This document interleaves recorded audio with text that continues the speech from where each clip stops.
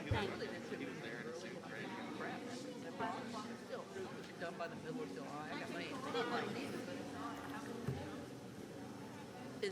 mean, it's not like it matters that much.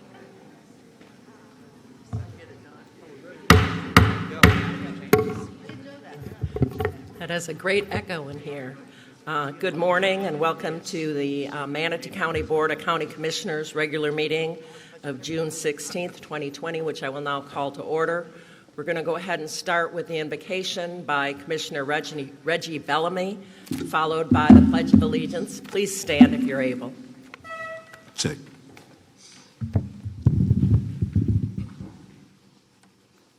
Let us pray. Dear Father, we thank you for waking us up this morning, giving us life, health, and strength. Thank you for this opportunity for us to come out and communicate and talk and discuss and find ways to impact our community in a positive direction. We ask you to touch our community and continue to address some of the concerns and the issues that are out there, dear Heavenly Father. We ask you for unity in our community, dear Heavenly Father. We ask you for that divine intervention and to touch individuals' hearts that are troubled by some of the circumstances that are going on in our county as well as in our country. We ask you to touch our current leadership right now, dear Heavenly Father, and guide us and direct us so we can go in the direction that you would have for us to go. Each and every one of us have a need and have a desire in order for us to get better, dear Heavenly Father. And we ask you to help us with that this day. Go with this meeting. Go with this meeting, dear Heavenly Father. And for all the individuals that can hear me within the sound of my voice, we ask you to touch them, touch their heart, and touch their mind, and give them the ability to empathize with some of the circumstances and the things that have taken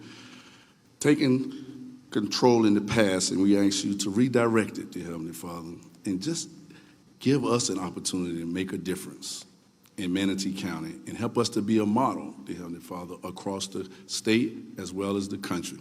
In Jesus' name we pray. Amen. Amen. Amen. I pledge Allegiance to the flag of the United States of America and to the republic for which it stands, one nation, under God, indivisible, with liberty and justice for all.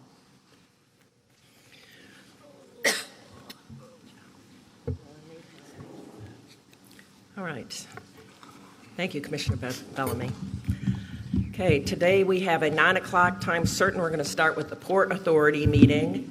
At 11:30, we're going to do items pulled from the consent agenda, and at noon we'll take a lunch break. We'll also try to figure in a break around 10:30 for the clerk. If I forget, somebody remind me. Sometimes I forget. Okay. All right. Madam Administrator, would you like to address the changes to today's agenda? Thank you, Madam Chairman. Yes, we have some changes to the agenda. Let me formally go through those for the record. Under financial management, item 21 is the execution of amendment number 1 to the agreement number 19-PA003044CD for design build agreement for Manatee County East County New Library, the adoption of the budget resolution B-20-075, section 5B of the amendment was updated to read, under Article A.02.4, First Floor Public Library, design of a second floor shell space for future use of approximately 26,000 square feet for an approximate 50,000 square foot building and including architectural, MEP engineering, and structural design. Under property management, under items 51 and 52, the adoption of resolutions R-20-091 and R-20-096, and execution of purchase agreements from the State of Florida Department of Transportation and county deeds for parcels 133 and 139.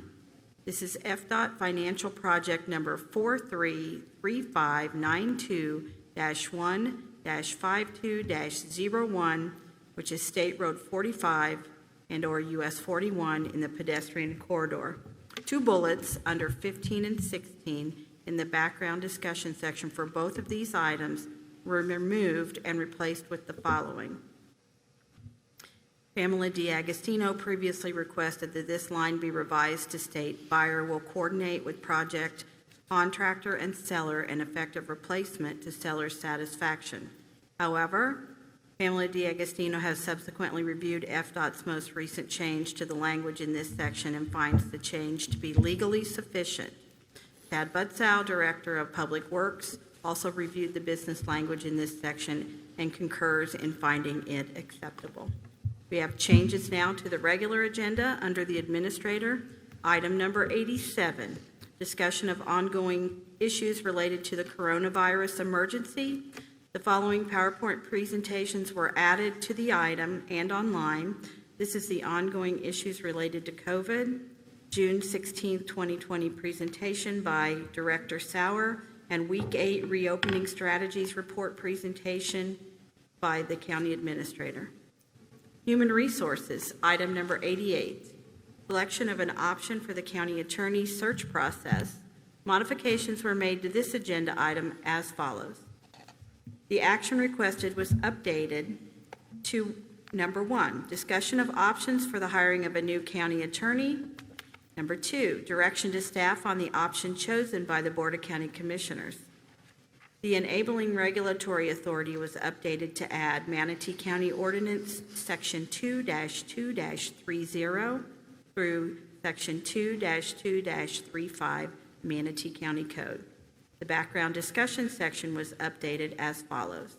The last sentence in the paragraph outlining option number 3 was corrected to read the cost for the recruitment option number 3 could be between $15,000 and $20,000. In the last paragraph, Richard Chip Shore was added to the list of professionals selected to act as a screening committee upon the retirement of former County Attorney Ted Williams. Additions to your regular agenda under the Administrator is an addition of item 101, which is the Manatee CARES funding overview.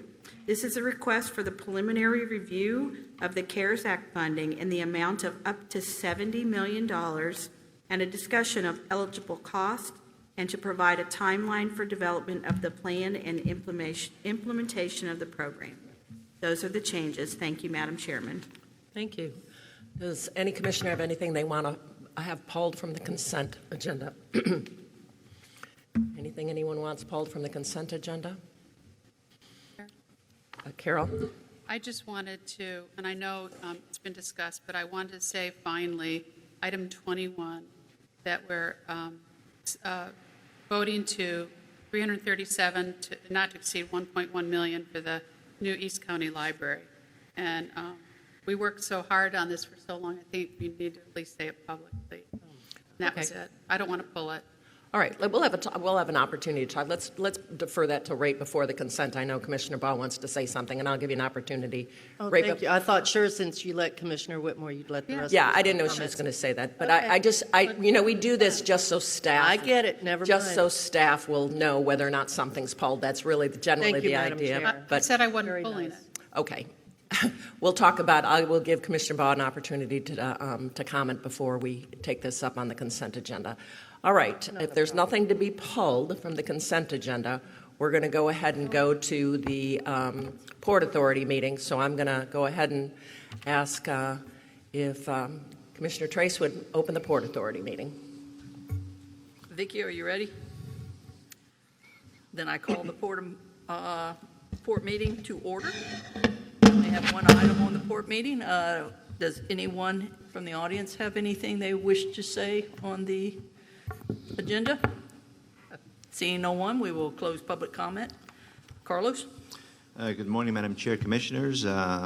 We have a brief agenda today with a couple of changes to the consent agenda.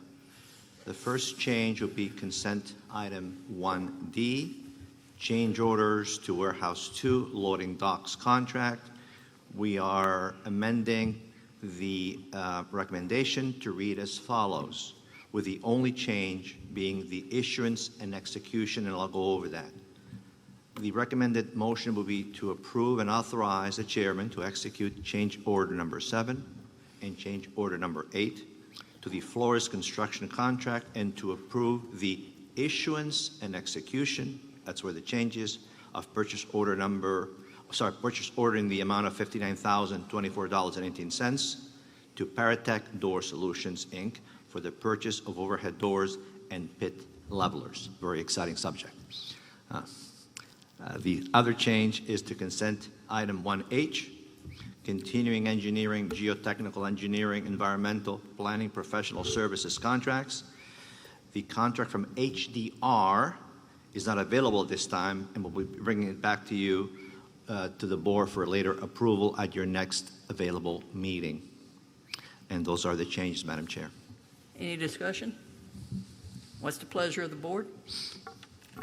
Move approval of the consent agenda. Second. I have a motion by Commissioner Benak, second by Commissioner Whitmore. All those in favor say aye. Aye. Aye. I didn't second. Misty did. Excuse me? Misty Oh, excuse me, Miss, echoing. All in favor say aye. Aye. All opposed, nay. Chair votes aye. Motion passes 7-0. Carlos, you have any executive director remarks? Yes, if you may, Madam Chair, Commissioners, the port continues to operate 24/7. All employees, except those that are working remotely, are working at the port. The stevedores, the cargo handlers, the ones who bring your bananas and your fuel are working actively. We have not experienced any COVID-related significant issues at the port. Everybody continues to monitor, of course, and take the proper precautions.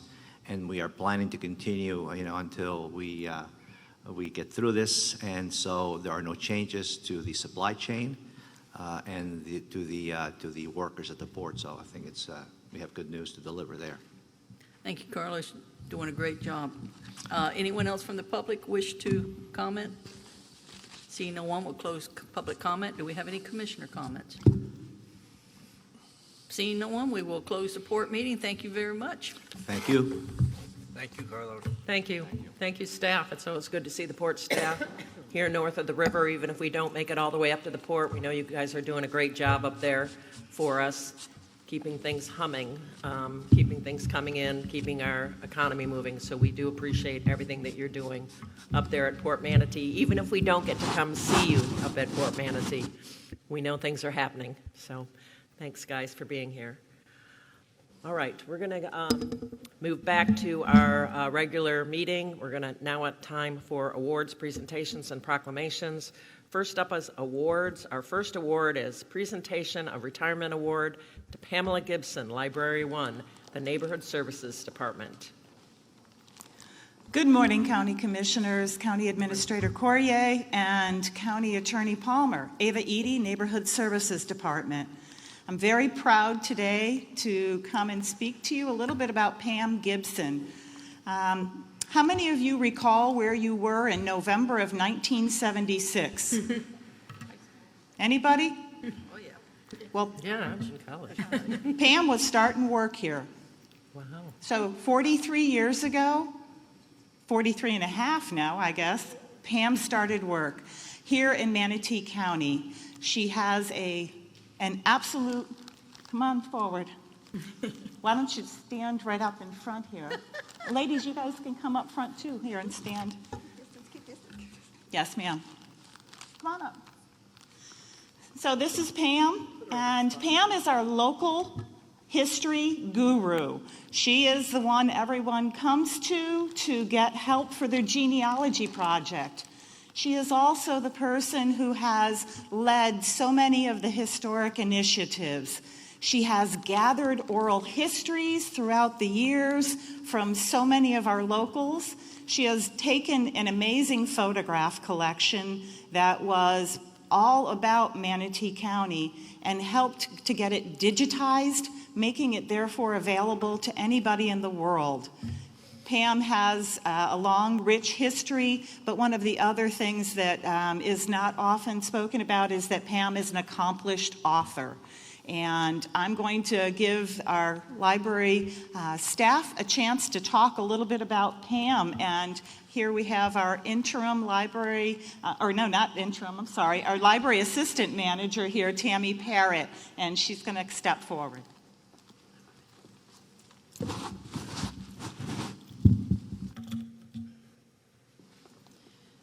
Good morning, Commissioners. Thank you for having us here this morning and taking time out of a busy day to congratulate Pam on her many accomplishments. And I am going to leave it to someone who works more closely with her, Erica, from Information Services.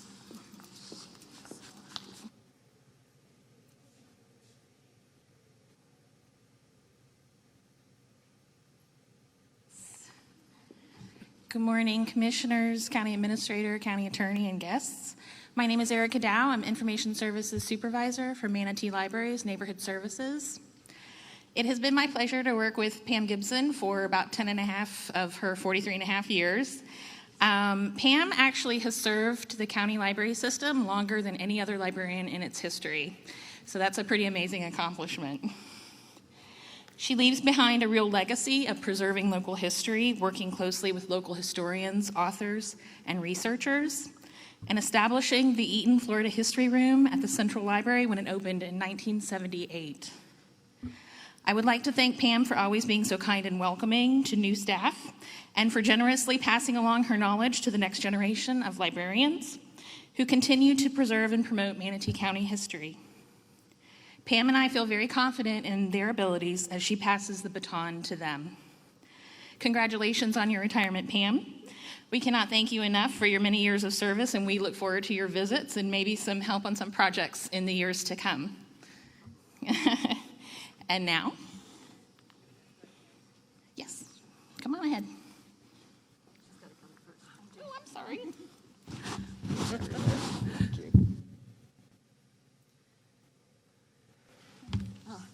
I can breathe.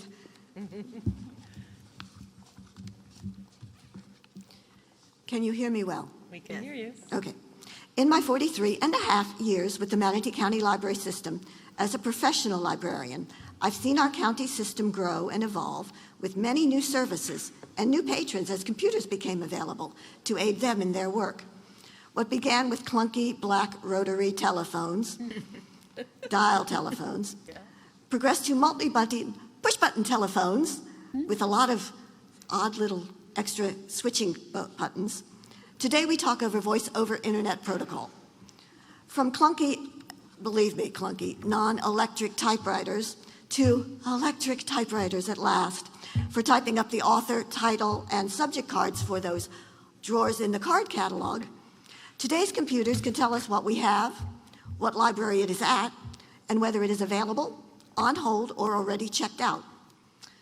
The libraries have had additions, rebuilds, and upgrades over the years.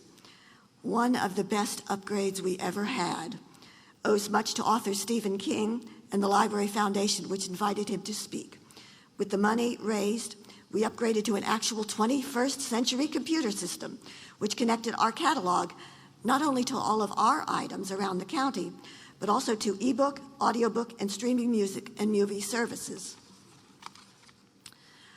But I do not think I have honestly ever seen so much sheer progress in such a short time as we have had during the last 2.5 to 3 months of the pandemic and lockdown, work from home and digital services. Now, this might sound odd when they've told you that I have been the Florida history librarian for most of those 43 and a half years. Searching for, well, okay, dead people doesn't sound much like progress, does it?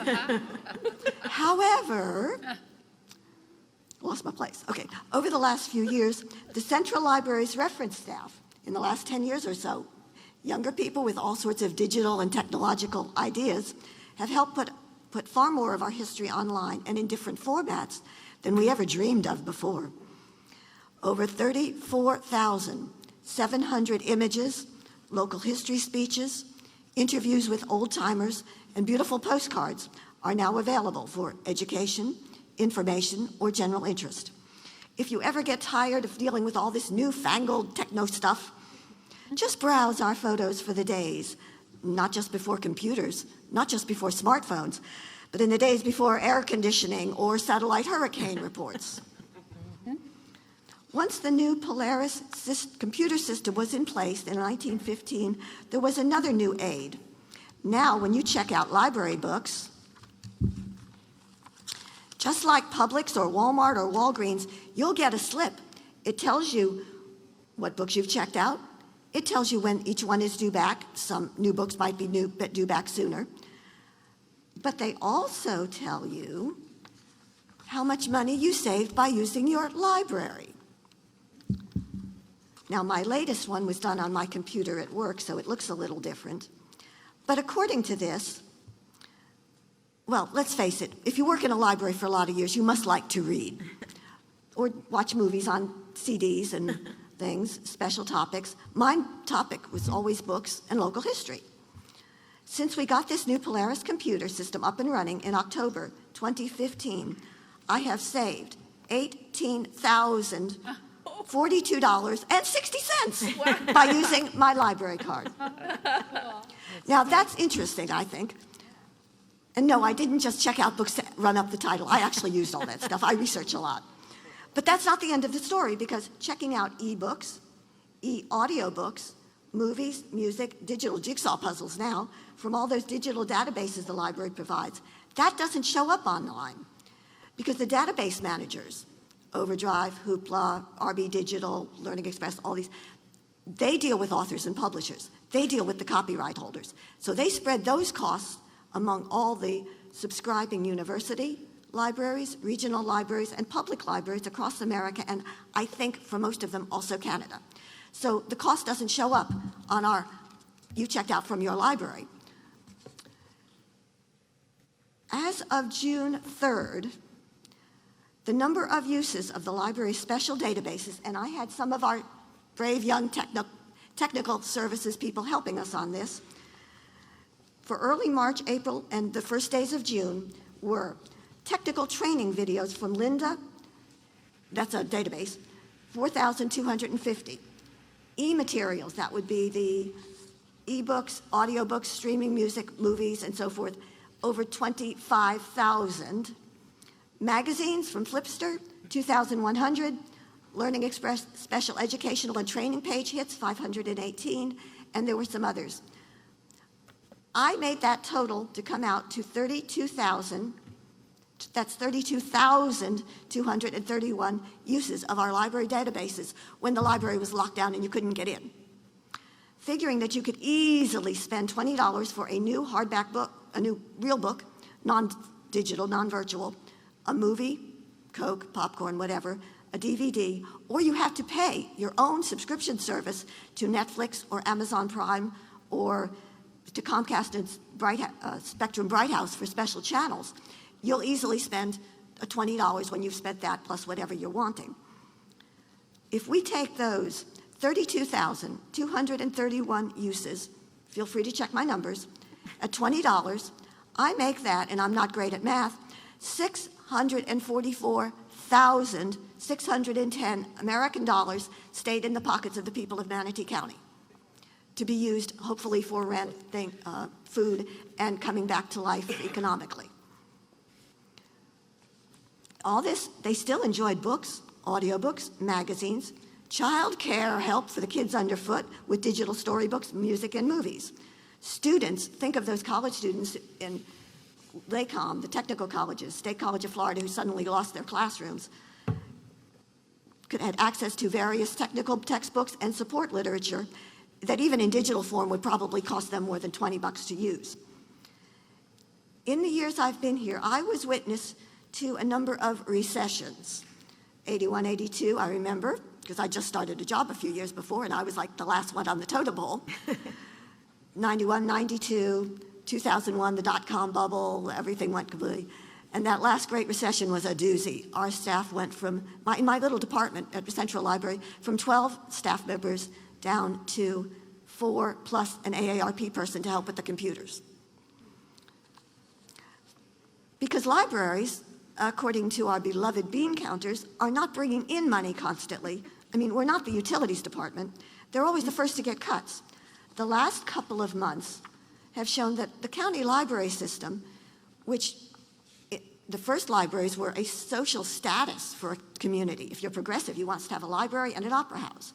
Bradenton had an opera house. Palmetto got a Carnegie Library. Well, over years, we became a community meeting place. World War I, World War II, the Red Cross, ladies' clubs had to have demonstrations, canning, food preservation. health and medical Red Cross training, and they'd meet at the library. Other lectures and information would come through library programs for children as well. So it became a community meeting place. And under the last 10 years or so, with our new administration from the top down in the county, we have become a community asset, no question. The last 3 months have proven that we are also a community financial asset. Now, I will be retiring in just 2 weeks. Unlike Franny, I cannot sing and dance for you, but as we wander into a coronavirus hurricane season future, I know that your jobs are going to be far harder than the relaxation I'm going to be doing. So may I hereby wish all of you thank you, peace, and good luck. Thank you.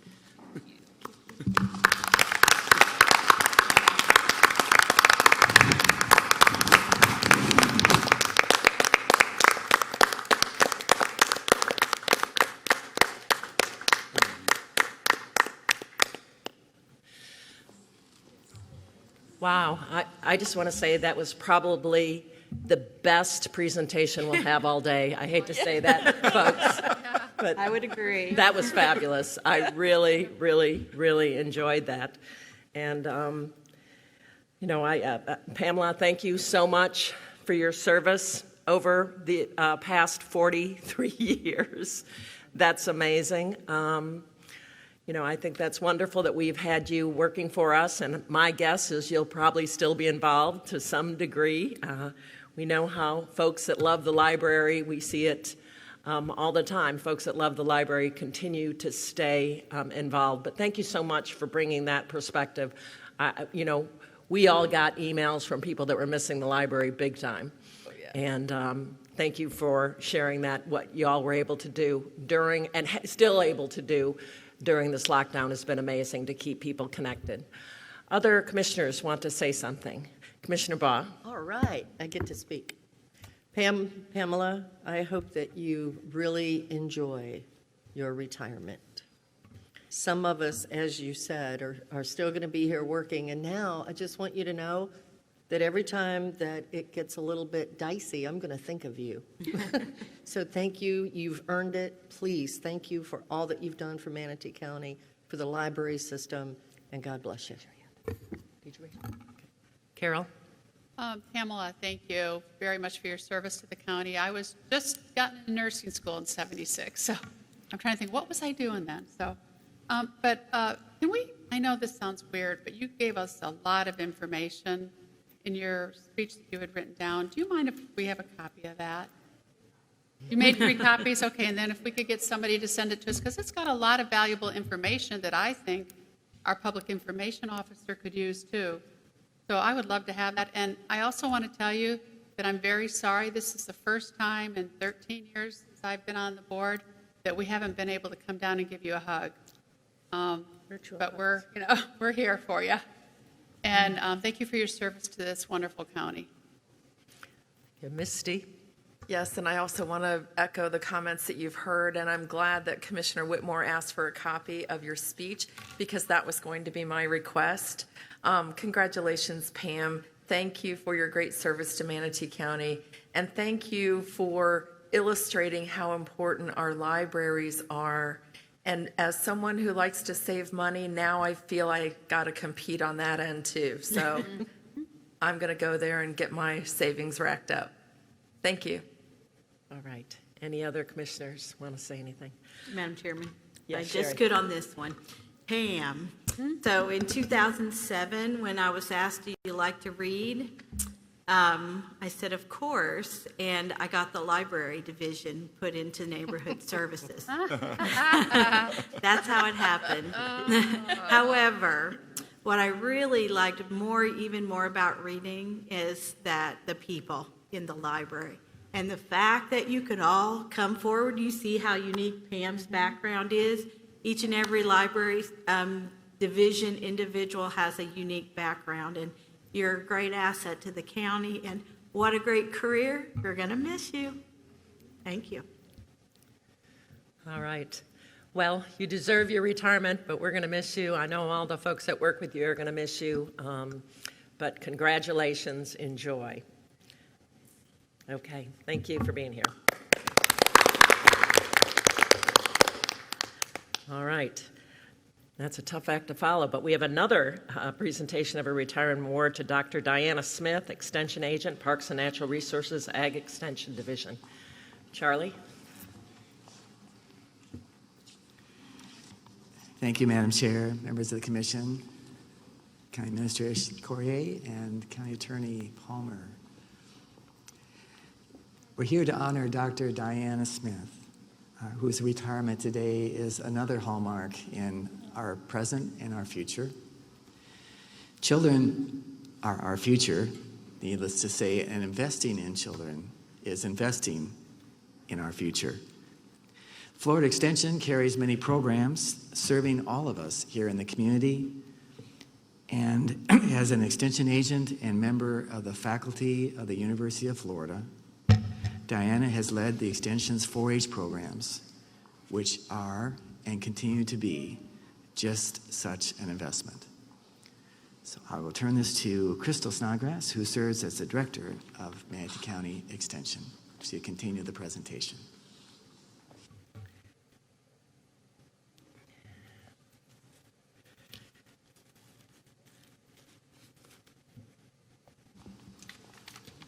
Good morning, Commissioners, Administrator Corrier, and Attorney Palmer.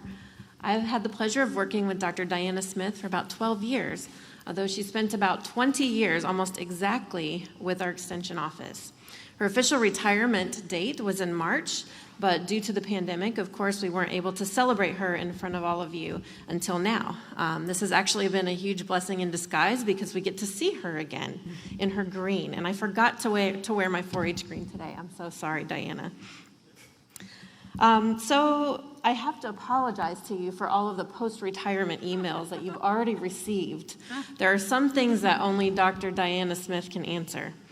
And I do want to recognize that in that time frame, she has been awarded emeritus faculty status with the University of Florida, which is a huge honor. So many of you think of showing animals at the fair when we think of 4-H, and that is a huge part of what 4-H is. But there are so many other activities that are involved. Things like robotics and arts and crafts and horticulture and sewing and so many other things. So Diana oversaw all of that, including 21, I believe, in this past year, clubs around Manatee County. Diana's role is similar to that of a teacher, and sometimes that means resolving conflicts between youth and parents, and she did that graciously and calmly, and I always really admired her for doing so. So Diana, I want to say thank you for a successful career and your dedication to 4-H and Manatee County government. And I think Angelita Ortiz would like to say a few words.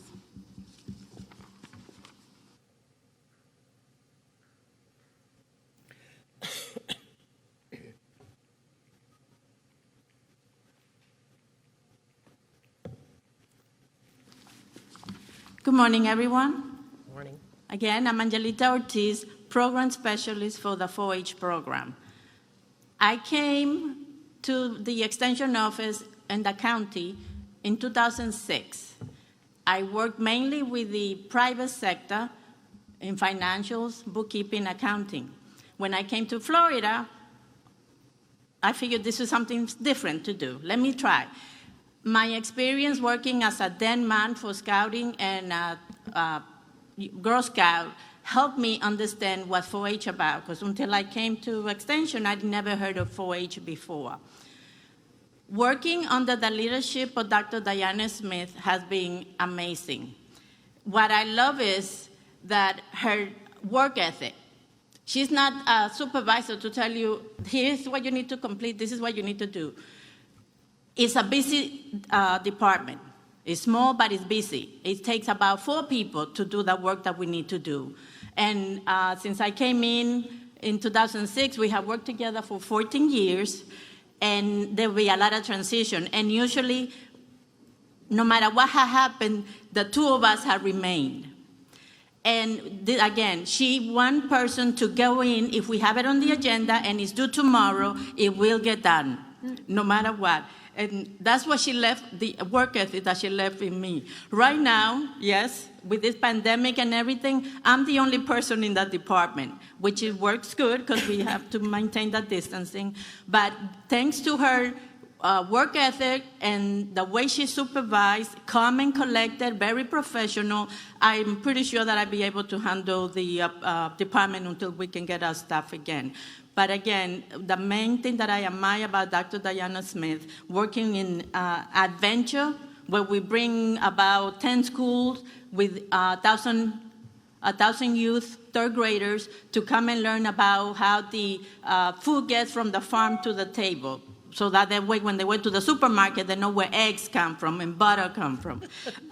Public speaking, Tropicana public speaking is something that we put together. We send out the notice to all the schools get to participate. They do their school contest, and then they will send us the winners, and we do the county contest. And also summer camp. So there's a lot of work that we do, 21 clubs, about 100 plus leaders that lead. And another thing is working with volunteers. That's our main part of our program. Learning how to work with different personalities, different cultures, and so it's been a great experience for me under the supervision of Dr. Diana Smith, getting to know Manatee County and working with volunteers. Thank you so much. Thank you. Thank you.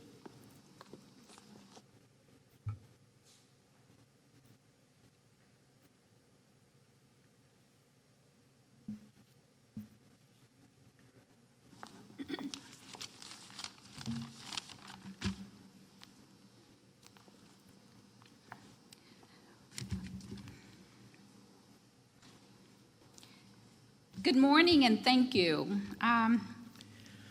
Of course, I'm sporting my 4-H attire, which is so appropriate because I'm really always wearing green and white. And this was compliments of one of my 4-H alumni. It's been a great opportunity serving the citizens of Manatee County for the past 20 years. I've truly enjoyed helping shape the lives of our young people through the 4-H program, which is a youth development organization.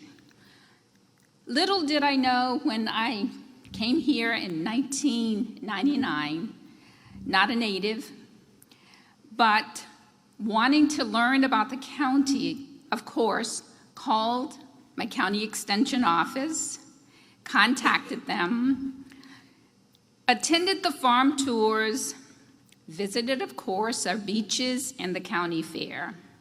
And then the position came open again within county extension.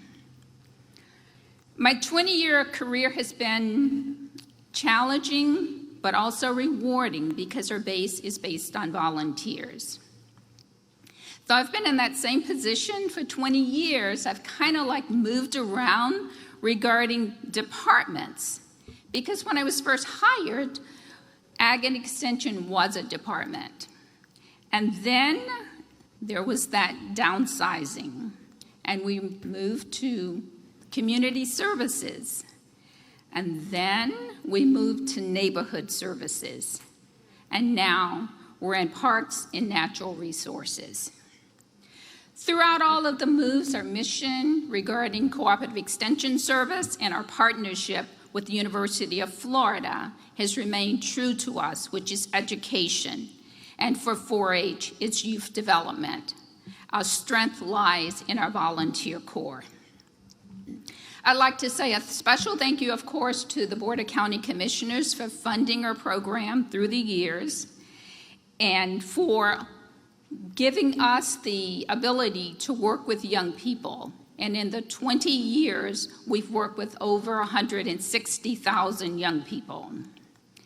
I'd be remiss if I didn't say something, a thank you to my husband, because the job as a 4-H coordinator requires long hours, weekend work, overnights.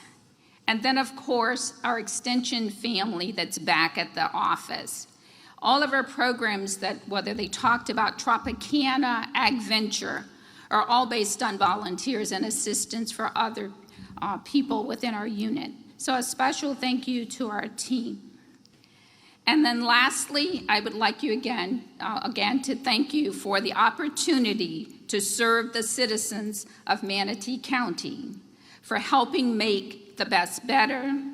And just remember, it takes a village to raise a child. Thank you. Thank you.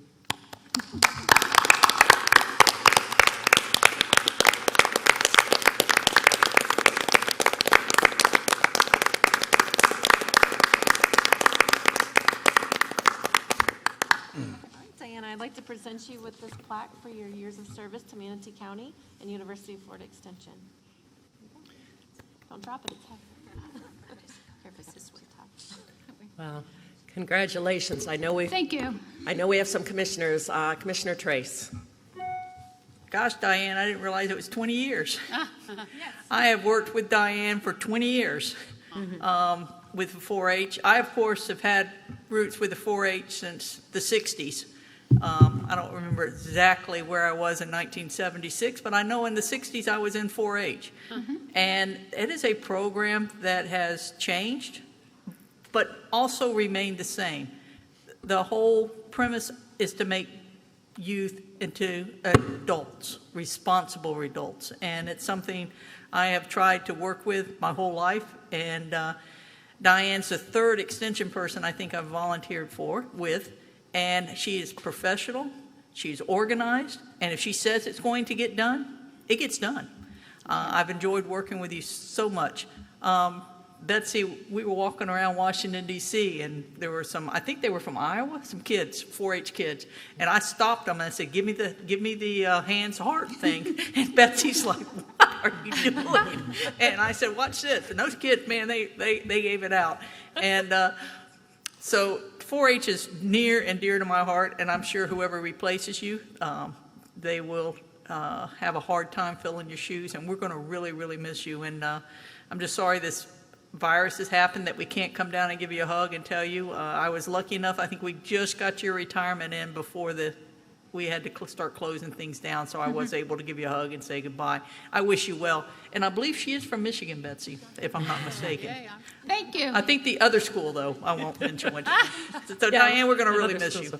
Great. Thank you. Yeah, that other school is a great land grant school in Michigan. So Michigan State. It's okay if you're a Sparty. That's okay. That's a great land grant college in Michigan. Commissioner Whitmore. Oh, this Michigan stuff. I was born in Detroit. I grew up in Michigan, too. Okay. You know, I'm sitting here listening to you guys, and I see you when you have the graduation for the classes that you offer, and I see you maybe once a year. And it's hitting me today that we don't know. I mean, Priscilla's different. We don't know everything you do or what you offer. And, you know, I'm sitting here thinking, I wrote down bridges, roads, parks, preserves.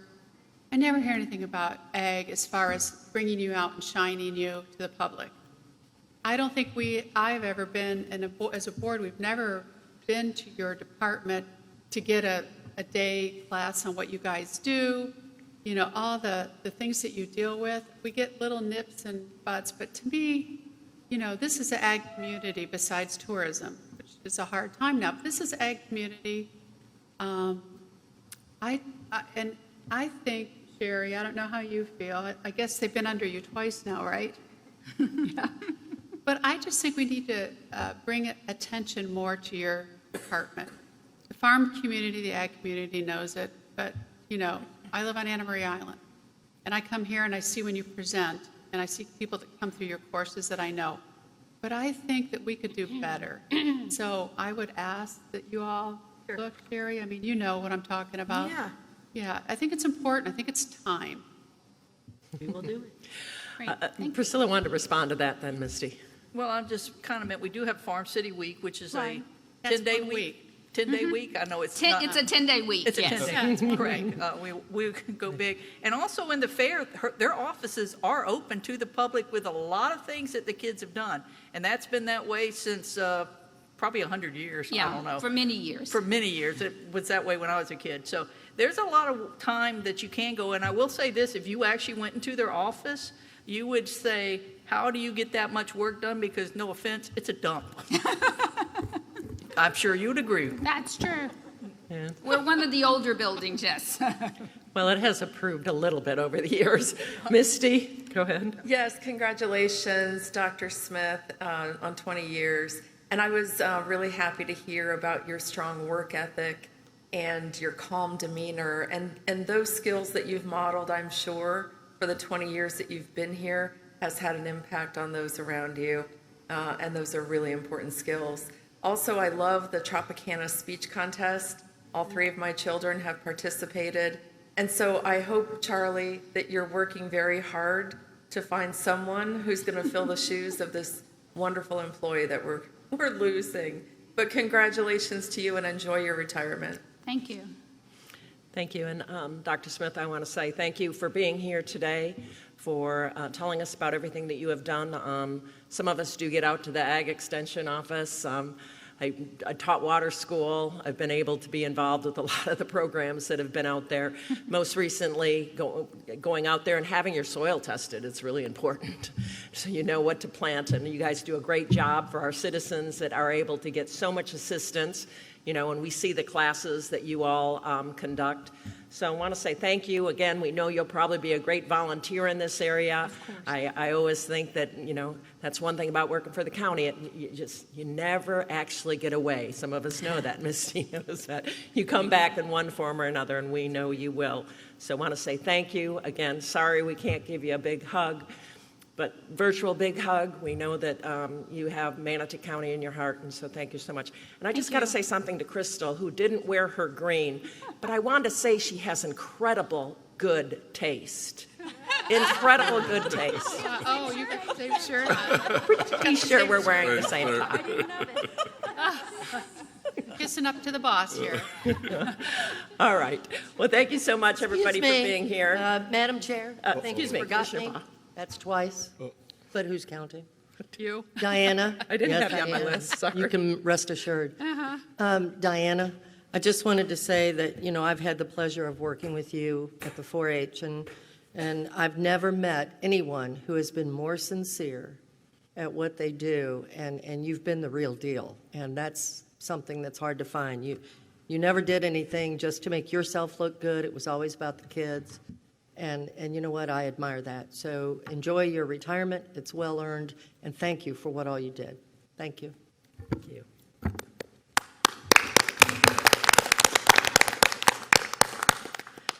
All right. Next up, we have a presentation of the 2020 summer results first interns cohort. I think that's the group that's kind of been waiting in the wings in the back. So if you'd like to come forward for the presentation.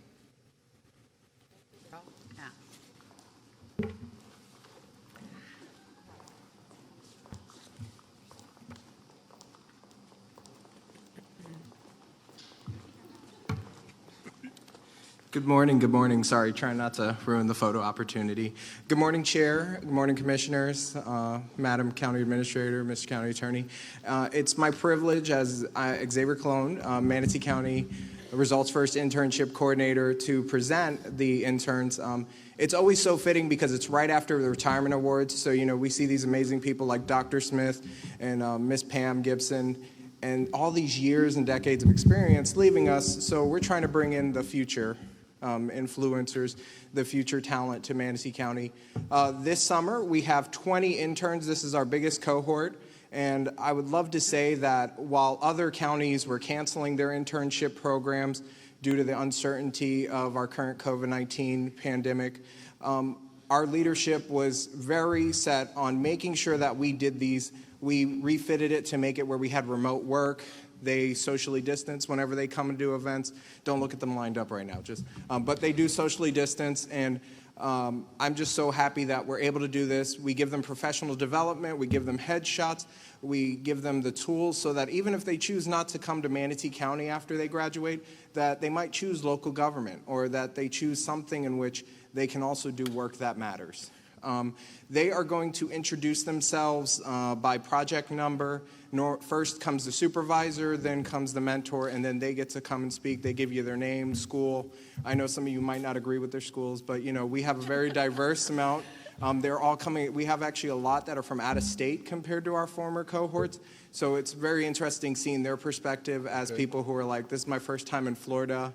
The heat doesn't kill you, it's the humidity, giving them those kind of things to go through. But without further ado, I'll let them go. They did their Speak Your Passions part, which was wonderful because we got to learn all the favorite things they like to do, and a lot of them love the beach. So they picked great internships. So I'll let them start introducing themselves. They're going to come up to the middle one just to make it easier, and then they're going to start lining up that way so that we can get a wonderful group shot of them. We like to call this the before picture, and normally they look happier than the after picture, all the craziness.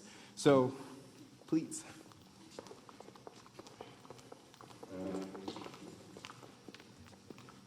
Hi, everyone. I'm Anna Pohl. I'm the facilities manager here and at the Pal Crosley Estate, and I am the lucky supervisor of the amazing Sierra Curran.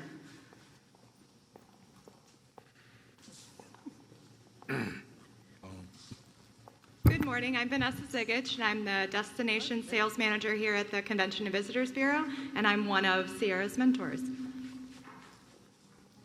Wow.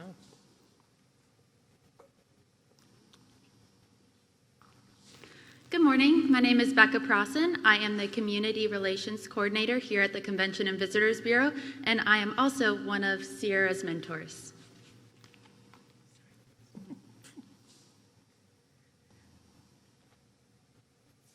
Hi, my name is Sierra Curran, and I go to the University of South Florida.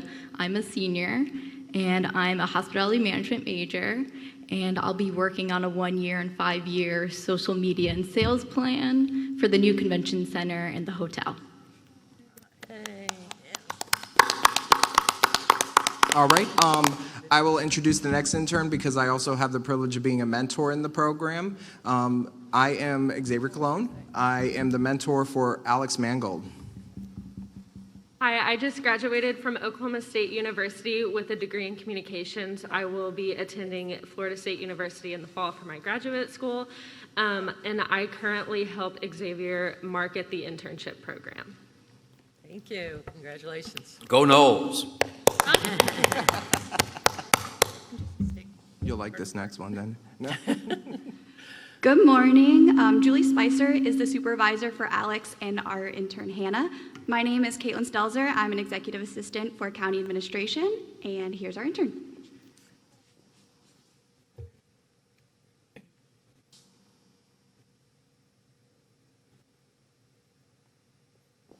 Hi, I'm Hannah Pierce. I am currently a sophomore attending Florida State University, majoring in marketing, and my project is to help develop a solution on getting high school students more involved in the hard-to-fill vocational positions in the county. Yay. Thank you. Go Seminoles. Oh, thank you, Mickey. Mickey, I think we should do this every time. Just do that. Can we just do this? You'll really like the next intern too. No, I'm kidding. Gators. Okay. Good morning, Commissioners, County Administrator, County Attorney, and Deputies. My name is Sheila Ballesteros, and I'm the Budget Division Manager at Financial Management. And I'm here to present to you my amazing budget analyst, Haley Harrison, and my new intern. Thank you. Don't let them get by. My name is Haley Harrison, and I'm a CIP budget analyst with Financial Management Department, and I have the lovely opportunity to mentor Ms. Brittany Hassick in our department. You're doing a great job at cleaning that mic. We really appreciate it. Sorry. Good morning. My name is Brittany Hassick. I'm a rising junior at the University of Florida, and I'm currently studying accounting. This year, I will be working with the CIP budget, or the Capital Improvement Plan, and highlighting various current or recently finished projects. To do this, I'll be creating a series of videos that highlight the progress of them, tell the community what the CIP budget is, and then explain how this budgeted money is being used around the county. Thank you for your work.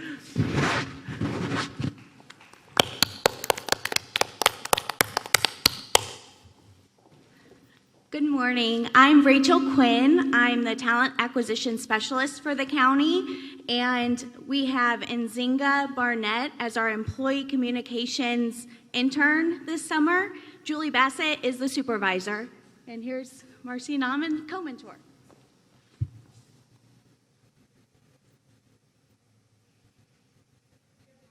Hi, I am Marcy Nauman. I am the marketing specialist at Employee Health Benefits, and I am co-mentoring with Rachel, our intern in Nzinga.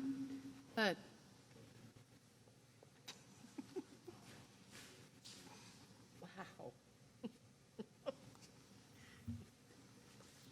Good morning, everyone. I'm Nzinga Barnett. I'm a rising junior at Barry University, and I'm studying communications. This summer, I'm researching ways that we can better improve how we communicate with our field employees and give them better access to the benefits that they have as Manatee County employees. And I'm also working on formulating an overall communication plan that will help to bring awareness of the 5 pillars of well-being that EHB and HR has identified. All right. Thank you. Thank you for your project.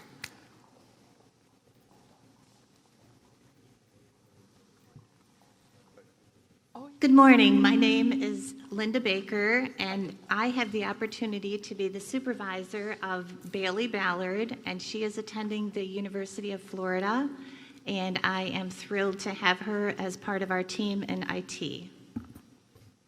Go Gators. We don't have to say anything after last November. Hello, my name is Bailey Ballard. I'm going to be a rising junior at the University of Florida studying electrical engineering. I'm working for the IT department this summer, and my project is to take account of all the Adobe applications in use and see if an enterprise agreement can save the county some money. All right. Thank you so much for being here and your work for the county. Good morning. I'm Kevin Leonard, IT team leader, and I'm a mentor for David Johnson.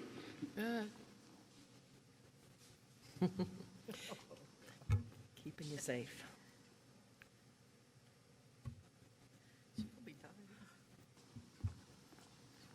morning, Commissioners. My name is David Johnson. I'm currently a senior at University of South Florida, obtaining my degree in IT and cybersecurity.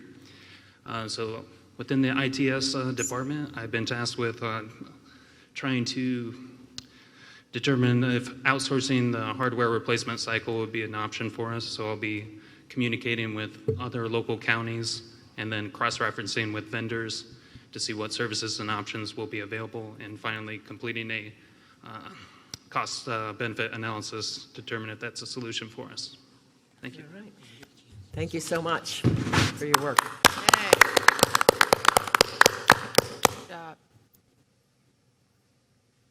Hello again. Erica Dow, Supervisor of Information Services, Manatee Libraries, Neighborhood Services, and I am pleased to be the supervisor for intern Amber Altman.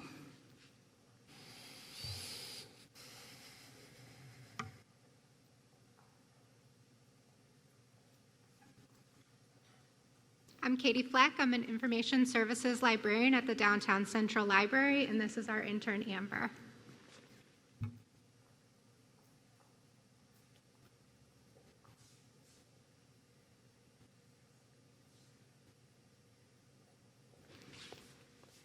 Hi, I'm Amber. I'm a recent graduate of Flagler College with a degree in history, and I'm an incoming student in the University of Maryland for a library science degree. I am working with the library to create a digital exhibition for the history of the neighborhoods in Marion County, or Manatee County, and I'm tasked with creating the website landing pages for the collections. Great. Thank you. Look forward to your results.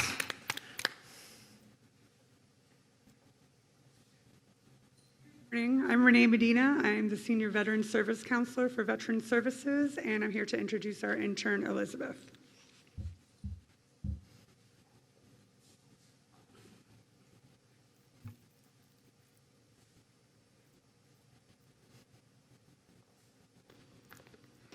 Good morning. My name is Elizabeth Skinner. I am working with Veteran Services, and I attend the University of North Georgia. I am a sophomore.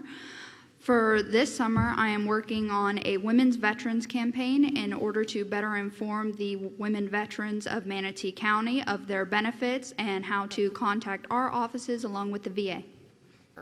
Thank you.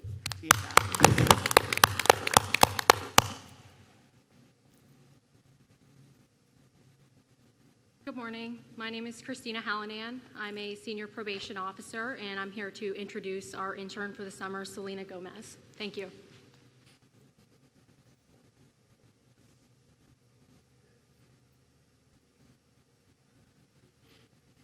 Hi, my name is Selena Gomez. I'm a senior at the University of South Florida, and my major is criminology.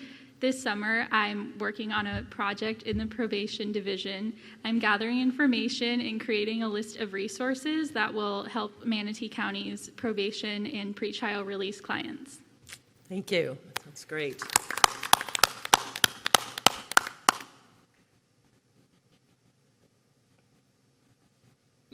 Good morning, everyone. My name is Simone Peterson. I'm a Neighborhood Services Coordinator with the Neighborhood Services Department. I have the utmost pleasure of mentoring Julia Smith. She is not invisible. She's actually she's under the weather today, so we told her to stay home. But Julia is a junior at the Franklin and Marshall College in Pennsylvania, and she's a junior studying psych and public health. Her project is in our Aging Services division, and one of the cool things about her project is that she's going to be working with our indigent burial program, and those people whose bodies are unclaimed, hopefully we're trying to build a database so that way if someone's loved one did die here, they could type in their name and find out where their last remains were buried here. Wow. So it'll be a great project, and thank you for supporting this wonderful program. All right. Yeah. Tell her thank you for us.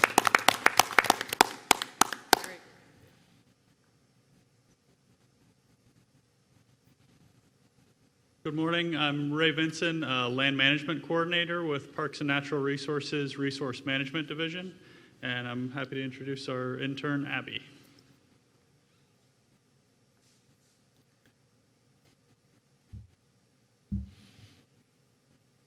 Good morning. My name is Abigail Peebles. I'm a recent graduate from Towson University in Baltimore, Maryland. I just graduated with my biology degree.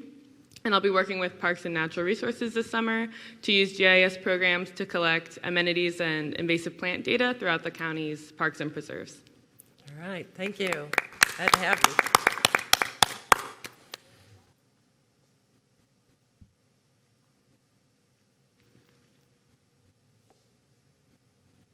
Morning again, Crystal Snodgrass, Ag and Extension Division Manager. I'm pleased to be supervising our new intern, Austin Kladke.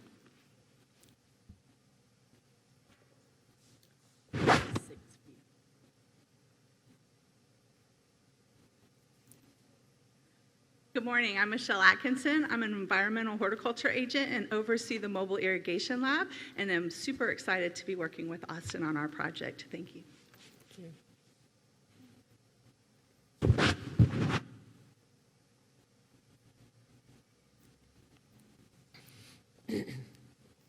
Good morning. My name is Austin Kladke. I'm a graduate student at UCF.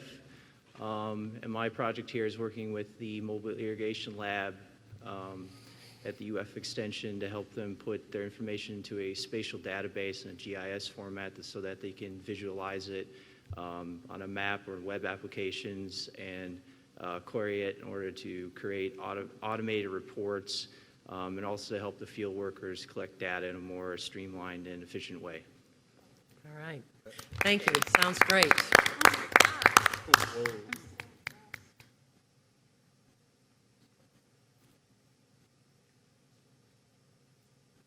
Good morning. My name is Eric Kaplan. I'm the manager of the Energy and Sustainability Division under the Property Management Department. I'm here to introduce the mentor for our program, Halmar Pontius, and our intern, Jenny Jangle.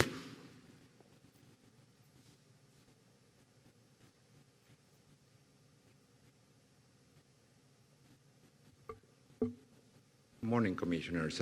My name is Halmar Pontius. I hope that you remember me. I'm the Buildings, Technology, and Facility Coordinator and the Energy Sustainability Division. And I'm going to introduce Jenny Jangle, our intern. Thank you.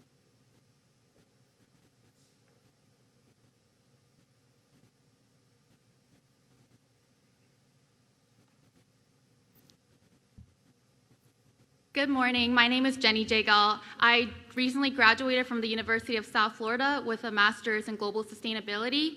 I have been tracking electric and water consumption for Manatee County facilities, and then I'll be using Energy Star Portfolio Manager to determine some of our top consumers and then researching how we can lower those numbers. I'll also be compiling a list of candidates for the FPL Solar Together program to introduce solar renewable energy to our county. Thank you.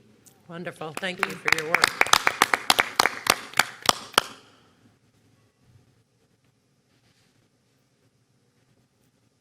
Good morning, County Administrators, County Commissioners, and County Administrator. I am Joy Leggett Murphy, the Division Manager for Property Acquisition.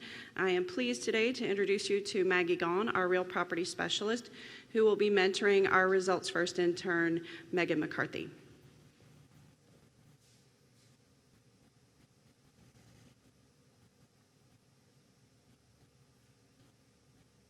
Good morning, everybody. I am a Real Property Specialist for Manatee County's Property Acquisition Division, and I am happy to introduce Megan McCarthy, our intern.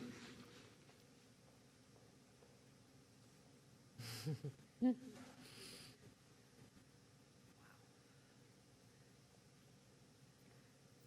morning, Commissioners. My name is Megan McCarthy. I'm a rising junior at the University of South Florida, pursuing a degree in geology, and I'll be working with the Property Management Department, working on mapping our county property vacations using GIS technology. Okay, great. Thank you. Maps updated. I think she needs a trash can. Good morning. I'm Haley Brooks, the New Hope and Mass Coordinator at Animal Services, and I'm here to introduce you to our intern, Imani.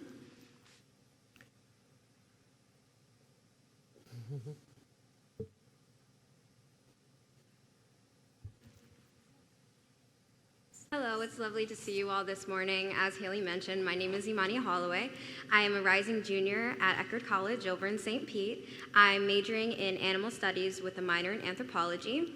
And for my internship this summer, I'm working under the Public Safeties Division, but more specifically in Animal Services. And the primary goal of my project for this internship is to update the current pet retention program that's already implemented in Manatee County Animal Services. Thank you. Okay, thank you.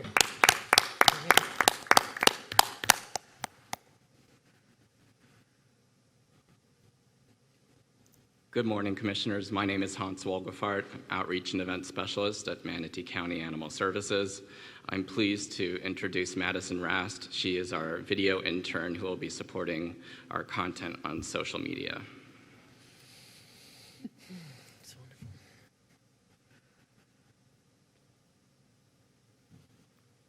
Hi, I'm Madison Rast. I'm a senior at Slippery Rock University, and I'm studying digital media and environmental studies. My project is working with Animal Services to get content onto social media, try and get more animals adopted, and different things out on social media and different platforms for other information like safety for animals and during hurricane season. Thank you. Good stuff.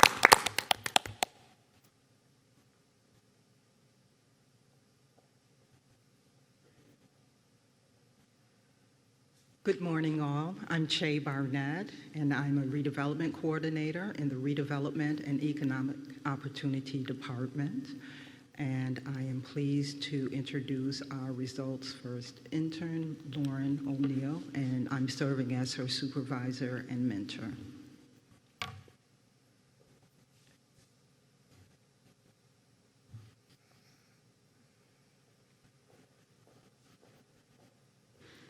Good morning. My name is Lauren O'Neill. I am a second-year graduate student in the Urban and Regional Planning Program at the University of South Florida, and I'm working with Redevelopment and Economic Opportunity on creating an equity profile for the West Samoset and Samoset neighborhoods. Great. Thank you.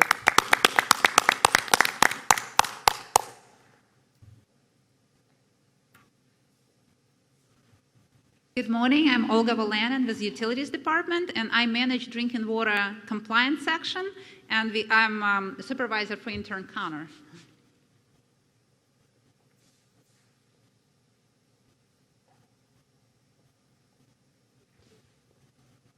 Good morning. My name is Ingrid Mindrup. I'm Water Conservation Specialist at Manatee County Utilities Department. I'm mentoring Water Conservation intern Connor Meringue.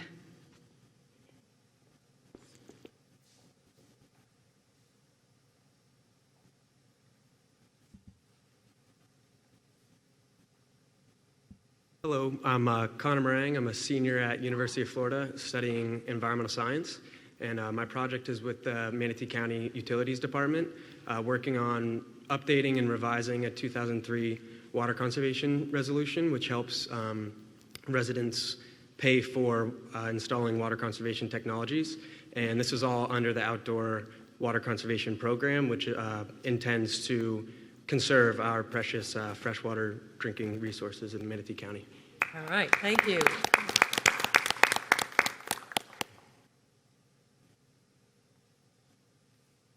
Good morning. I'm Amy Pilson, the Strategic Affairs Manager for the Utilities Department, and I am the mentor for Matt McClare.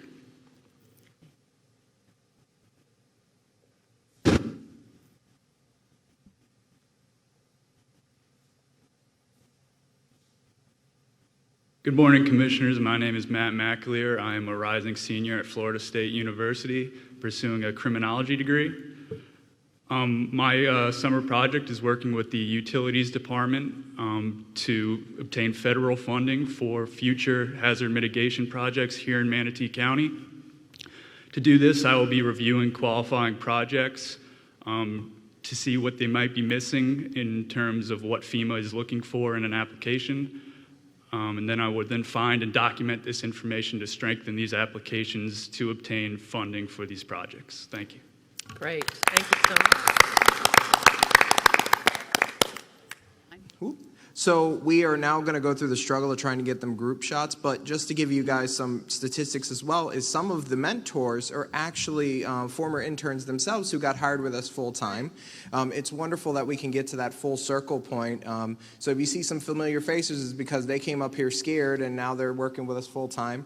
And we've had, as right now, as a track record that every cohort, somebody comes out of it, 1 to 2 people come out working full time. So I'm happy to say 21% is about our still statistic for hiring full-time, and that's great because we're an educational internship program. We're not a career track program. We never say that we're going to give them a job at the end of it, so that just shows you what amazing work they do. We're going to try and get a good group shot of them, so they're going to come and actually line up here in like 2 lines facing you, and I promise, they're going to try not to stare too hard or anything because that might be awkward. But if you guys want to come so we can get the group shot, and if you have any questions, I'm happy to answer them for you. Well, I think we all want to just make a couple comments. First, I want to say thank you all for the hard work that you've done this summer. I hope you've learned a lot about Manatee County, but we certainly appreciate all the work that your mentors have put into it. We couldn't, as I've said before, get this kind of talent. Feel free to spread out a little bit. Yeah, please. And, give yourself a window. Yeah, just making me a little nervous. So we want to thank you all for everything that you've done. Misty, did you want to make a comment? Oh, yes, thank you. What an impressive group. Usually when I think of mentorship, I think of how great it is that students can be exposed to different, opportunities and situations and experiences. But what I'm seeing today is that we, Manatee County, are the ones that are being exposed to their talent as well. So thank you all very much. You're so appreciated. I would also like to give a shout out to the HR liaisons and the supervisors who weren't able to attend. There's about a team of 82 people who are involved in this, and that's because we have to do the paperwork for hiring them. We have to make sure that when they get their technology, so a big shout out. And with this cohort, we have now had an official intern in every department in the county. So that's also a big one too, and it just shows that our supervisors, our leadership is committed to giving these guys a chance at solving our problems and also learning about local government. Thank you so much. And Carol. I'm just blown away about all the jobs that you've been given for and then I know at the end we're going to see your the outcomes. But I don't understand why the other governments aren't doing this, because this is saving everybody money. You're getting paid, but not as full-time position and it's a short term, but you're doing jobs that either we don't have the skills at or we don't have the staff. So we have seen, I still remember that airport one, the girl that was going to be an engineer last year. Manita Vacati? Yes, I don't know where she went, but we all let the airport director know of her ideas about her parking lots and stuff like that. Stuff that you guys have brought us in the past, and I know you're going to bring us in the future, is your, our employees are aging, and you're the ones that are going to be replacing us. So we need to get ahead of the curve. Just like, we've all learned this during the COVID, how easy now we do everything remotely, which we never thought that would happen. So kudos to, I think Sherry started this team, and everybody here, Xavier, everybody that has done this, I'm very proud of you, and we can't wait to see the outcomes of all your hard work. And welcome to Manatee County, and hopefully some of you may stay and find a job, maybe here or somewhere else. Somebody will steal you. Mickey wants to say something, and Steve. Thank you, Madam Chair. Having practiced law for 38 years, there's very little that I haven't seen, and frankly, there's not a whole lot that inspires me these days. This is an exception, however. This is a very inspiring group of young people that truly do represent the future, and the sky's the limit for you guys, and so best of luck to you, and I know you're going to do well and serve your communities well wherever you wind up. All right, Steve. A very impressive group, and I hope that it's been communicated to all of you that Manatee County's staffing levels are getting very old, and we're having a lot of people retiring. So it'd be nice to see a lot of you young people that want to get into government. It's a great career. I think you're going to have a lot of opportunities here in Manatee County as our people keep retiring on us, as you saw earlier. So I would encourage you, if the opportunity comes, please come back. You got to step up on everybody else. You're getting to know everybody in the county. You're getting familiar with how the county works. And, it's just great seeing a bunch of young people. And I'd love to see you all come back, and try to secure a job here in the county. Thank you. Absolutely. It's been an incredible year. You guys have experienced this. You know how to work remotely. You know how to work with technology. You guys are the future, so thank you for being here and working through this year. To all of you that have to finish your educations, good luck. We don't know what it's going to be like in the fall, but we know you guys are going to pull through it. We know you're going to make it, and hopefully, as Steve and others have said, that you'll come back and perhaps think about working for Manatee County, because this is a great county and we'd love to have you. So thank you so much to the mentors and all of you that have worked so hard to try to improve the life of the citizens in Manatee County. So thank you so much. All right, if you guys want to come around, escape, I know everybody's trying to run away right now. Just one note, though, is after they're done with this, they actually get intern preference. So if they do apply for a job here, they get a preference that we verify their internship status and they get an interview. So that's one of the wonderful things the county has done under our leadership, and trying to make sure that we do get to keep these guys after they leave. All right, thank you. Great program. Priscilla, did you want to say something? Oh, no, I was just going to say I move to adopt the proclamations. All right, we have a motion for adoption of the proclamations. Second. We have a second. Did you second that, Reggie? Yes, ma'am. Okay.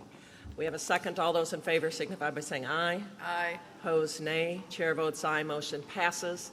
All right. Our first proclamation is the adoption and no, we already did that.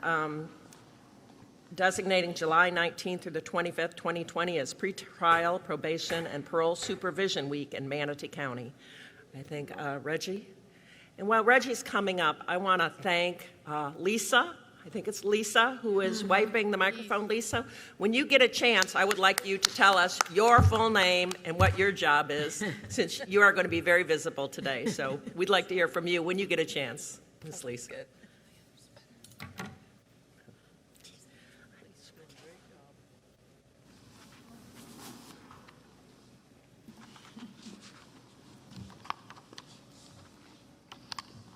Can y'all hear me? Oh, it's even better. Proclamation, Board of County Commissioners, Manatee County, Florida. How does that sound, Madam Chair? Is that okay? Yep, we can hear you. All right, good.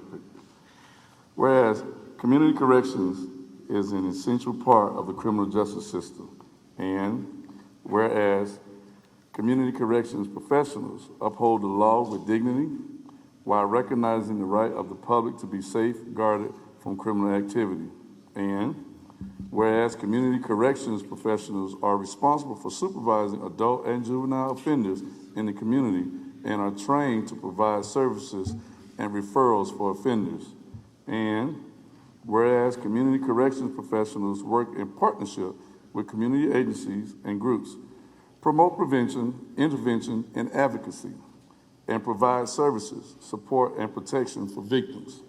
And whereas community corrections professionals have been, are, and will spotlight restoring trust and creative hope. Now, therefore, be it proclaimed by the Board of County Commissioners of Manatee County, Florida, that July 19th through 25th, 2020 shall be known, designated, and set aside as pretrial, probation, and parole supervision week in Manatee County, Florida, and the board encourage all citizens to honor these community corrections professionals and to recognize their achievements, adopted with the quorum present and voting this 16th day of June 2020. Signed by Manatee County Chair Betsy Burnett and Clerk. Thank you.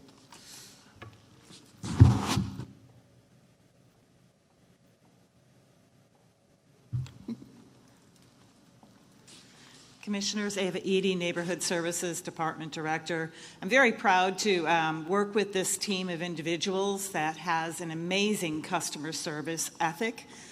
They support a community that has sometimes gone astray, and so we are so proud to see the work they do, and they have been extraordinarily busy during this pandemic as many of our public defenders, state attorneys, and judges are making every attempt to put the community on a path that will put them in pretrial release or electronic monitoring rather than remand them to jail for a lot of concerns regarding COVID.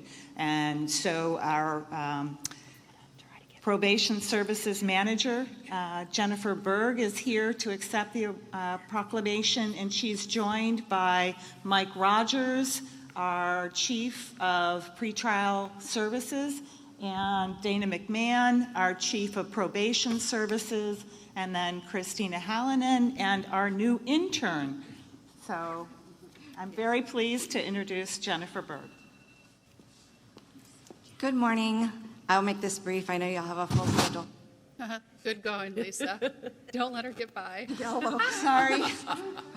I sat here and watched it 100 times, and I'm still ready to go.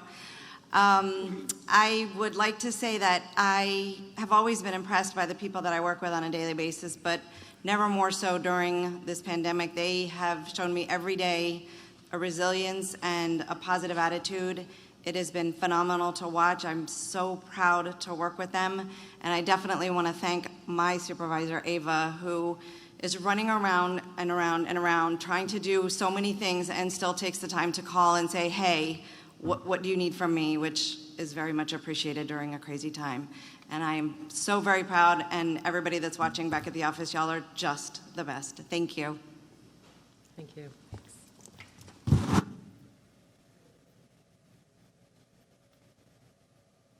That's it. All right. Thanks, guys. Thanks for being here. All you do. All right. Next up, we have a proclamation designating July 2020 as Park and Recreation Month in Manatee County.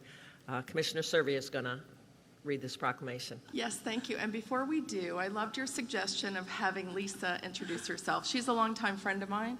So go ahead, Lisa. Hi, everyone. You gotta Thank wipe you. your mic. I did. Oh, not you. Hold on. Yep. Poor Misty, you caught her off guard.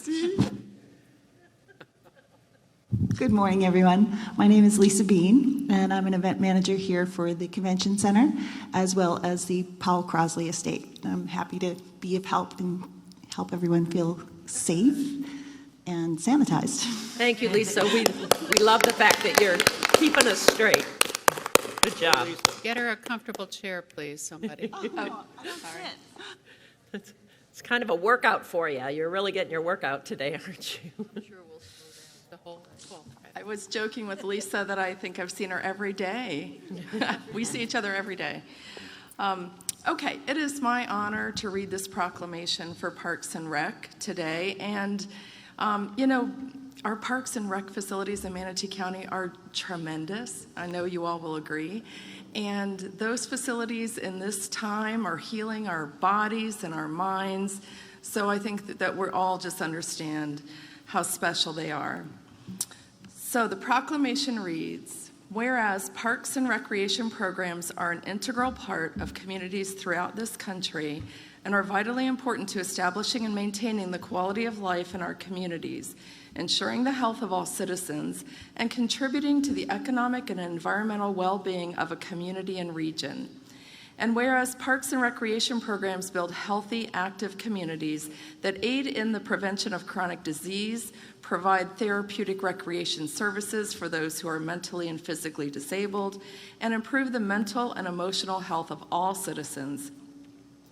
And whereas parks and recreation programs increase a community's economic prosperity through increased property values, expansion of the local tax base, increased tourism, the attraction and retention of businesses, and crime reduction. And whereas parks and natural recreation areas improve water quality, protect groundwater, prevent flooding, improve the quality of the air we breathe, provide vegetative buffers to development, produce habitat for wildlife, ensure the ecological beauty of our community, and provide a place for children and adults to connect with nature and recreate outdoors. And whereas the U.S. House of Representatives has designated July as Parks and Recreation Month, and Manatee County recognizes the benefits derived from parks and recreational resources. Now, therefore, be it proclaimed by the Board of County Commissioners of Manatee County, Florida, that July 2020 shall be known, designated, and set aside as Park and Recreation Month in Manatee County, adopted with a quorum present and voting the 16th day of June 2020. It is signed by our chairman, Betsy Benak, and I believe Charlie's here to accept the proclamation. All right. Go ahead, Charlie.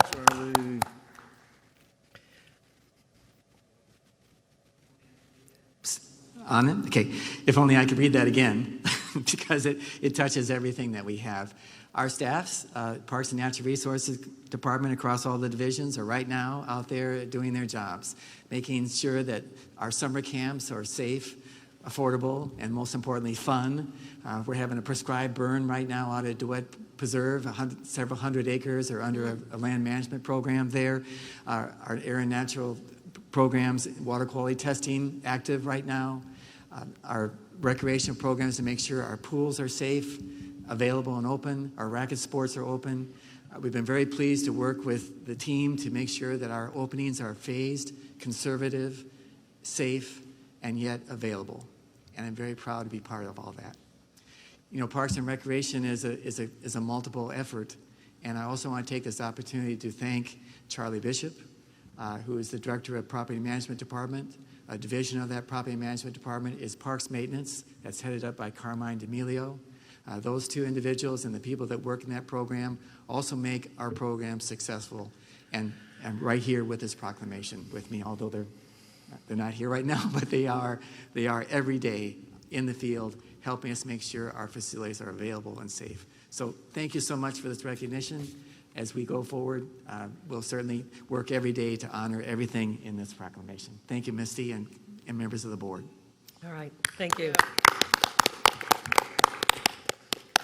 All right, it is now 10:30. I said we'd take a break at 10:30, so we're taking a break. So we're going to take a 10-minute break, and we'll be back in 10 minutes, okay?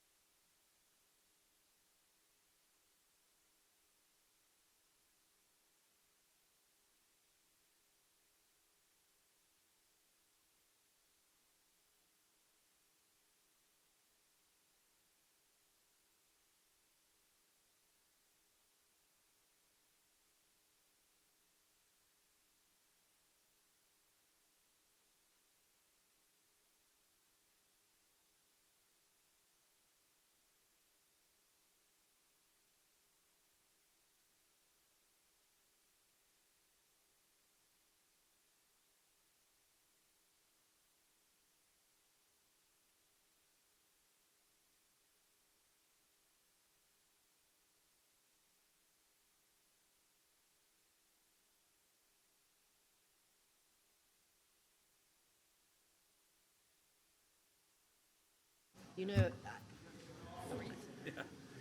Gold. Building it at county. all right, thank you. We're going to reconvene our meeting. At this point, just a couple things. I wanted to welcome Councilman Gene Brown from the city of Bradenton, who is in our office today. Thank you for attending today. Gene, good to see you here. Oh. Giving us a wave from the back. All right, now we're going to go to citizens' comments on future agenda items. This is for items that are not on today's agenda, but something that you might like to see put on a future agenda. At this point, I have Glenn Gibolina, who has signed up to speak. I don't know if Glenn's up. There he is. He wants to address the board for 3 minutes with a total limit of 10 minutes. So we'll go ahead and start out with 10 minutes. Make sure he doesn't go beyond that on the clock. Okay. 10 minutes.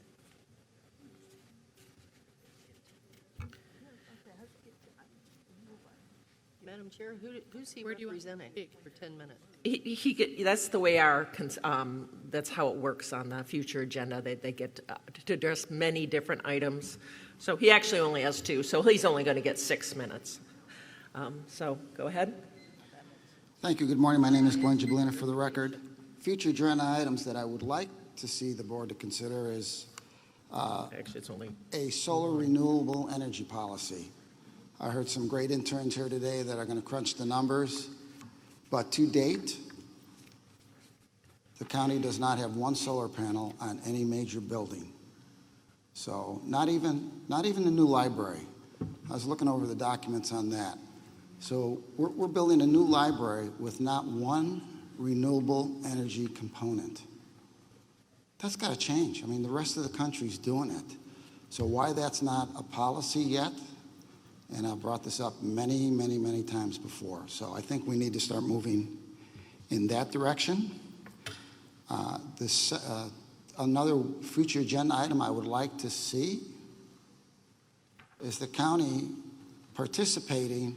Well, they already participate in using the buildings, but you as a county do not fund the school district for the price difference to increase that school to a shelter. And I'll give you one example.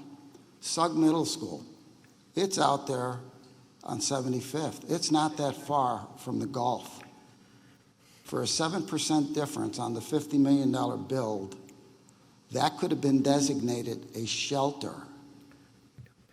So when a blow does come through, you don't mind using all the school's facilities, but you don't want to pay for the increase to upgrade it to a shelter. That's just wrong. We need to change that mindset. You need to collaborate more with the school board on sharing those costs to upgrade. And if they're gonna spend $50 million for a school, 7%, $3.5 million, I think is a drop in the bucket for the safety and concern of our citizens. So I think there needs to be more participation. Not too long ago, we had a 3-way call between Gina Messenger, Misty, and myself, hoping to get a workshop out of it. I don't know where it went, but maybe it's back on the books or the board. But I think you need to collaborate more with the school system. If you're going to use their schools during shelter time for the citizens, then that needs to be addressed. My other concern is the impact fees. You know, I think being on the Affordable Housing Board now, we met here yesterday, and one of our funds, Live Manatee, is all those funds have been expended already. So we need to redo those funds. So I think the developers need to step up to the plate as well. We all know that the big developers are not going to build affordable housing. That's been proven for the last 20 years or more. I think any house that's built over $187,000, and that's the HUD standard for affordable housing, which I still think is ridiculously high for entry-level workers in the county. But that being said, I think any house that a developer builds over $187,000 should have an impact fee, $500, $1,000, whatever it is. That's the only way we're going to get the funds to buy more property and to build sustainable, affordable housing. And that needs to be to consider as well. So that's it about on the future. I do have, go ahead.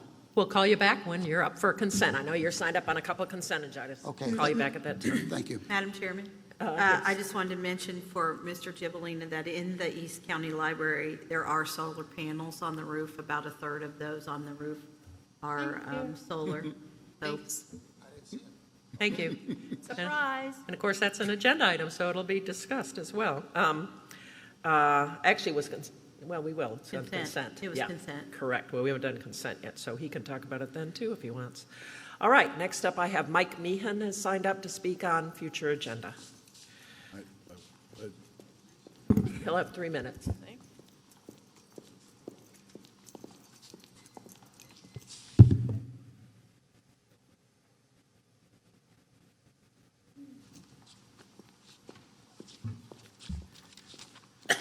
Good morning, Mike Meehan, Manatee County citizen. The clerk's report for the interim financials, March and April,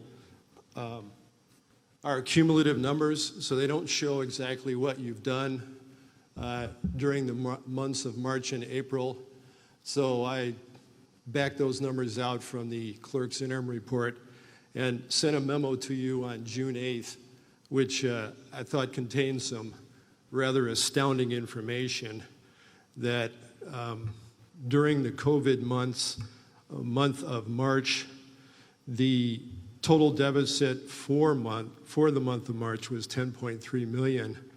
But then jumping forward to the month of April, you actually had a surplus, if you can believe this, of $2.4 million. Not being impacted, at least in the month of April, nearly as dramatically as I think would have been predicted when you look at the national economic statistics. It's a really good sign for Manatee County finances going forward. I'm obviously going to be looking at the May number. Hopefully the May number will also be a good number. But if it backslides a little bit, you still have a huge amount of money that you've accumulated so far in this fiscal year. Your business surplus is $35.3 million, and your governmental surplus is $154.4 million. So I think the county has a really good opportunity or a really good shot at having black ink instead of red ink for this fiscal year, 2020. The county's in good shape. I don't think you're going to have to cut programs. I don't think you're going to lay off people. I don't think that's a very high probability based on these numbers. But the rest of Manatee County is not in such good shape. You've seen the national unemployment rates. You've seen the retail sales figures for the most recent reporting periods. And, they're still very, very depressed. So I'd like to ask the county to consider a couple of ideas to help out the citizens of Manatee County. One is a 10% tax credit for next year's property tax bill. That would cost you about $25 million. But that would be offset by an increase in the market value appreciation of $17.2 million. So the net cost to the county is going to be about $7.4 million or 1%. Second idea is cutting the sewer and water bills and waste management by another 10%. That would cost you $9.75 million. All right. Thank you, Mike. I will remind you that we are in budget, starting our budget. We will be having a work session to discuss, and we'll know a little bit better where we are. That's coming up June 26th. And so we know you'll be on top of it, but we can talk hopefully a little bit more real numbers. Then we'll know kind of where we're shaking out. But we appreciate you looking into this as always. Thank you. Are there other folks that would like to address the board on future agenda items, something that's not on today's agenda but that will be on the or would like to see on an agenda? All right, seeing no one come forward, I'm going to close public comment on future agenda. Now we're going to go to the consent agenda. I know that we had some changes that were made. I don't believe any items were pulled, but Commissioner Baugh wanted to speak to consent agenda item. I think it's the, let me see if I can find it. It's 21. 21, that's what I thought.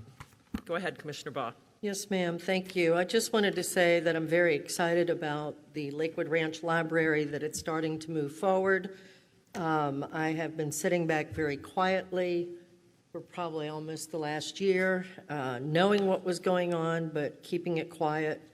So now that it's come forward and it's public, I think the drawings are beautiful. I think it's going to be wonderful. And the citizens in that area, which is my district, are very excited about having facilities there for them to use. They've never been big. They've made it very clear to me that it's not about bringing government to the people. It's about giving them the services that they find in so many areas of Manatee that we don't have out east. So it's a really good step in the right direction. I'm thrilled with Friends of the Library. They're doing a great job, and I thank all of those involved in getting this moving forward. Thank you. It's a real opportunity. It was great to hear about how important libraries are, and certainly, if any of us would have been asked, 10 years ago whether we even thought libraries would still be around, I bet most of us would have bet against them. But they really are that very, very important third place, and we have such an incredible staff that makes our libraries so relevant and important, and again, just a challenge in these times. All right, I'm going to go ahead and open the consent agenda up for public comment. Glenn has asked to speak on two of the items, item number 21 and 29, so if you would come forward and address the board and tell us which item you're specifically addressing. And also, well, that's it on the consent agenda, 21 and 29. Madam Chair, while Glenn is making his way up, on the East County Library, we are utilizing our tried and true form of design-build agreement. Willis Smith, I think, is the design builder. And that is one of a number of standard forms of construction agreement that I personally authored for the county. The forms of agreement have served us very well, if I say so myself. And just a little bit of a plug for myself, I guess. Yay. All right. The standard forms of agreement that took me a couple of years to completely finish the project, but they are far superior to the forms of construction agreement that we had in place before I became county attorney, and I think that history has demonstrated that they have served us very well. Thank you. All right, well, let's hope it all goes well, Mickey. Thank you. All right, go ahead, Glenn. My name is Glenn Giblina. For the record, I filled out 5 comment cards, 21, 29, 71, 77, and 88. Yeah, just want to make sure which ones are on consent agenda. So we'll go ahead and go through them. Go ahead and start with 21. Again, you get a maximum of 10 minutes to address all of these, but go ahead and get started. Well, Sherry answered 21, so I'm going to pass on that on the Okay. solar. Thank you. Okay. We'll go to 29. Okay. And that is the renovations on the 5th floor of the building. So I guess my concern is, one, we're spending almost $1 million on the 5th floor for renovations. So demolition's $5,000, and the remainder is other stuff. So I have a question on the exterior windows, $50,000 for impact film. So is it film? Is it new windows? It's very confusing when I look at this spreadsheet. And if it is just the film, are the 6th, 7th, and 8th floor impact rated? Because if they're not, and you just do the 5th floor, then when we get that Cat 5 and the 6th floor blows in, that water's going to go down and ruin all the AV equipment anyway. So I'd just like some clarity on the windows, if it's a film, or we're replacing the windows, or the rest of the building impact rated. I think they are, but I don't know. And then on those expenditures, audio equipment, $238,000. That's a lot of big plasma screen TVs. So and it just says selected by the county. Again, not much information for the taxpayers on how that money or the equipment that you're going to spend. And also to get those components down to the first floor, we're spending $20,000 per floor to put a core in for the raceway for the electronics. I just think it's a lot of money. I don't mind spending it if we know what it's about. Everything else looks good. The painting, the drywall, everything else is in line. But between the AV and getting it down, we're at $300 and some thousand for the electronics for the 5th floor. So I hope it's a home run when you get done with it, because that's a lot of money. Again, some clarity on what we're buying for that $238,000 would be nice. It wasn't on the agenda. I'll move on to item 71, which is near and dear to me. That's my neighborhood. That's the calming devices that we've petitioned for and overwhelmingly have the signatures to do it. We have been tortured by McLeod Land Services for 9 years. 40, 50 cars every morning from 5:30 in the morning to 9 o'clock in the morning. Zoom, zoom, zoom, zoom. Those folks, first of all, they don't live in our neighborhood. They use it as a shortcut. They blast their radios when they go by with the windows open. They exceed the speed limit, sometimes threefold. We have joggers that go there in the morning when it's still dark, and I see them almost get run off the road. So those calming devices are long, long overdue. And like I say, those folks that come through our neighborhood and race through there, they would never do that in their own neighborhood, but they disrespect our neighborhood, and we've been around since 1931. So I would hope and pray that you approve those speed bumps that are desperately needed. Moving on to item 77 is the impact fees. I sent you all an email. I guess this really bugs me because we're not talking a lot of contracts here, and the contracts that we are talking about are people that really need it, that can't afford it. So, over the last years, I guess there's not even been 15 citizens that really are hurting to get their water financed. And what do? You hammer them for 7%, 7.75%, and at insult to injury, you hammer another 3% administration fee. I could see the 3% to set up the account, but an additional 3% month after month for 10 years? I'm sorry, I don't buy it. So I think that needs to be changed. You guys go out and buy bonds at next to nothing, and they send you 1 or 2% interest. Those folks don't live in our neighborhood. They'll never spend that money that we're getting loaned on. At least with the homeowners, they're going to spend that money in their community. This guy's in Samoset. He lives in an 800 square foot home.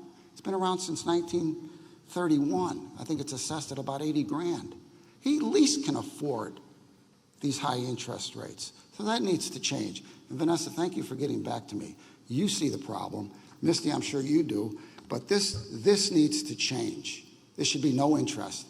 These taxpayers have been paying 40, 50, 60, 70 years. And then you charge them a line fee, right? The line's probably been in there for 20 years, and if it breaks, he's going to get a special assessment. So he's never had the use of that line for the last 20 years, and now you want to charge him for a line fee. Again, that needs to change, and hopefully you can do that today with a downward modification on this contract. And the last thing I'm going to talk about, Mickey, I hate to see you go. I don't know who I'm going to I'm sorry, that is on the regular agenda, so if you would hold off, we're going to discuss that when it comes up under a regular agenda. It's not on consent. Oh, Oh, We regular will is call you different. back up, and you will have another opportunity to speak at that time. Do you know how long that'll be? Because I got another meeting. I do not know, but we just need to get through this. We shall see. Okay. Okay. Thank you. Thank you. Sorry. All right, is there anyone else that would like to address the board on consent agenda items? Now is your time. Okay, seeing no one come forward, I'm going to close public comment on consent agenda. I know County Administrator wanted to address the questions that were asked on the fifth floor. So Sherry? Yeah, I'll just be brief. On the fifth floor questions, again, this is a over 30-year-old building that we're in. The fifth floor originally was designed for the public safety and 911 center, so all of the windows on the fifth floor were enclosed with concrete blocks. And when the Neighborhood Services Department moved into the property or into the Public Safety Department when the new Public Safety Center was built, as we moved along, we had to take those concrete blocks away from the windows. So those windows were not covered when the building was built 30-some years ago, like all of the other floors. And so that's what's happening, is that 911 center area back there where your new work session space will be was still covered. Now it's been uncovered, and that's what the window impact is. The audio-visual equipment, you can understand, as you can see everything here that we have to transport over and work with METV on. Also, the building has not necessarily been upgraded for technology for you to have meetings in it. And so, the chambers, we from time to time had to upgrade equipment at chambers. These changes to the fifth floor also support the first floor chamber changes that you need in order to broadcast the meetings and to be able to use those 3 spaces that will be on the fifth floor. It can be one large space, but also it can be 3 spaces, and those will all be able to be used for meetings, broadcasting, overflow, and allow the clerk to be able to manage all the meetings. So those are the upgrades that are not just for the fifth floor, but it's all connected. Okay, Thank you for that. Carol? And I remember going to that floor when it was IT and it was elevated on metal because it was the whole server for the county, and it had to be very cold in there, and everything had to be kept cool. And I figured it was going to cost. Now, this was because the majority of the commission voted to have the work sessions televised, and we didn't have that capability because we couldn't use the chambers all the time. So I did not support it, but the majority did, and I think it's money well spent so that the public has transparency to see what's going on, which Glenn and many others have said that they wanted. So this is something that you all asked for, and it costs money to do it right. If you've been to Sarasota County's chambers that they have for work sessions and stuff, I'm sure that cost a pretty penny too. I did want to address the Glenn's and gentleman, his issue on 77. You don't have to sign up for this. This gentleman has agreed to. I agree. He's lived there a long time. Those are what we have in place. I know many, many, many people that have done this. I know a lot of you don't know John Horn, his street. All the people on his street agreed to do this, and they paid assessments for like 8 to 10 years. So this happens if you want to hook up. And it's been like this, and I'm not going to say just because it's been like this, nothing happens, but we pay for it up front, and we have to recoup our costs. So, again, he doesn't have to do this, but he wants it, and he's willing to pay over 10 years. So I did not have a problem with this because this is no different than any other citizen that has done this for years and years and years. Thank you. Misty? Yes, thank you. Just a few comments. Thank you, Sherry, for the explanation. And Carol Whitmore, I was one of those commissioners who said it's very important that the residents be able to see our workshops and understand them. So I think it's money that's well spent.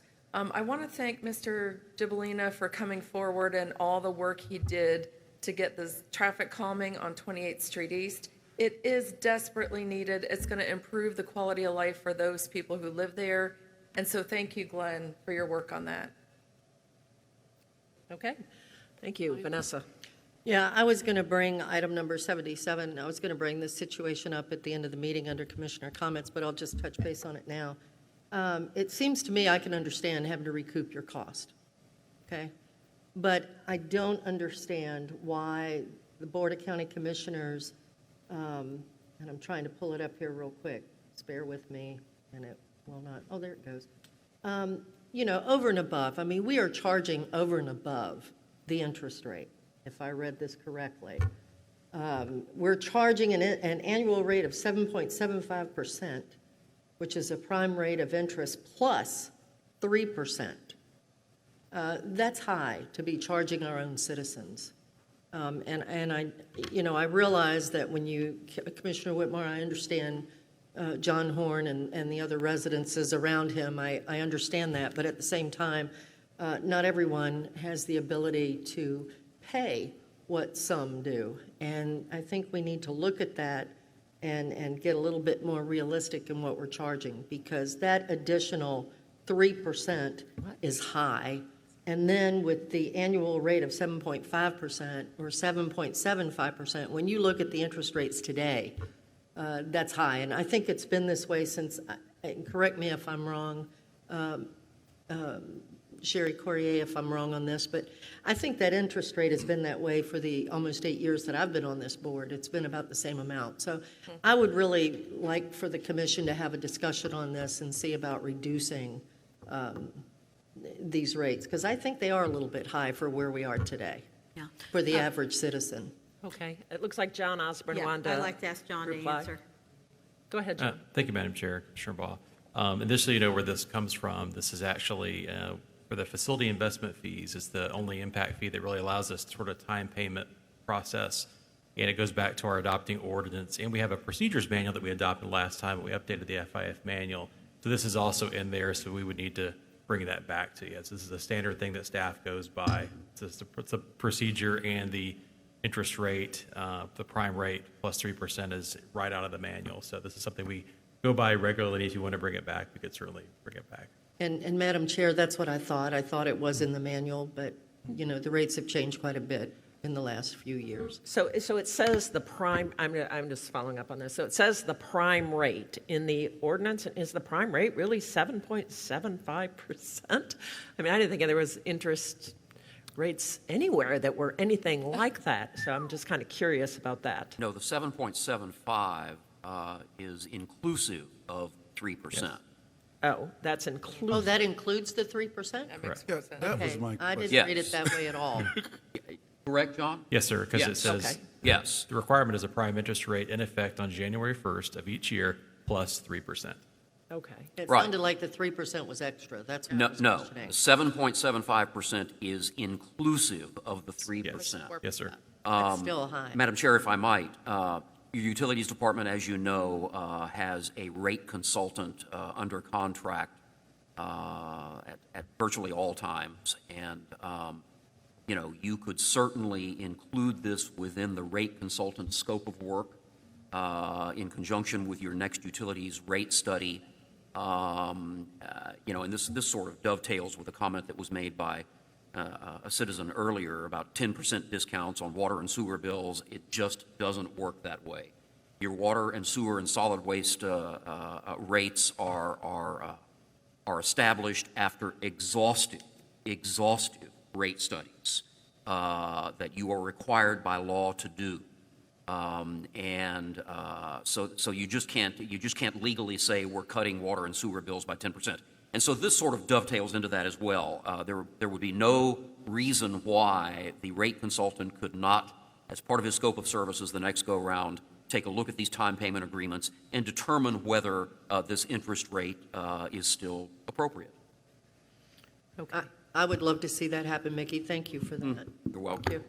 Yeah, and it just seems like obviously interest rates are changing. I don't know how often the prime rate changes. Maybe that's a question Steve could answer, since I don't really know. But it did seem high to me, 7.75. I mean, you go and try to get in a CD, you can't get one for 1%. And it's probably Seems- that high because of the 3% that they're adding to it. Right, but It's even like- even 4.75 Yeah. seems high to me for the prime rate. But you know, what do I know? I'm not an expert in this field at all, but I do know that interest rates are, you know, incredibly low right now. So I don't know if we have to take them on an annual basis or whether there's something. But you know, certainly I want to make sure that the county. I get it that this is an option for people. They have options, but I want to make sure that the county's not losing money. But it just seems like, I don't know. Steve, and I'm going to get to you, Reggie. I don't know if you want to clarify this for me because I'm talking a subject that I do not know well. Steve? Well, you know, obviously prime changes all the time. It has not changed in a great deal of time. And I think the Fed came out this week and said they didn't anticipate changing any rates for the next 2 years. Okay. However, with that being said, you know, to me, when you look at this, this is really like a 10-year unsecured loan we're making. Okay. So the fact that you're charging them 7 3/4 probably is a market rate, quite frankly. Okay. I mean, the rate that you're thinking of, or most people are thinking of, is, you know, you buy a CD for 1 year, and if you got 1%, Yeah. you probably do backflips, you know. But, you know, when you're going out 10 years and it's really an unsecured loan, that's probably about the rate a bank would charge a customer, quite frankly, right now. Please So- tell the customer to get a private loan from his bank. Right. Well, I know we talked about this before, but theoretically, there's reasons they don't. So I don't know that to be sure, but certainly if there are suggestions, I liked Mickey's suggestion that maybe we could talk about this further, and I guess that was going to be Vanessa's idea to talk about this further when it comes to it. And I don't know if this gentleman has any option for renegotiation of this rate, or once they're in, they're in. No, there's no option for renegotiation here. The rate is set by, in the county's rate resolution, which you adopt on a regular basis. But again, going forward, you know, if you want to take a fresh look at this issue as part of your next rate study, then you could adjust these numbers in your next formal rate resolution when utilities brings that back. And by the way, and John, you correct me if I'm wrong, but we do not do any credit-worthy analysis on these customers, correct? We undertake no credit analysis, unlike what a bank would do. And so these folks are getting the benefit of this time payment arrangement, regardless of their credit status. Madam Chair, can I ask a question with what Mickey just said? Yes, go ahead. Mickey, correct me if I'm wrong, but aren't they already paying a fee to the county anyway, over and above the hookup fee? I mean, isn't there a fee that's already charged? Well, they're To the citizen? I mean, they are home? responsible for the monthly consumption rates Okay. on their regular utilities bill. Yes, is that what you're? That's what I'm talking about. Yes. So really, they have shown us some history if they're paying their bill, other than what a bank, of course, would do with a credit check, et cetera, et cetera. I mean, there is something there. Well, But my point of asking, honestly, is strictly just that Yeah. I think you had a great idea on having them look at it when they do their next rate check. I think this interest rate is something they should look at, and I'm hoping that the board will consider that. But Commissioners, just bear in mind that most of these arrangements, these folks are brand-new customers being connected to our water and wastewater system for the very first time. And so we really don't have any prior information on their credit worthiness. Then let's charge them double. I mean, really, does it matter? Well, this is new construction, so that's why they're being charged. But, you know, really, I mean, we need to Madam be Chairman? fair. They are citizens. Go ahead. I'm hearing from Director Gore that the rate used to be 8%, and we lowered it to 7.5% about 7 years ago. Okay. That's a start. And in agreement, as they watch the rates, as Commissioner Johnson mentioned, and Attorney Palmer, to get a loan through the bank, they would be paying more. Do they have the option to pay this off early if they want to? They do, with no penalty. Okay. Commissioner Bellamy. Yeah, I had some questions on that. Maybe some comments just to make sure it's cleared up that we're not charging this particular individual in Somerset 10%. It's actually 7.75%, which is identified as prime rate, but more importantly, the 3% is inclusive. It's not added on to the 7%. That's correct. And I always appreciate Glenn when he comes forward. He's so insightful for the things that he speaks on. But I was looking at that way also, and I'm glad I appreciate the clarification, shall I say. And I would ask for us to communicate with the consultant and bring some information back to us also. Okay, all right. Well, it does look like we'll be discussing this further, and, when we got an expert, they can tell us how other people do it too, so that we can have a discussion. So I think that's a great idea. I don't think we need a motion for that, since we will be talking, and that just needs to be, if somebody would take a note that we want to discuss that issue when it does come back. I would expect Mr. Gore, if he's listening, So noted. has already made a note We have to it taken include care this in of. the scope of services. All right. Okay, so that is the last public comment I had on the consent agenda. I think I already closed public comment. It was a while ago. Yes, Commissioner Trace. I move that we accept the changes on the consent agenda and move as approved. All right, we have a motion. Did I hear a second? Commissioner Servia, second. All those in favor signify by saying aye. Aye. All those opposed, nay. Chair votes aye. Motion passes. All right, next up, we have to, I believe we're on item number 79, which is appointment of 2 elected officials to the Tourist Development Council. Staff, you have anything you wanted to? Mr. Falcioni, the director, is stepping forward, jogging forward. Good morning, Commissioners. Madam Chair. Oh, I'm sorry. No. I will let you go after he speaks, okay? Thank you. Yeah. All right. Thank you so much. Appreciate your time.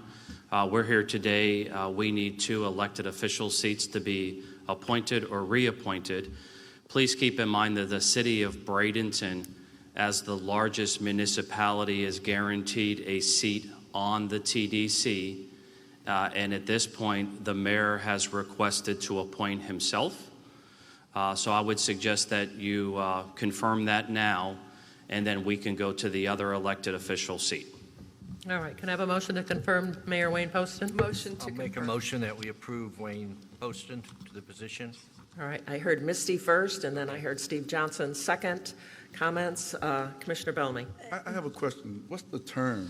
4 years. 4 years. So let's talk about this now. When he's done, then it gets appointed. I get it, but let's talk about this. If the mayor has said he's not going to run again, right?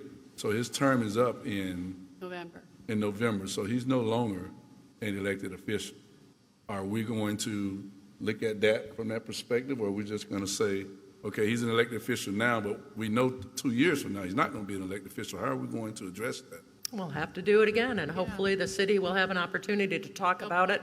I would hope they would talk about it among themselves and have them come with a recommendation to us. That's my thought on this. It's the mayor, but at this always. point, the mayor Yes. said this, and I've not heard from anyone else. Yes. So I think that we absolutely, when he's gone, we'll have to reconsider this.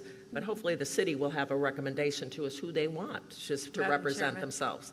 Ms. Stiefel? As the TDC chair yesterday, I spoke with Mayor Poston, and he expressed to me that he would like to be reappointed for as long as he is mayor, and then he has already spoken with the other candidates who are running, and whoever does assume that role, that then Yeah, that's how it's always. he Thanks would for the like for them clarification. to be on the committee. Thank you.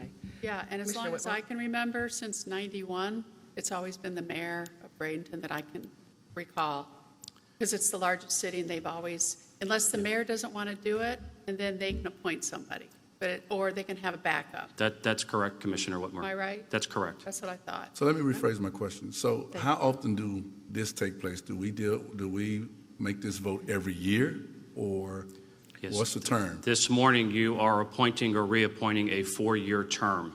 However, if an elected official decides to not run or does not win an election, then we would come back to you with someone to appoint, just like we did with Doug Copeland. He decided to not run again in the city of Anna Maria Island. At that point, you all appointed Mayor Shirley Bryan. Right. To fill the rest of that term. So roughly 5 months from now, Elliot will be back before this board. Yes, sir. Looking to fill the Poston seat. Yes, sir. Because Poston will no longer meet the definition of an elected official at that time. Yes, sir. And the winning mayor will either recommend appointing himself, or like Commissioner Whitmore said, if they choose to not want to be on the TDC, they will recommend appointing one of their city councilmen. My first year as director, Councilman Harold Byrd was on the TDC. Okay. Commissioner Baugh? Yes, Elliot, I'm sorry. When, just to further ask on this, when does Mayor Poston's seat right now expire? In the end of June. Okay, that's Yes, what I was curious yes, ma'am. about. Okay, Oh, yeah, thank you. That's a good question. When does it expire? Wait, hold on. That's why you three- I Doesn't make have the sense. specific date. I think it's June 30th. Oh, I didn't realize that it only. Yeah, has to- that's why we're here, to make sure that we keep everybody active. Commissioner Whitmore? And I want to make sure, Elliot, because I've never heard of, because it's the biggest city. So it's always been the mayor, but I remember a mayor appointed Harold, you're right. And you know what we did this time, which maybe, I don't think it's in statute, but it's always nice to have a backup. So whoever is the chair, it's going to be, whoever's the mayor, they should also recommend an alternate if they can't make the meeting. I don't know if that's in the statute. I know what we just did it this time, first time ever. And, you know, sometimes they can't make it. So Yes. I think that would be a good idea, so you have a full board. Madam Chair, to answer Commissioner Baugh's question first, June 30th of this month, these terms expire. So that's why we're requesting an appointment or reappointment. Second, Commissioner Whitmore, we'll work with Bill Clegg on your comment and see. I think that in the past when, gosh, this is before my time, when the mayor couldn't make a meeting, he assigned another city councilman to come in proxy. But we'll talk to Bill Clegg about that, and I think it's a good suggestion, Commissioner Whitmore. Commissioner Bellamy? I'm just challenged to understand. And some of you all are a little bit more seasoned than I am, but I really want to make sure that I'm saying that this is clear to Reggie here, that on June 30th, this term expired, right? Yep. Yeah, it expires, and we are going to recommend a vote for him to come in for 4 months, and then we're coming back to this again. Correct. And is there any? Okay. Yeah. Commissioner Bellamy, in my career, the city of Bradenton mayor has always had the privilege of appointing him or herself or a city councilman confirmed by the Board of County Commissioners. Right. The mayor, Poston, has requested to continue to be on the TDC for the remainder of his term as mayor. That'll end in November. So like Mickey said, we'll come back to you at some point in December with a confirmation of who that mayor wants appointed or himself. And this is nothing against the mayor. This is me understanding the procedure on how it's being done. It's nothing against the mayor. I don't go down those avenues right there. That's just not how I am. But I just wanted to understand the procedure as leaders. You know, how are we looking at this? What focus lens are we looking for? I was just trying to get understanding from that perspective. Thank you. Thank you. Commissioner Baugh? Yes, ma'am, thank you. Elliot, I want to have a question here. I understand it's always been that the mayor of every municipality had they could decide whether or not they want. But is that part of Florida statute, or is that just something that's always happened in Manatee Yeah, County? it was always the city of Bradenton mayor because they're guaranteed a seat. But is it part of any state law, Florida statute, or anything that it has to be the mayor? Because I know you said Harold Byrd, I think you said. Was Yes, ma'am. on there. So it's not something that automatically has to be done as the mayor. I mean, in other words, the municipality, all of the elected officials, could discuss this and come up with whomever they want. It doesn't have to be the mayor. I just want to make sure I'm right on that. I'd That's, probably I think, what defer I'm to hearing. the county attorney on that. Okay. And Well, so- we've talked about how the mayor, it's always the mayor, so Well, that's why I what was does it wondering. say in the ordinance? And so the county attorney needs a few moments to pull up the relevant statute, so I'll need you to bear with me. It's just sometimes I think it's good to maybe look at something else instead of continuing to always do the same thing over and over again. Sometimes that's I just want to make sure the elected officials in the municipalities have the opportunity to decide what they want to do on that, not us. And I know from my experience that the other municipalities, mainly the island municipalities, have always applied at their own will, not at the approval of the mayor. Yeah, Bradenton's always been different. In my 25 years, I've never witnessed pushback from any of the city councilmen, particularly the city of Bradenton, but we have had city councilmen from Bradenton on the TDC. And don't get me wrong, I don't have a problem with Mayor Poston either. I think he's a great guy. I'm just asking that question, so that we will know what the statute says, or our ordinance, whatever it is. Right. If it says highest official, I guess that would be a question that I'm asking on the TDC ordinance. Does it clarify as well as statute? Because we have both, right? So I would like to know not only what the statute says, but what our own ordinance says as far as who has this position. Right. So we'll just keep talking while you're looking unless you got something, Mick. Well, I've got the statute in front of me on the screen right now. It's a lengthy statute, but I'm looking at subsection 4E. The council shall be established by ordinance and composed of 9 members who shall be appointed by the governing board. The chair of the governing board of the county or any other member of the governing board as designated by the chair shall serve on the council. 2 members of the council shall be elected municipal officials, at least one of whom shall be from the most populous municipality in the county or sub-county special taxing district, blah, blah, blah. So let me read that again. 2 members of the council shall be elected municipal officials, at least one of whom shall be from the most populous municipality in the county. So it does not have to be the mayor. That's what I thought. It does not have to be the mayor. Right. But I think what I'm hearing from Elliot is that, we have historically deferred to the mayors in terms of either appointing himself or herself or somebody from the city council. And I would assume that that's a standard that the city of Bradenton officials are comfortable with, giving that mayor the privilege. Okay, and I just want to make sure that our ordinance that establishes the TDC does not modify this to say the highest official or anything, as long as we're, if somebody could clarify that for me before we finish this. Carol, you had a comment? Yeah, first of all, he's the only one that's applied for this, so he's automatically the only one you're going to have to vote for, guys. Sorry about that. And then I will support the mayor, but I remember, who was the mayor before? Bill Evers.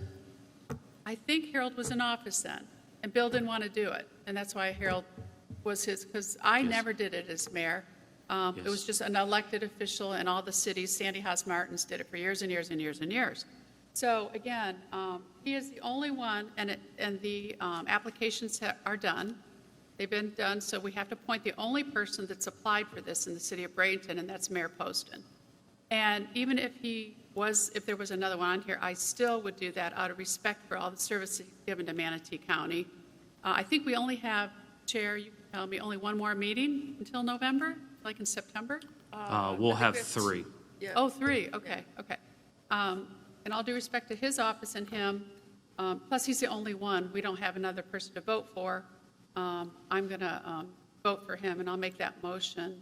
If you I'll want second it now it. or wait. All right, we have a motion to appoint. Thank you. Didn't we already do this? I just want to understand. Okay. Yeah, no, We have a I motion understand. by Commissioner Whitmore, seconded by Commissioner Baugh to appoint.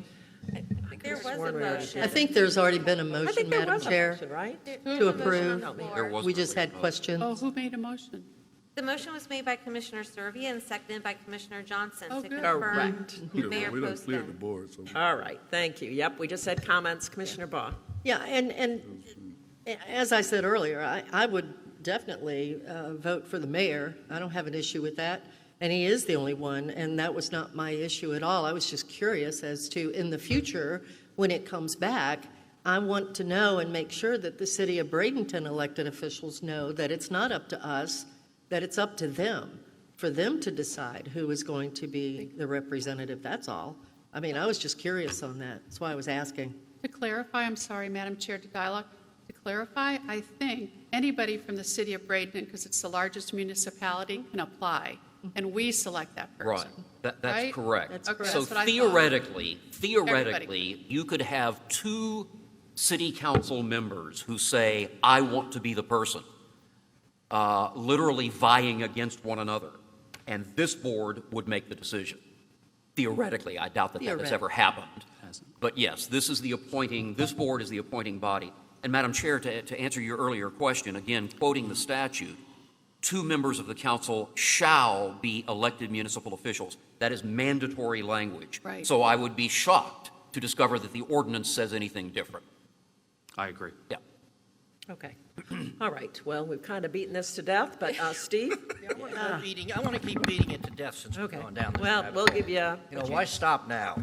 But, we were waiting for you to say something. From a technical standpoint, we have to pick it from, you're saying the largest municipality. Is the town of Longboat Key larger than the city of Bradenton? No. And if so, would they then be the one that we would be appointed to, even though half of their county is not in Manatee County? They only have If you get the- 7,000. They only have 7,000, and Bradenton has like 60 or 80 No, I'm now. talking about all of Longboat Key is more than 7,000 But it's in another county. I think Well, I'm that's just why it's saying, always. it is a municipality, and I'm just asking the lawyer. Yeah. From a technical standpoint, is that an issue? Well, I would, I would like to do the math first to determine whether or not that's even a possible issue that would be on the table. I mean, if we compare Longboat Key's total population as between both counties with the total population of the city of Bradenton and determine that the city of Bradenton's number is still higher, then it's a moot question. Correct. Does it say the highest municipality in the county, or does it not reference the county? Largest. Largest, excuse me. Well, it doesn't even say largest, okay? 2 members of the council shall be elected municipal officials, at least one of whom shall be from the most populous municipality in the county. So In you don't the look at geography, county. you look at population. Right. In the county, would you agree, Mr. Attorney, that modifies it, that we don't look at their population in Sarasota County? Right. Well, let's see now. All right. Here we go. Statutory interpretation. I love this stuff. We know. All right. 2 members of the council shall be elected municipal officials, comma, at least one of whom shall be from the most populous municipality in the county or sub-county special taxing district. Not what we're dealing with. 2 members of the council shall be elected municipal, at least one of whom shall be from the most populous municipality in the county.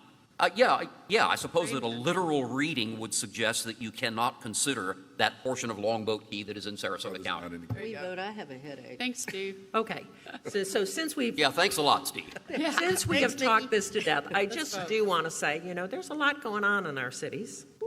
We all know that. There's a lot going on. I would love for them to come forward with a recommendation who they want to serve on the TDC. That would make our lives easier. I'm just saying that because we have Councilman Gene Brown here, and I get it that maybe that won't be possible, but that certainly would be wonderful if we had someone who they are recommending as a city to sit on it when this comes back up before the board. And if they can't agree, then we'll probably have 3 or 4 if you've watched the meetings lately. Right. Madam Chair, between now and then, I'll come up with the city protocol. I'll find out what that is, if the mayor has the privilege of selecting his appointee. Aside from Harold Byrd, Marianne Barnaby was also on the TDC during the Bill Evers era as well. Right. So there has been city councilmen in the past on the TDC. But I will follow up and let you all know their protocol. Okay, thank you. All right, we have a motion, we have a second to appoint the mayor for as long as he's going to be around to serve on the TDC.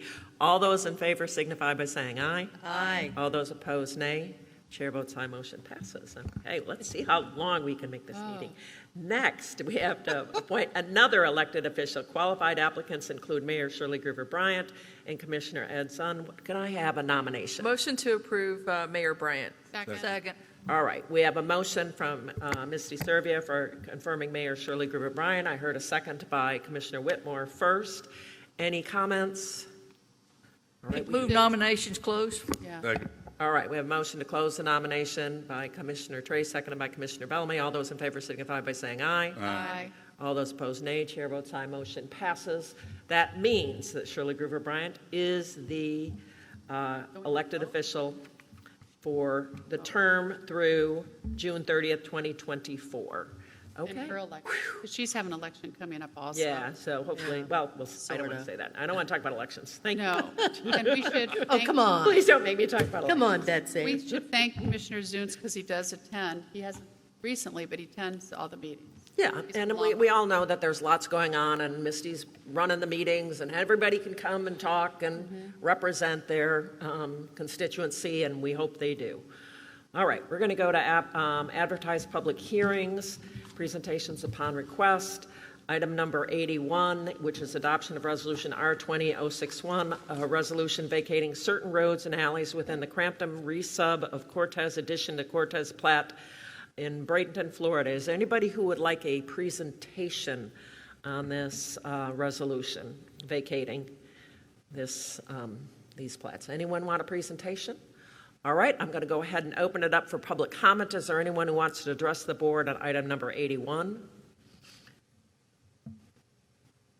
Is there anyone? Somebody's walking forward with a... She's with you? Good. Okay. Not seeing anyone come forward, I'm going to close public comment. What's the pleasure of the board? I'd make a motion to adopt resolution, I got to get my right glasses on, R20-061. Second. All right, we have a motion and a second. All those in favor signify by saying aye. Aye. All those opposed, nay. Chair votes aye. Motion passes. All right, 82 is adoption of Resolution R20-082, a resolution vacating a portion of a plat within the A.L. Davis subdivision located at 2nd Street and Block D in Mayeka City, Florida.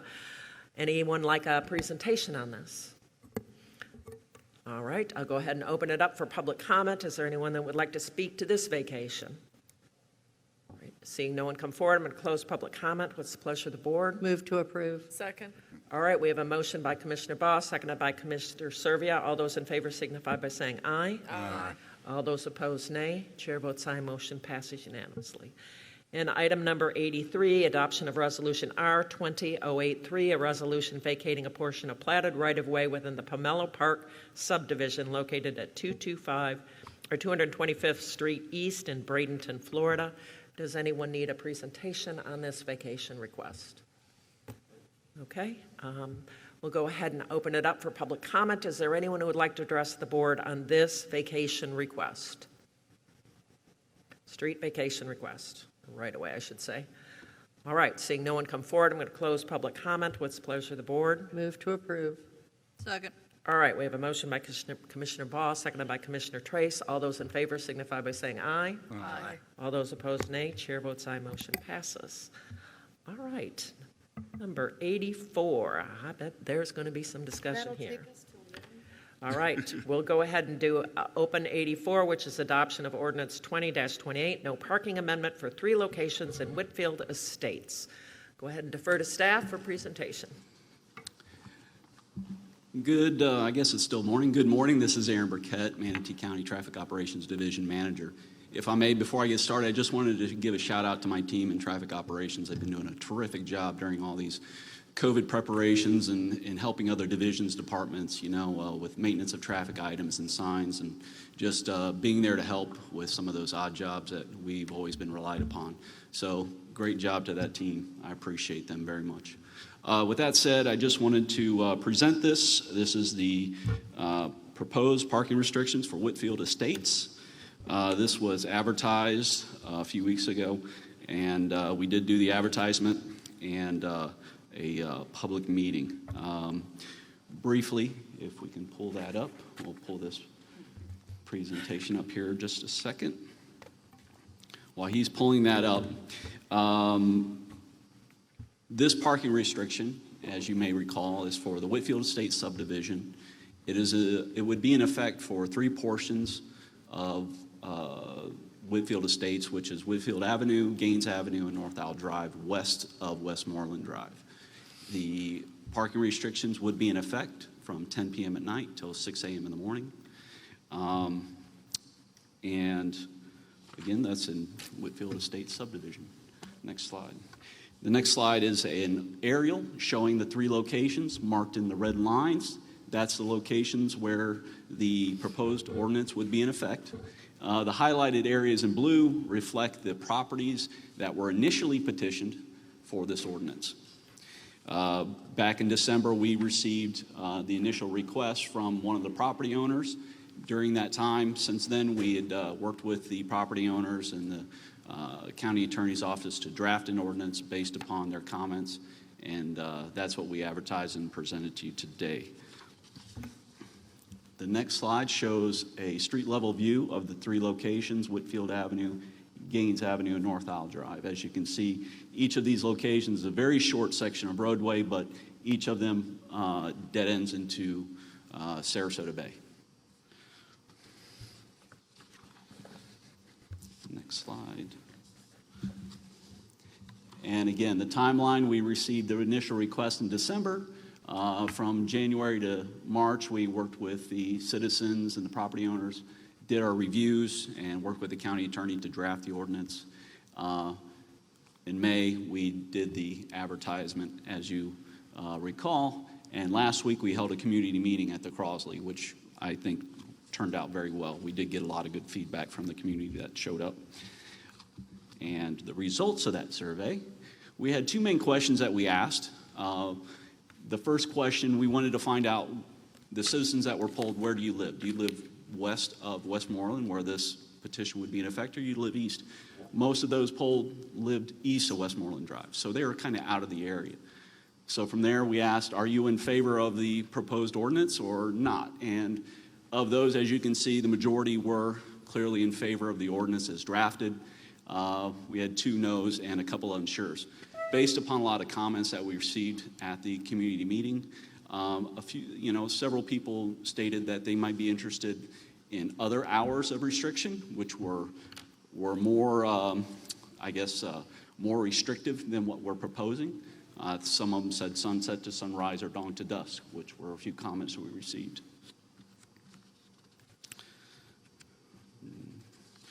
All right, and based on the comments that we received, our review, we present this to you today for consideration. We would recommend adopting the ordinance as drafted. And I am ready to take your questions or comments if you have any. Okay, thank you, staff. Misty. Oh, thank you. I don't have any questions of staff, but after public comment, I would like to make some comments. All right. Carol? At the last meeting, Betsy brought up something that's in our books about not allowing access to the waterways. I forgot where it was, and maybe Betsy can help me if you all remember the last meeting.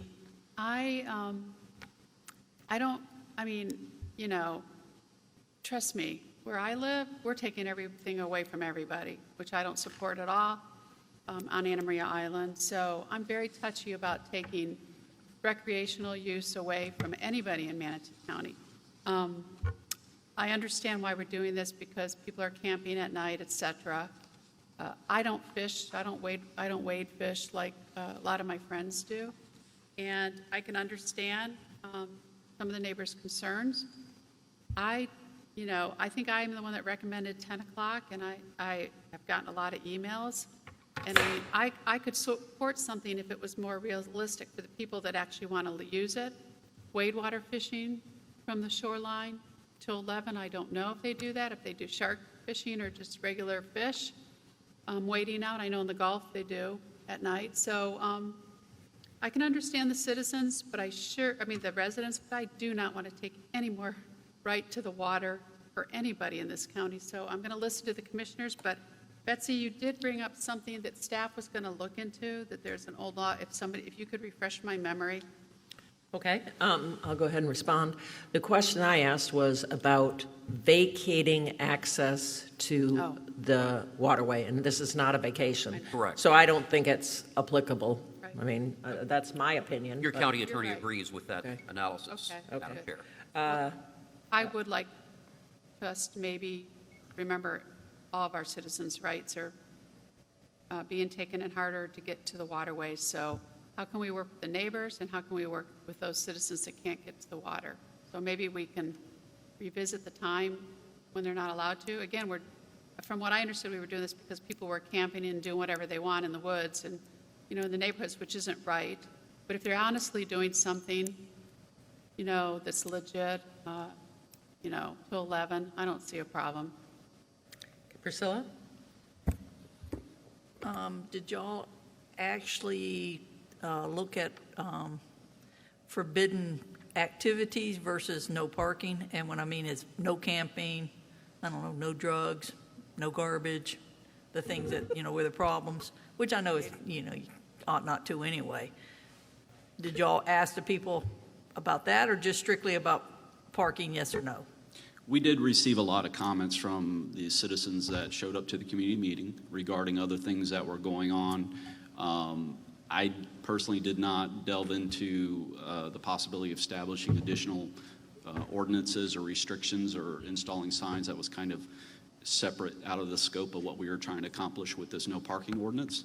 We were focused just solely on restricting parking within the right-of-way in the streets. I believe the intention, if we wanted to look at doing other things, might fall outside the scope of this, and we might have to come back and present something at a later date. But for our focus here, what we were just trying to concentrate on is adopting a no parking ordinance that would allow police officers to approach vehicles that were parked there illegally at night when the proposed ordinance would be in effect, to restrict some of those undesirable activities that were occurring. I sort of have a problem with it, as Carol was saying. I agree that they ought not to be camping, ought not to be doing drugs, but I have a problem. There's a lot of people that only night fish. They work all day. They fish at night. In fact, there's a Skyway Bridge. I think they have more fishermen during the night than they do during the day. I don't know that as a fact. That's just kind of observation and talking to people. And yes, fishing has a lot to do with moons, tides, and all kinds of things that a lot of people don't really consider. So this is a place that people have been going to for a long time to fish and get access to the bay. Once again, I understand the people that live there, but my guess is people have been fishing there longer than the people that have lived there. I'm just kind of guessing. I will kind of listen and see what we bring up, but I have a slight problem with even the time, because I think that's kind of restrictive. Because I know a lot of people that only fish at night by choice. We did have a few folks arrive that lived outside of the Whitfield Estate subdivision who fish at that location. And they indicated that they are aware of some of these issues, and they themselves try to do what they can to keep the place clean and respect the property owners.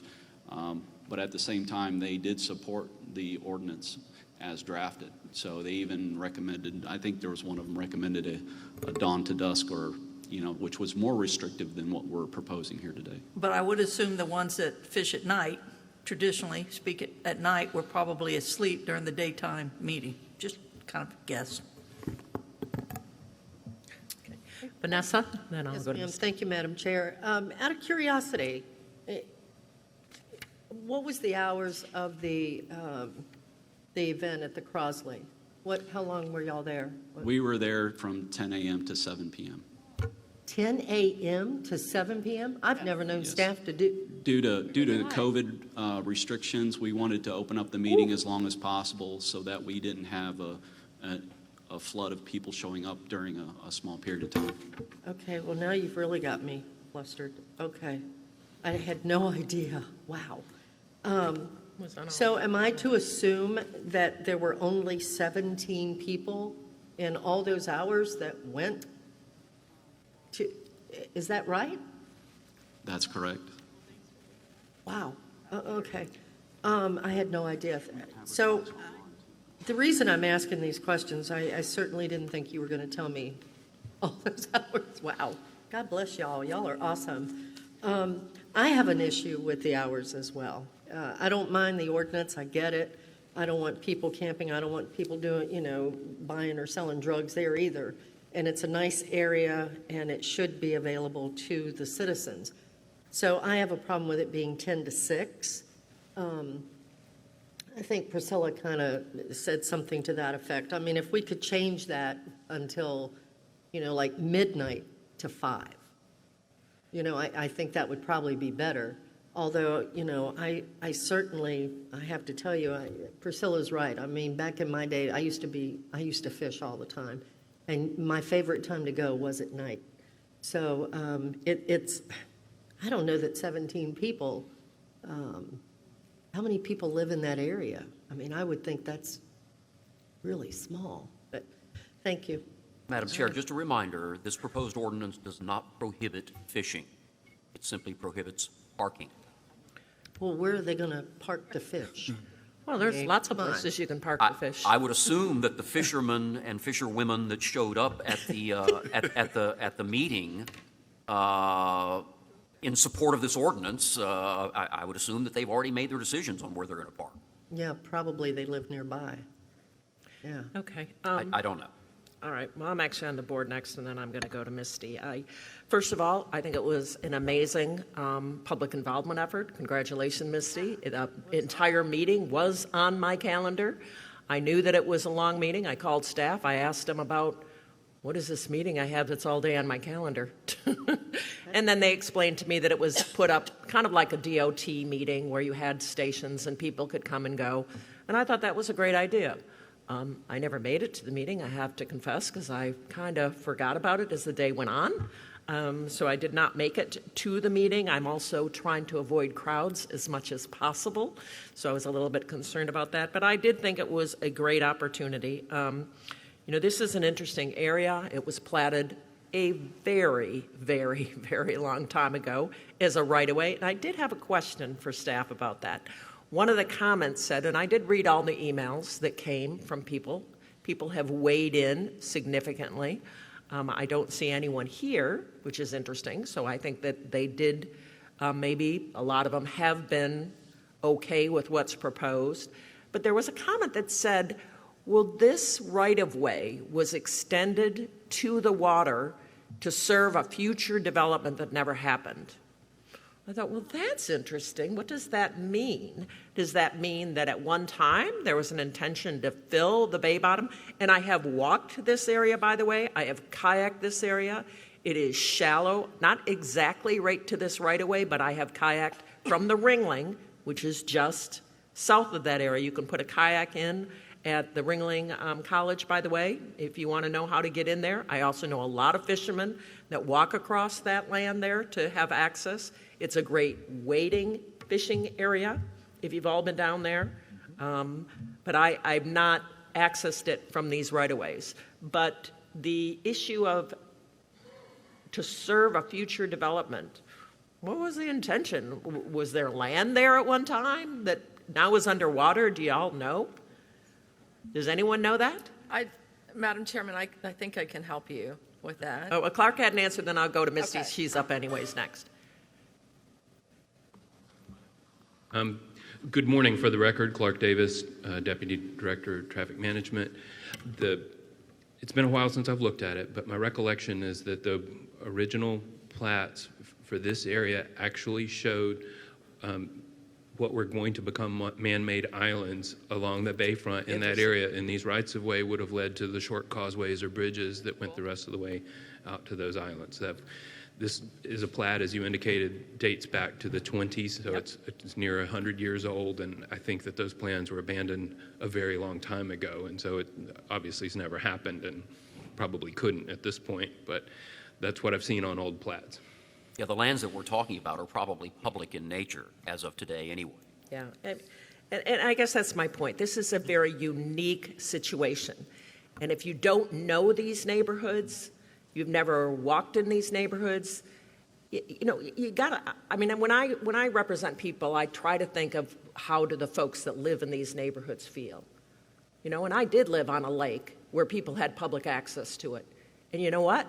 You're not crazy about them going out there and revving up their boats when you live right next to the water. So yeah, and you're not crazy about them coming in with their boats and all of the noise. And I'm going to admit, this was in Sarasota when I first moved to the area. I lived on a lake that had access for fishermen. And guess what? Fishermen fishing all night can be very loud, and it isn't great for the neighborhood. So that's where I'm coming from in supporting this. I think it's minimal restrictions, but I've got to think about the folks had their ability to come forward and say what they wanted to, but I think we represent the people.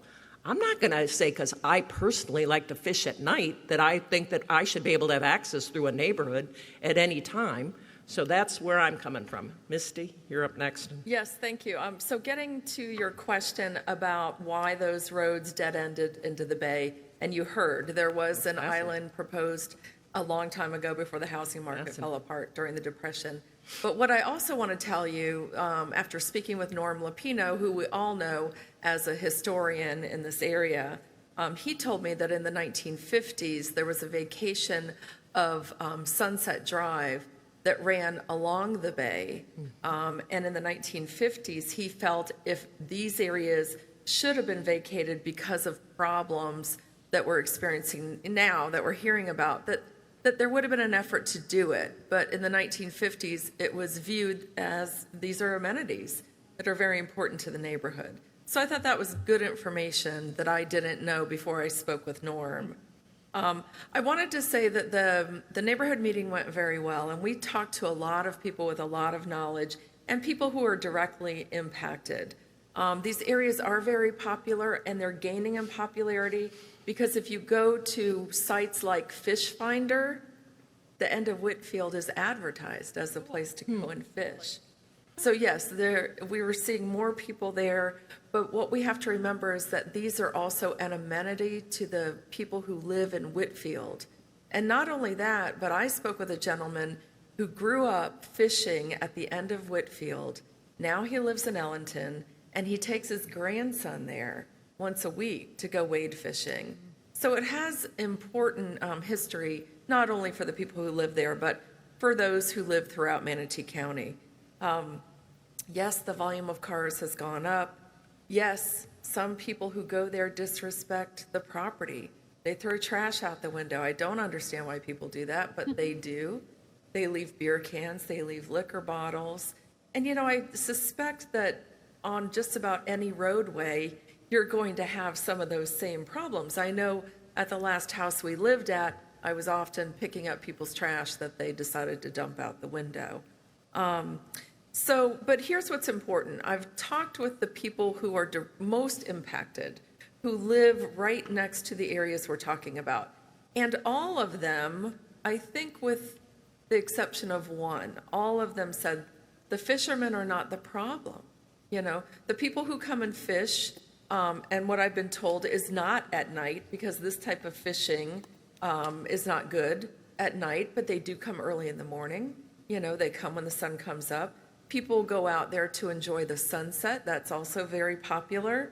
So that's not the issue. But what we see as a problem in the neighborhood is after the fishermen are gone and after the sun is down, that people are parking there, and doing things that maybe aren't legal. There have been drug problems there. There are people buying a six-pack and sitting out there with whomever and then leaving the trash behind. And so if our law enforcement had the power to go up to a parked car in the evening and say, what are you doing? This is an area that you can't park at night. They will be asked to leave and have the authority to do that. I was interested in the poll numbers that you showed because I took very detailed notes while I was there. And many of the people I spoke with preferred an ordinance from dusk to dawn, just because there is no fishing activity, no sunset viewing, no real enjoyment of the water after sunset and before the sun comes up. And so that's what I would like to see. I think that is the best balance. It provides the most protection for the neighbors who live there, and it also allows everyone to enjoy the bay as they have always done. So I'd like to make a motion that we amend the staff recommendation to have no parking between dusk to dawn. Okay, we have a motion. Is there a second? Okay, sorry, motion dies for lack of a Sorry, second. Misty. Okay. Carol, then Vanessa. I'm liking, again, we're taking so many rights away from people that we need to really look hard at this. I respect the residents. People have been doing this their whole life. If we're going to have some kind of rule, I'm either with Priscilla or Vanessa, 12 to 6 in the morning, 12 to 5. You know, fishing, I mean, I'm sorry, 17 people out of an 8 or 12-hour meeting showed up, and we're going to set policy because of that. We have gotten emails. This has been a use, and here I go, it's like the beaches, which I'll talk about later today. We've had a use since 50, 60 years, and now because of a few idiots that are ruining it for everybody else, we're doing this. Signage for the law enforcement to say you can't be doing this, or, I mean, I support that, or I would support a later curfew. I mean, a later, that you can't park there. But I'm not, and I hope we have 4 votes, because, again, we're taking people's rights away, that a lot of rights are getting taken away for recreation, and we've seen what's going on. And these people that have lived here, this has been going on since they lived here. And yeah, we see a few more idiots. I mean, I hate to say it, but people that are dating probably go to the end there too, you know, and make out, you know. Let's be real. And do what? That's what's really happening probably. But just hope it's just that. Because there's laws about the other. But again, you know, we're all, I mean, let's get real and allow our citizens to be able to use that. And I'm not going to make a decision like this with 17 people. Madam Just not Chairman, gonna. may I respond to Commissioner Whitmore? Okay, and then Vanessa, go ahead. Okay.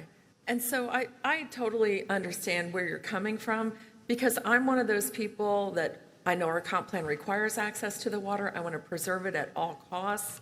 But when you talk with all of the neighbors and all of the people, even the guy from Ellington, the people using this area, you're not taking away the rights of the people who are enjoying it, because it's not enjoyed after dark, just because the type of fishing that is happening there. And the problems we're seeing are after dark. That's when people are parking there and doing things they shouldn't be doing that make the neighbors feel unsafe. You know, I've heard that they do feel very unsafe to even go out in their driveway, because 5 or 6 cars will be out there, and they don't know what's going on. They can't see in the windows. So when you think about in the wintertime, when our sun sets early, you know, 5:30, sometimes it's dark, and then to go until midnight to allow people to park there during those times when they're not going to be enjoying the bay. Again, not trying to take away anyone's rights, but there's really nothing to do there between dark and sunrise, other than park there and do things that are causing problems for the neighborhood. So please consider those things. We're going to allow other people to talk. Yeah, can I respond to her? You let No, you guys already had a debate. Oh, I'm you going to let let Vanessa, and then I'll come back to you, Carol, because Vanessa had her arm up. Yeah. Yes, thank you, Madam Chair. I understand both sides. I mean, I hear what Commissioner Survey is saying, but at the same time, I sit back and I'm thinking about the rights that Commissioner Whitmore brought up. I mean, that is true. You know, I think this board has dealt with that enough for 1 year, looking at taking away rights of some of our citizens. And I have not heard of any problems that the sheriff's office has had in handling this. So and Commissioner Benak, you had very good points that you made about living on the water and hearing the boats. It's just like the one that I tried to bring up on 44th, you know, people hearing all the trucks and cars. But, you know, sometimes you just got to think of what's important, I guess. I really have an issue with this item. And as much as I respect my fellow commissioner, Commissioner Servia, I just cannot go with dusk to dawn. I can't do that. I just don't think it's fair. You know, that has been there for the public for many, many, many years, longer than I've been alive. So I have a real issue with thinking about taking that away with only 17 people being, you know, that went to the meeting. So I can't support the motion, so I just wanted to let you know. Thank you. Okay, so we don't even have a motion because there was no second. Right. I'm going to turn the gavel over to Commissioner Whitmore, and I'm going to make a motion for the recommended motion by staff. Okay, Second. So I have a second, All right, we have a motion and a, here we go, Carol. You which get to is run it. the motion, I don't need it. With the motion is to dusk to dawn, correct? No, it's So the recommended that's the motion from 10 p.m. to 6 a.m. That's the recommended And I motion. seconded it. Okay, all right, so any discussion? Priscilla? I won't follow it. I understand what you're saying, the dusk to dawn, but I think that's just way too restrictive. And whatever we make, I hope whoever makes the amended motion, I think we should also put no overnight parking. In other words, no camping and put some of these things that are actually bothering them, post it. No camping, no drugs, but I won't do the motion. I would probably do a 12 to 5, maybe 11 to 5. And I only say 5 because I start work right now at 6 in the morning. You can see good at 6 in the morning. And a lot of fishermen want to get out there and be the first one on the water when they're coming out. So I have a little problem with dusk to dawn, and I won't do this motion, but I would probably vote for probably 11 to 5. Okay, so Maybe right now 12 we to have a 5. motion from 10 till 6 a.m., and I'm not going to support that motion. Does anybody else want to make a comment before we vote? Carol, you just need to open up for public comment. Public comment, please. Yeah, I will. But I was giving the commissioners that. None? Okay, is there anybody here in the public that would like to make a comment?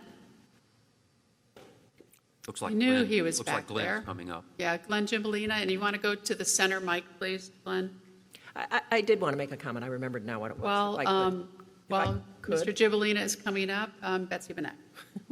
Thank you. Trying to hold it on the chair right now. Presumably, and I want to clarify because Priscilla said this, if it's prohibited from parking, you can't have camping, you can't have anything going on the right-of-way, right? If they cannot park any vehicle, they can't camp there, they can't stop there, they can't party there if a vehicle's involved. Is that correct?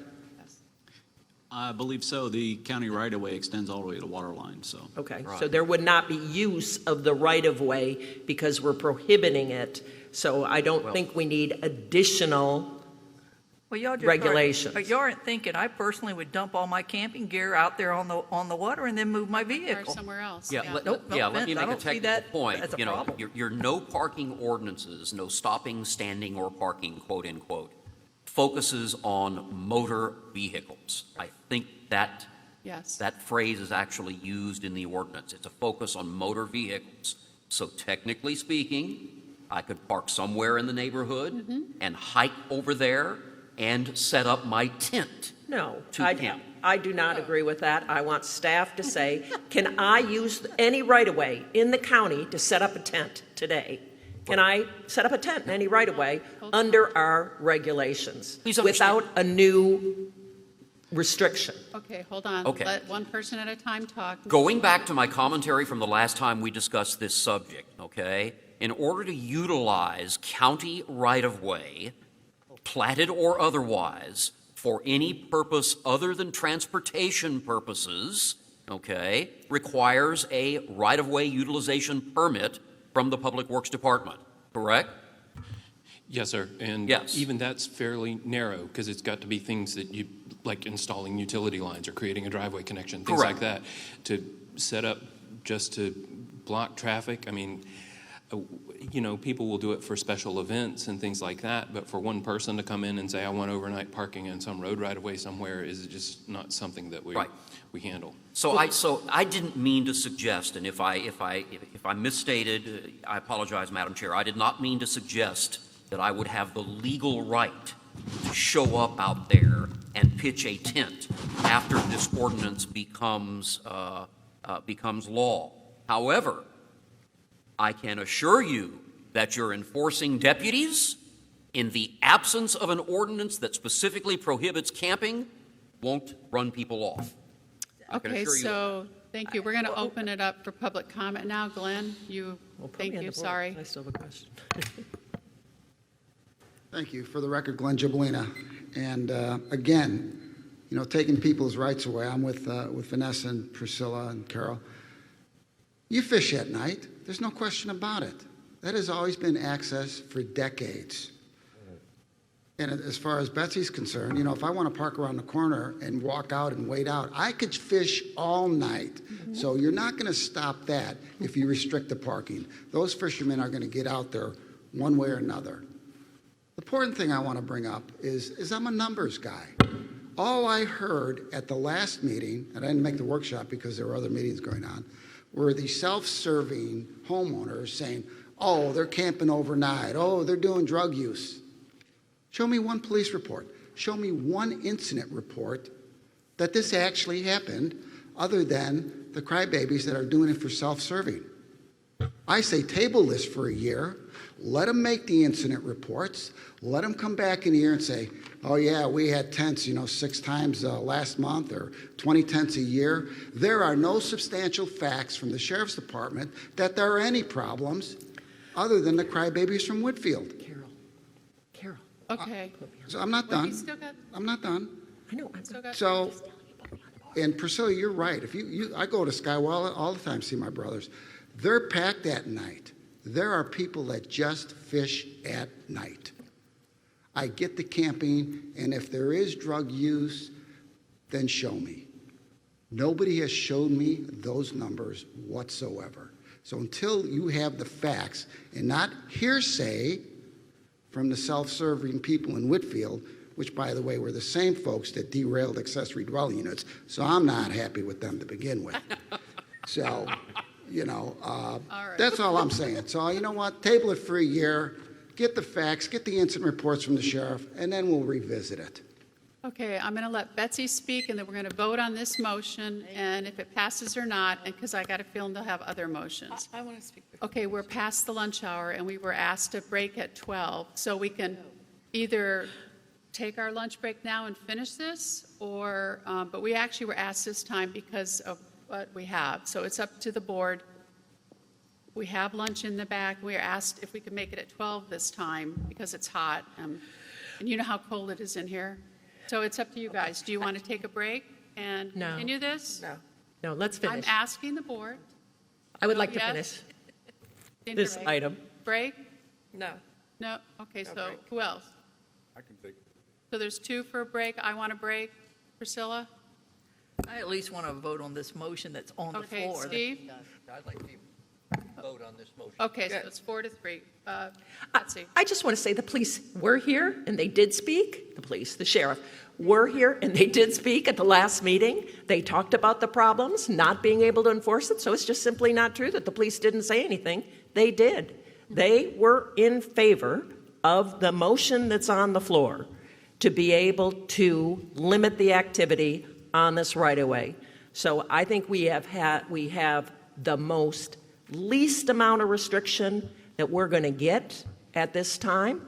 Y'all think you're going to get some other additional restriction that says you can't park? Well, you can't park on any right-of-way today. So I don't think we need to add more restrictions. So what are you for? You for least amount of restriction or aren't you? A no parking from 10 p.m. to 6 a.m., in my opinion, is the least amount of restriction. We're not restricting people from fishing. I believe everyone has the right to fish as long as you have a license and follow the rules. So I don't see any problem here. But parking on this right-of-way, which is something that we limit all over the county, we're not going too far, gang. I'm not taking away people's rights to park during the day like they did at the island. So I'm trying to make a plea. Let's get this done. If there needs to be more regulation, then we'll hear about it. But I don't think we're over-regulating in this instance. Thank you. And they're taking away 24/7, not just the day. Misty and then Priscilla. Thank you, Commissioner Whitmore. Yes, thank you, Betsy, for saying that. That was on my list. So, Glenn, great idea to have more backup, but law enforcement is not writing reports because they can't, because there's no prohibition of parking. So therefore, this signage will help for law enforcement to enforce parking in the right-of-way. Look, I'm a native Floridian. I know about fishing. I know people fish at night. I get it. And it is a right that's important. But what I hear from all the fishermen that I've spoken to and that the neighborhood has spoken to is that people don't go to this area at night to fish, but they still can. even with this parking restriction. They can fish here all night if they want, but that is not what we're talking about. It just isn't an area that's very popular at night. And as far as the camping, I heard last night that the camping has been in an RV. So it has been parking camping, not pitching a tent, but parking camping. So I think that we kind of eliminate the camping problem with the no parking ordinance. And I really appreciate Betsy Benak's comments because I am not in favor of taking away people's rights, but the government has to step in when people's rights are conflicting. And so the people who live in the area have a right to a safe home environment. And the people who want to access the bay have the right to access the bay. And what we're trying to do is balance those rights. And that's a position that government is placed in a lot. And I really appreciate the motion on the floor, and I look forward to voting in favor of it. Priscilla? Call the question. Call the question. Whoa, wait a minute. I called the question. Vanessa seconded it. Perfect. Okay. Okay, so the motion on the floor is to limit parking from 10 to 6 No, a.m. you have to vote on calling the question. Oh, yeah. All in favor of calling the question, say aye. Aye. Anybody against? Okay, motion carries. Now the motion is, Madam Clerk, The recommended motion. 10 to 6? Right. 10 to 6. It's the recommended motion. Staff's recommended. Okay, staff's recommend. All in favor, say aye. Aye. Anybody against? Nay. Nay. Okay, motion fails. Do I have another recommended What's the motion? vote? What? 5 to 2. Whoa. That went way too fast. Could Yeah. we please? Whoa. Please ask for hands. Thank you. Okay, hold on. I saw everybody raise their hand. Can everybody raise your hand in support of the motion? I was correct, 5 to 2. Anybody against, raise your hand. Okay, and somebody in the back that doesn't count, sorry. Okay, so now do we have any other ideas or another recommended motion? I move I move that no parking from 11 to 5. Do I have a second? Second. Steve, second. We have a motion by Commissioner Trace, second by Commissioner Johnson. Any other discussion? All in favor, say aye. Aye. Aye. Anybody against? So it's 5 to 2. Motion carries, and we're going to break from lunch till 1:30. It's 11 to 5, Aaron. 11 to 5. Thank you. Thank you. I think those of you want can sit at your desk, because I know Steve probably does.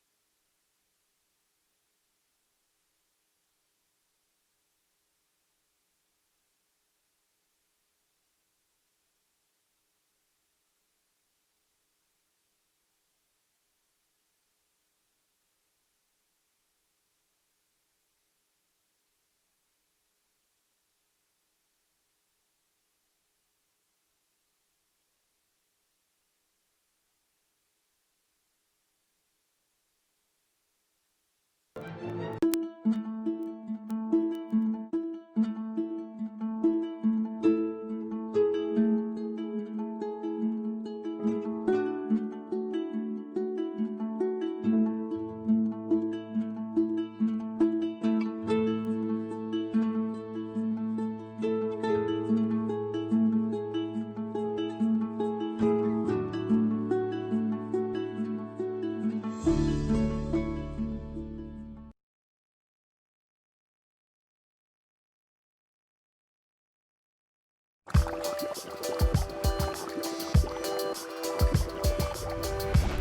washing is one of the most important ways you can keep from getting sick and spreading germs to others. Dirty hands spread disease. This hand washing demonstration will show you how hand washing can get rid of germs and chemicals that get on our hands every day. This gel is like the germs and chemicals that we get from things we touch throughout the day, like our toys and pets. If we then rub our eyes, nose, or mouth, or pick up something to eat, the germs or chemicals can get into our bodies and make us sick. Studies have shown that people touch their eyes, nose, and mouth about 25 times every hour without even realizing it. To get rid of these germs and chemicals, CDC recommends you follow these easy steps every time you wash your hands. Wet, lather, scrub, rinse, and dry. We're going to show you the right way to do each step. First, wet your hands with clean running water. Turn off the tap and apply soap. Then, lather your hands by rubbing them together with the soap. Be sure to lather the backs of your hands, between your fingers, and under your nails. Scrub your hands for at least 20 seconds. If you don't have a clock nearby, keep scrubbing until you've sung the happy birthday song twice. Rinse your hands well under clean running water. Dry your hands using a clean towel, electric hand dryer, or air dry them. Washing your hands using the steps we just demonstrated is very important to get hands completely clean. Let's see how well we got rid of the germs and chemicals. Great. No more germs and chemicals. Why is this so important? Germs and chemicals from unwashed hands can get into our foods and drinks when they're being prepared or when we're eating or drinking them, which can make us sick. Also, germs and chemicals from unwashed hands can be transferred to other objects like cell phones, tabletops, or toys, and then transferred to other people's hands. That's why it's so important to wash your hands following these steps. Wet, lather, scrub, rinse, and dry, so you can stay healthy and help keep those around you healthy. For more information, visit cdc.gov/hand washing.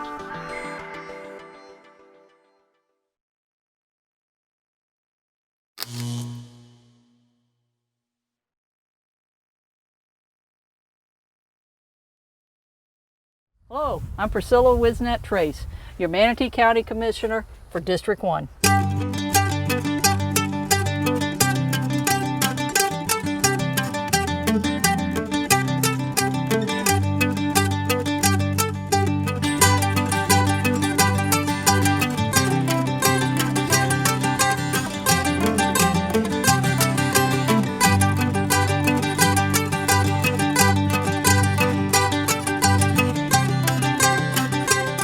My family has been in Manatee County for 5 generations. With my family having been in agriculture, and my family is citrus and tomatoes, I've always worked the land, always known about working the land. I've always seen how hard and had a lot of respect for farmers and their attitude, and it's something I knew I wanted to do.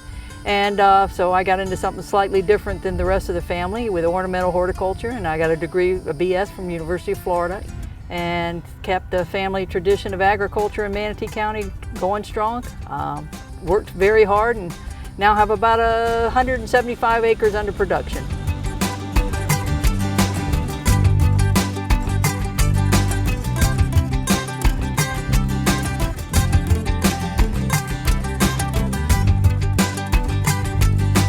I don't think there's anything anyone doesn't know about me. I'm open, honest, grew up here. I have friends that are still here that I went to kindergarten with. I'm pretty sure if you want to know something, there's someone here that can pretty much tell you about me. I've loved this county. My whole family's here. Probably have 200 relatives within 30 miles of where I'm standing right now.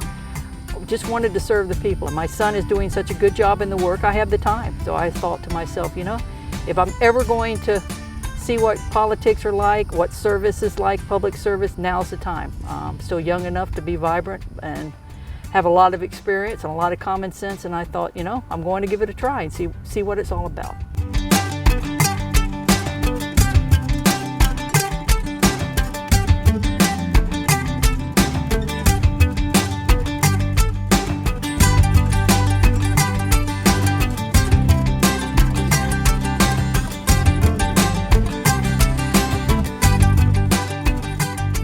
I think District 1 has been sometimes shunted to the side because we're kind of quiet. We like to stay on our own side of the river.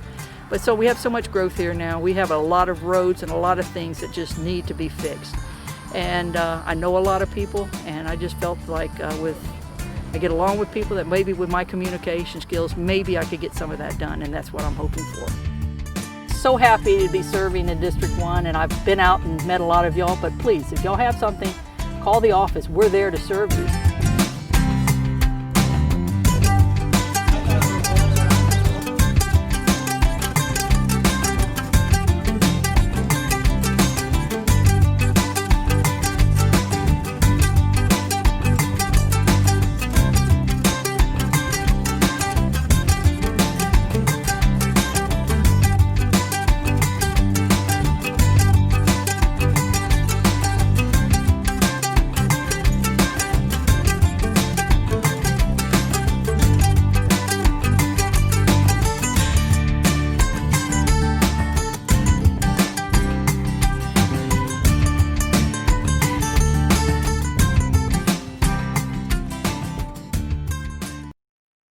Hi, I'm Steve Johnson. I'm your District 3 Commissioner in Manatee County.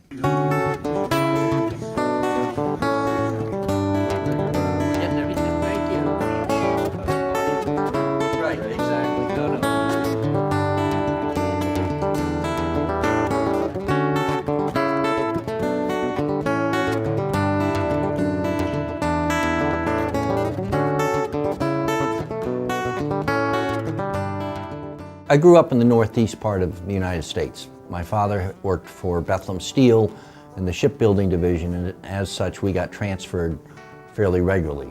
I moved here to Manatee County, or to Florida, in 1976 to go to graduate school at the University of Florida. I decided I wanted to go to a warmer climate that had opportunity. So we packed our car with our dog and took off and said, well, we're going to drive out to California, and in the meantime, we swung through Florida. And my brother was living in Jacksonville at the time, and he said, why don't you go look at Gainesville? University of Florida's there. So we moved to Gainesville. I spent a year there and then moved to Bradenton, and then went to work for a little savings and loan called First City Federal. And then, like so often happens, the bank sold to a large bank in Brooklyn, New York. I worked for them for a while, and then they indicated they'd like me to move back to New York and work in their headquarters, and I was like, no, I'm not doing that. Ran into a couple local people who said, why don't we start our own bank? We went ahead and did it and started Liberty National Bank down in the Bayshore area, and I was the president and CEO of that bank, and we had that for about 8 years. And when John Chappie elected to retire from his position as the representative in District 3, again, some people approached me and said, hey, you need to do this. We need somebody on the county commission that understands finance and, where we're going financially in the county, and, this would be a good way to cap off your careers giving back to the county. I think the thing I enjoy the most is the greatest asset in the world is I have a huge book of friends. I love spending time with my friends and doing some traveling when I can. Of course, trying to keep my 2 children focused and making sure that they're good citizens and are going to be contributing to society. District 3 is where I've lived the whole time I've been here. District 3 is an exciting district, one of the oldest, and it's one of the ones that we need to keep working on. What I try to live every day is an expression that Jim Valvano came up with, who was the basketball coach at North Carolina and died early from cancer. And he has a great quote, and his quote is basically, There are three things you have to do every day. You have to think, you have to laugh, and you have to cry.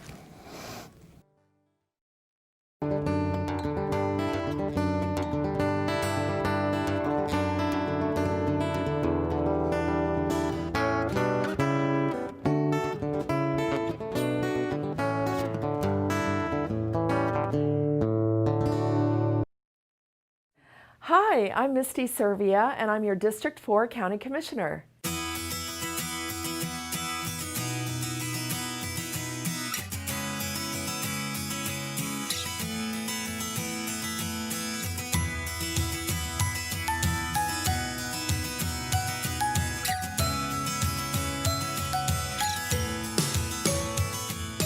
I'm a Florida native. I've been here my entire life, and I've been in this area my entire life.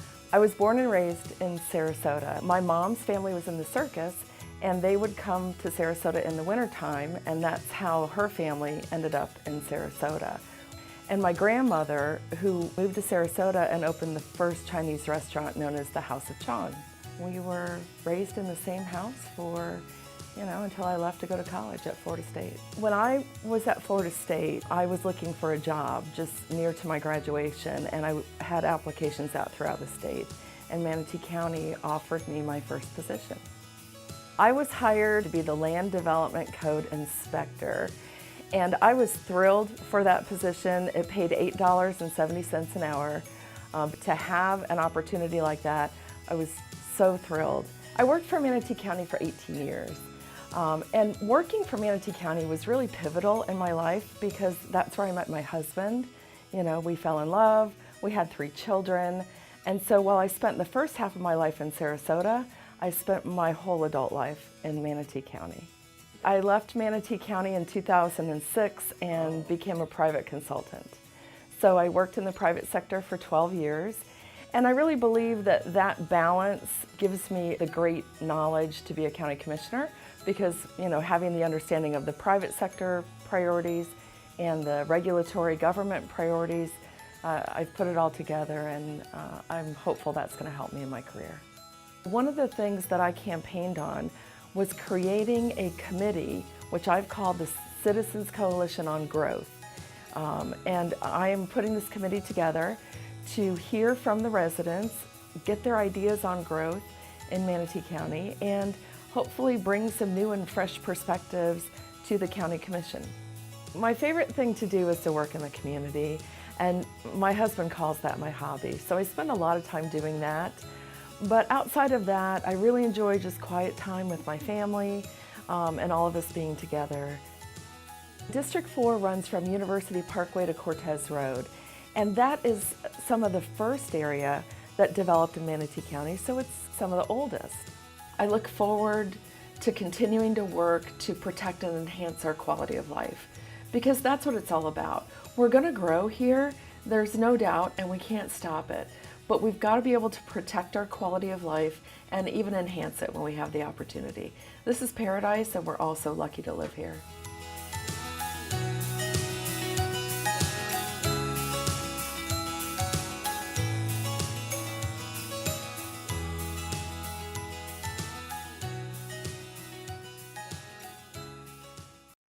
Hi, my name is Vanessa Baugh, and I'm the County Commissioner for District 5.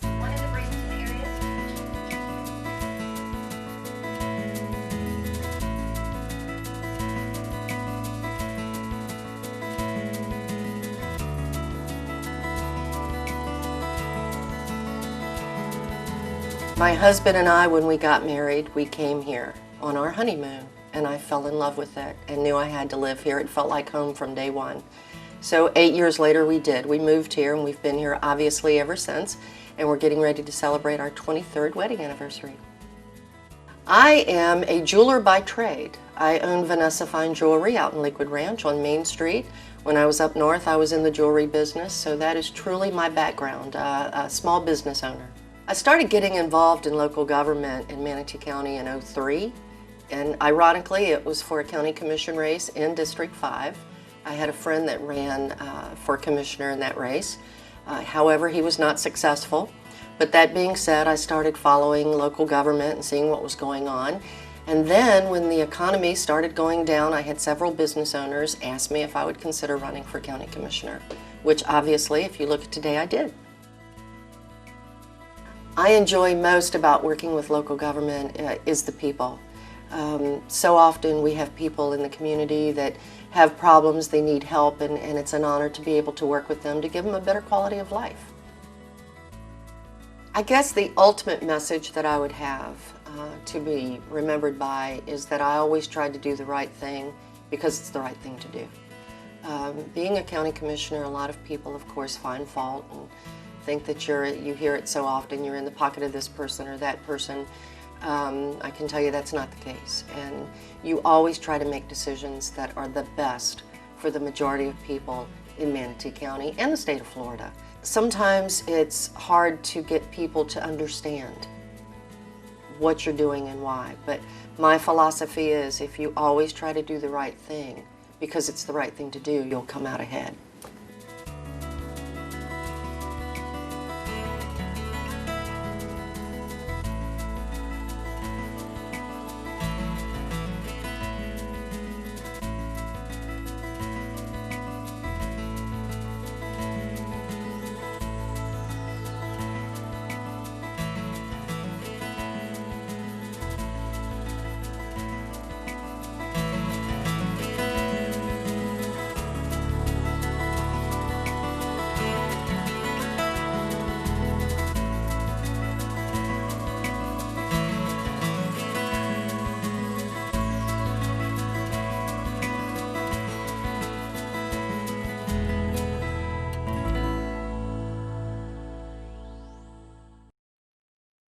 Hi, I'm Carol Whitmore, and I'm your District 6 Commissioner.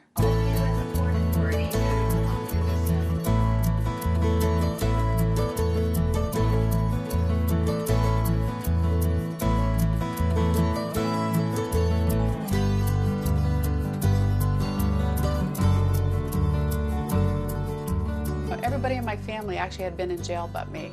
I was the only one that actually went to college, and actually the only one that made up my mind that I was going to make it in life. And I did.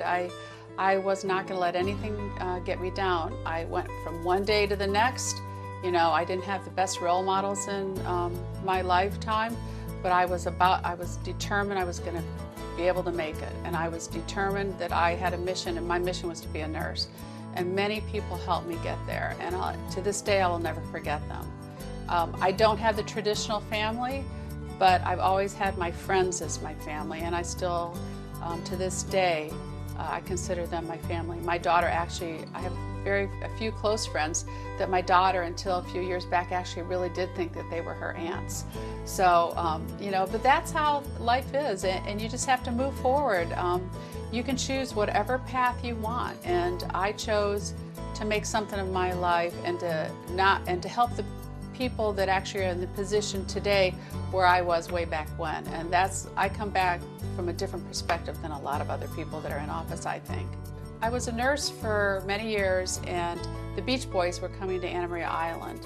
And my girlfriend was actually the one that was coordinating it. So she asked me if I could go to the city commission meetings with her to help encourage our forefathers on the island to allow something young and happening on Anna Maria Island at that time. So when I went there, I knew everybody there since I'd grown up. And I got interested, so I started actually attending the meetings. And I decided, well, you know, I think I can make better decisions than them. And that's how I actually got involved with politics. I decided to run, and I've been in office ever since 1991. I was city commissioner of Holmes Beach for 7 years. And then I decided to run for mayor, and I was mayor for 8.5 years. I was the longest serving mayor that they've had out there. You can be successful being good and honorable to other people. And I feel that really that's what our whole mission is in life, is to take care of the less fortunate. And I've always felt like that. I believe strongly in making Manatee County the best place it can be. And I want to be remembered as a commissioner that had the class and the integrity to move government forward, do what's best for Manatee County with what I stand on and my moral character. And I do feel that nobody can question that. No matter whatever anybody ever says, nobody can question that about me. My door's always open. You can always email me, and just remember I'm here doing the best I can for you as well as the citizens of Manatee County. And if I'm not doing good, I expect to hear that too.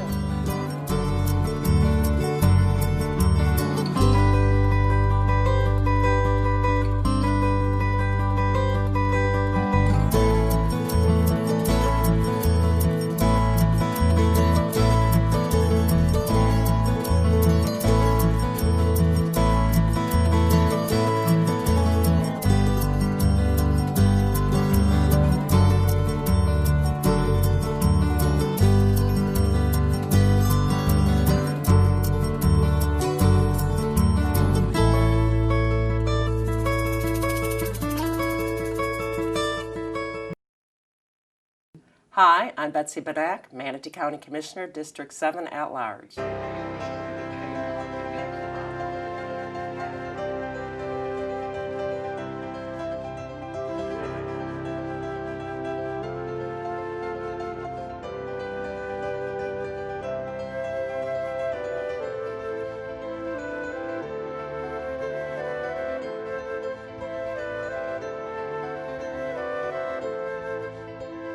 I've pretty much been involved in local government all of my life. My father served on the city council. I had 2 uncles that served on the school board. When I came out of college, like I said, I went to work for a regional planning agency working with many smaller governments in Michigan, and then worked with Manatee County. So I've always been involved with local government, either as an employee, as a consultant, or sometimes as a client. I've always said I was extremely fortunate to find Manatee County. I didn't initially move to Manatee County. My husband was a teacher in Englewood when we first moved down here. He was at Lemon Bay, and I thought that was paradise. It was such a small community. But when I found out how Manatee County has planned for growth, building the dam for a long-term water supply, supplying that water to Sarasota County, keeping the taxes low. Manatee County, with the farm industry background and agricultural background, has so many more people that were kind of born and raised here and make it their home. It's a very unique place. So yeah, I love Manatee County. I'm really grateful that I found Manatee County and made it my home. You meet so many great people. We meet many small business owners, people that have invested their entire lives here in Manatee County. You also meet great employees. You meet people who volunteer here. It's amazing the number of people that work so hard to make our community a great place to be. To me, it was an ultimate challenge to run for office, and I'm really excited to have this opportunity. I've seen good government and I've seen not so good government. And I really felt that, we're at a time where we have to work very, very hard to give the best government that we can to the people, to make sure they get a return on their investment, their tax dollars. And I think it's important to have business people that have a long-range kind of position to come in and see if we can't make things work a little bit better to improve our economy. We had just come out of the worst recession. Florida was more disproportionately hit than many other communities because we were so focused on, growth and home building, and we need to diversify our economy. So I was really encouraged by the challenge of trying to improve our government, trying to work well to make sure that we protect property values, but at the same time protect our quality of life. This is about our community. We're here to represent, but we only can represent people when they speak up, when they get involved. So what I would encourage people to understand that this is a team effort. There's a lot of things going on. We only have the best interest of this community at heart. Come talk to us, call us, email us. There's endless ways to get in touch with people. I will meet with anyone that has, ideas, things that they want to talk about. I would encourage them to, come to our meetings, learn a little bit more. I know a lot of it is, minutia and mundane, but a lot of it is setting the future. So I would encourage people to please come, talk with us, get involved, find out what land use is all about, how things are going to change, how we can improve things. And, we'd love to hear from folks.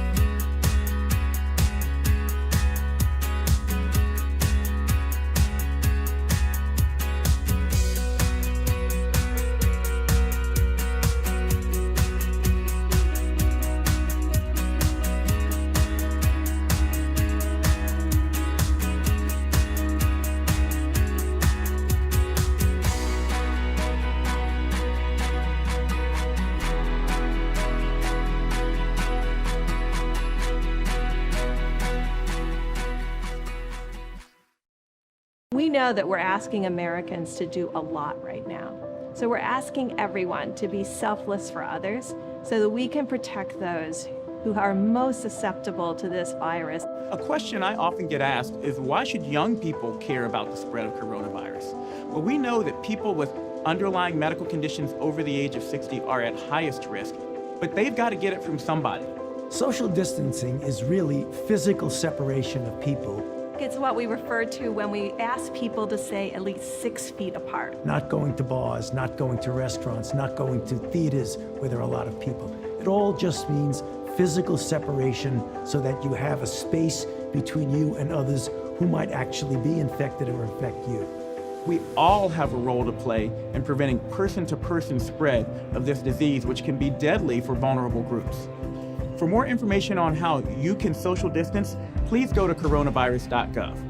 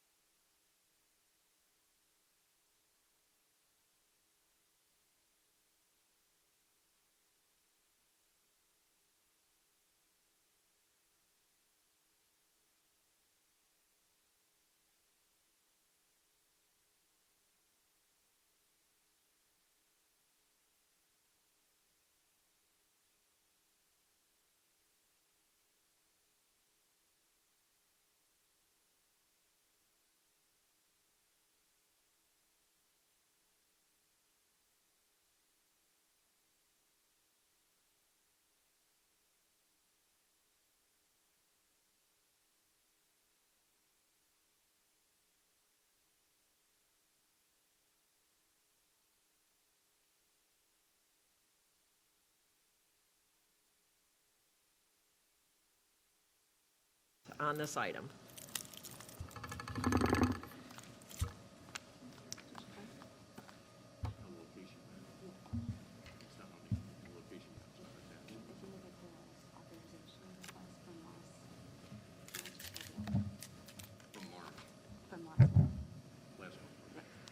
Sorry. Kalina Otero, Special or Senior Assessment Coordinator with Public Works. This is the first public hearing for the Memphis street lighting. This is, as you know, part of the pilot program where the county pays the upfront costs to offset the cost to the property owners. So basically what we're going to do is pay for the street lights, and then the property owners will have a lower special assessment, which is going to be $11.01 per parcel. We did a walkthrough with FPL, and we located 34 locations for the streetlights. There's about 350 parcels. Once you guys go ahead and approve or have comments on the ordinance, we can go ahead and work with FPL to install the lights, barring any special events, which I probably shouldn't say considering the year we've had, but Yeah. Don't jinx us. don't jinx it. Any questions?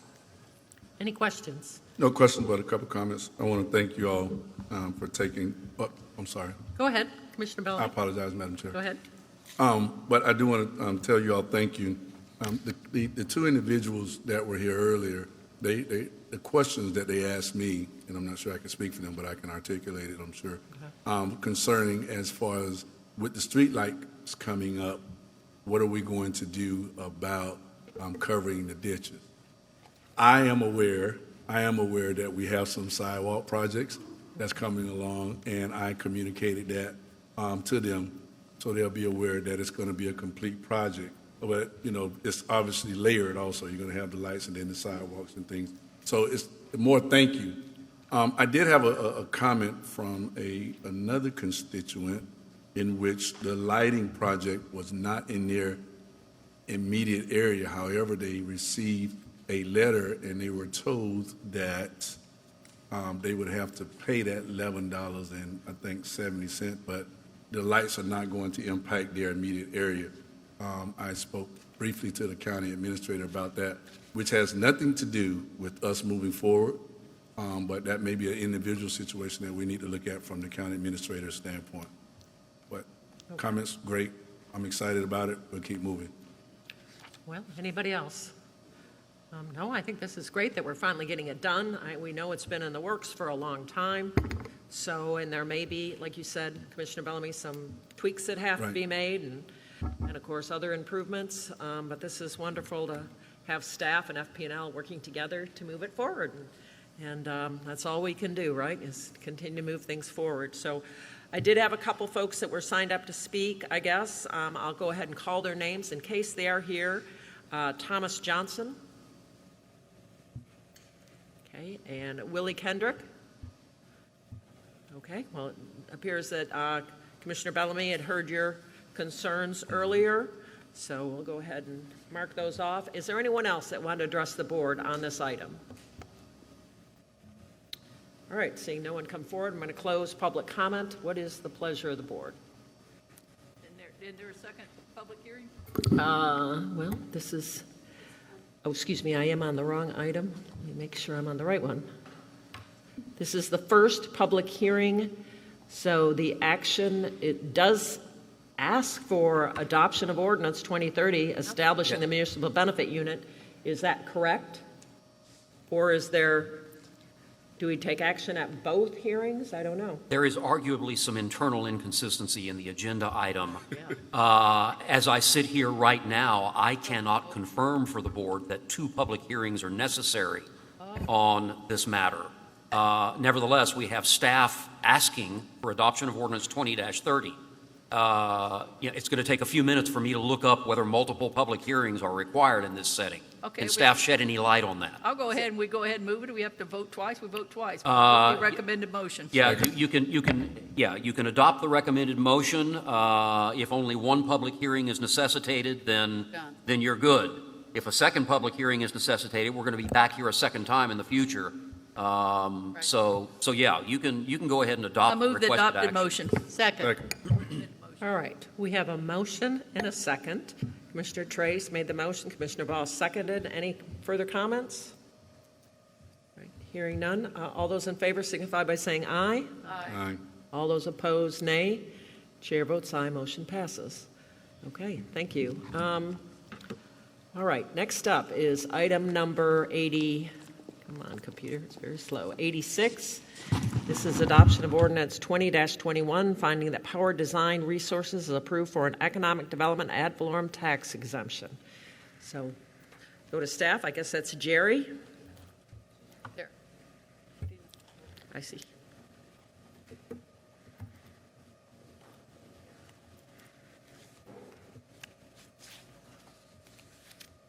I see she's getting her PowerPoint up.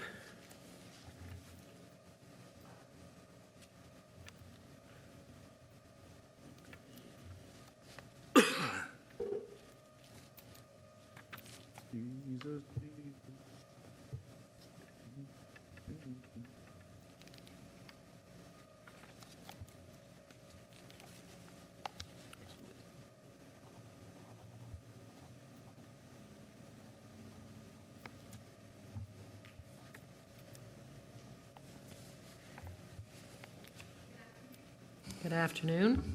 Good afternoon, Commissioners. Jerry Lopez, Director of Redevelopment and Economic Opportunity. Sorry, it just took me a little bit to pull up that the slide there for a minute. We are very excited to be here today to present an economic development ad valorem tax exemption. As you know, this is one of the tools that we have in our toolbox to work with businesses that are creating jobs and bringing capital investment into the company, and we're very excited to present this project here to you today. So the action requested today is for the adoption of the ordinance finding that Power Design Resources is approved for an economic development ad valorem tax exemption. This one, as you know, we use very judiciously, so we're very careful in the projects that we bring forward to you. But Power Design Resources is one of the leading electrical contractors, and they've expanded into other activities, and they are headquartered in St. Petersburg. They do putting together of electrical components that go into multifamily and hotels, and I'll be presenting in a minute Chris Hughes, who's the Vice President, to talk to you a little bit more about that. But for right now, I want to go a little bit more into specifics of just what the ad valorem tax exemption program is. So the first slide, Karen, thank you. So before I go into this, I do want to give a huge thanks to Karen Stewart. This was her project, and this was originally going to go before you in March, so the meeting was moved to today. So in a lot of ways, this was her swan song project. So thank you very much, Karen, for all your work on this project. So I just got to be the lucky one here that presents the PowerPoint.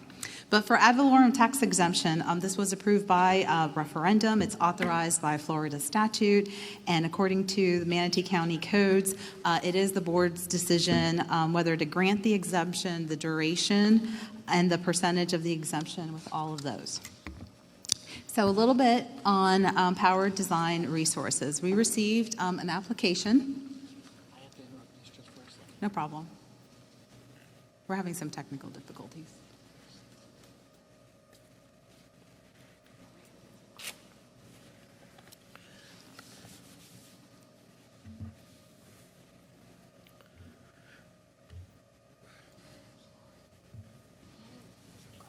Thank you. Thank you. Next slide. Next slide, please.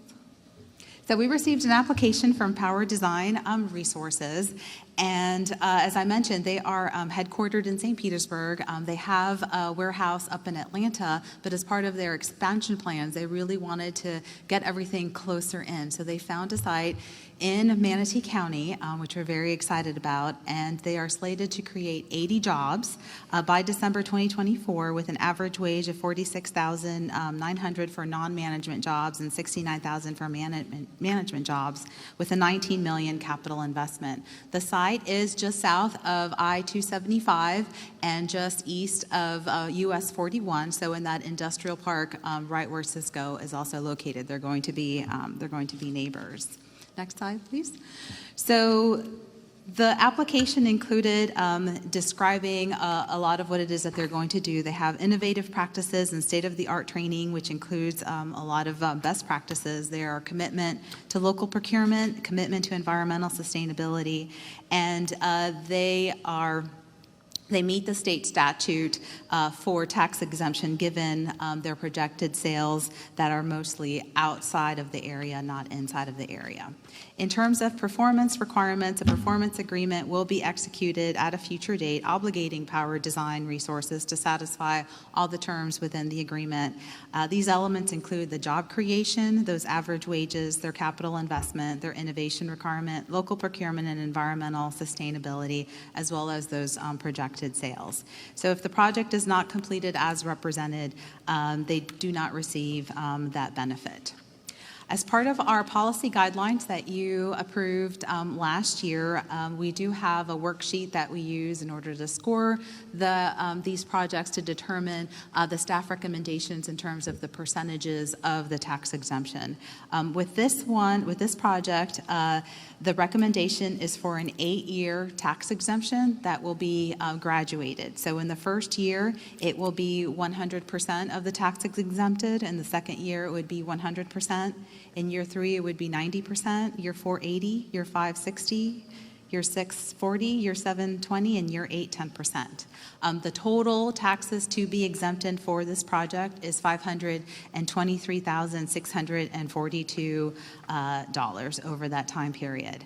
When we look at evaluation of these projects, we look at the overall 10-year projected net benefit, and for the county, that will be over $1.2 million. That means that this is still taxes that the county will be receiving because of this project during that time period. The amount for the school district will be the $1.9 million. That's just a summary. What I would like to do now is introduce Chris Hughes, our Vice President of Power Design Resources, to tell you a little bit more about the project. Mr. Hughes?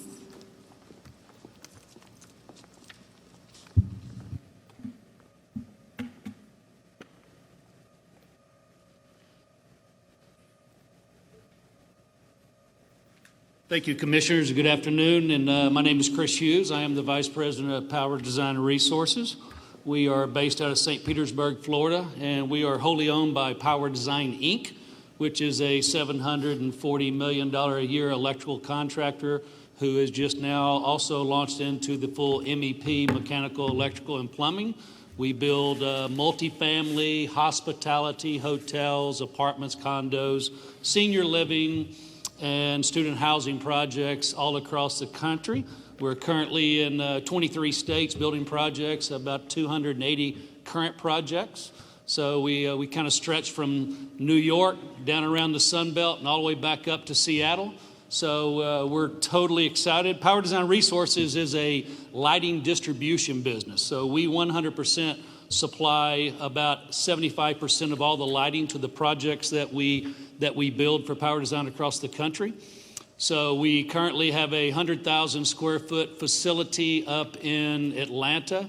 It was started about 15 years ago, and we decided about almost 3 years ago to exit Atlanta and try to find another location. I searched across about 3-4 different states and tried to decide where the best place to relocate to, and we picked Manatee County. So we think this will be a great home for us. It's only roughly 29 miles from our corporate office up in St. Petersburg, so we think it's a really good place. Has great access to I-275 and I-75 both. We do a tremendous amount of work down in South Florida, and then we go all the way up into a lot of work up in the eastern seaboard, and then across over to Texas and Denver and California. So we think it's the shipping lanes are pretty good here for what we do.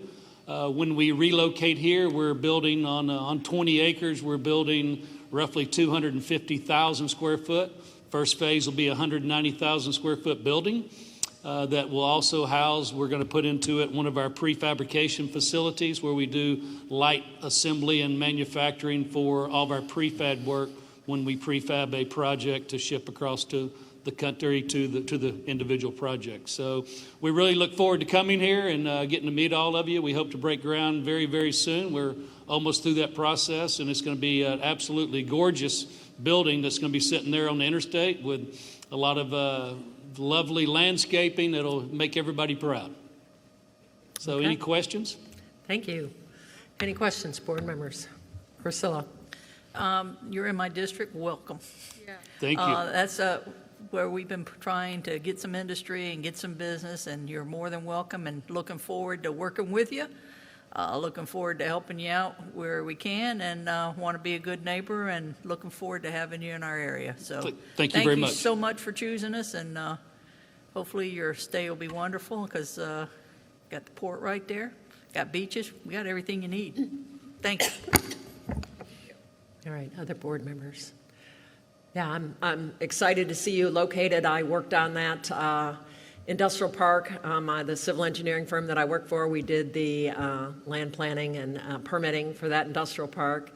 And so I'm glad to see it finally getting built out a little bit more since Cisco and some other folks have moved in there, but that's a great location. I think you have great access. Like you said, you're really just across the skyway practically from St. Pete. So I think that's a perfect location for you, and hopefully you'll be able to find the kind of employees that you need.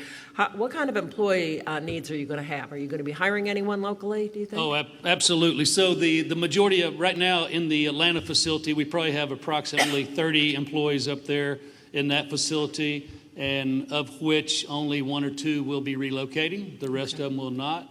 So we'll be hiring local. Hopefully, we can find local people right here in the county that we can hire for the warehouse workers, and also we'll be hiring people to work in our prefabrication facility also.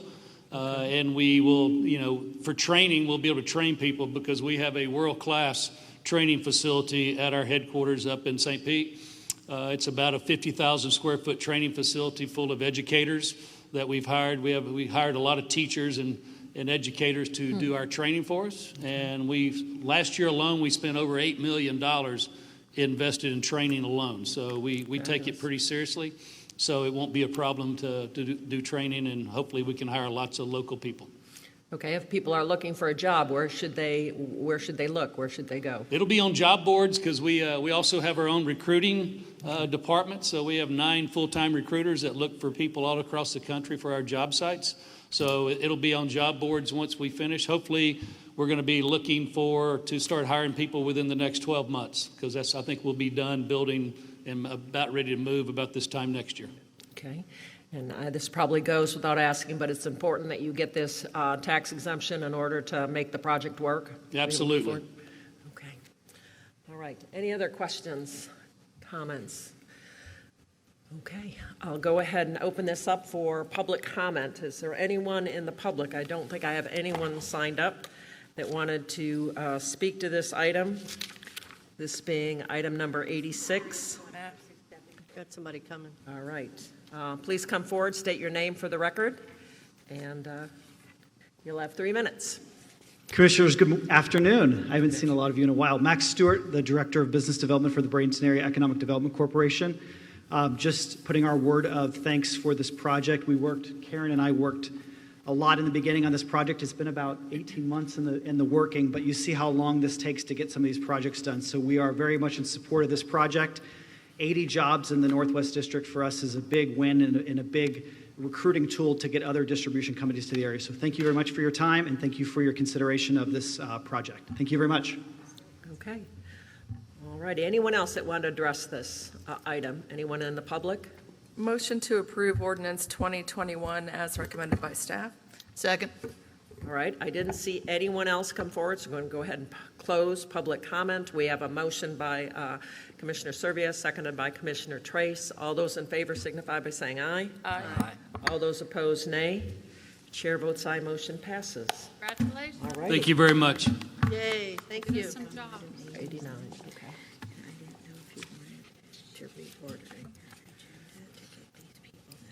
Okay, sure. Thank you.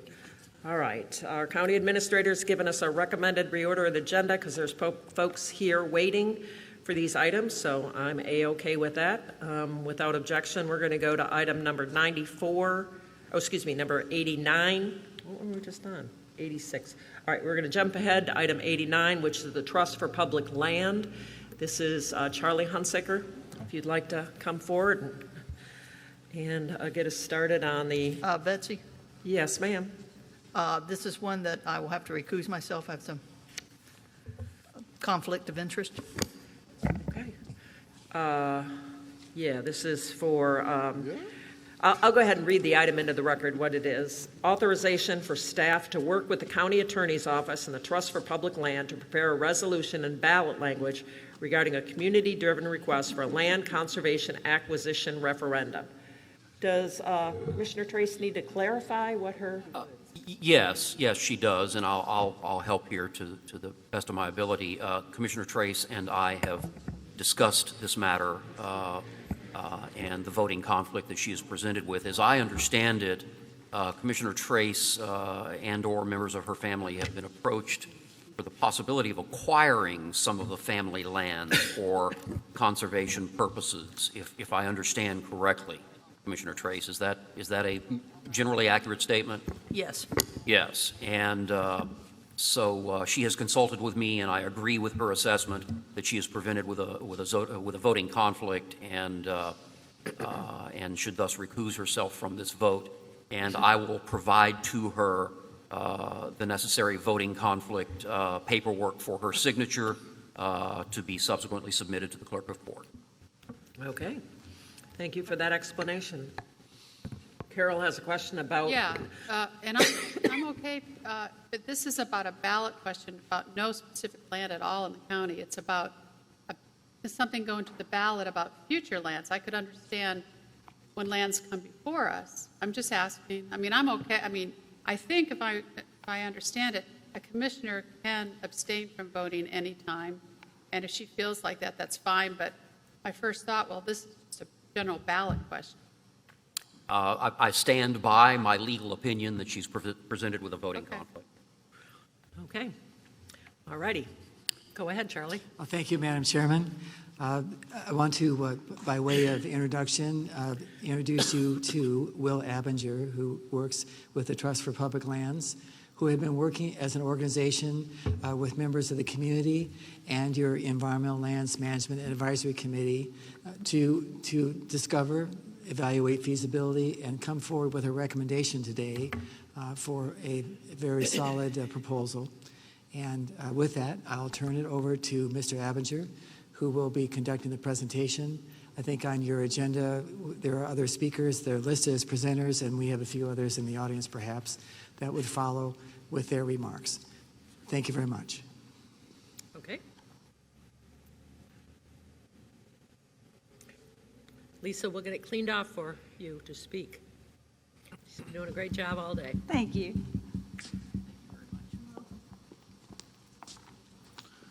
Chairman Benak, members of the County Commission, I'm Will Abinger with the Trust for Public Land. And first of all, I want to thank you so much for accommodating the public in such a safe way during the coronavirus pandemic. I'm just really, really impressed with the way you've handled the whole setup here. So thank you so much for that.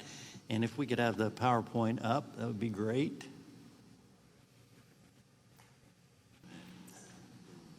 Is there something I needed? Great. Okay. So, yeah. Some of this will be familiar to you, but I did want to talk for just a few minutes about the Trust for Public Land and our conservation finance program before getting into the recommendation that Charlie mentioned. But really, it's the work that's gone in before that that brings us to this point today. So just wanted to quickly update you on that. We're a national nonprofit land conservation organization. We've been around for about 45 years. One of the ways we deliver our conserving land for people to make our communities more livable is through our conservation finance work, which is creating new sources of public funding at the state and local level for conservation and parks. Since we started our conservation finance program in 1996, we've been involved in over 550 successful state and local ballot measures across the country, including about 32 here in Florida. And that's resulted in nearly $80 billion in new public funding for parks and land conservation across the country. These are some of the recent land conservation and park ballot measures we've been involved in here in the state of Florida. You see a variety of communities. In the 2018 general election, we were actually 4 for 4, including a $65 million bond referendum in Sarasota County, just to the south of you here. We started this process going back to March of 2019, more than a year ago, when you officially requested our technical assistance to help you evaluate a dedicated source of funding for land conservation and parks in Manatee County. And the first step for us always is to conduct a feasibility study, which the meat of that feasibility study is what are the finance options that are available to Manatee County for land conservation and parks, how much funding would they generate, and very importantly, what would the impact on Manatee County taxpayers be? We are very proud to be working with some great partners here locally who you're going to hear from in just a minute, but particularly the Manatee Fish and Game Association. Dick Eckenrod is here today, and the Conservation Foundation of the Gulf Coast are our two core local partners here, also obviously working closely with your staff, as Charlie mentioned. We completed the feasibility study late last year, and as you may recall, I presented the results of that study to you in your work session in January. And we looked at 3 funding options. These are the main funding options for parks and conservation that are available to counties in Florida and available to Manatee County. General obligation bonds, bonds with an additional property tax for operations, and then the local option sales tax. And based on discussions with you and county staff and our local partners, we really zeroed in on the bond, particularly the $50 million amount, which would correspond, based on the feasibility study, to about $21 a year for the average property owner in Manatee County. And then also looking at this idea of a additional property tax levy, again focused in on that 0.15 mils, which corresponds to about $29 a year, or about $2.50 a month for the average property owner in Manatee County. The proposal envisions using about $3.7 million of that $5 million to pay debt service on the $50 million bonds, leaving about an additional $1.3 million annually that would be available to the county for operations and maintenance of parks and conservation lands. So here's our recommendation. As I just said, the 1.5 mil property tax for 20 years and authorization for up to 50 million general obligation bonds. The purposes being to protect drinking water sources, protect the water quality of bays, rivers, and creeks, prevent polluted stormwater, conserve land to prevent polluted stormwater from flowing into bays, rivers, and creeks, acquire and preserve fish and wildlife habitat, provide natural floodwater storage to help reduce flooding, conserve natural areas, provide parks, and manage environmentally significant lands and parks. We're also recommending a couple of accountability measures here, full public disclosure of how the funds are spent, and an annual public audit, things you already do. Additionally, purchasing land from willing sellers only on a voluntary basis, and using a Citizens Advisory Committee, much as you do with your existing sales tax for transportation, to help advise you on which properties to acquire and manage. And we recommend that for the November 3rd general election coming up later this year. Now, you might be wondering what other communities are doing in the time of the COVID-19 pandemic with regard to park and land conservation funding. At the Trust for Public Land, we track these ballot measures across the country, and these are the ones that have been voted on since the outbreak of the COVID-19 pandemic. You see 2 park bonds here in Florida that were on the presidential preference primary ballot that were approved, as well as some measures, both small and large, in other jurisdictions around the country that have been placed before voters during the pandemic, and for which voters have shown overwhelming support in many cases. I also wanted to let you know, and we've discussed this, that there are other counties that are pursuing a course similar to the one we're recommending to you here today. Nassau County actually late last year referred a $30 million bond to the voters there in Nassau County for a November vote. Collier County voters will see a measure to renew the Conservation Collier program, their very successful land conservation program. And just very recently, the Volusia County Council voted to refer actually 2 ballot questions to continue their Volusia Forever program and also their Volusia Echo program. So the recommendation, as you can see in your agenda packet, is for you to recommend the staff to work with the Trust for Public Land to prepare a resolution and the ballot language that would come back before you for final consideration at your July 28th meeting. And that would give us time, assuming you decide to move forward today, to begin on planning a voter education campaign here in Manatee County as well. So I want to next introduce Christine Johnson. Christine is president of the Conservation Foundation of the Gulf Coast, one of our great local partners here. Okay, thank you. Welcome, Christine, when you get a chance to get to the mic.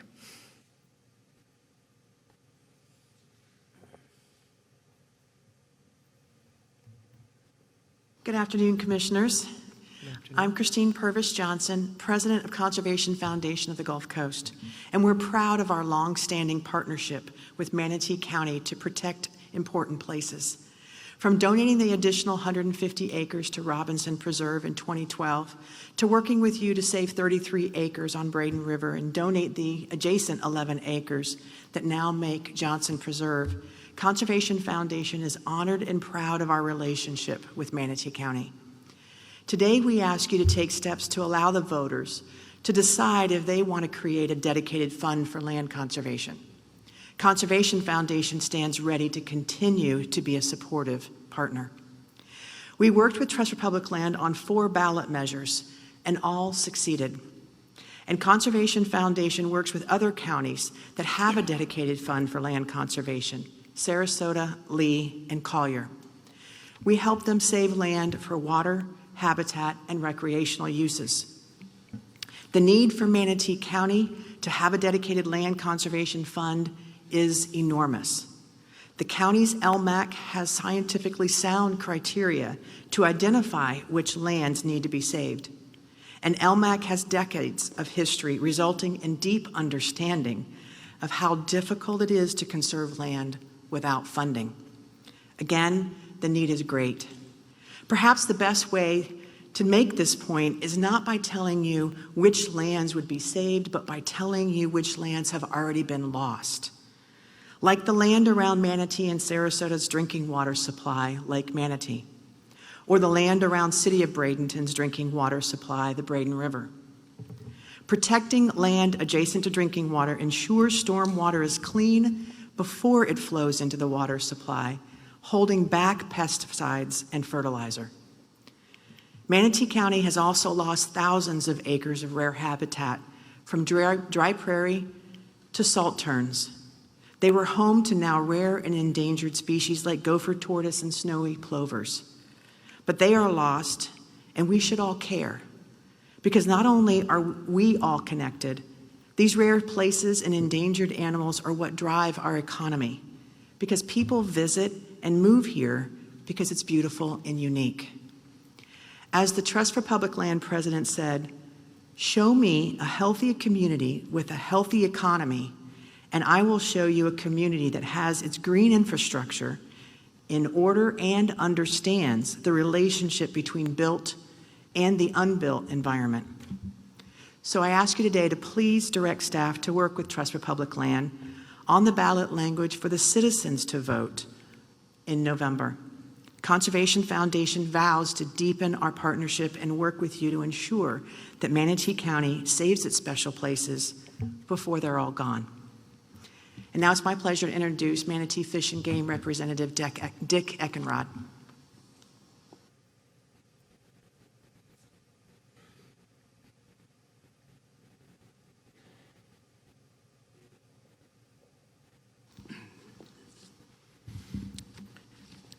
Good afternoon, Commissioners. I'm Dick Eckenrod, President of Manatee Fish and Game Association. I've resided in Parrish for the last 40 years. I'm happy to be there. Over that time, I've watched the population of Manatee County grow from about 150,000 to almost 400,000 today. The demands which that additional 250,000 people place on the environment is contributing to an imbalance between the built environment and our natural environment. The greatest demand on the environment from all those additional folks is for space. Space for homes, space for roads, shopping centers, and more. The development of all those space-consuming buildings and infrastructure serving them comes at the expense of green space, of natural areas, both land and water. Land that is scraped bare, and wetlands that are filled for those new homes and roads and big box stores and Publix. I love Publix, that's my home away from home. The rivers and bays are polluted by stormwater runoff because there are fewer and fewer natural areas to uptake nutrients and provide natural water treatment. I've resided in Manatee County long enough to hear about and observe commissioners on various county boards who faced challenges and met them with foresight and courage. I think of the commissioners in 1966 who exercised great foresight in constructing the Lake Manatee Reservoir in the face of retaliation from voters. And in 1984, those commissioners voted to place on the ballot a referendum authorizing $25 million in general obligation bonds to acquire some 10,000 acres of land in the Lake Manatee watershed, which had been targeted for mining. That land today is, of course, our Duet Preserve. Those commissioners left legacies which endure today. This county commission has an opportunity to enhance your own legacy by taking the steps necessary to place on the November ballot a measure which, if approved by voters, would provide $50 million over the next 20 years to help restore that balance between conservation of our natural areas and development. This is the time to ask your constituents to give you and future commissioners a financial tool that you don't currently have, a tool to help restore the balance between the built environment and the natural environment. I urge you to take the essential next steps and direct your staff to work with the Trust for Public Land and prepare language for a land conservation ballot measure for this November 3rd ballot.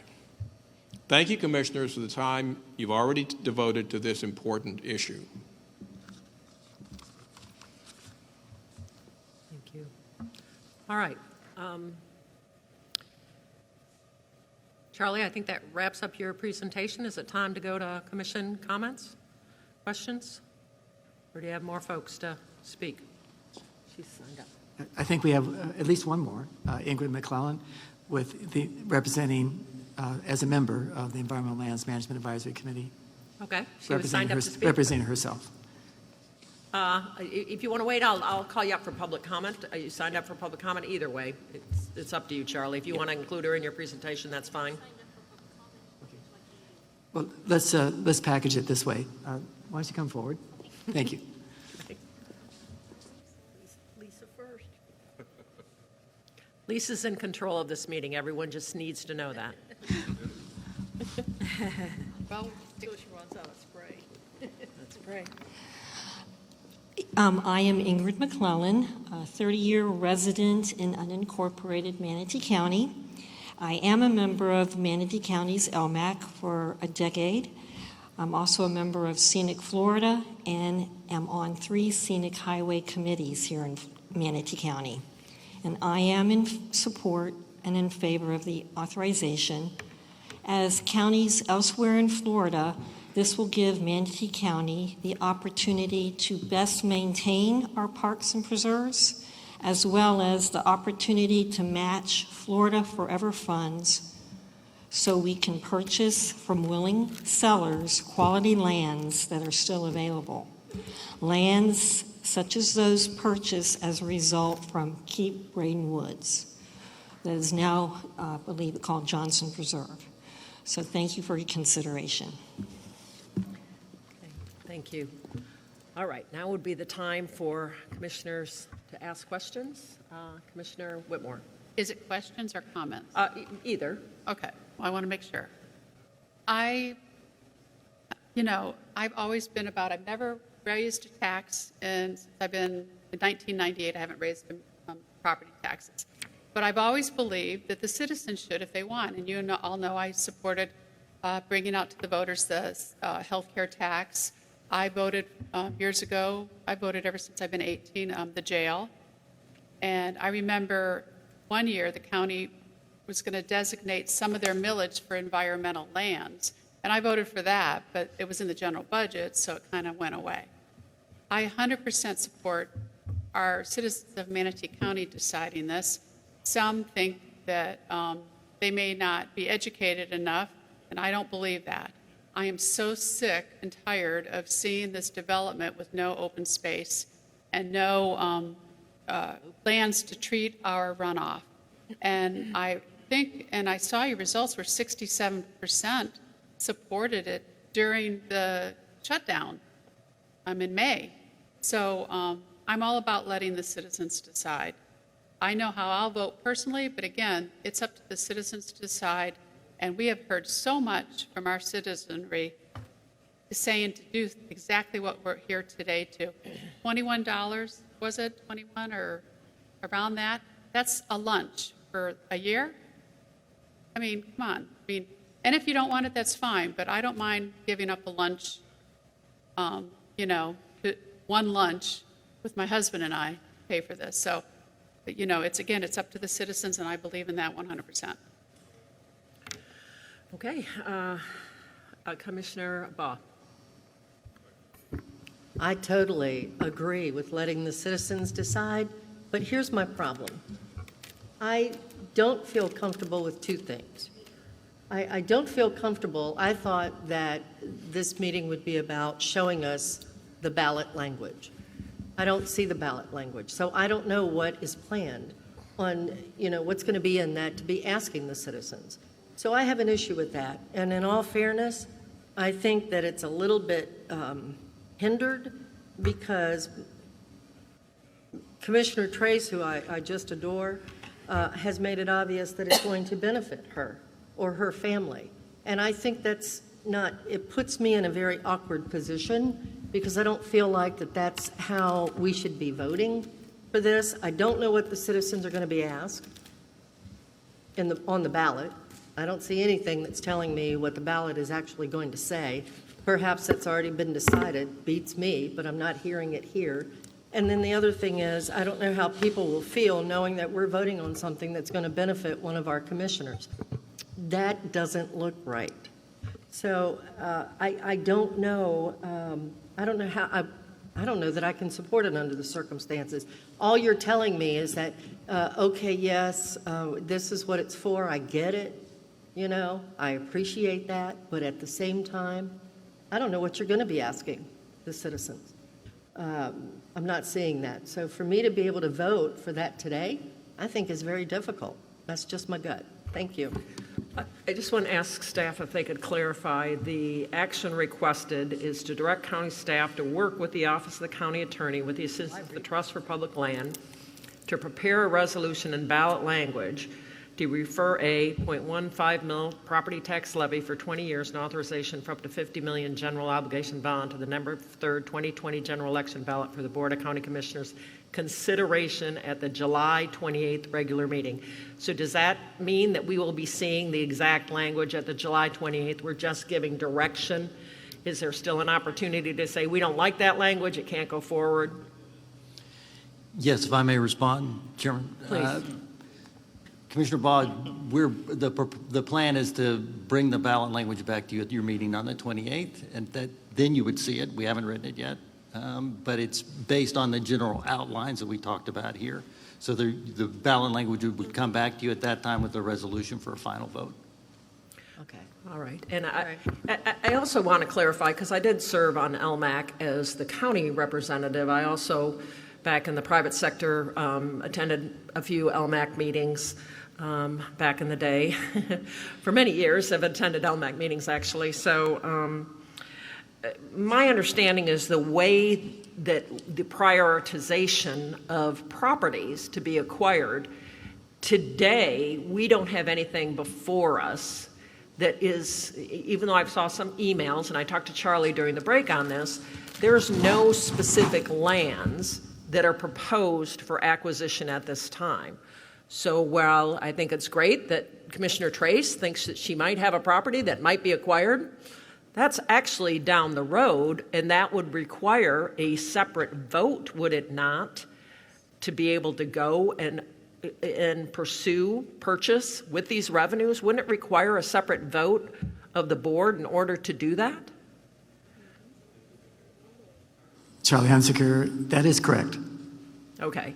Well, I get the very cautious position that the commissioner's taken, and the very cautious position that our county attorney has taken, that yes, this vote might ultimately result in some cash coming the commissioner's way, but that is a couple steps. So I want to clarify, if I support this, I am not doing so in any way to support any purchase of any land, because we have nothing on a list that I've seen before us for acquisition with this funds that may or may not be voted in by the public. So I wanted to clarify that, since that issue was brought up by the Commissioner Baugh, actually. I stand by it. Absolutely, that is your right, Thank you, but it's Madam my Chair, right for to trying to negotiate explain it to differently. me.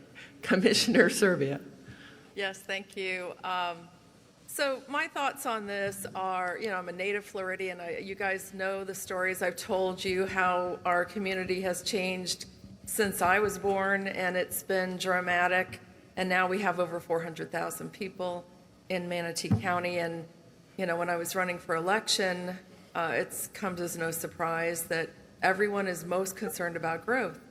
And so that's why I established the Citizens Coalition on Growth for District 4. We continue to meet, and we hear from the people on that committee who represent their neighborhoods how the growth pressures are affecting their lifestyle.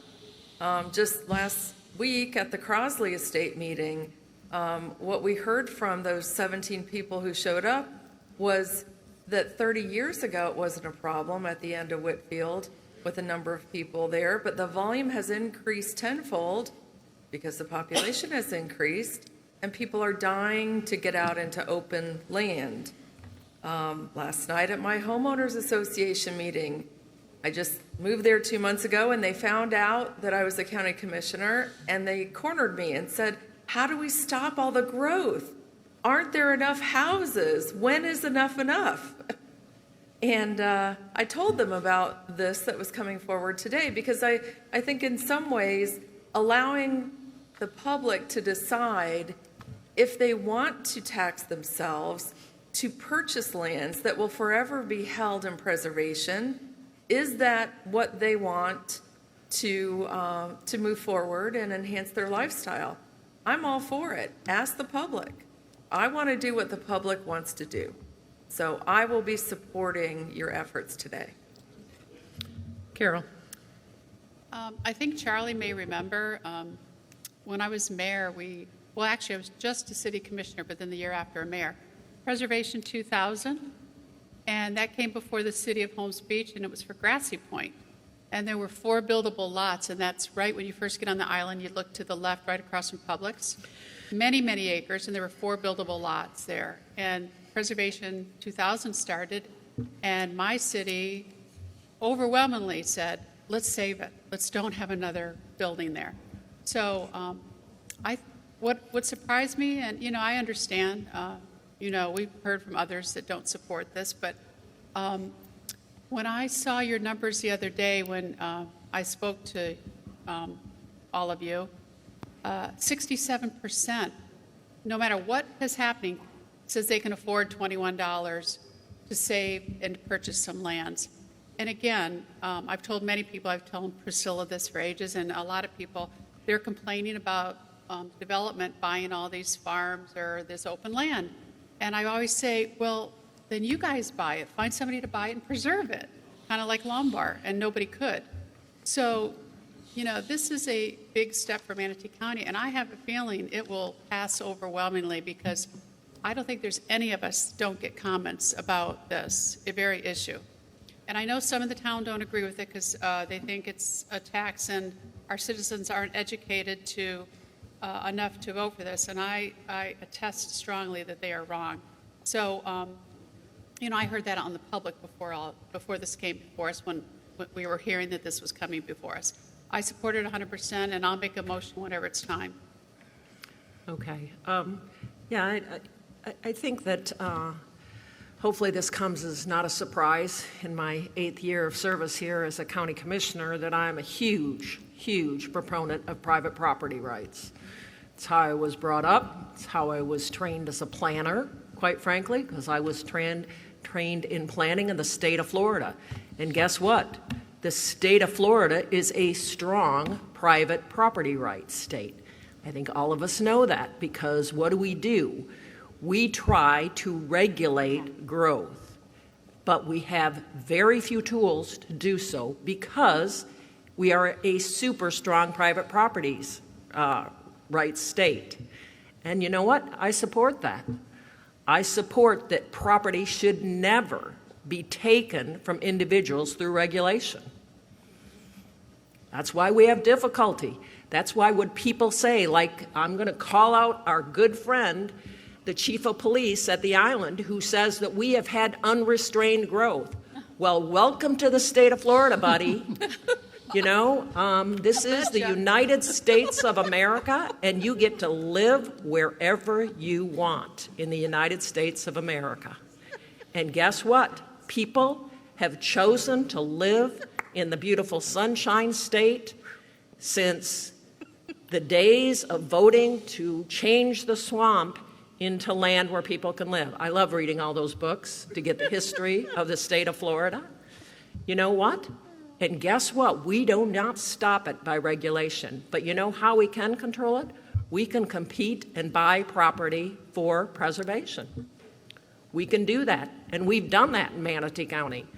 Have done it successfully with very limited. Yes, the commission and the citizens did vote to buy the Duet preserve to help protect the drinking water. Probably not an easy vote back then, but it was the right one, wasn't it? You know, I really struggled when I supported the vote for the Johnson Preserve because people said, oh, you know, the property owner's getting paid too much. Really? They have property rights. We had to pay for them. And that's what we have to do. And I believe the people in this community want to do this. You know, Misty said people are dying to get out into open land. There's probably been never a more realistic statement because we know people will stay alive if they can separate on open lands. It's the one thing people can do during this time, right? Get outside, get some fresh air.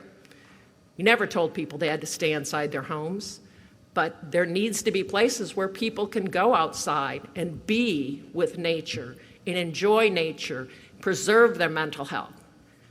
I don't say this lightly. I actually have a degree that says that it's important to get out into nature for your well-being, for your health. I have a degree in environmental psychology, and that's what it says. So I think that I am going to support this without any problems. I hope that the people of Manatee County will become educated and realize that this is something that they can do for their community and for their future. I understand. I spoke against, back when I was planner in the private sector, I spoke against such a referendum in Sarasota County because at the time, Sarasota County was struggling just to provide county water to their citizens. And I said there was other priorities. And you know, timing is everything when it comes to these things. We are in a good position in Manatee County, but guess what people want now more than ever is larger lots. I didn't think I'd be able to ever say that. You know, we've all been so focused on trying to get folks to move into more urban spaces. Well, unfortunately, or fortunately, however you want to look at it, a lot of people are deciding they don't want to live in more urbanized, higher density locations. To me, what does that mean? More potential for urban sprawl. It's a scary thing where I thought maybe we wouldn't have to ever increase our urban service boundary because we could accommodate people. You know, that's been the way we've worked toward trying to get people to move into our more urbanized areas. And I hope the young folks will still consider that. But I've read that a lot of older people are thinking otherwise, that maybe they want to keep their larger lots. It's a different time, but I think it only makes it even more important that we look to this. So thank you for letting me get up on my soapbox about it, but it's something that I feel very strongly about. So I hope that this board will vote. Again, I get it that there's questions that need to be answered. How will this come forward on a ballot? But we have all gotten tons of emails. I believe the citizens of Manatee County want to have the opportunity to support this.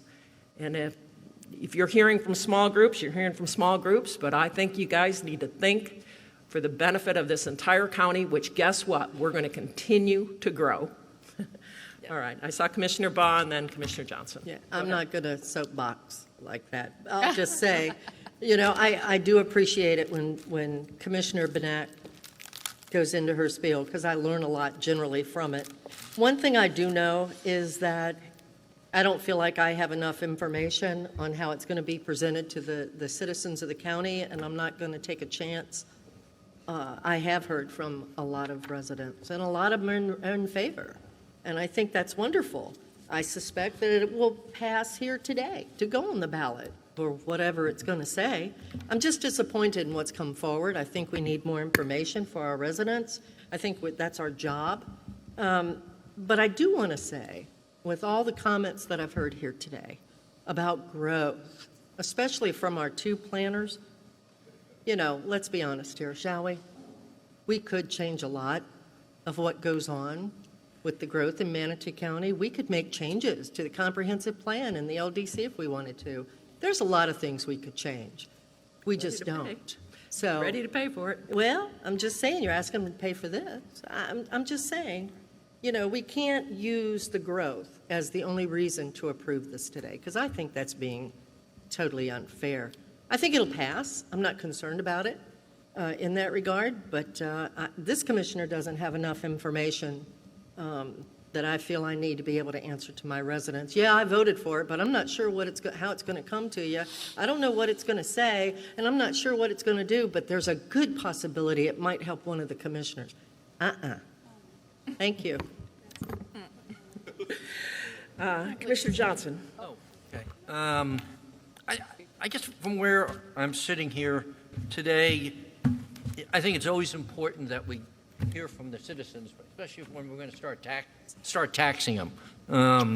You know, it's the ideal way that they're going to get to vote as to whether they want to tax themselves or not. However, you know, I'd be very curious when we get down to finally seeing this proposed language in the referendum, because I think it would be wrong for the county commission to come out and endorse taxing these people. Or from my standpoint, I'd go out and fight against this, because I don't think we need to tax our people. But I don't, you know, that's just my own personal opinion, not as a county commissioner. So, and I think we're all entitled to our own personal opinions when it comes down to us being taxed. So, you know, I'm going to, you know, certainly vote to go ahead with what will be the drafting, I assume, of this ballot question. And then when it comes back, I think you said on June 26th or something like that. July 28th. You know, July 26th, that the, you know, again, if the language doesn't meet my expectations, I'll vote against it at that point in time. But I'm just kind of giving you a heads up of where I'm coming from on it. Like I say, but I think it is important that citizens should be allowed to vote to determine whether they want to tax themselves. I'm sure you all will have a great lobbying group that will be out there putting a lot of money out to make sure that they all vote in favor of it. And I hope whoever in the public is listening, that we get another group of people that go out and raise money to defeat it, so that we can have an honest debate when it comes to the election in November. So those are kind of my thoughts at this point, and I know we've talked about how I felt in our meeting, so it's nothing new, but that's all I have right now, Madam Chairman. Thank you. Commissioner Whitmore. To say we don't have enough information, you just heard, and actually Steve reiterated it, that the language, we will see it in July, and even though Steve may not agree with it, at least he's agreeing to have it come to another step to see if he can support the language. So we are not endorsing this today. We're asking them to get together and come with language. When we endorse it, or not even endorse it, when we approve for it to go to the voters, that's when the language will be. So I think we have enough information to go now. They need direction to work with our attorney, and that's what this is today. And I don't appreciate the comments helping another commissioner make money. That sounds like a campaign deal. I didn't even know. I've never heard Priscilla, her extended family or other family that she doesn't own properties with. I don't know. And we're not talking about that today. There's a lot of properties all over this county, and I don't think to single out somebody, because I have seen commissioners have to abstain because they had property near Lombard. I remember Joe McClash had to because he had that strip mall across the street and all that. It does happen, and she's being prudent, and that's fine, but I don't think to say that is appropriate, but everybody's allowed to say whatever they want. Again, I agree with Steve. The citizens should decide whether they want to tax themselves, not me, because I will not raise a property tax. I just won't. It goes against everything I've ever, it's always been ingrained in me not to do that. We can live within our means. But if you want to pay for it, then you should be allowed to. Okay. I've got some folks that wanted to sign up for public comment. Did you guys want to say something more? Oh, I will. Okay. If you feel you must. Well, I do, when I get called out that I'm being inappropriate. You know what? I have every right in the world to say how I feel and to look out for the residents that have voted me to represent them. It's certainly not political. I have no reason to be. So, I just wanted to make sure that since the statement was made, that I had an opportunity to correct it, because that's a low blow. Thank you. Okay, I'm going to go to public comment. We have one person signed up. I believe the other folks have already spoken. David Ballard. Please state your name for the record. Thanks.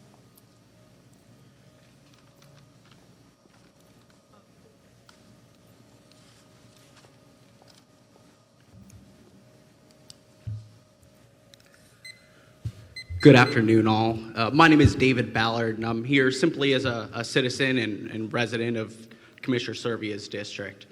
First of all, thank you for even considering something like this. Something would have been unheard of in the not-so-distant past. If this does make to the ballot, I do ask that you also include outdoorsmen, hunters, and anglers in the process. And I know you have up to this point, but our friends in the county to the south of us prohibited hunters and anglers from using any land purchased from such bonding. That being said, I do ask that you take a hard look at this. Right now, we're looking at an issue based on a November 2019 study, and things have changed since then. Unemployment was 3.2% at that time. We're now at 15%. And although the average per home may be $29, any armchair economist could tell you that's not how property taxes work. This will hinder the ability of renters, urban infill, and rehab homes as they adjust their assessment closer to the actual market. Those homes don't get to enjoy some of the same tax exemptions that someone who's been in their home for a long time do. So I would remind you that even though on average, based on probably a $200,000 valuation, yeah, $29 a home, yeah, that makes sense. But the folks that will bear the brunt of this are renters, simply put. And we already know that Manatee County has an affordable housing crisis. I would hate to hinder that when we don't know what the facts are going forward. This may very well be a wonderful idea once we know what the economic situation will be in Manatee County. But putting something on the ballot for November might be a little bit hasty before we really know what the property taxes are going to look at. As you all know, property taxes lag a little bit behind the general economy. So I just ask that you, two asks really, if this does go forward, that you do include outdoorsmen and women in that ballot language, and that you really think about whether this is the right time to do this. Just this week, this county offered assistance to folks that couldn't afford to live in their homes. And now we're raising taxes. Thank you for your time. Thank you. Anyone else who would like to address the board on this issue? Now is your opportunity to come forward. Yes, sir? You have to go to the microphone if you'd like to speak, and state your name for the record, please.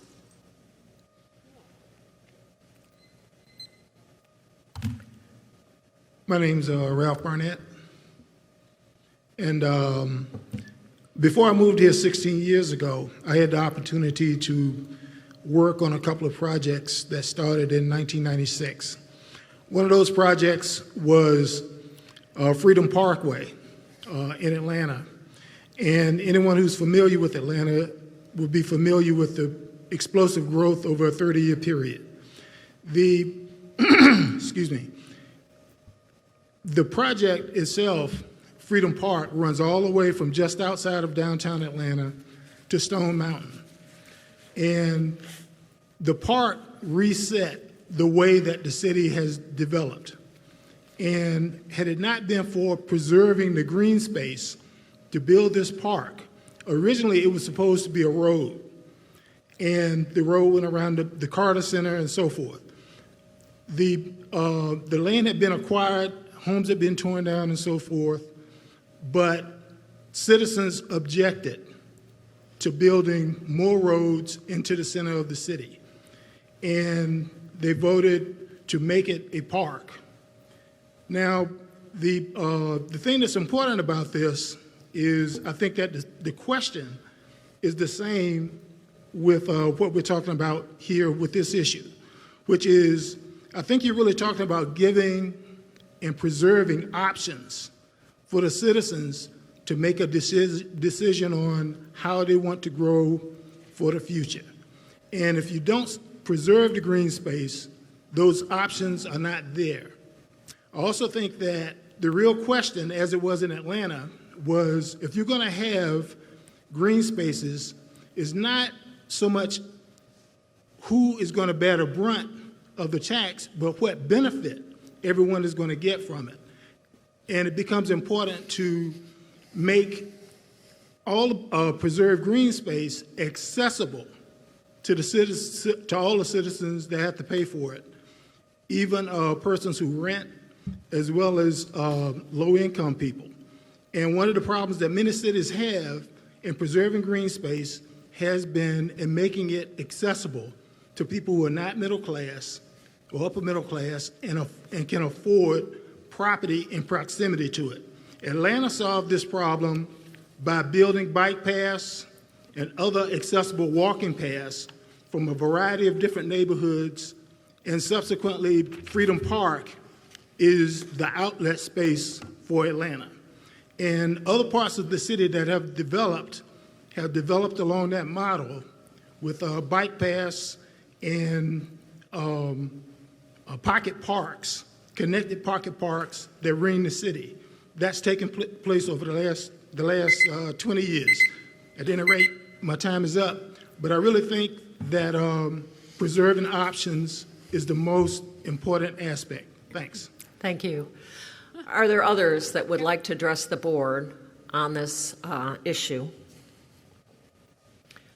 All right, seeing no one come forward, I'm going to go ahead and close public comment.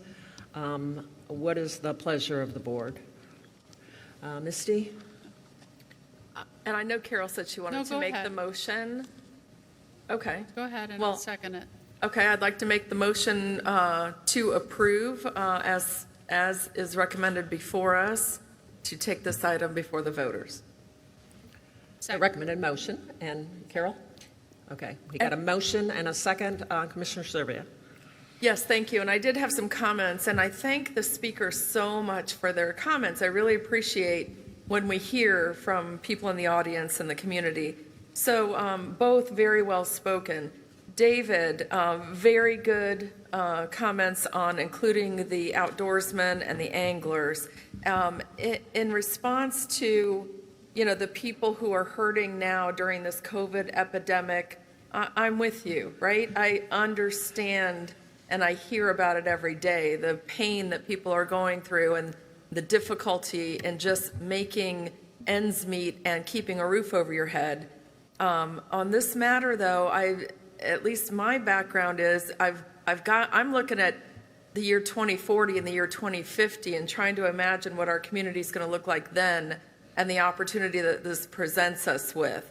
So the pain we're going through right now is going to come to an end soon. I know it doesn't feel like it for some people, but it will. This too shall pass. If the community wants to save green spaces and they want to pay to do it, then we should do it, because once they're gone, they're gone. And I really appreciate Ralph's comments on making sure, if we get to that point, that the green spaces be accessible to all. Thank you. All right, other comments before we vote?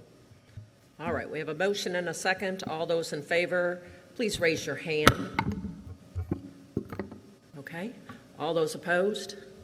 Okay, motion passes. On to the next step. Thank you for the, I did want to ask for clarification. Someone said this report was very old. I think you just did your survey, right? It wasn't done in 2019. Is that correct? Can you please update us? Because I heard that and I think that was incorrect information. Yes, the public opinion survey was conducted in the middle of May. Middle of May 2020. Yes, So ma'am, May 2020. Okay, I think that's important to know, that it was not old information. So thank you. All right, moving along, trying to get to items that have folks here today. We're going to go to the Child Welfare Report. What number? I don't even know what number. What number, Madam Chair? Well, you guys would ask. Hold on, let me figure it out. I can't find it either. Child Welfare Report. Oh, it's down. It's way down Number at the bottom, I think. 94, Madam Chair. 94. Oh, yeah. Yep. Thank you. Item number 94. We're going to go to item number 94. Staff? Good afternoon, Commissioners, County Administrator, and County Attorney. My name is Ava Eady. I'm the Neighborhood Services Director, and I'm here today to introduce Nathan Scott. He is our Child Welfare Policy Coordinator for Manatee County, Sarasota County, and DeSoto counties. He's a certified child protection professional that won the Manatee County's Child Advocate of the Year in 2018. He has worked in the child welfare arena for the past 14 years, from Pasco down to Sarasota and east to DeSoto. He has some great information to share. Unfortunately, it is not all the best of information, but I will let him take it from here. Thank you.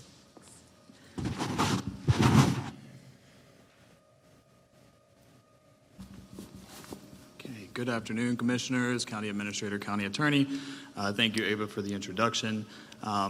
Like she said, I want to share this information because I think it's important information to share. It's not always positive information. So I'll share the information and entertain any questions, and hopefully I can help clarify anything that we may run across in my report.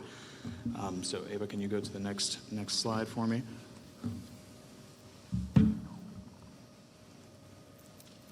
Perfect. So we'll start a little bit with what it is that I do. Actually, I'm the only me in the state of Florida, and I'll explain why that is the case. As Ava said, I'm the Child Welfare Policy Coordinator for our judicial circuit, so I cover Sarasota, Manatee, and DeSoto counties with the Florida Department of Health.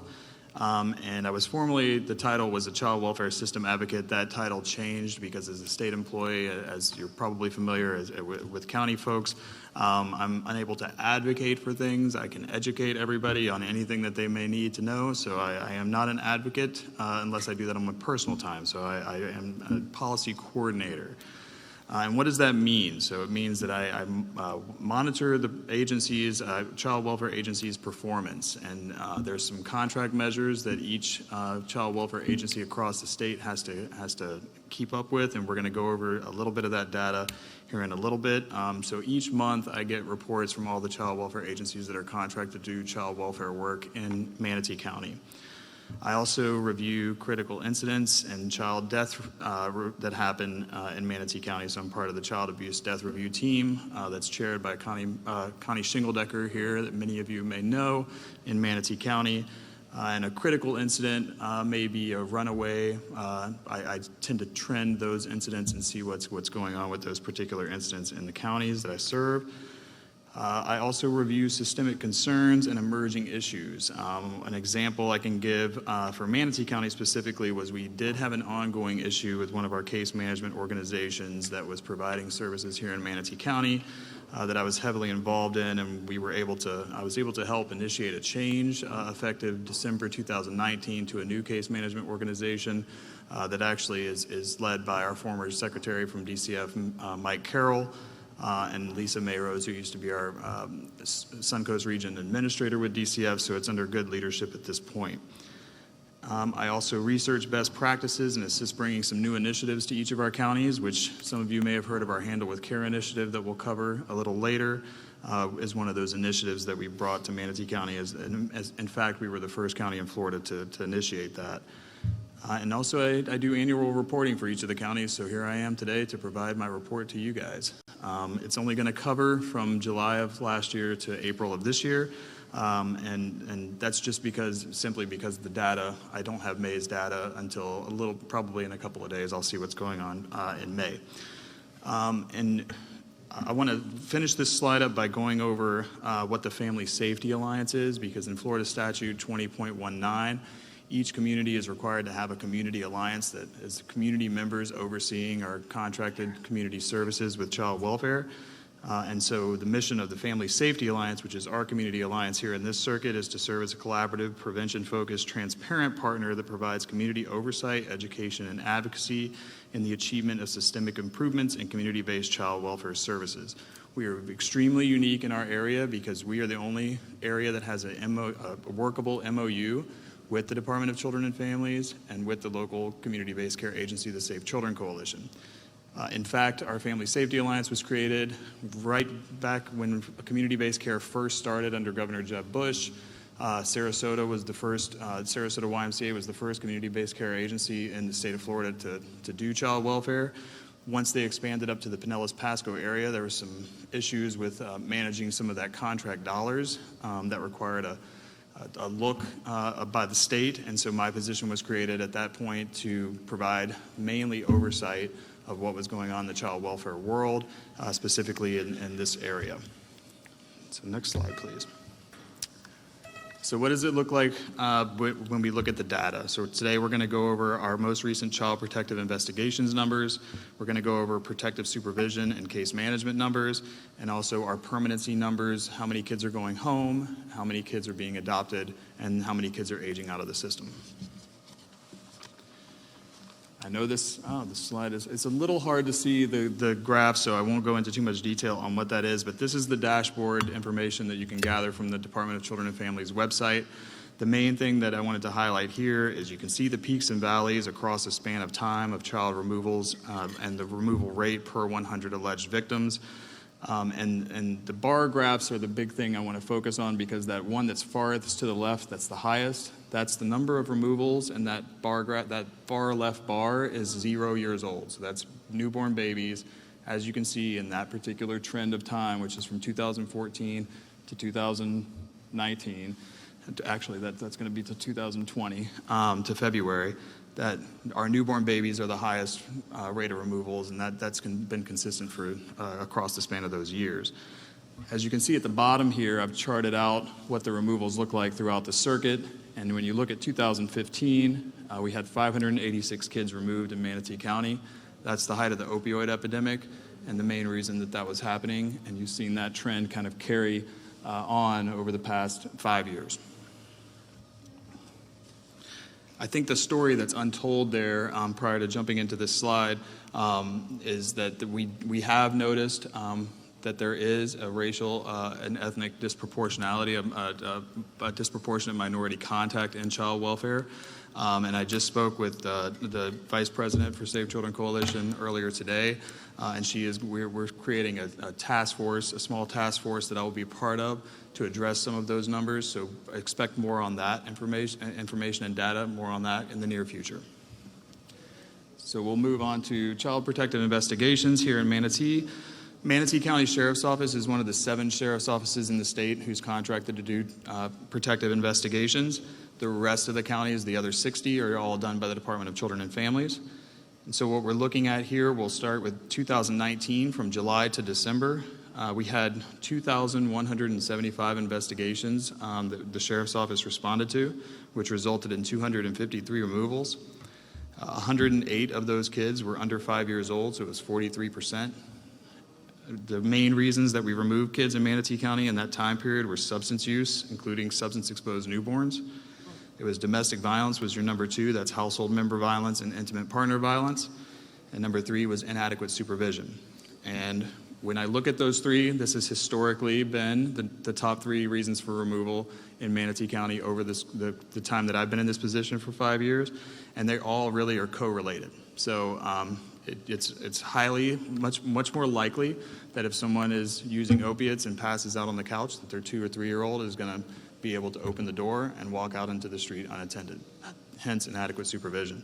Much more likely if someone is all messed up on stimulants or alcohol, that domestic violence incidences occur. So those 3 situations tend to commingle with each other.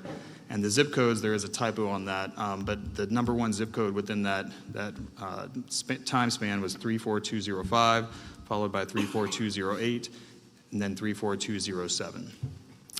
Those zip codes may sound familiar to you, and we'll talk about that as I get into the second part of this presentation. One of those zip codes is the hospital, and as we noted earlier, that newborns are our highest rate of removal there. And at the end of 2019, we did end the year, Manatee County, with the 4th highest removal rate per 100 alleged victims in the state.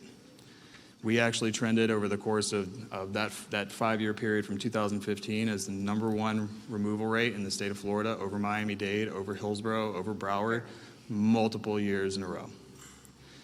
As we move into 2020 from January to April, you can see there's been a lot less investigations. We've responded to 1,342 investigations with 100 removals in that time frame. I'm sure you can probably imagine that COVID has a lot to do with that, those numbers. And I'll talk a little bit about that once I finish going through some of this data. Out of those 100 removals, 54 of those kids were under 5 years old, so that's 54%. So you see a larger percentage of younger children coming in that time frame. Same reasons for removal, number 1, substance use, number 2, domestic violence, number 3, inadequate supervision, and it's the same 3 zip codes, just kind of shifted, and which zip code is number 1. The good news in all of that is that we dropped to the 14th highest removal rate in the state per 100 alleged victim, and that's the lowest we've had, and the lowest we've been ranked in removals in the past 5 years. So that's good news, if I can provide you with any good news. And so what I'll say about COVID is we have seen across the state, hotline calls have dropped dramatically. And the reason being, our hypothesis is kids are not seeing teachers at school. We get a lot of, and it's not just teachers, but professionals at school. They spend a lot of time at school. A lot of our reports come from school personnel. It's really hard to identify via Zoom if a child's being abused or neglected at home. And the one-on-one time is really reduced. They're doing the best they can. I totally get that. Also, kids have not been able to see doctors, dentists, those kind of things that they've traditionally been seeing over the course due to COVID. So what I will say that despite that the hotline calls are down, the removal rate itself, the numbers are actually about the same. And my colleagues over at the Sheriff's Office are reporting that the severity of the reports that they're responding to is much higher during COVID, unfortunately, than it has been. And there's a lot of reasons we can assume on why that is. And what I can tell you as we move into Handle with Care, when I get to that slide, there's some things we're trying to do to educate the public on what they can look for in order to generate reports on their own. Next slide, please. So what happens once a child is removed? Or let's say the child is not removed but is considered unsafe but can stay at home as long as there's judicial involvement. Those children are moved over to protective supervision, which here in Manatee County is done through Safe Children Coalition, subcontracted out to Lutheran Services of Florida as of December. And for our younger early childhood population, it's through the Florida Center for Early Childhood. And what that looks like in Manatee County and I broke this into January 2020, which was pre-COVID, and what it looks like April 2020 as the situation with COVID has progressed. And so in January of 2020, we had 960 kids in Manatee County under protective supervision. So that means case management is out seeing these kids at least once a month, sometimes more, depending on whether the safety is needed to see them more frequently. 960 kids having court hearings, those kind of things. 492 of those 960 were in out-of-home care, meaning not with a parent. 141 of that 492 were in licensed foster care, and 53 of those children were in group care. And we'll talk a little bit about what that means in a second. But 307 children of those 960 were in the home with their parents. As of April, we were up to 986 children under protective supervision, about the same number of children in out-of-home care at 493, 148 kids in licensed foster care, with 54 of those children in group care and 239 children in the home. So as you can see based on these numbers, a couple of good things I will point out is that foster care versus relative care, you can see that out of 493 kids in out-of-home care, only 148 were in foster care, meaning the rest of those kids were with relatives, safely with relatives, or with a non-relative whom they knew, whether that be a teacher, a coach, a godparent, etc. We really, really want to have kids placed with familiar people. Not that we don't love our foster parents, because we do, and we drastically need more and more good foster homes, especially for large sibling groups. But if we can keep kids out of foster care with folks that they don't know, with family, that's really what we want to do. I'm sure you would agree. In addition to that, as you can see with our group care, we have 54 kids in group care in Manatee County. Why that's important is that as of October 1st of this year, the Families First Preservation Services Act goes into effect. We took a 2-year hiatus on that act, which we were allowed to do as a state.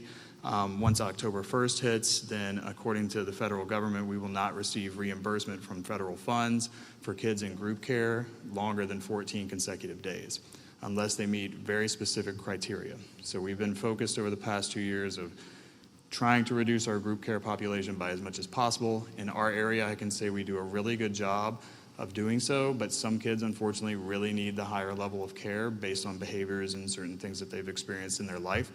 And most of our kids that are in group care locally are large sibling groups, 7 or more kids, that we just don't have foster homes that can take those large sibling groups, and we want to keep them together. So we're still working on that, and as of October 1, we'll see what happens, because it is going to be a different way of doing business. Again, ongoing need for foster homes. If anybody's interested in fostering, please let me know. I can forward you to the right person. And there was an attachment that was attached to your packet that was the Safe Children Coalition April report. These numbers were gathered directly from that report, and that report is an example of what I'm sent monthly to know what performance looks like for these agencies. So next slide, please. So when we look at permanency, what does that mean? What we want to see in the child welfare system is if we remove a kid from their home, we want them to obtain permanency and get out of the system within 12 months. 12 months is a really long time, especially in the life of young children. And so from July 19 to April of 2020, we reunified 212 kids safely with their parents. We closed 65 kids, this is all from Manatee County, of course, with a relative or a non-relative, and 71 kids were adopted out of the system within that time frame. And 23 children, unfortunately, did age out of foster care, but we do have some services in place that during that transitional period and even after, all the way up to age 23. Once they age out, once they turn 18, those services are voluntary. As you can imagine, some kids really don't want to be involved with us once they turn 18. Some kids do, and those services are available, extended foster care, et cetera. Next slide, please. So I'm going to go pretty quickly through this because you may know most of this information, but I really wanted to focus on why is this happening? What's going on in our community in Manatee County that kids are being removed, and what are the other numbers and other systems look like that's contributing to the child welfare system and what we're seeing here. And I think it's important to note because if we know this information, then we can look at where to target our efforts for prevention, diversion, intervention, and treatment. Next slide. Most of you are familiar with adverse childhood experiences. It's a public health issue, and the more adverse childhood experiences a child has experienced, then the worse outcome in their future, such as obesity, a shorter lifespan, possibility of using substances, et cetera. And so these are the parabases, so it's not just what like abuse, abandonment, or neglect, but also poverty and violence in their community that some of them have experienced.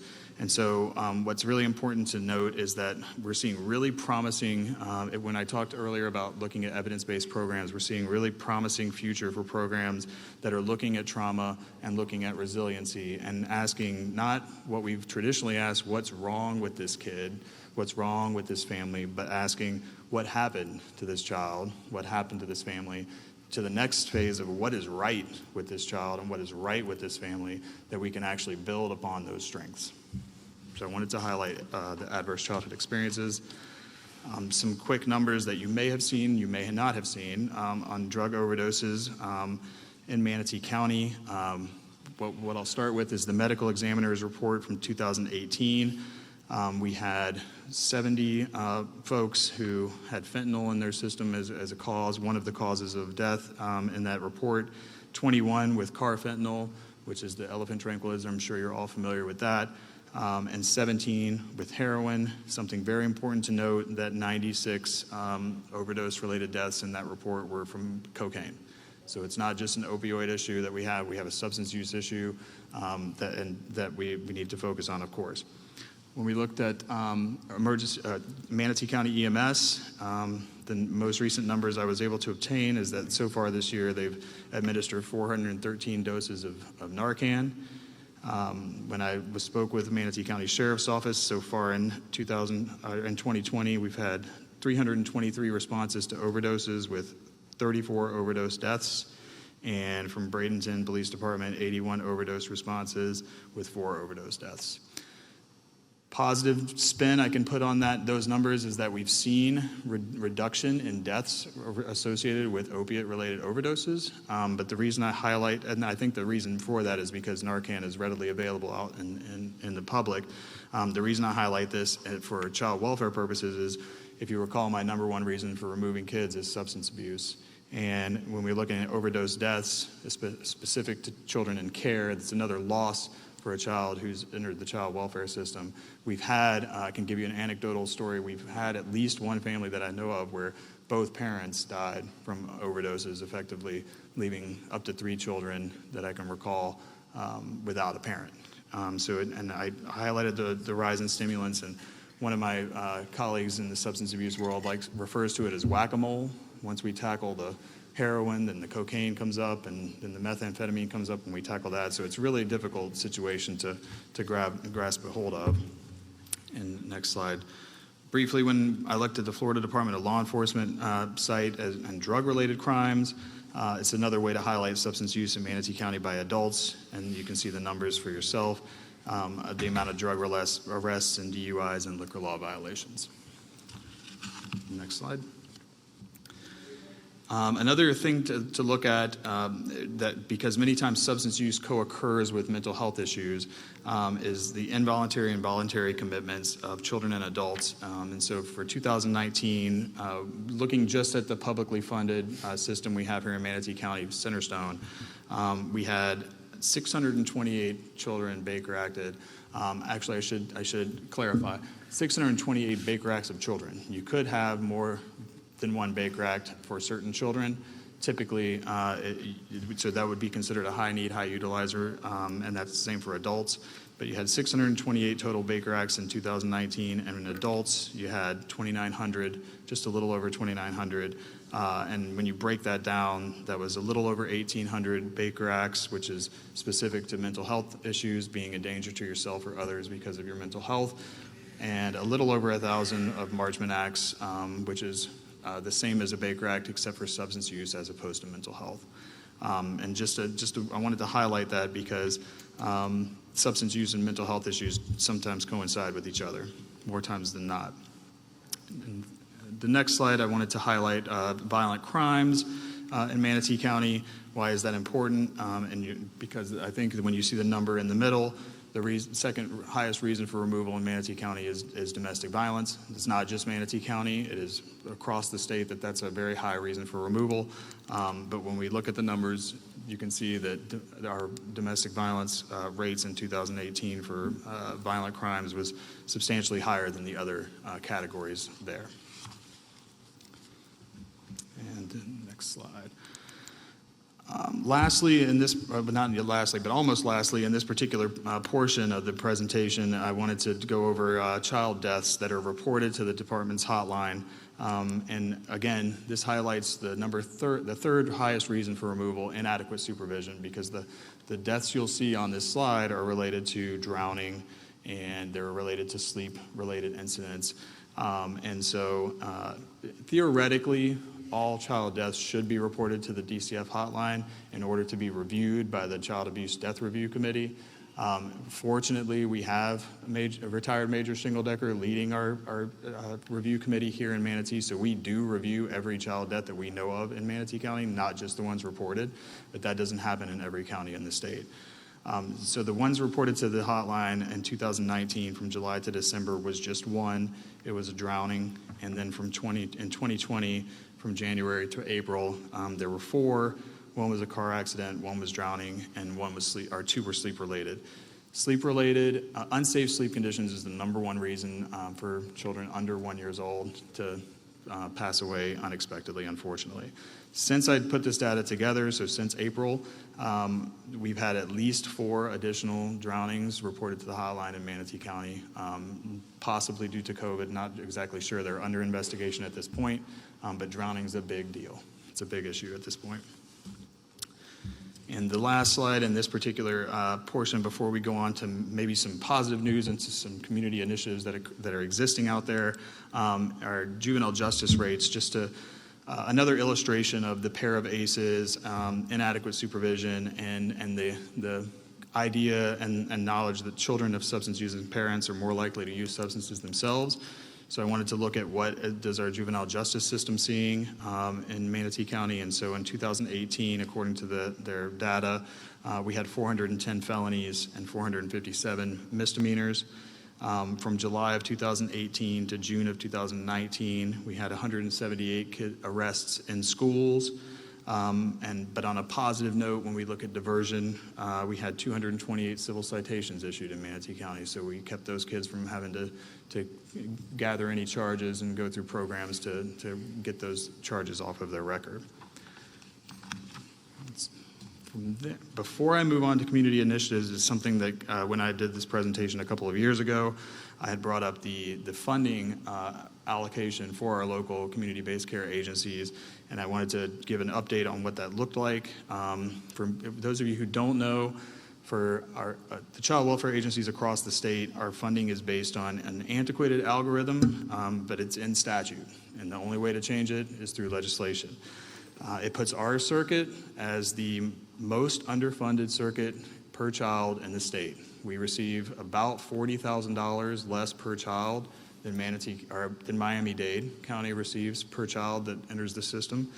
And so we finally had a push for equitable funding that was led by Secretary Popple, and it was discussed in this past legislative session, where overfunded agencies would be held harmless for approximately 3 years while the other agencies were able to, quote unquote, catch up, which would get us about $8 million more locally to catch up to where we should be per child. However, no change has been signed into law currently due to COVID. In fact, when I spoke with the Vice President this morning, we don't even have a budget yet for our fiscal year that begins in July. So more to come on that, hopefully, but that's a big deal because from 2015 until last year, we were pushing $1 million deficit to a $3 million deficit to a $5 million deficit and so on and so on. So it's really important that the funding issue be looked at that level. So on to community initiatives. We're going to cover Handle with Care, which, if you're not familiar with Handle with Care, it's really one of my favorite programs. It's originated in West Virginia. It's something that Connie Shingeldecker and I co-chair the Handle with Care Task Force here in Manatee County, and it's an initiative aimed at helping children succeed in school by alerting the school if a potentially traumatic event happened at that child's home the night before. So it's basically a one-page form that law enforcement or child protection sends to the school saying, please handle Johnny Smith with care today. Something might have happened last night at his home. That's all the information they get, and it's been a huge success. So I can tell you that we were the first county in Florida to do this, and there are so many other counties that have reached out. I just talked to Hernando County last week. I am talking to Citrus County this afternoon when I leave here, and Marion County is next week. We have received a grant from the Manatee Community Foundation to create a Handle with Care Florida website to where other counties can look to Manatee County. How did we get this started in our county and start it in their county? It's been a huge success. And just this school year, we've definitely seen a decline, unfortunately, in notifications because of COVID. But just this year, as of this morning, we've seen 512 notifications sent to the school district from July of 2019 to June of 2020. And just we are collecting data on what that looks like, not who this kid is, but what are the ages of these kids, where are they coming from, and are these kids the ones that are falling through that could have potentially fell through the cracks? The answer to that last question is yes. The majority of these kids have never touched a behavior system in the school, and no one would have ever thought that something was going wrong until they received this notice. And so what we've seen when we look at the numbers was the zips. The number one zip with 82 notifications was 34208. And I would have expected it to be followed closely by 34207 and 34205, just like my removal rates. However, it was followed by 34221, which was at 80 notifications, and 34203, which was at 64 notifications. Subsequent to that was the other two zip codes. Where are these what schools are these happening at? King Middle School is number 1, and Palmetto High School number 2, with Southeast number 3. What grades are we seeing? We're seeing 4th grade at number 1, 9th grade, 2nd grade, 6th grade, and 10th grade, all of those having over 40 Handle with Care notifications each. And the ages of the kids are 10, 11, and 12 with over 40 notifications for each of those ages. And that information is important because it's showing us what these kids and where we can target some of our efforts when it comes to prevention, which we're going to talk about in a little bit. The last thing I'll mention here, as I mentioned previously, is when we're talking about the drop in hotline reports, but there are still some serious investigations that are happening out there. How can we get the public to understand that it's not just me, it's not just your doctor that's a mandatory child abuse reporter, and the statute says that every person in Florida is a mandated child abuse reporter. And not everybody knows that, nor do they know what they're looking for. So through Handle with Care Florida and some partnerships with the Department of Education, the governor's office, we've created a flyer that Manatee County distributed through its food distribution site. Over 1,000 of those went into boxes to folks out in the community that is basically signs and symptoms for people to look for and what number to call if they see something happening to their neighbor or their community or their niece or their nephew. So we're trying those kind of efforts to get that information out. Next slide.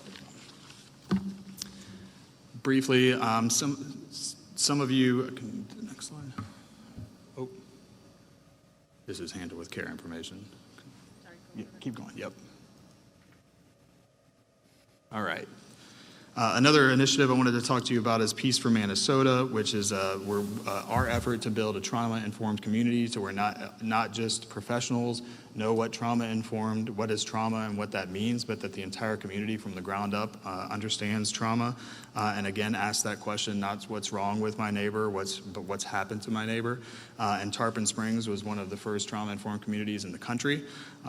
Peace for Gainesville exists. We're trying to look at those practices across the state and across the country and do something similar here to cultivate a response and collaborative community throughout our 3 counties to foster healing and well-being. And the next slide. Another thing I'll talk about briefly is our early childhood court program, which we have here in Manatee County. We're one of 22 or so counties that have an early childhood court program. The idea here of early childhood court is that kids, as you saw, we're removing very young kids. We know that a year is a really long time in the life of a 1 to 2 year old. So we want to get those kids permanency as quickly as possible. We want to stop the intergenerational cycle of maltreatment, and we want to help repair the relationship with the children. So the numbers that are on this slide are statewide numbers. I was able to get the average numbers for what that looks like here in Manatee County. So kids that are involved in this particular program, they go back home to their parents safely in 8.75 months on average versus kids who are not in this program going home within 12.62 months. So there's a 4-month difference. They're going home 4 months earlier. These are kids that are 0 to 5 years old. They are closing out with their relative or non-relative at 11 months versus 18 months, so 7 months earlier. And they are being adopted at 20 months versus 32 months, so a full year quicker going through this particular program. Out of all the kids that we've served here in Manatee County through this program, we've only had 1 kid removed from the caregiver that they were placed with. 87% of those kids were reunified with their parents successfully, and only 1 came back into care. And the final slide we'll go over is what kind of prevention and diversion programs exist here to go upstream and stop kids and families from falling into the rapids and falling over the waterfall where it's really expensive to serve them on that particular end of things. For every dollar spent in prevention, we save approximately $18 in treatment. You have your local substance abuse coalition, prevention coalition, and Drug-Free Manatee, who was instrumental in getting Handle with Care active here in Manatee. You have school-based universal curriculum that all of you are aware of. You have mentoring programs like Big Brothers Big Sisters that are highly encouraged for kids that are dealing with certain situations, especially the pair of ACEs, to be involved in. Here in Manatee County, we're really lucky we have a child welfare reunification team. So when kids go home to parents, we have a team that helps that parent for the first 90 days get acclimated for those kids being back into their home. It's hugely successful. If they're going to relapse, they're going to do it within that first couple of months that those kids are back. So it's really important to have extra support in the home. When it comes to diversion and keeping kids out of the system, here we already looked at civil citations. We offer voluntary protective services. So if we get a report, the investigator goes out and there's not enough there to say that there's abuse, abandonment, or neglect happening, but there's some issues that may need to be resolved, we can help. We have money, not much, but we have the ability to be able to do that. We have a child welfare diversion team, which is very similar to voluntary protective supervision, and then you're all familiar with pretrial intervention, but all of those are things to keep kids out of systems, keep families out of systems, if at all possible. Again, it saves us money, not only money, but just a lot of heartache on the back end, which on the last slide you can see some quotes from some pretty famous people that agree with that. And with that, I'll leave it and open it up to questions. Okay, well, thank you for that report.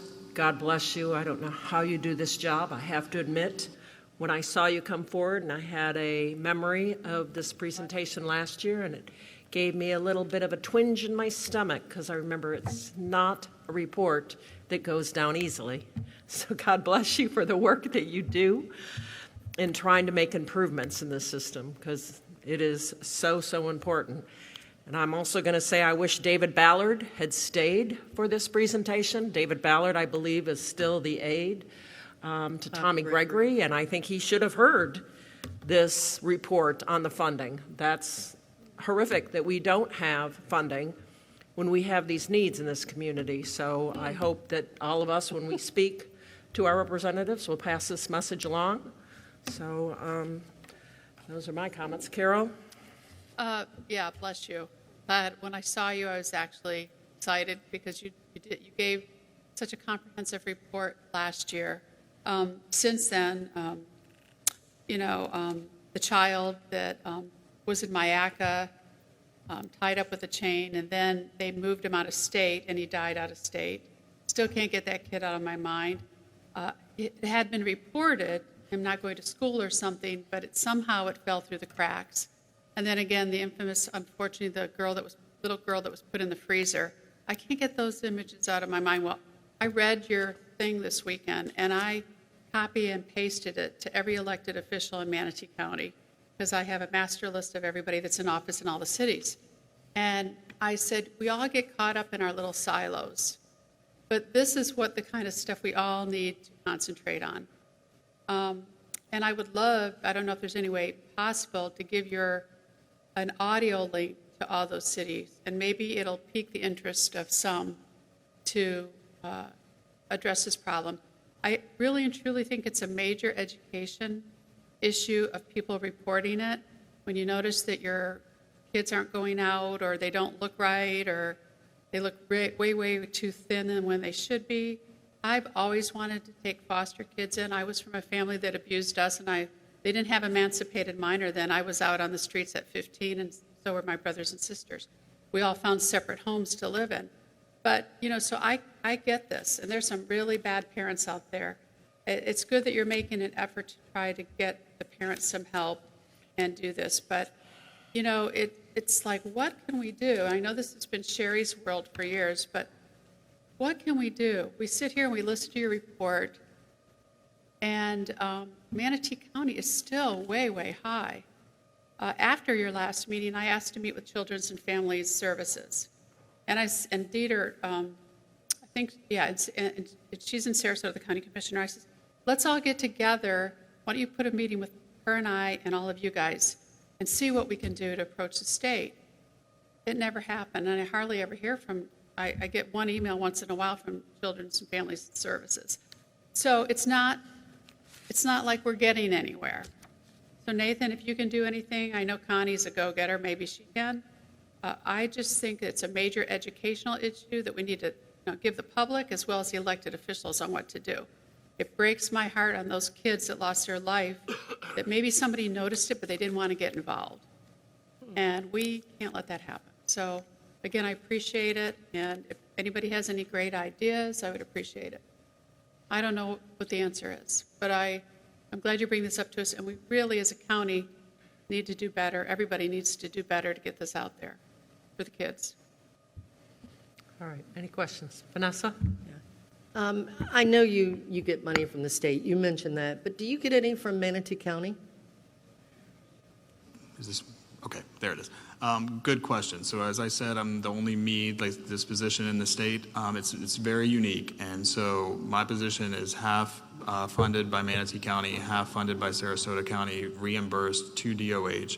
It was designed that way by Bill Little back when they created the position as an oversight position about 9-ish years ago. They wanted it completely removed from the Department of Children and Families and from the local child welfare agencies, but also with buy-in from each of the counties. Yeah. And I think with what Commissioner Whitmore was talking about, a lot of that was through DCF, some of the problems that occurred that Commissioner Whitmore mentioned. I'm sitting back and I'm sitting here and I'm thinking, wow, what a cause. Obviously the biggest problem that we're having, I think, in America today is the family unit. The family unit has really stalled. It's failing terribly. And I can see from the numbers, what you've given us today, that is truly so much, one of the biggest things that you're dealing with. So, I would love for you to set up a meeting with me. I'd like to know more about this, because I remember last year when you gave your report, it just about killed us all, I think. And now we're hearing that really it doesn't look like we're doing much better this year than we were last year, and I was really hoping maybe, it might be a little better, but Yeah, I think, commissioners, if you want to put your money somewhere, this is it. This helps our children. That's what it's all about, and that's going to be our future of not just Manatee County, but America as we basically know it, as it seems to be failing today. And it's all about our children. So, when you want to talk about somewhere to ask voters to put money, there it is. Thank you so much. Thank you. Yeah, and of course, we do have the Children's Services dedicated millage, which does go to a lot of these programs. But one of the things that I've heard, and I meant to ask you this when I spoke earlier, was that even though, and you alluded to this, even though there has not been a significant uptick in reports of problems, that most people in the business know that it's happening, it's just not, we don't have the visibility. Like you said, people aren't seeing the kids in school. And so is that something that you're going to be able to show at some point, or is that just the thought this time? It's a good question. So our hypothesis, it is a hypothesis at this point in time, but that hypothesis trends across pretty much all 67 counties. The way we'll know is once, let's say, and we don't know how school is going to look when it goes back into session, but typically during the summer, we see a drop in reporting in general, and that's just historically. And so the thought being that when kids go back to school after this particular summer, what will we see when they return back to school? Is it going to be similar to every other summer, or is it going to be a much larger spike? If it's a much larger spike, then it would prove what we were thinking was correct, that things were happening that just we weren't being able to put the eyes on the kids as we typically do. Okay. The other question I wanted to ask was about group care. We all got the news that the Sheriff Youth Ranch is being shut down, and we've all, well, I don't know about me, I've been to the Sheriff Youth Ranch and have seen the success of that program. I've witnessed our sheriff's concern with the dissolution of that program, and I get it. I get that maybe some don't work out, and there needs to be evaluation of trying to keep children with the family unit as much as possible. But can you tell us why those are being taken away and defunded? And it seems like a one-size-fits-all thing, but maybe that's not appropriate. Well, good question. So I can really speak from my perspective and my experience. I would say group care is not for every kid. It's really not. It's just it's really needed for certain kids, especially with behavior issues, because you have 24/7 supervision of those kids. I used to work in a group home right out of college, and it's for really difficult kids, and really bad things have happened to those kids, unfortunately. And so, when for instance, let's say that some of them could have been perpetrators of sexual assault. And we wouldn't want to put that child with other children to put those other children at risk. So for specialized cases like that, group care has a place. And it may be that we could have once October 1 hits, that some of these kids would still fall within the 5 areas. Some of those are pregnant teens. We can still place them in group care and receive funding from the federal government. Human trafficking victims, we can still do group care and receive funding from the federal government. So there are some nuances there.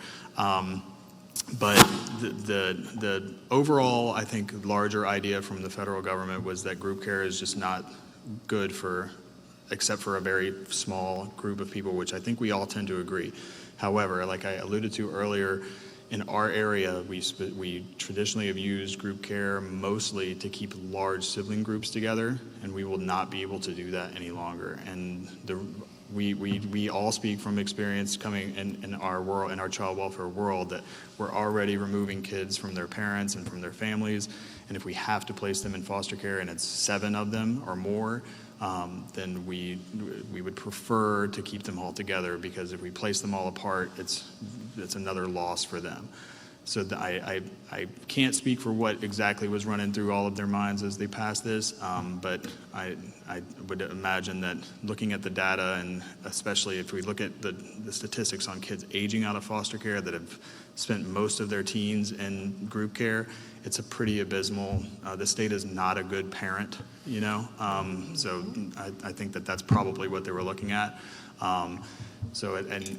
There is one of those 5 categories where group homes could opt to go through some additional certification and additional requirements to become one of these. I can't remember the exact name, but I can definitely get back to you on that. It's very expensive to do so.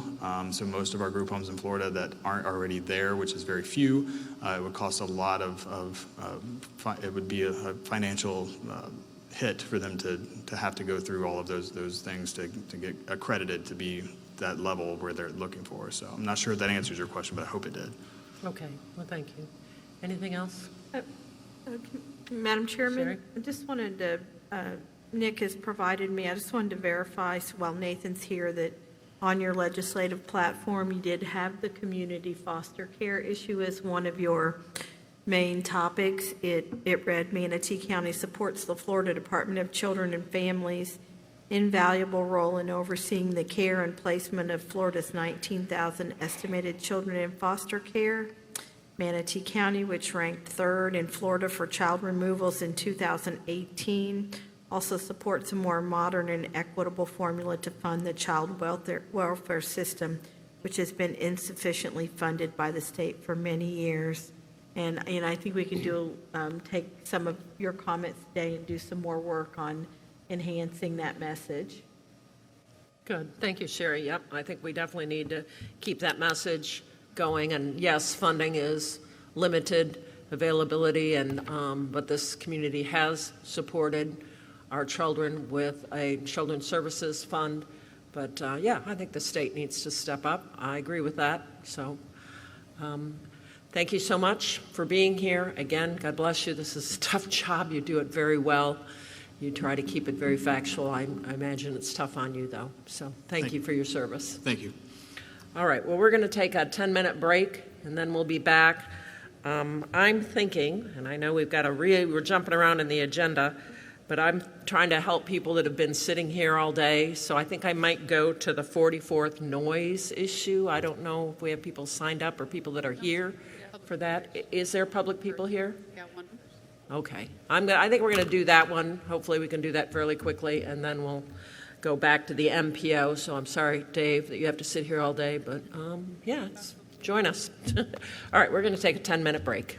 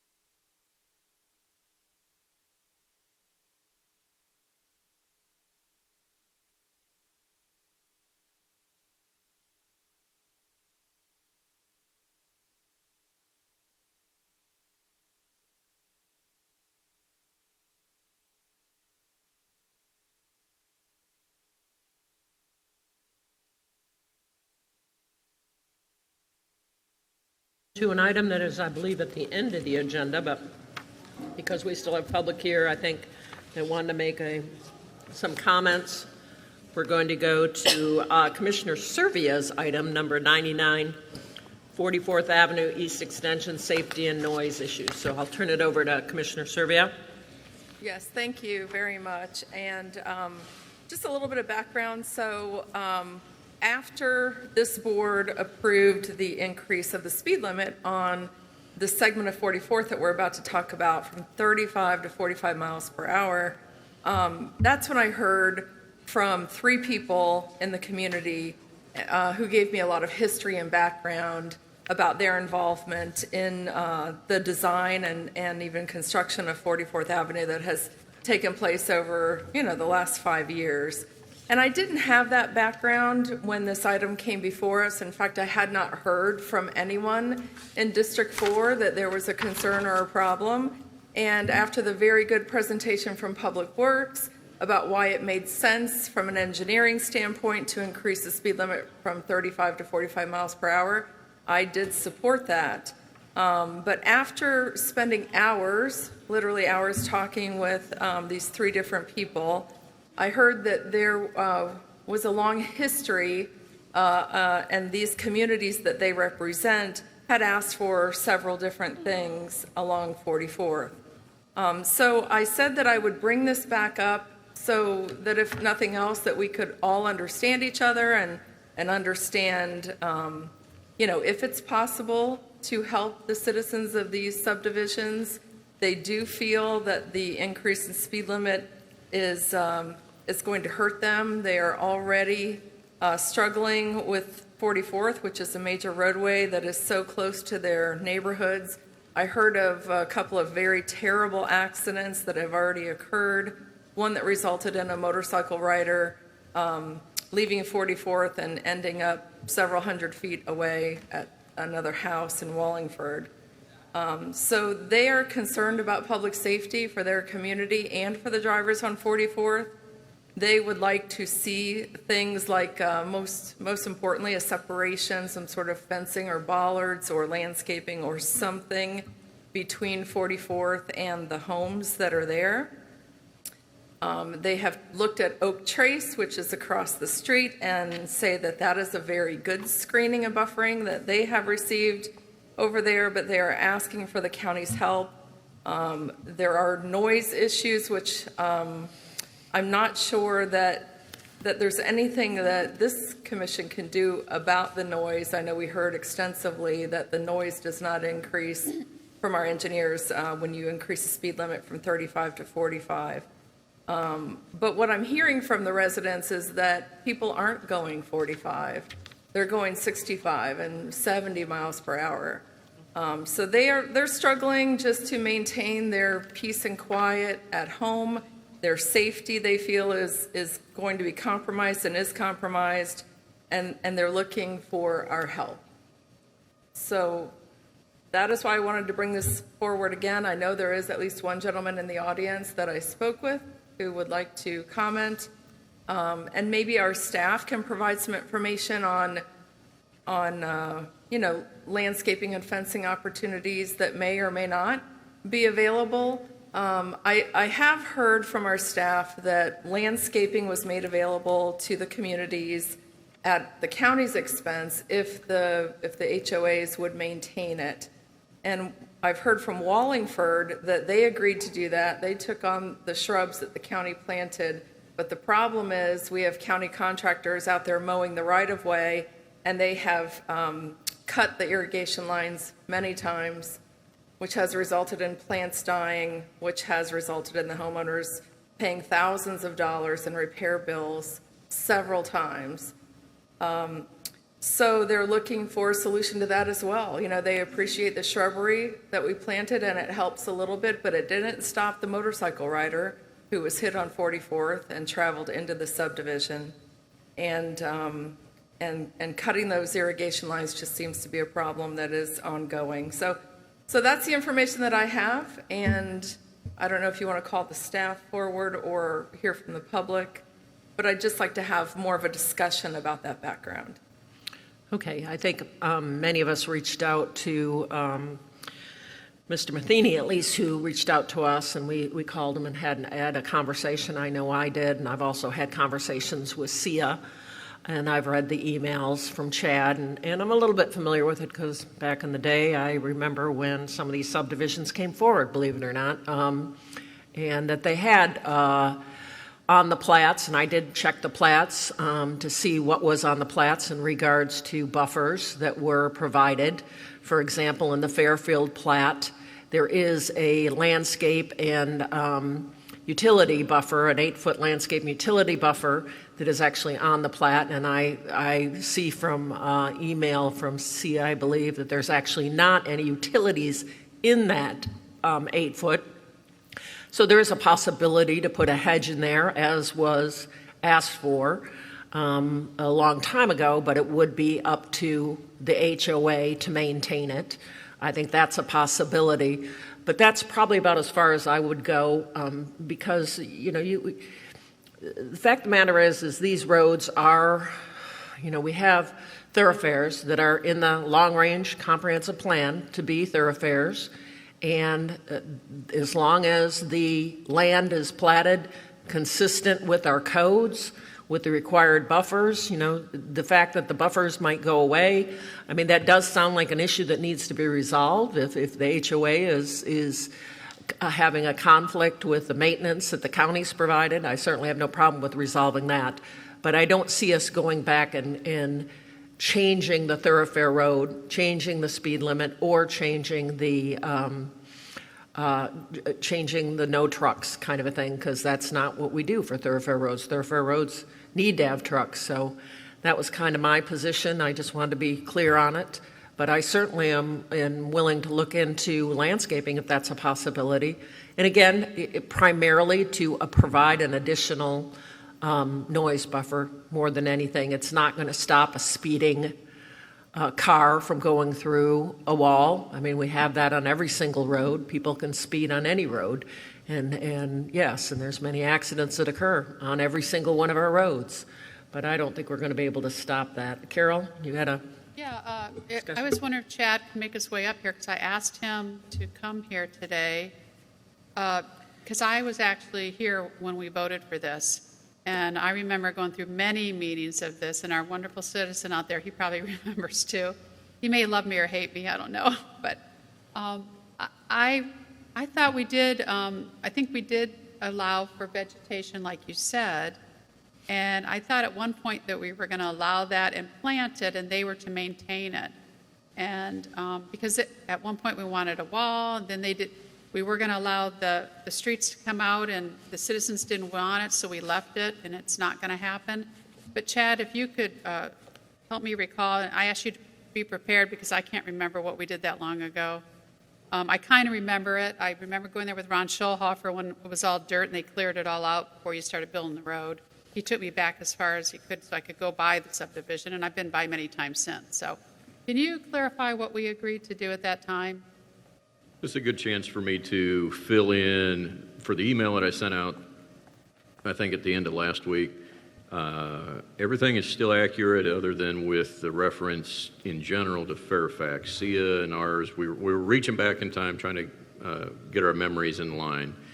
And we did have direct discussions with Wallingford, Oak Trace, and Highland Ridge. Wallingford did get the hedge material put in at the back of the sidewalk on the south side of the road.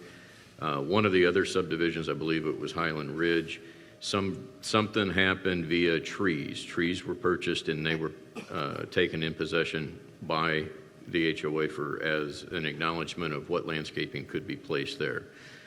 I don't have a recollection of anything specific being done with Oak Trace. I don't have any interaction in the record regarding 44th and landscaping with Fairfax at the time. The vast majority of our correspondence and interaction with Fairfax was during the construction of 45th Street on their east side. And, I know our jail still has a nursery. I was thinking maybe there's something where we could work with them and then their HOA maintain it. We could give them the rates that whatever the sheriff charges, if that's what they want to do. Or, I mean, I kind of remember the others, and I thought Fairfield was in that, but I'm probably wrong because you would have found the documentation. Joe McClash and all them were in Opposite, I think. Yeah, Fairfax has, there's a big space between the back of Curb and Fairfax's property. Most of it is FPL easement. They have a large transmission line right at the back of our curb. And then also there's a fairly sizable drainage facility there. So there's not a lot of usable space in that location. That one is definitely, would be difficult to try to find a good place to plant something immediately north of the fence of Fairfax. Okay, so what you're saying then, that's good to know, is that there isn't, the reason why there isn't one there is because there's no room to put what the others had and have it grow and stay. I'm not going to say there's absolutely no room. It doesn't look like an obvious dry spot that you would normally plant materials on That's good to know. from my review. Thank you. All right. Other commissioners, questions this time? Missy? I'd like to add that the speeding was identified as a major problem on this segment of 44th. And so one of the suggestions that the neighbors had was, could we put up one of those permanent LED signs that's run by solar and tells the drivers how fast they're going? They seem to be pretty effective at lowering the speed of the vehicles. You know, I always feel for the people who live adjacent to these major roadways, and I know this has been on our plans for a long time, and I understand how we plan for roadways and why it's important. But that doesn't take away that their quality of life is really suffering, and it's a shame that we can't find some sort of way to help balance to help the people who are living there to enjoy some peace and quiet, and also allow 44th to continue as the very important roadway it is. I know there's an FPL easement that is in the vicinity of the Wallingford subdivision. I don't know the restrictions of that easement. I don't know if plantings or fences or anything like that are even able to be planted in the FPL easement, but maybe that's an opportunity, and I think from a public safety standpoint, it's something that we should look at. Maybe we already have looked at it. I don't know. I don't have the history that a lot of you have up here, so maybe you've already considered that. But I'm just here on behalf of the residents who contacted me, and they gave me information I just was not aware of. And they said they would have been at the meeting where we raised the speed limit, but they were unaware of it. Commissioner Ball. I might as well. Chad, if you don't mind, you'll have to help me because I'm not an expert planner or anything like that, so I just listen to the residents. I know this is a thoroughfare, I understand, but I also feel like that sometimes just because of how we've done things in the past doesn't necessarily mean that we have to continue doing the same thing over and over again because we get the same results. And I'm saying that from dealing for almost 8 years with Lorraine Road, with the extra traffic that's now on that road due to the growth that's taken place. So on 44th Avenue, what is it called when you can put something down on the road that helps to slow people down a little bit? What's it called? Speed? Traffic calming. Traffic calming. Traffic That's calming it. Thank is you. just a I couldn't think of generic that. term. Yeah, and I realize, we can't do that. It's a thoroughfare. And I get it because we've never done that. So I guess what I'm saying is that it is not our citizens' fault that they don't get warned about what it might mean if they live near a thoroughfare. It's not their fault because sometimes they're not even aware when they buy that that's what's going to take place. I know I've dealt with that a lot on Lorraine Road. So now I'm hearing from Commissioner Servia with the residents now that she's been hearing from, which I think is really ironic considering, as Public Works knows, we've heard from some around Peridia the same thing. So my question is, I realize that the shrub isn't going to do it. We've done that on Lorraine Road. It doesn't work. Shrubberies don't help the noise. The only thing that seems to help noise is for cars to be going slower, because the faster a car goes, I'm sorry, and we all know this, I mean, whether we like to admit it or not, the faster a car goes, the more noise it makes. I mean, that's just the way it is. So, is there anything as far as traffic calming that can be done without disrupting it, but so much? I would imagine the height or something of, the traffic calming that we could do. What is the situation with that? Or is it just nothing that we can do, period, because we've now built this road and the residents are just going to have to, I mean, what solutions, if any, can you possibly give us? At the point now at 45 miles an hour, would normally defer to the Clark and Vishals of the world, but I'm unaware of any technique for speed management at that level of speed, because then you would be talking about a wide disparity of speed. If anything was physical enough to make you slow down at that speed, it almost becomes a hazard of itself. So I'm unfamiliar, but I definitely reply if at that level. Typically, and it might even be in our adopted policy, that it's only considered for roads at 35 or less for that reason. That's one of the things, the approach speed on a speed table. You do need to slow down depends on your comfort for your car, but somewhere between the 15 or 20 miles an hour. Some people may slow to 10 miles an hour to cross a speed table, but the difference is much less. And if I may, just one more comment. You and Vishal and I think Clark and myself did have a conference call the day before the meeting where it was voted to increase up to 45. And we had more or less kind of agreed in the conversation on the phone that we were going to go with 40. But I seem to recall that when we had that meeting, Vishal never mentioned anything along that line, just went for the 45.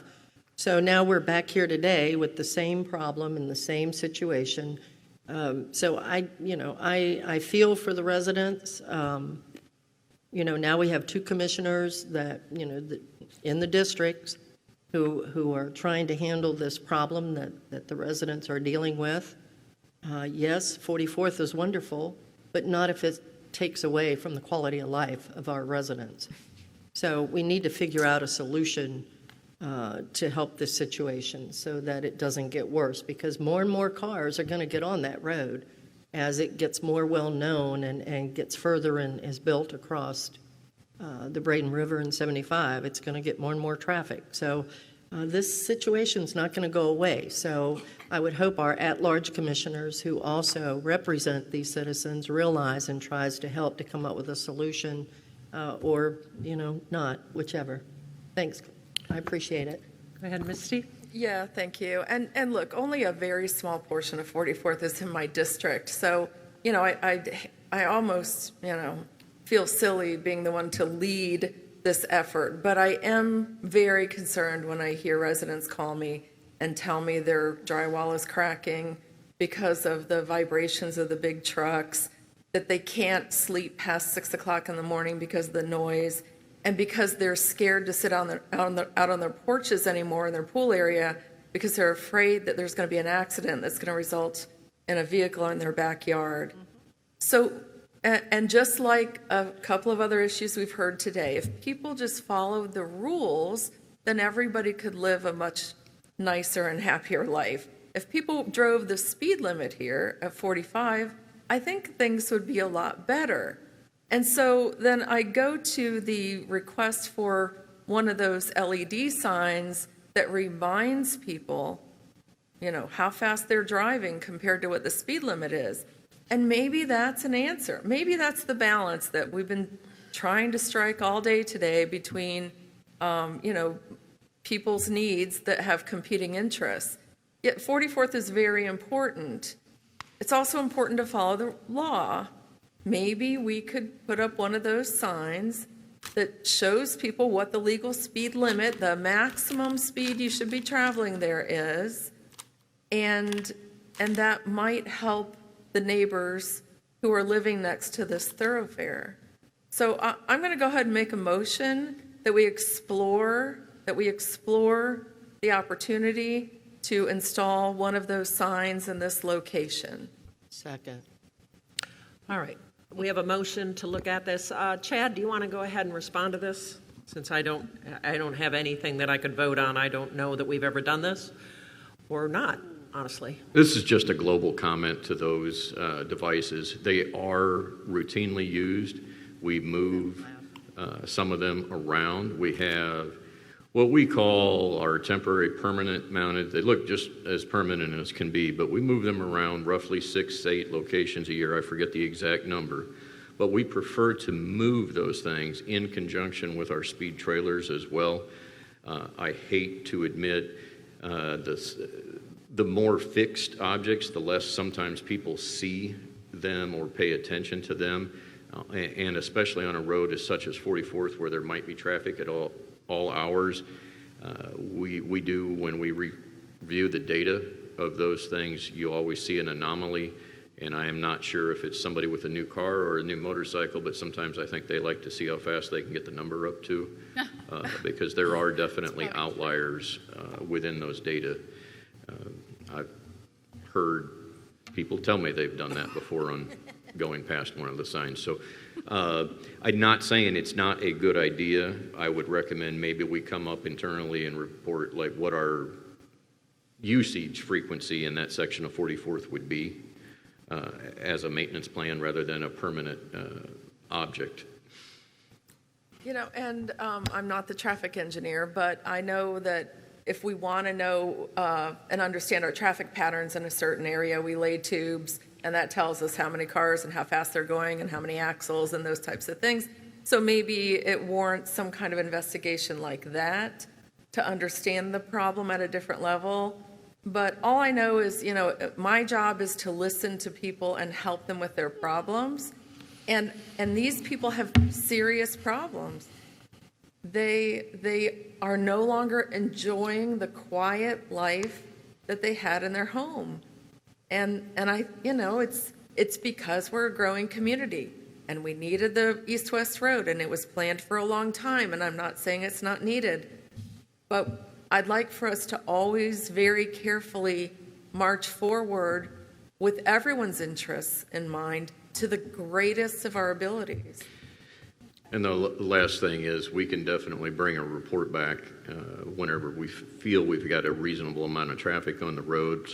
It's picking up somewhat, to not call it the end-all study to say for 44th, but to say the results of the speed limit change, to say what is the new average speed out there. Okay. Commissioner Whitmore. I think this road has been planned maybe since the 70s. I know the total amount's going to be about 80 to 100 million to get it all done. So this is to be expected. I mean, we want cars to use this road because it relieves 64 and 70. That's the whole purpose of us spending this much money. I was at the public meetings, and the place was packed about this. So we did have public input at the time, and the people didn't want it there. And again, what do we stop? We'd already spent like 30 million at that time. Do we stop now? It had been planned, and we just wanted to keep going forward. The LED lights are a good suggestion, but I think hearing from Chad, he's absolutely right. They have one when you enter my city. It's been there for a year or two. Nobody looks at it anymore, so you do have a point. I do think that it does deter traffic to slow down, though, too. There's a few of them that will goose it and go faster, but I do think it would help. So maybe if we could consider committing to maybe a little more often, since we only got 6 or 7 of them in the whole county, is what you're saying? No, that was I was referring to how many sites we move that portable set to over the course of a year. I think that would help, but again, it's not going to help the citizens, which they want buffering. So I would like a professional at the county to look at that, see if there's any kind of way that we could put buffering along there. I remember talking about it at the time on some of that area to appease them, and I thought it was this area too. But to maybe have a professional in the county, one of our environmental people, to see what would grow there, if anything could, so at least we have the facts in front of you. Now, is El Conquistador a thoroughfare? Mm-hmm. Okay, yes, we have set precedent, and I voted against it, and I think Betsy did too. John Chappie got a stop sign. So to say we haven't had this ever happen in the county, unfortunately we did. It makes no sense. It was to appease one neighborhood that complained to him. And it's a main thoroughfare. And it's a two-way stop, or maybe a three-way stop, four-way stop. It was a Anyway, it's four-way. ridiculous. It's a three-way. I used to take pictures or call Steve every time I had to stop by it. It's so aggravating. Again, I don't want to, I want to keep the speed limit like it is, but I do think maybe if you could have staff go out and look and see if there's something that could grow there, and maybe the LED, like Misty suggested, but maybe not have it permanent, maybe have it in that area, to see going either east or west, seeing, just so people have an eye on it. Because we got a letter from Angie Bibler that used to work here. She lives there. She said thank God, because everybody goes faster than that anyway. She was glad because it gets her back and forth. She sent us that yesterday. So again, I'm willing to look at other things. We don't have a lot of money to be doing this, but little things like that, we could help their quality of life. Right, and that's what I looked at was the buffer. If there was an 8-foot buffer, which it appeared there was, a landscape buffer, and I guess there's a fence there. So I didn't know if really the hedge would add that much, but I thought it might be a possibility. And that's what I'd ask Sia to see if that might be a possibility. But it is only on a portion, I believe, of the Fairfield plat. It's not on the entirety of the Fairfield plat, which again, what I said to the gentleman, the code required, and I can tell you a lot of places where the county planners didn't make sure it happened. I can name places in my neighborhood where it didn't happen, but there's a requirement when you have a reverse frontage lot that you have screening along the thoroughfare. Didn't happen along Tuttle Avenue. There's lots that are platted right to the edge of the right-of-way with no additional setback, but it's in the code. It's been in the code since 1983. Doesn't mean it all happened, or 81, excuse me. That's when I started working, was 83. So I know it was in the code. So that was my only thought, that there might be some landscaping. And Chad, what you're saying is that even though there's a landscape easement there, it doesn't look like there's adequate room to put landscaping. Well, I was speaking specifically of what it looks like between the curb and Fairfax. The other areas of the right-of-way have their own unique looks.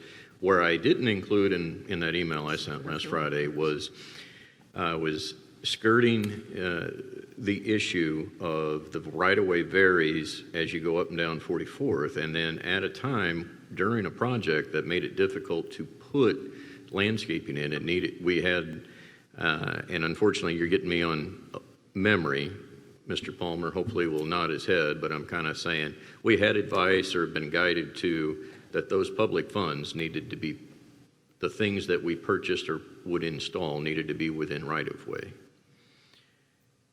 Oh, okay. I thought it couldn't be in right-of-way, so I guess that might be the problem. And to use the funds to buy it, it was guided that it needed to be planted in right-of-way. Okay. A policy that we currently have is we're really not trying to aggressively expand our landscape maintenance to control costs. We've been doing that for over a decade now. So that was where it goes both ways. We don't traditionally plan for a landscape budget because of that, because it would expand our maintenance obligations going forward. But if we were thinking about the sides, where we routinely don't, normally if landscape is considered, it's in the median.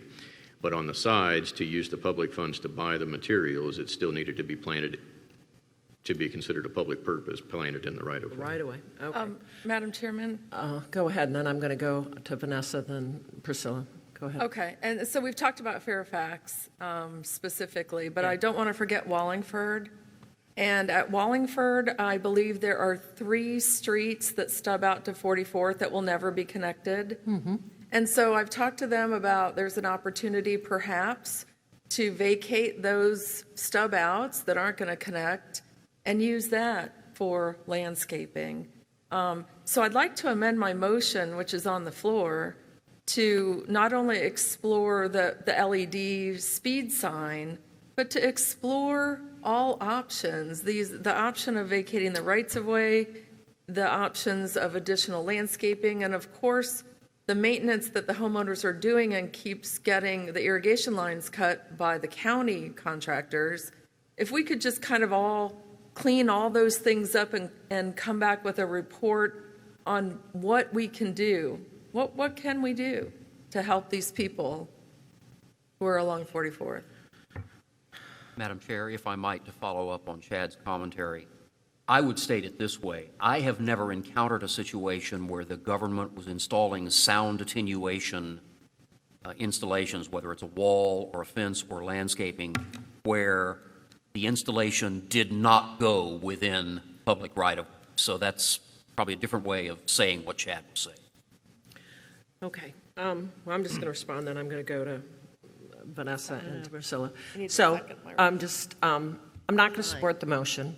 I don't think we should be in a situation where we permanently place these limited signs. I do pay attention to them. There's one on Siesta Key down by where my daughter is. Every time I see it, I slow down because I'm afraid there's a cop somewhere around going to give me a ticket. It's a reminder. That's what it does for me. I don't know what it does for everybody else. So I don't think that we are going to start installing these, so I'm not going to support the motion. I have no problem with trying to work with the neighborhood, but quite frankly, Misty, this has been going on for as long as 44th Avenue's been under consideration. The Wallingford neighborhoods has been here in mass, and it's one of the reasons why this road has cost so much, because it was stopped, because commissioners listening to their constituents were horrified by the impact a road would cause to the neighborhood. Well, guess what? That's what happens throughout Manatee County when roads get expanded. And if you stop a road every time because the neighbors, who even though maybe they didn't know when they bought that there was a right-of-way that was coming, that's how the road 44th has taken, 20-some years to get built? Because I agree. Property owners that abut a road, I can tell you, I abut Tuttle. But basically, I don't back right up to it, but I know it's going to be expanded, just like Lockwood Ridge was, just like Talavast was, just like University was. You're going to deal with a lot more noise from bigger roads that have trucks on them. So I don't want to sound insensitive, but this is something that is going on throughout Manatee County. Roads are being built. You know, we hear about it in Lakewood Ranch, even though those folks knew Lakewood Ranch Boulevard was going to be a 4-lane road. And it was going to be divided and was going to have all of these stop signs. All of these things have been in the plans, and I'm afraid that it is not possible to mitigate every impact from the noise from a road, but I appreciate you trying. I'm going to go to Vanessa and then Priscilla. Well, I don't know why I am going to bother to say anything, but I'm going to. It's just my For the opinion. sake of discussion, I'm going to second Misty's motion, but I have to tell you, Misty, the problem with the speed limit signs that you're talking about, we get them on Lakewood Ranch Boulevard, we get them on Lorraine Road, and you know what? When they're first put up, cars pay attention to it. And Mickey probably can vouch for this because he's on Lakewood Ranch Boulevard all the time, probably. But after a couple of days, I mean, I know I've been behind a car that I see, and the light is just flashing at the car, and they just zoom right through it. It's like they don't even notice them anymore. So it's better than nothing, but it's not a solution. I can tell you that in dealing with Lorraine Road for almost 8 years, shrubs isn't going to work either. Nothing is going to stop the sound of the cars. It is what it is. It helps because at least the residents don't have to look at the cars when they're going by, but it doesn't really help the noise. You know, we know a wall doesn't work. Then they said, well, how about shrubs? Shrubs are better. Well, they don't work either. So there really isn't a solution other than trying to keep the cars as quiet as you can, and the only way you can do that is to keep the speed limit down. But that's not possible because this is a thoroughfare, and we've always increased the speed limit on thoroughfare, so I don't know what the solution is, if there is one. But then when you talk about the shrubs, and I'm only telling you from experience with Lorraine Road, Carol, how many years ago was it when Lorraine Road came forward and they wanted, Public Works wanted to increase the speed limit, I think, to 45, and we kept it at 35. And the reason we did was because of this the noise that the residents were complaining about. And that's the only reason it's still 35 to this day. But whatever.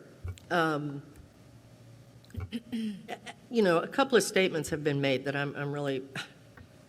I heard earlier how we hope, you know, somebody said that they hope the citizens get educated. I think our citizens are educated. And now it's we can't stop doing this because of the citizens. Well, hey, they vote us to represent them on this board. It is our responsibility, every last one of us. So they do matter, and we do have a responsibility. And if you don't feel that the citizen is more important than Manatee County government, there's an issue. So I don't know what the solution is. Misty, I feel for you. I've been going through this for years with 44th. I don't think the speed limit sign is going to help. I can tell you that shrubs isn't going to help. It's not a solution, but it'll make it look nicer. It'll do that, but the noise will still be there. But I'm willing to second your motion, and I will support your motion. But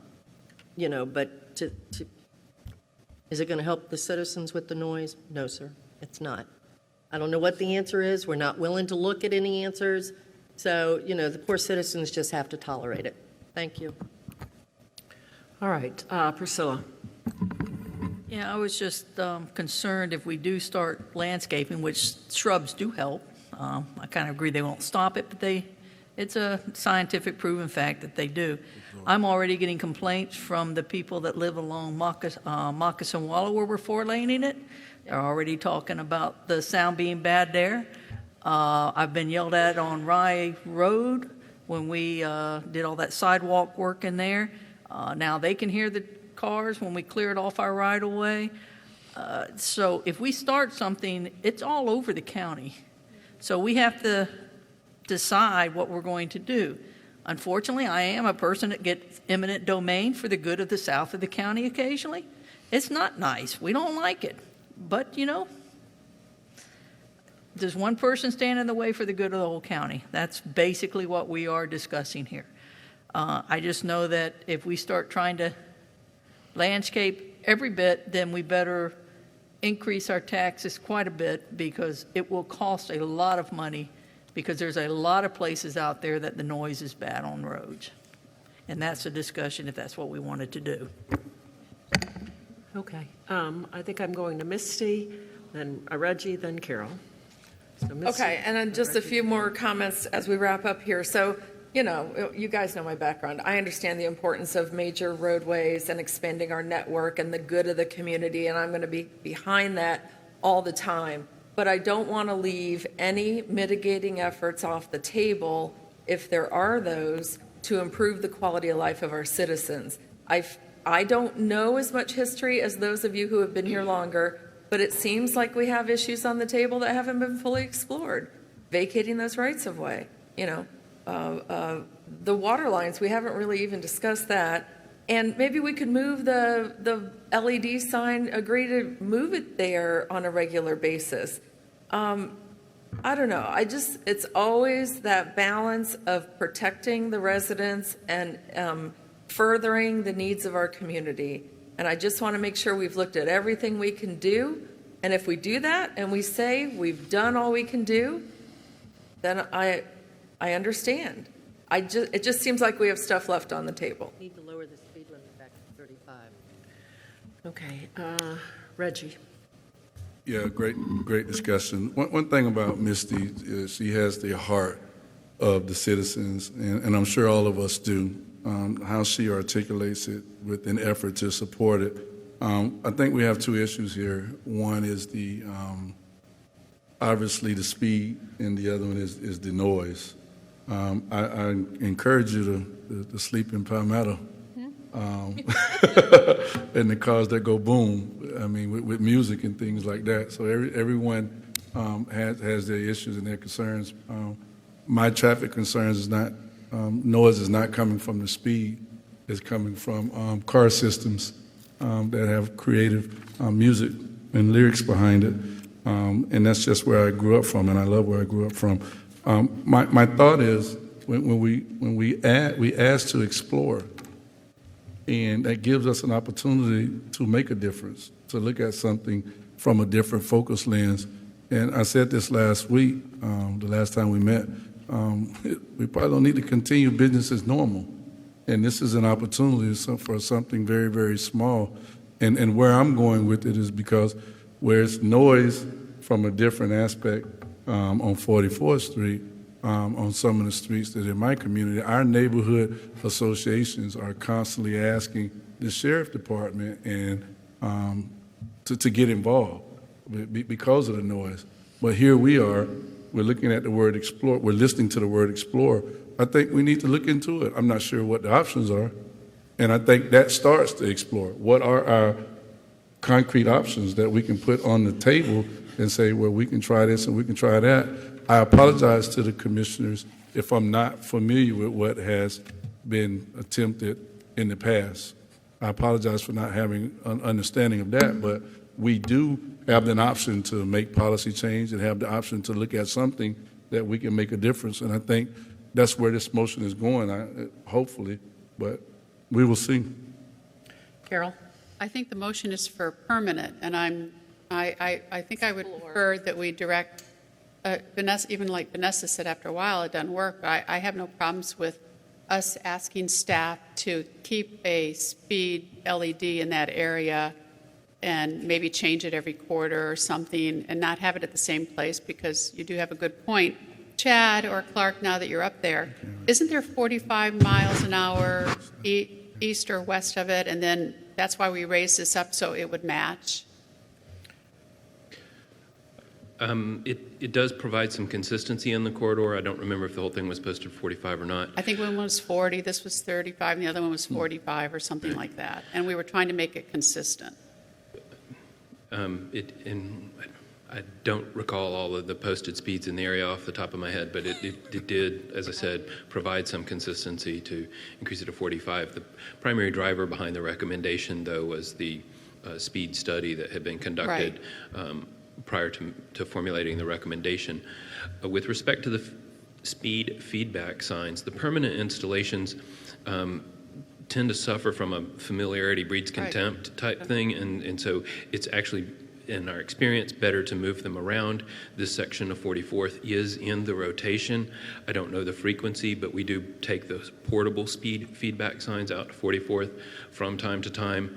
And because staff is aware of the board's concerns about this particular stretch of the road, one of the things that will happen after the speed limits signs are put up for the higher speed in accordance with the recent change, give it a little bit of time to mature, but we'll get back out there. We can do another speed study. We can get the classification counts, the axles and vehicle type counts at the same time that we do that, and we can provide the board some information on what it looks like before and after, and from there might be able to formulate a plan to move forward. And Mike, okay, and so that's the reason why we did what we did. But for consistency, I mean, we may not have room on our side, but maybe the homeowners along that road. I planted bamboo, plump bamboo. Oh my God, nothing. It made it through the hurricane. Not one stem broke, and it was going 84 miles an hour right at my house consistently for like an hour or two. So there are things that they could do to protect their homes that I understand maybe on their side of the property. And John Chappie's listening, and he wanted me to tell everybody that El Conquistador was great. Of course he did. So he's watching, and he did, and I said, well, I don't agree, but I thought it was terrible. Anyway, he wanted, so he's texted it's the that. Chappie Memorial stop sign. Yeah. So anyway, I think I kind of like the idea. I'm not going to support Misty's motion because it's permanent. I would support something to be monitored because the experts here are saying it's not going to work. And the citizens, if we can help them out, if we can't plant something there, maybe we can give them something. They probably already have it landscaped at their house, but there is some other things that we could do for vegetation if they want to do it too. I mean, it's a two-way street. Madam Chairman, may I amend my motion? I don't know. Vanessa was supposed to speak, then Steve. You can. Do you all want Misty to amend her motion, Vanessa? Because I think you were the second. But I'm going to amend it when I speak. Just so you know. Well, you're the motioner, so yeah. We'll see if the seconder agrees. Well, I believe my motion said to explore these options, and maybe Vicki can read it back. And one of the options was the permanent LED sign. We could remove the word permanent if that makes sense. But what I'm looking for is that we look at all the options and make sure that there isn't anything that we can't do to help the citizens along 44th. Maybe we already have that data. I don't know. I haven't heard it, but I'm just looking to make sure that we've double-checked everything.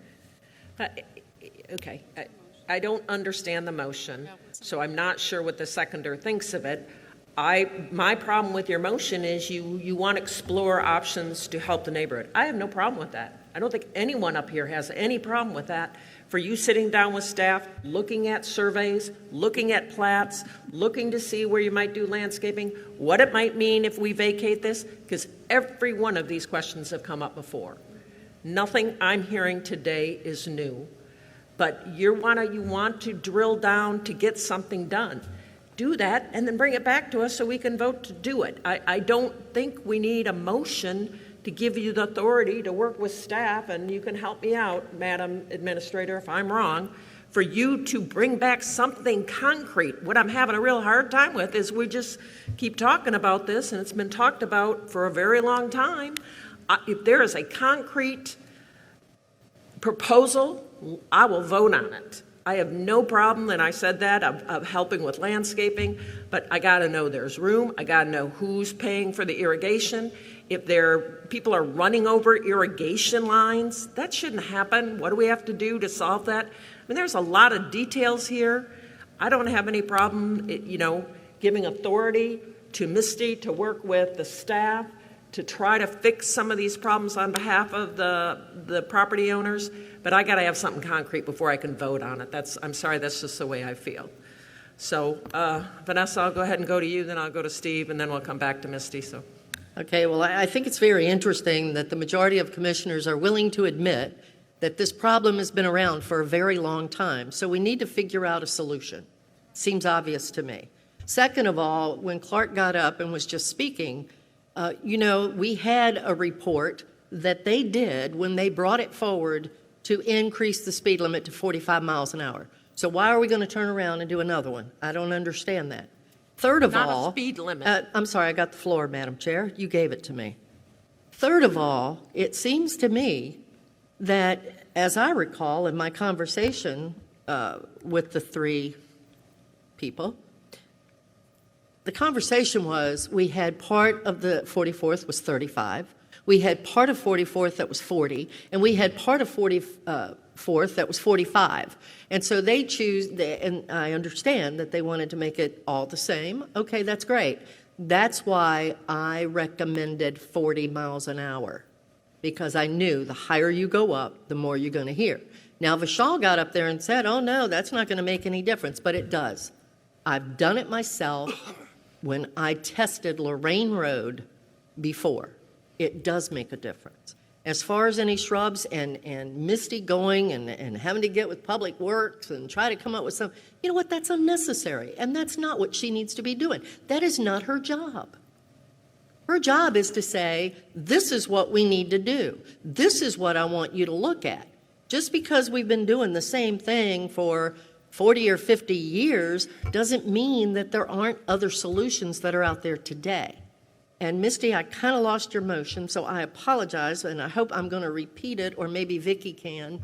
If you could, can you repeat her motion so I can see about second? Yes, ma'am. The original motion, which was made by Commissioner Servia and seconded by Commissioner Baugh, was to explore the opportunity to install an LED speed sign in this location. The amended motion was to explore all options for vacating rights-of-way and the option for additional landscaping and cleanup issues with irrigation that is damaged by county workers. I think, Misty, if you don't mind, the only thing that I wish you would put on that motion, and I will second it, is I think we need to have a time period on there for Public Works to come back so that we can try and find a solution to this situation. So, Commissioner Servia, if you could put a time period on there for Public Works to come back, I'll be more than happy to second that motion. I think that's a great idea. I don't know what a reasonable time frame is.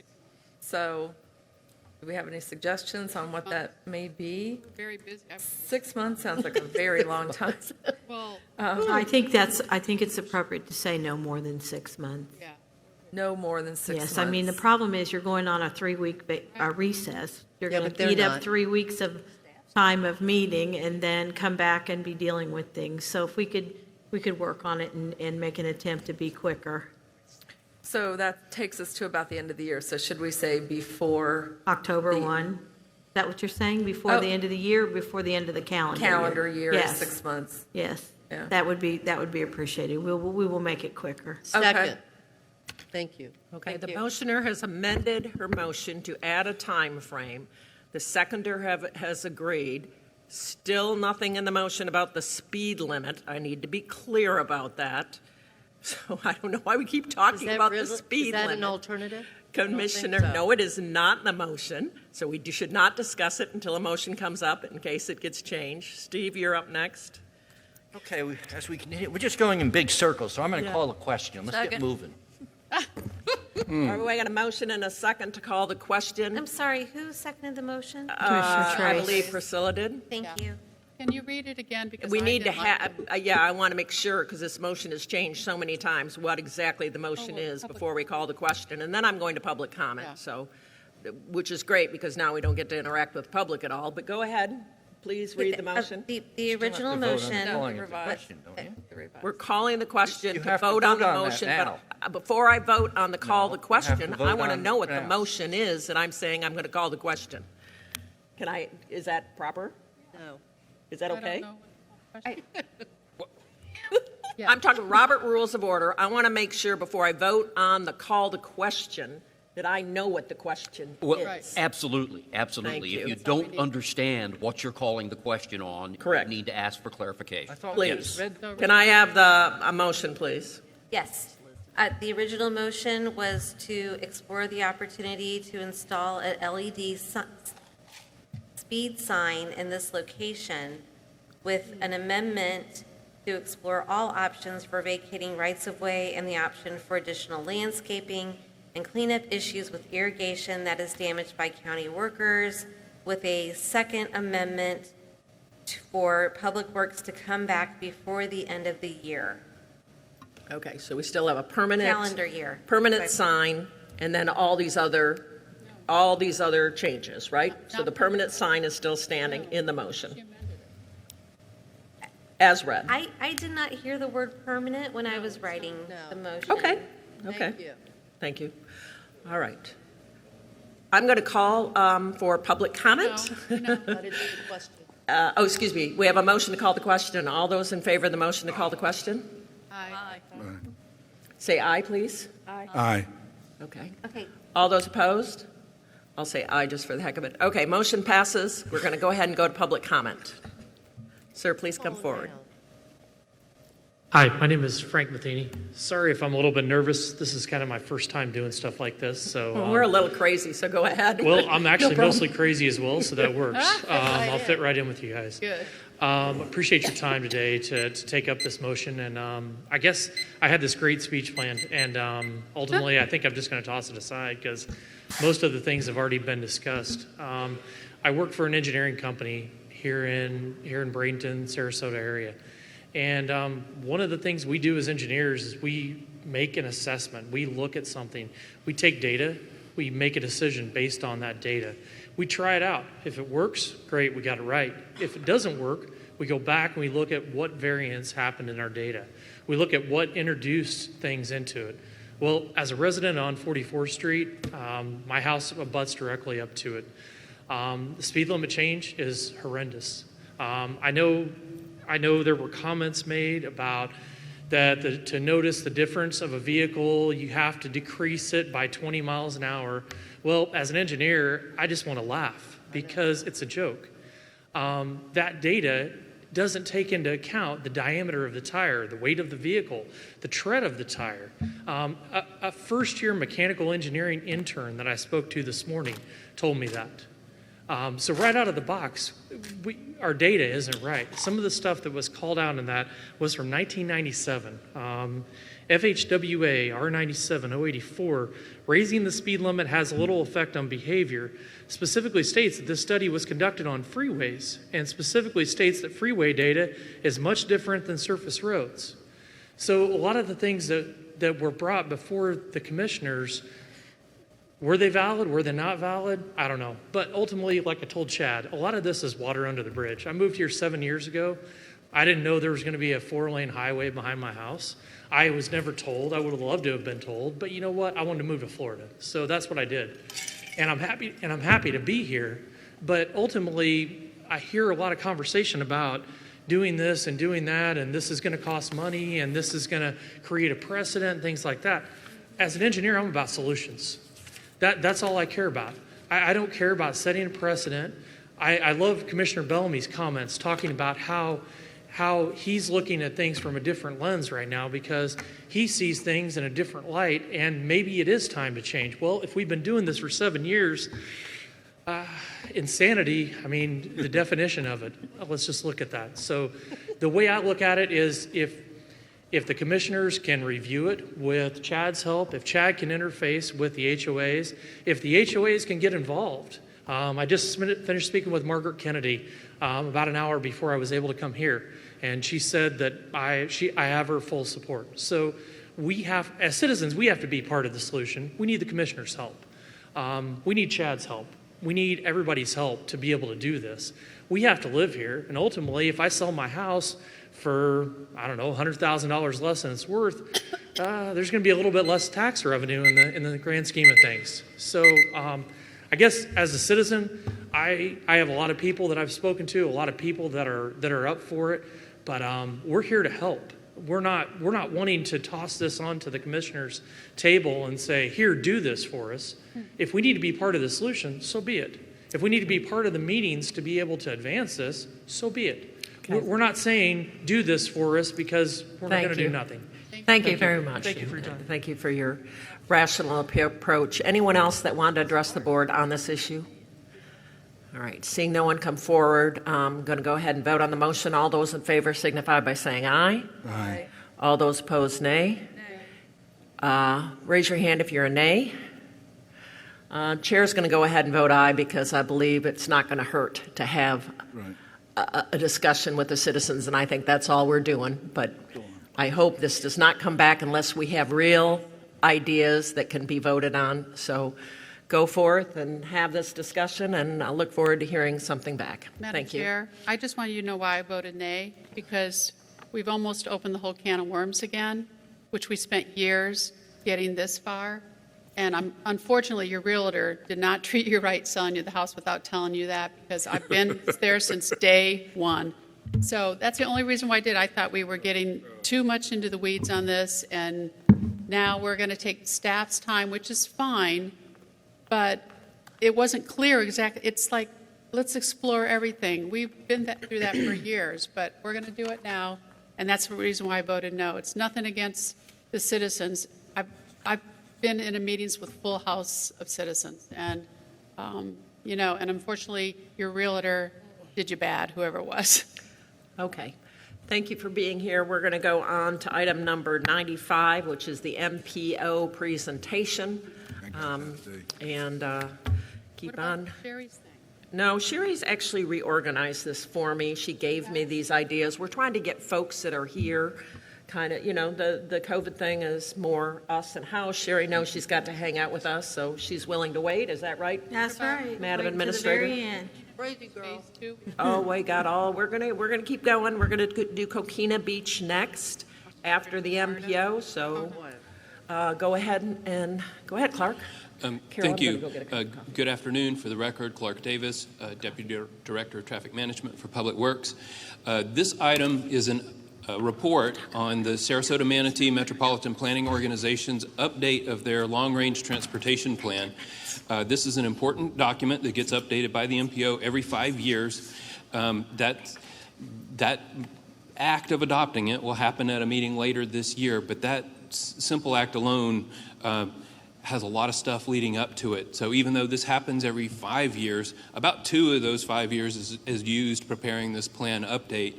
Lee will provide a brief overview of where they've come today and what they have ahead of them, but there's a wealth of material behind this. Some of it's in links in the presentation that's attached to your documents today, and some of it's actually included in it. It gives you a sort of a preview of the document as it's coalescing at this point, because over the next 3 months they'll be more or less finalizing this document. But this is an important thing because it helps guide which projects will be cost feasible, meaning we can ask the MPO to help us get funding for them at the state and federal level.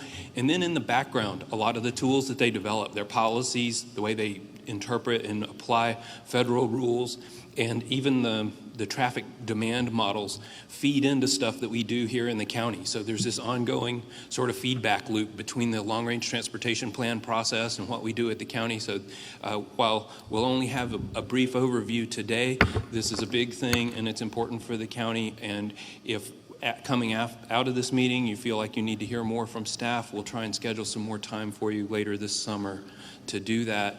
But I won't take up any more time. I'll let Ms. Lee Holt, she's the Strategic Planning Manager for the MPO, address you now. And then Dave Hutchinson, the Executive Director, is here as well. Thank you.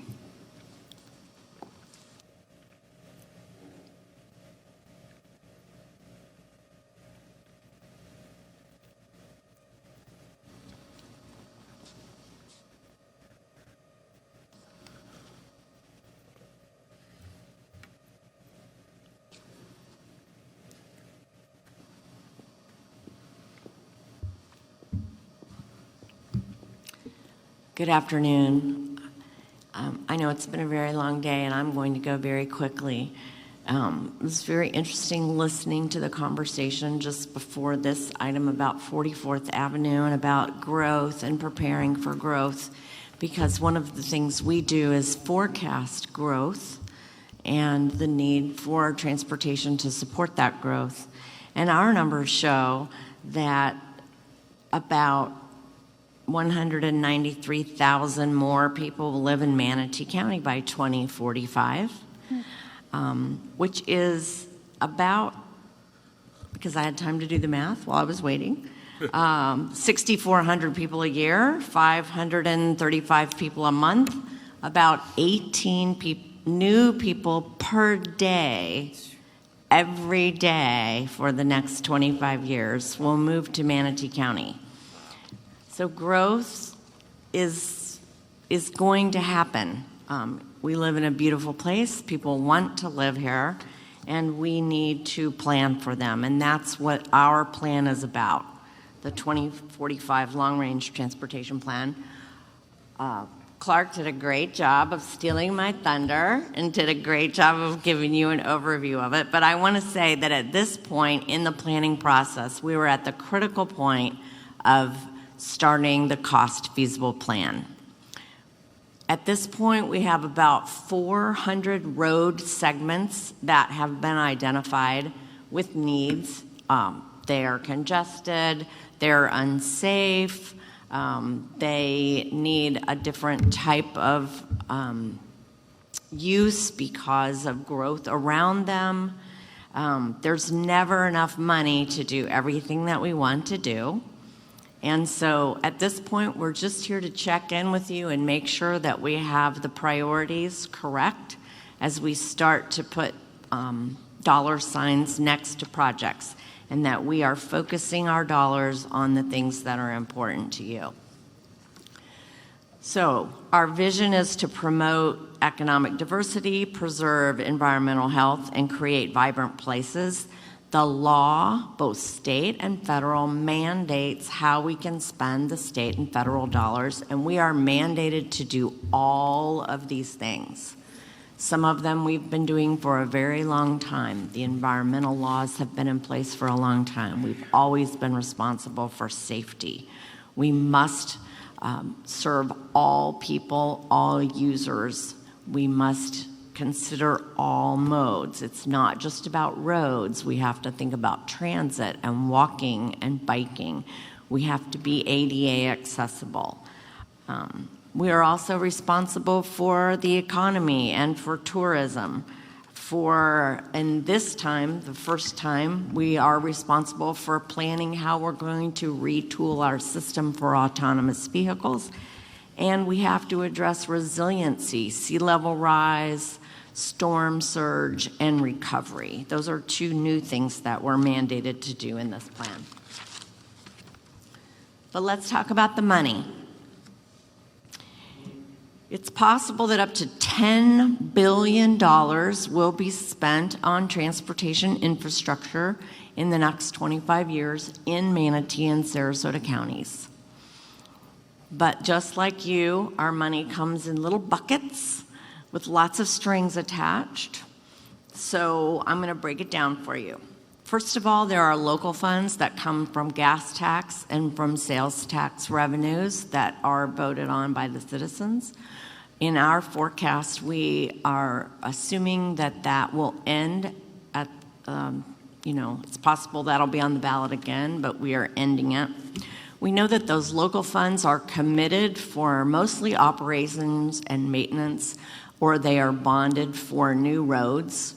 But we want to point out that those funds can also be used in a public-private partnership to draw down state and federal funds. So we don't want to lose sight of that opportunity. The state is mandated in law to do operations and maintenance. Bridges and safety are not done by a population formula, they're done by need. We have some critical needs on our bridges. The Anna Maria Bridge, the Cortez Bridge, and the DeSoto Bridge are all at the end of their life. They are over 50 years old and need to be replaced. And there's been much conversation about those bridges. I want to be clear that there are two pieces to the DeSoto Bridge discussion. One is the replacement of the existing bridge, and the second is the need for additional capacity across the river. Those are two separate issues, but we're going to study them together. The location of that new capacity has not been decided, but it will be discussed in this plan. Some of the highest crash locations in the state of Florida are in Manatee County, and we are going to be discussing those in this plan. So the big gray box at the top of this are the things that we don't, from safety, public-private partnerships, bridges, operations, maintenance, local funds. We don't have a lot of say over those, but the bottom half, those are the ones that are going to be addressed even more succinctly in our plan. But again, there are some restrictions. The strategic intermodal system is in state law.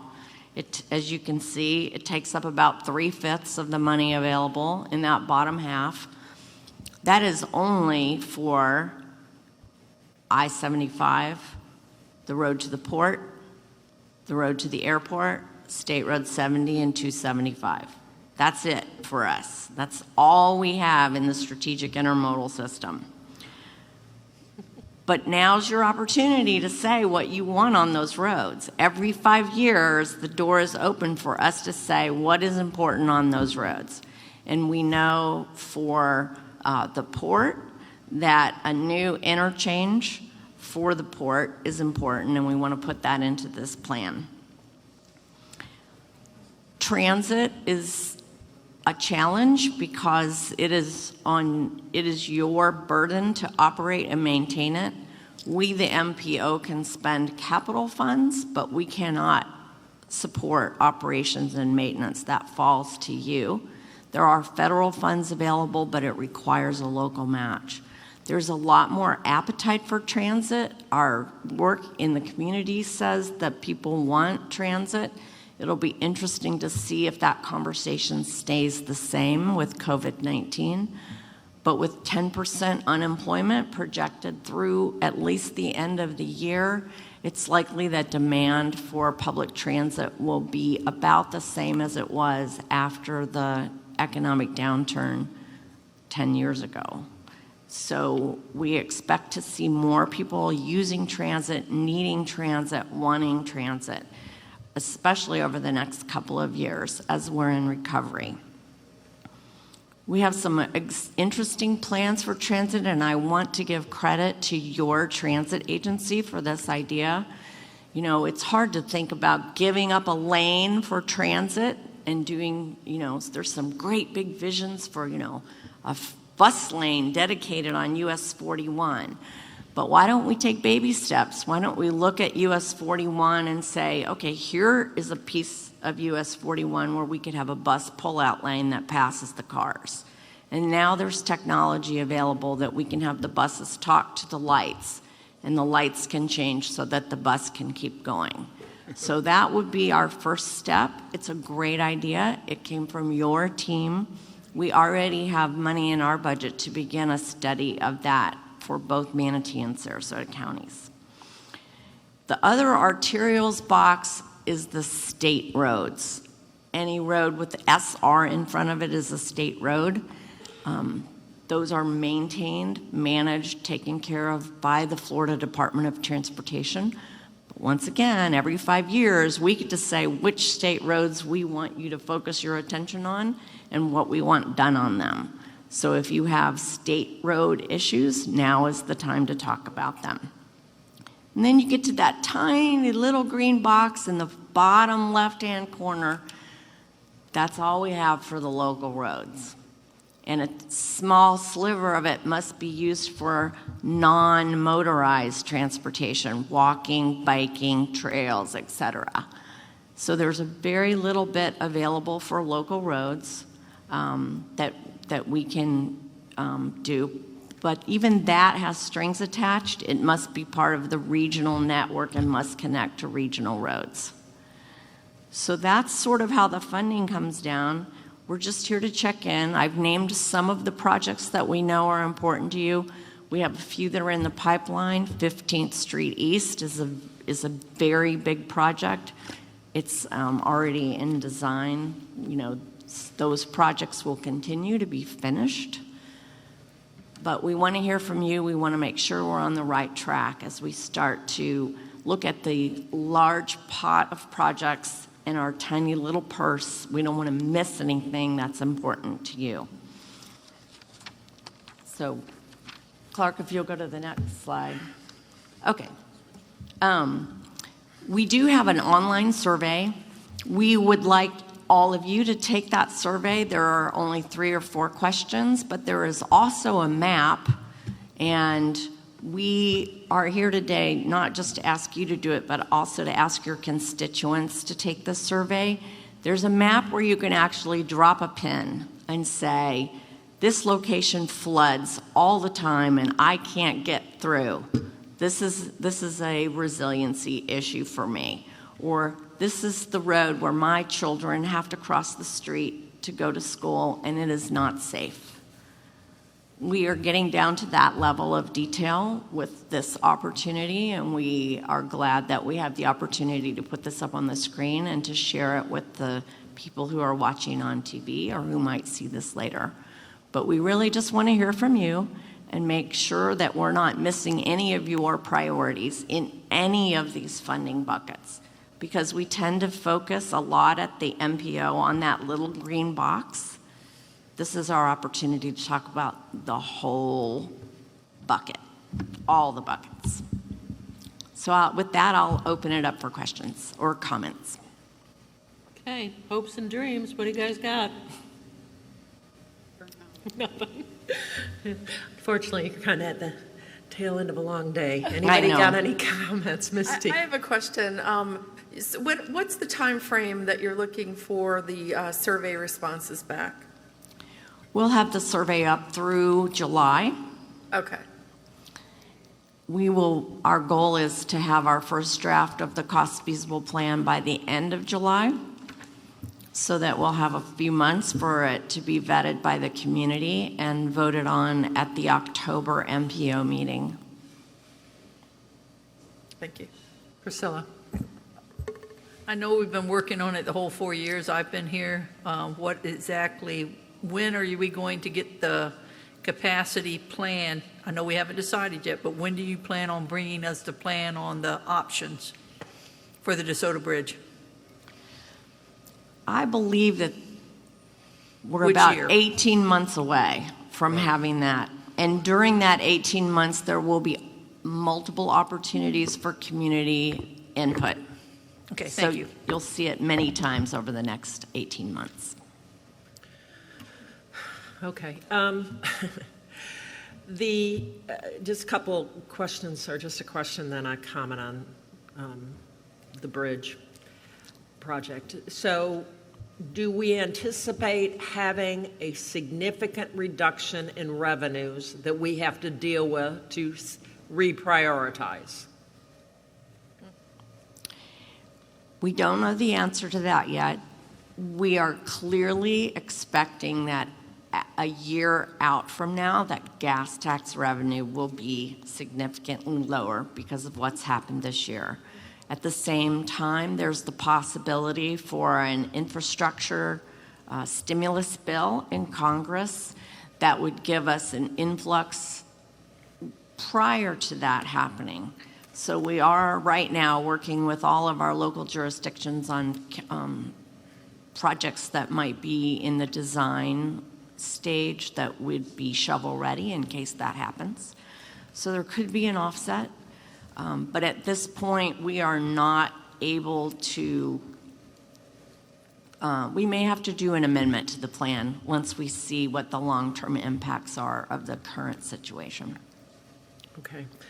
And the planning process for the bridge, and we all know that the Metropolitan Planning Organization is just that, a planning organization, but it is mandated by federal law that we do go through these steps. But at some point, when we do get to a selection process, 18 months, whatever, I would love for an analysis to be done on this entire process. Because when I was running for office 9 years ago, we said we were going to do it differently.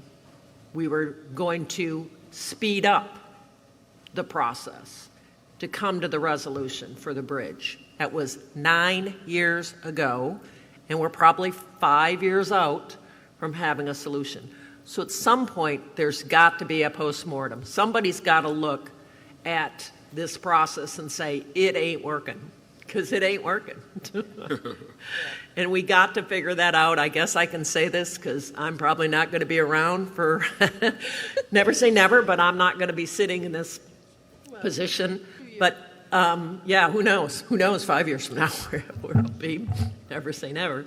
But it just is to look back and see how this has happened when we were told in this very building that there was a way to speed this process up, and it just did not happen. So at some point, and I know that's not a priority, hopefully our priority will get to the point where we can build, the necessary infrastructure. That's what my goal is.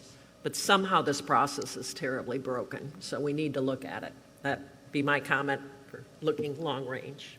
Yes, ma'am. Other questions, comments? Okay. All right, well, thank you for Thank the you. report. Moving right along, we're going to go on to Coquina Drainage. Oh, boy. Phase 2, I think, is what we're talking about. Thank you, Lisa's support, and I don't recall his name. Juan. Juan is the new support guy. Good? All right. As soon as it comes up, I guess. Good afternoon. My name is Mike Sturm. I work in Public Works and Project Management. I'm also the EOR, Engineer of Record, on this project for the county. I'm here today with Chad Butzaw. He's our director, and also Carmen D'Amelio, who's back here in the back. He'll answer some questions for us if we need it. I'm going to change. We're here about Coquina Phase 2, but I'd like to take you through some slides to look at past and present conditions. So here we are at the south end of the park, and as you can see, it was a mixture of sand and shell. Here we're back at the picnic area. It's the pavilion that's just next to the playground. Once again, the same conditions. And then looking north, you can see the south access road that crosses over into Phase 2. and then all the way to the north, how everything was sand. Now, this picture is pretty much what started this whole game, where we had some inundation out at the park, and there were some folks that wanted to try to fix that so that folks had a better condition out there. So we've done that in the south end of the park. This is recent. At the south end, you can see that it's all paved with pervious concrete. It's been striped. It's got parking bumpers, I call them. Next slide, Chad. And then looking north, the cul-de-sac is on the left side, and the frontage road continues up to the north. Next slide. This is at the picnic area there at the playground pavilion. You can see it's inundated. Next.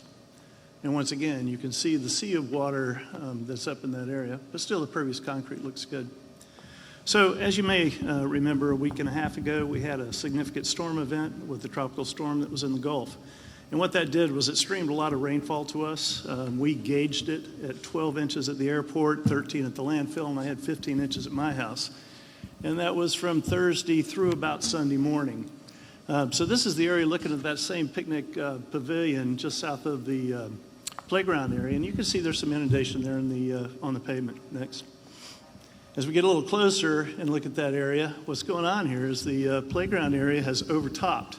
All the water that was stored up in there is overtopped and coming across the pervious concrete. And so we've got about 3 or 4 inches of water here during that storm event. On the southwest side of that playground area, we had the same condition. It overtopped across the pervious concrete and has sat here. This is on, I believe this was Saturday morning when I was out there. Now, the culprit for the majority of this flooding was a ditch bottom inlet that we installed on that 24-inch outfall pipe. But the contractor left the silt fence up, and because he's still in construction, and he had a sandbag on the front of that blocked the whole slot from draining that area. And of course, we had some sea grape leaves there. When I got out there, they were about 3 or 4 inches on top, had formed a mat on top of the grate. So I moved that away, I moved the silt fence up, and immediately it started to drain. Next. The south end of the parking lot, right there at the Longboat Pass, while it looks wet, it never had standing water on it. Next. This again is looking north from that south area next to the pass, and you can see there is some standing water on the pervious concrete during that storm event. Next. So by far the worst inundation we had was at the cul-de-sac there on the south side. This is all under pervious concrete, and you can see the water coming off of the park is coming onto and just ponding on top of the pervious concrete. So this was Saturday morning. Next. You can see it starting to recede, and the pervious concrete is doing its job.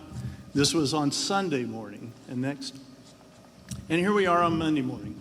So within 2 days, 12 inches of rainfall or so, the pervious concrete had dealt with the water and removed it from the park. We still had the inundation, though, in the playground area. Next. Okay, here we are on Saturday morning looking north on the frontage road that goes from the south entrance to the north. And there is no water on the pervious concrete through that area. Now, what we do have is we had water in the ditch that conveys water to the inlets. And we had a similar condition. We had the filter fabric in front of the slot, sandbag blocking it from taking the flow. As soon as I removed or pulled those up, got the sand back off, all of this drained down. Good. All right, so recent storm conditions. Here's an overall view. You can see the pervious concrete on the left of the cul-de-sac. And then as we look north, you can start seeing some of the water that's standing in the parking lot in phase 2. Went the wrong way, sorry. Yes, you did. Okay, so here we are. This is the access to the parking in phase 2 from the southern access road. And as we look north, you can see there's a lot of water puddles in the parking area. Here we did a drone flight. We look back. You can see that inundation. The park staff had to close this, and it'll be closed for a week or so, 2 weeks, whatever it takes to recover. This is the area just south of the bus loop. You can see that, the water is inundated up near where folks have to cross to get to the beach. These holes are, 1.5 feet, 2 foot deep, and so, it's a little bit of a hazard. And then looking to the north, they had to close this part too because that north segment is also inundated. So they're not able to use it. But you can see the birds. The birds are enjoying it. And here, I caught this shot on Monday morning. This is a blue heron that had just caught a fish, about 4 or 5 inches long, in the floodwaters in the pavilion area in the playground. So it kind of gives you an area of the water, how deep it was, how it had backflowed from the inlets, fish coming into the park. Wow. All right, so we're moving into the overview for Coquina Phase 2. This is our overall graphic, kind of defines the park and all the items in the park, and this is the red area is our Phase 2 project area. So we've done the south parking, we've done the frontage road, we've installed the drainage system that allows everything to drain now. And so we're looking to, with Phase 2, go ahead and do the pervious concrete all the way up to the north end and attach that to that drainage system so that it will drain out. There will be an impact to trees once again, and I apologize for that.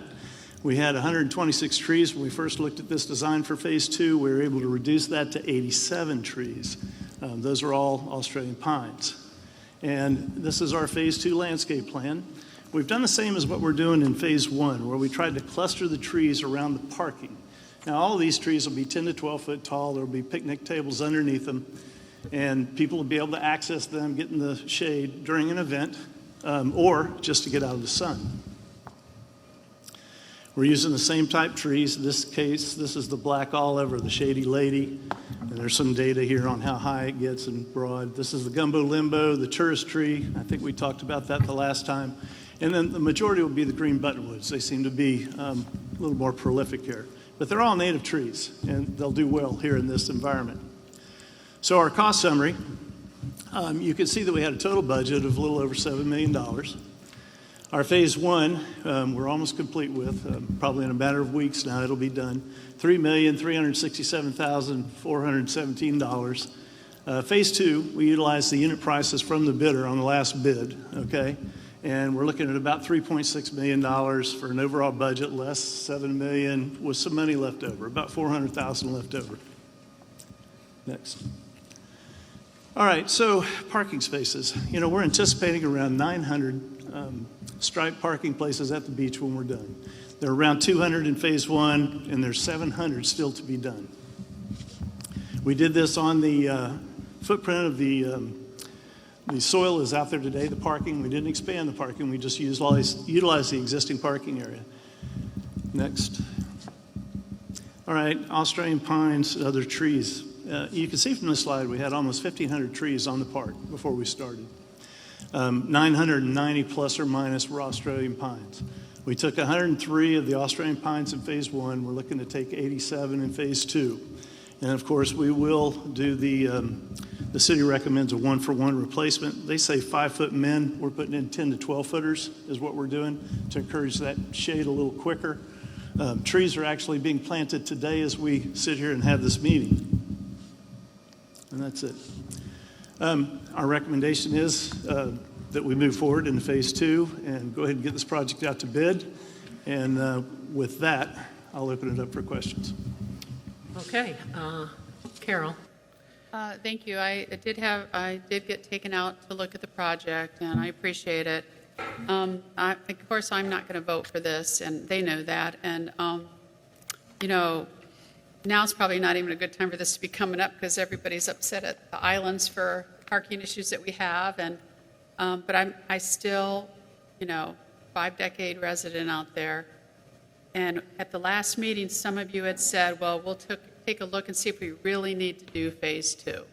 So whatever happens, I'll vote against it, against the staff's recommendation, in all due respect, and you know that. And use that money, that $3.6 million, on something else that we desperately need, and I appreciate it. Wasn't that bad? You know, I've seen it a lot worse after the storm. Your part was great. There still was flooding in the old part that needs to be done yet, but it wasn't killer. There was one area that you had to fill in because of like a sinkhole or something, but that's happened my entire life. So again, I just hope I can get, I doubt it, but I hope I can get 3 votes because I think the district commission supports this project, but I hope I can get 3 more votes to, because we did say at the last meeting, it was, you know, you would at least consider maybe not doing Phase 2. That's all. Misty.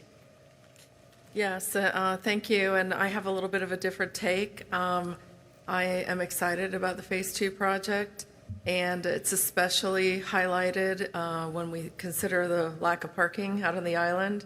Most recently, the spots that have been eliminated, the removal of the Australian pines in favor of native trees that are going to provide shade and canopy to the beach area is a great thing, in my opinion.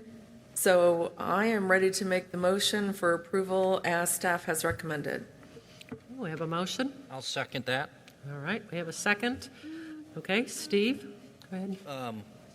Yeah, thank you, Misty, and yeah, with all due respect, Carol, as you know, I was certainly in favor of it during doing the phase one first and seeing how that came out. I was out visiting the site a 3 weeks ago, I think, and it really did come out, I thought, really, really well, and it was a huge improvement. And then driving over into phase two, where you could, I think Mr. Barnott was driving me on a four-wheeler, and you had to be in on a four-wheeler to get into phase two because of some of the lakes that had been created in the road. And the thought of ultimately now getting all that cleared out, getting that impervious surface, which I was a little skeptical of originally. I know Mike had done it down on Siesta Key, but seeing the finished product was very impressive. And, I'm looking forward to getting, hopefully the second phase done. We'll have those 900 spaces, and I think it will be a real, just a real classy project for what we need out there on the beach and keeping those cars going, and especially with the issues going on at Anna Maria, and they're taking the parking places away, that we'll have a place where, we can control it ultimately and keep those cars moving. And I think it's something that all the citizens in Manatee County are going to be very proud of. So, like I say, I thank you all for what you've done, and I look forward to hopefully getting on to phase two. Okay, Vanessa? Yes, I just have a question. On the summary of facts page, you have down there, I want to make sure I understand, because I think it's remarkable. So originally, there were 990 plus Australian pines. Is that right? Yeah. We did a tree survey. Okay. And so in phase one, we only removed 103 of those 990 plus. Yes, right? ma'am. Yes, ma'am. Okay. And then in phase two, it would be 87. Yes, ma'am. And yet you've put in all the other trees that give shade and are really good to have. Right. Those 103 from phase one are going in today. They've been working on it all week. And then if we're allowed to go forward, we will put another 87 in the next green space that's out there. And they're all native. All right. Thank you. I have actually been out there and looked at it. I know that'll surprise everybody. Nobody would think I'd go all the way out, but I have. And it really looks good, the first phase. So congratulations. Job well done. Thank you. Thank you. Okay. I have just a couple of questions, too. Is it in your opinion that after the phase one and phase two improvements, that we'll have more usable parking spaces on more days out at the beach as a result of these improvements? Yes, ma'am. Okay. And will you save some of the Australian pines that are along the multi-use path, whatever you call that path? Are some of those Australian pines being saved?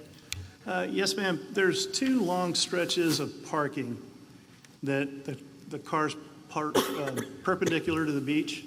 In those areas, we were able to move the pavement back 3 feet and save all the trees along those two runs. If I could. You want to try them out? So it's this area right here. Oops. That? Yeah, that works. So in those two areas, we're able to save all of the Australian pines that are there along the way. In the other areas where the parking kind of is like a U-shape where they have to go around in a horseshoe, due to the physical limitations of the road and preserving as many spaces as possible, those are just too close. And so those were where the 87 trees come from. Right. Well, I don't believe I have received any negative comments since this has been done. I'm not positive about that, but I think it's one of those things that there was a fear more than reality. and that happens a lot with development, as I have said before. The fact that we are saving representative Australian pines along the multi-use path. I know it's not great because it's bumpy, and I get that. I ride my bike on it, but I think people like that shade there. And so I am going to support this. I think that the fact that we're going to have more usable spaces with these improvements available over time, I think that makes a lot of sense because that's what people are asking for, and we're going to be discussing this. But I think we're doing our part to make the improvements and try to improve people as we let all of those county people get access to the beach. We allow them all to have access to this parking. And I think that's a good thing. So I'm going to support the motion. Maybe we should record and send it out. All. I like that. And I don't think we even necessarily turn anyone away if they're not from Manatee County, but we're going to talk about that. But all right. Anyone in the public would like to address this proposal? Now's your time to come forward. All right. Seeing no one come forward, I'm going to close public comment. We have the motion, right, by Commissioner Servia, seconded by Commissioner Baugh. Have I got that right? No. Oh, I'm Steve sorry. Johnson. Steve Johnson, excuse me, District Commissioner Steve Johnson. All right. All those in favor signify by saying aye. Aye. Chair votes aye. All those opposed, nay. Nay. All right. Motion passes 6-1. Thank you. All righty. Rolling right along. Let's see. All right. We're going to go ahead and go to T. Barta. Mr. Steele, I think you're going to address us on the execution of letter to Tampa Bay Area Regional Transit Authority regarding the draft Regional Transit Development Plan, item number 91. Yes, afternoon, everyone. I'm told it's evening. So yeah, today's a different presentation topic. It's not our TDP. It's actually Tabarda's TDP. And just for frame of reference, this is now the Tampa Bay Area Regional Transit Authority.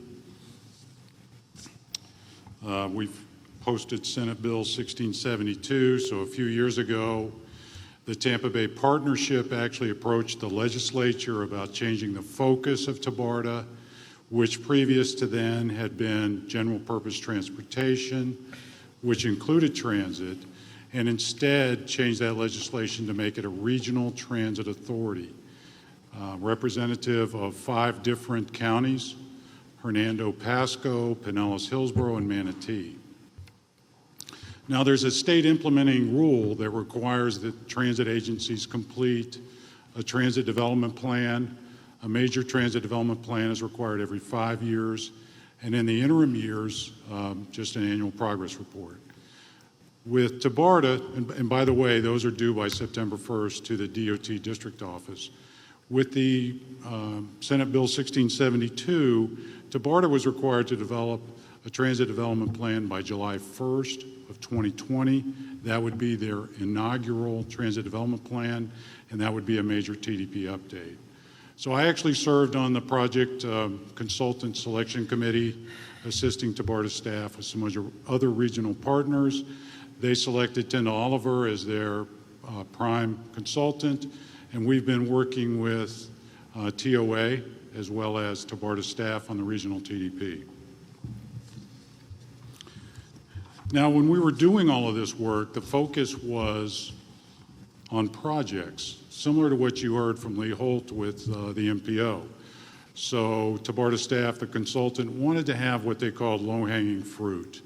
These projects that might be implemented in the next several years, because they have this very aspirational BRT project that connects Pasco, Hillsborough, and Pinellas. It's 41-mile corridor. This is going to be a very expensive project that will have to be phased, some significant capital and operating costs.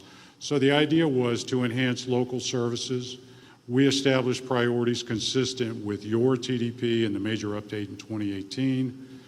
Focus on Skyway Connection and some additional trips there that might attract commuters. We're already working with PSTA in Pinellas County to connect that service at their Grand Central Station. They're going to pour a pad for us adjacent to that station that we can serve.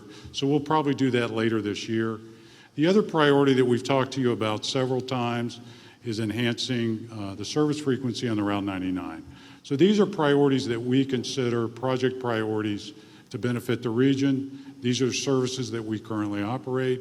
So for a period of time, the focus was completely about projects. However, as we dug into what you might call the minutia of the plan, we found that there were some operating implications, some funding implications that adversely affect local transit agencies, and that's what we want to talk about today. On the operations side, TBARTA has proposed that they would become the actual provider of service. They would assume control over services that are currently operated locally. So, for instance, the service across the Skyway would be assumed, that operation would be assumed by TBARTA. In all honesty, in all the project discussions, this was never a topic of conversation, that TBARTA would actually be a service provider.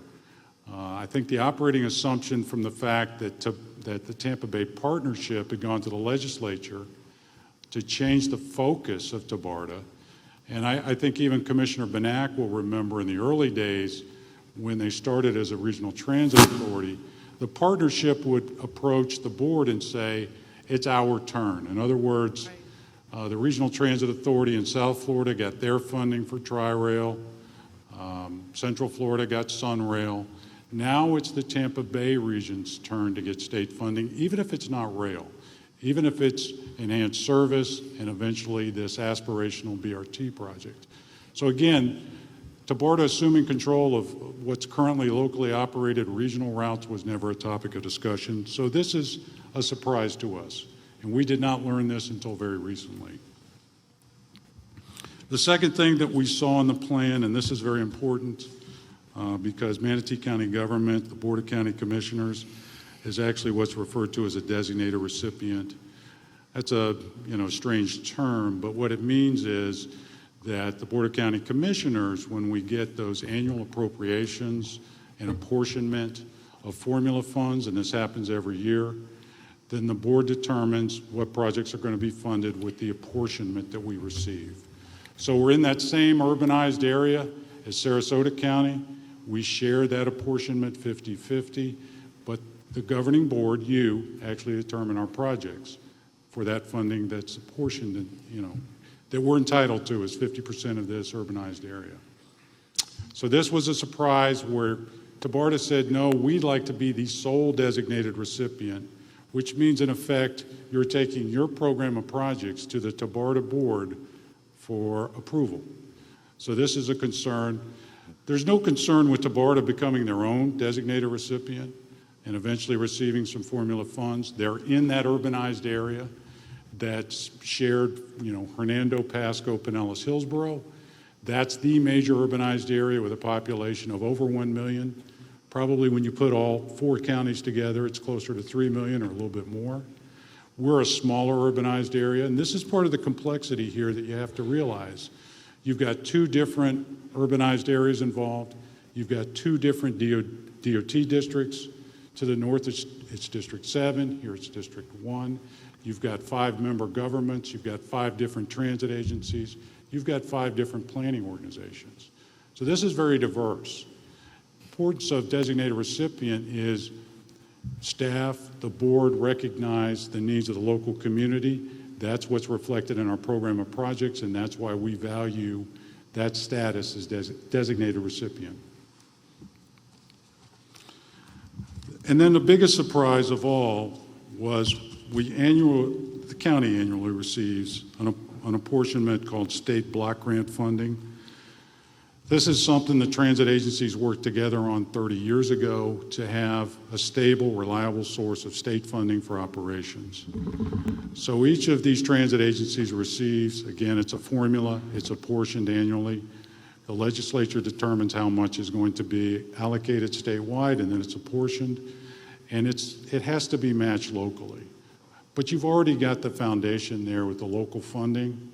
So really, the funding that comes from the state goes right into operations because you've already allocated funding sufficient for that match. But the plan actually stipulates taking 10% of block grant funding from each of the local agencies plus the local match. Right now, I think we're at about 1.1 million in state block grant funding. 10% of that's 100,000+ plus the local match. Now you're talking about either coming up with additional funding to make up for that loss or your reduction in service. So these are three very big surprises that are really in the minutia of the plan. I want to thank Dave Hutchinson. He had seen or heard about this early on. He alerted us to that. We also heard from Debbie Leas at PSTA. She said, you really need to take a hard look at this. For the moment, you might think that Bill, and next to me is Jonathan Roberson, our transit planning manager, who replaced our younger brother, Ryan Suarez, recently. You might think we're overreading this, but if the Hillsborough MPO has the same concerns, the Pinellas Suncoast Transit Authority is objecting, and they're issuing correspondence to TBARTA with the same concerns that we have. I've also reached out to my friends at HART, so they've seen it as well. All of us have the same concerns. We're reading the same things in the plan.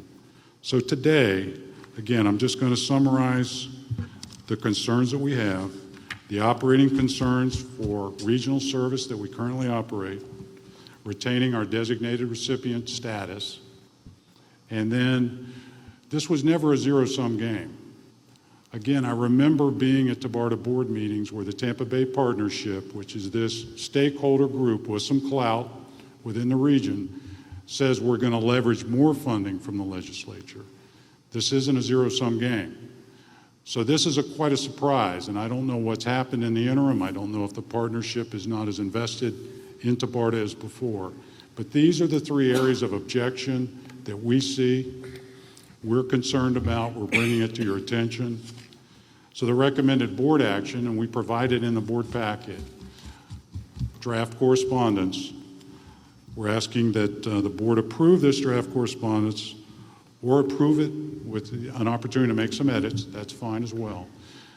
But again, the TBARTA board meeting is next Monday, where we understand that the current plan is going to be adopted. Now, one caveat that Commissioner Bellamy may already be aware of, I don't know that they're going to change anything in the plan that, with respect to the three concerns. However, for the time being, I think your staff at TBARTA is going to say status quo. Nothing changes. One of the questions that came up, and Sherry asked Jan Brewer to investigate, is how much have we paid TBARTA over the last 5 years?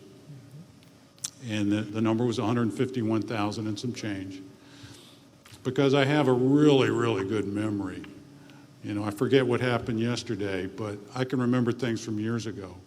I remember in 2012, we actually paid them another $13,000 and change. So over the last 8 years or so, we've paid them $165,000 to support the cost of their administration and their overhead expenses. So that's a question that we wanted to get answered. A second thing that I wanted to know, and I'm sure Commissioner Bellamy wanted this answered as well, is where does DOT District 1 stand? So last Thursday evening, we had a conversation with District 1 transit staff, and we shared our concerns. They were unaware of any of these provisions in the TBARTA TDP. And if you hear us use an acronym, RTDP, that just means Regional Transit Development Plan. So the TBARTA RTDP has these provisions, and DOT was unaware. LK, the district secretary, has a consultant that we've recently been working with named Mary Ross. Jonathan had a conversation with her as well, and she was unaware of these provisions. During the conversation, correspondence came from the TBARTA executive director, and it's addressed to me, as the representative for the transit agency. It's funny that I've never received the correspondence, but it did go to DOT District 1, and they shared it with me, and it's at your table. So what I think you're going to see in that correspondence, if you read it carefully, is not that the plan's going to change. They're going to proceed with plan adoption, but they're going to say for the time being status quo. So they're not going to propose that TBARTA take over locally operated services. They're not going to propose changing designated recipient status. They're not going to ask for 10% of your operating assistance through the block grant program. However, it's still in the plan. So my recommendation to you today is that you forward that letter, even if you make some edits, if you see some things you want to change. Let's get that letter to TBARTA before next Monday. And as Commissioner Bellamy is our representative, he can speak up on the behalf of you and share these concerns. And trust me again, we are not the only ones. Our partners in the region have the same concerns because it's actually in the plan. Okay. With that, I'll cease. All right. Thank you, Bill. I'm going to go to Reggie first because he's our representative on TBARTA. So from day one, I have been concerned about TBARTA. And when we discussed this in my briefing, I basically said it sounds like a strategic takeover if we're not careful. Mm-hmm. And I asked him to reach out to District 1's representative to see where was LK on this. And I'm just getting this information, but we kind of anticipated that they were unaware of this. I'm very concerned. I've asked David several times to come down and communicate with all of the commissioners to make sure it's very, very clear. Now, I may be missing something, but there's some history here that's starting to surface to the reality of where Manatee County is in a situation where taxpayers' dollars are consistently being put in. I think the year was 2016 from where I looked at it, and we had 151,000, maybe 200 and something. I can't remember the number specifically, but I think where we are with this letter, we need to make a stand on this and get some clarity. And I mean, professionally, it seemed like we're in a situation where we were almost bamboozled, if you ask me. And I appreciate you, sir, with the communication that we had within our briefing. And we had some open dialogue to make sure it was very, very clear, what stance we need to take on this. And I wanted to make sure that it was brought back to all of us so we can hold this conversation. I think my extreme disappointment is that District 1 had no idea about this neither, which obviously brings a different concern to TBARTA. And I don't know, Commissioner Benak, I mean, I'm learning. Maybe we all need to hold this open conversation and see what's really going on with this. It's not good, especially if the other counties obviously have these same concerns. But I do know that what TBARTA is looking for is consistent funding sources. Consistent funding sources. Well, I'll go ahead and respond because you asked me specifically. And yes, TBARTA has been looking for consistent funding for as long as it's been started. I mean, when it was started, there was funding that was put in the budget, and then it went away. I served as the treasurer. We had huge problems because the funding was simply from grants. TBARTA, even though it was created with the design, and it was created by Bill Galvano with huge help from the Manatee Chamber of Commerce. I served on the chamber at the time, chamber board for the Manatee Chamber in support of Bill Galvano. We were in support of the idea of TBARTA so that we could compete with the Orlando regional transit agencies, with the Miami regional. We wanted to make sure that we got our fair share of the state and federal dollars for our metropolitan region, and we had to compete with those big dogs. So that's why it was put forward to begin with, but recognizing that it needed some sort of funding to have an executive director, to have some clout. The request was put in, there was some money put there, but never enough to operate. So what TBARTA became was the, oh gosh, Bill, help me, it's the ride, I'm trying to think of the name of it. What's the name of the program? It's just van pooling. Yeah, the van pool, it was Right. the assistance program. I can't think of, there's a name for it. So all these grants were coming through that TBARTA took over to do this kind of ride sharing and this coordination. And so the only money TBARTA had to operate was the administrative portion of those grants. it got way behind in being able to even keep its head above water because you're paying consultants to do these plans, to do these studies, and then you had to get reimbursed. It really became a financial nightmare for the T-BARTA organization. Well, then PSTA took over a lot of that, and they finally got some funding, only I think last year from the legislature, finally came through. But it's always an annual thing. Can they get the funding? So it's never been able to live up to any of its expectation to bring in large amount of funding. Now, they did get funding for the big regional project. We all saw it. It was actually, the president even said that he was funding the project, which is the BRT, I think, to the beaches in Pinellas, right? That's correct. So I said, well, congratulations, you're finally getting funding for a project. But I'm giving you a little bit of history about where we've been, how we got here. We always hung in there, but I constantly said, Manatee County's going to have to see a return for its investment. The board members made it very clear that they were not happy. I'm talking about you guys and your predecessors. Were not happy with paying for participation in the region in the T-BARTA without seeing something for our investment. So, okay, we're going to wait. The big dogs are going to get some of the money, but then it'll come down here. That was always the idea, that we were going to get money in, not take money out. So this is all news to me, just like it is to all of you. I don't know anything more, but I did call David Green, and I told him that this will go over like a lead balloon with our board members based on what we've said in the past. You know, there's not going to be an appetite to turn any of our funding that we rely on for transit over to T-BARTA.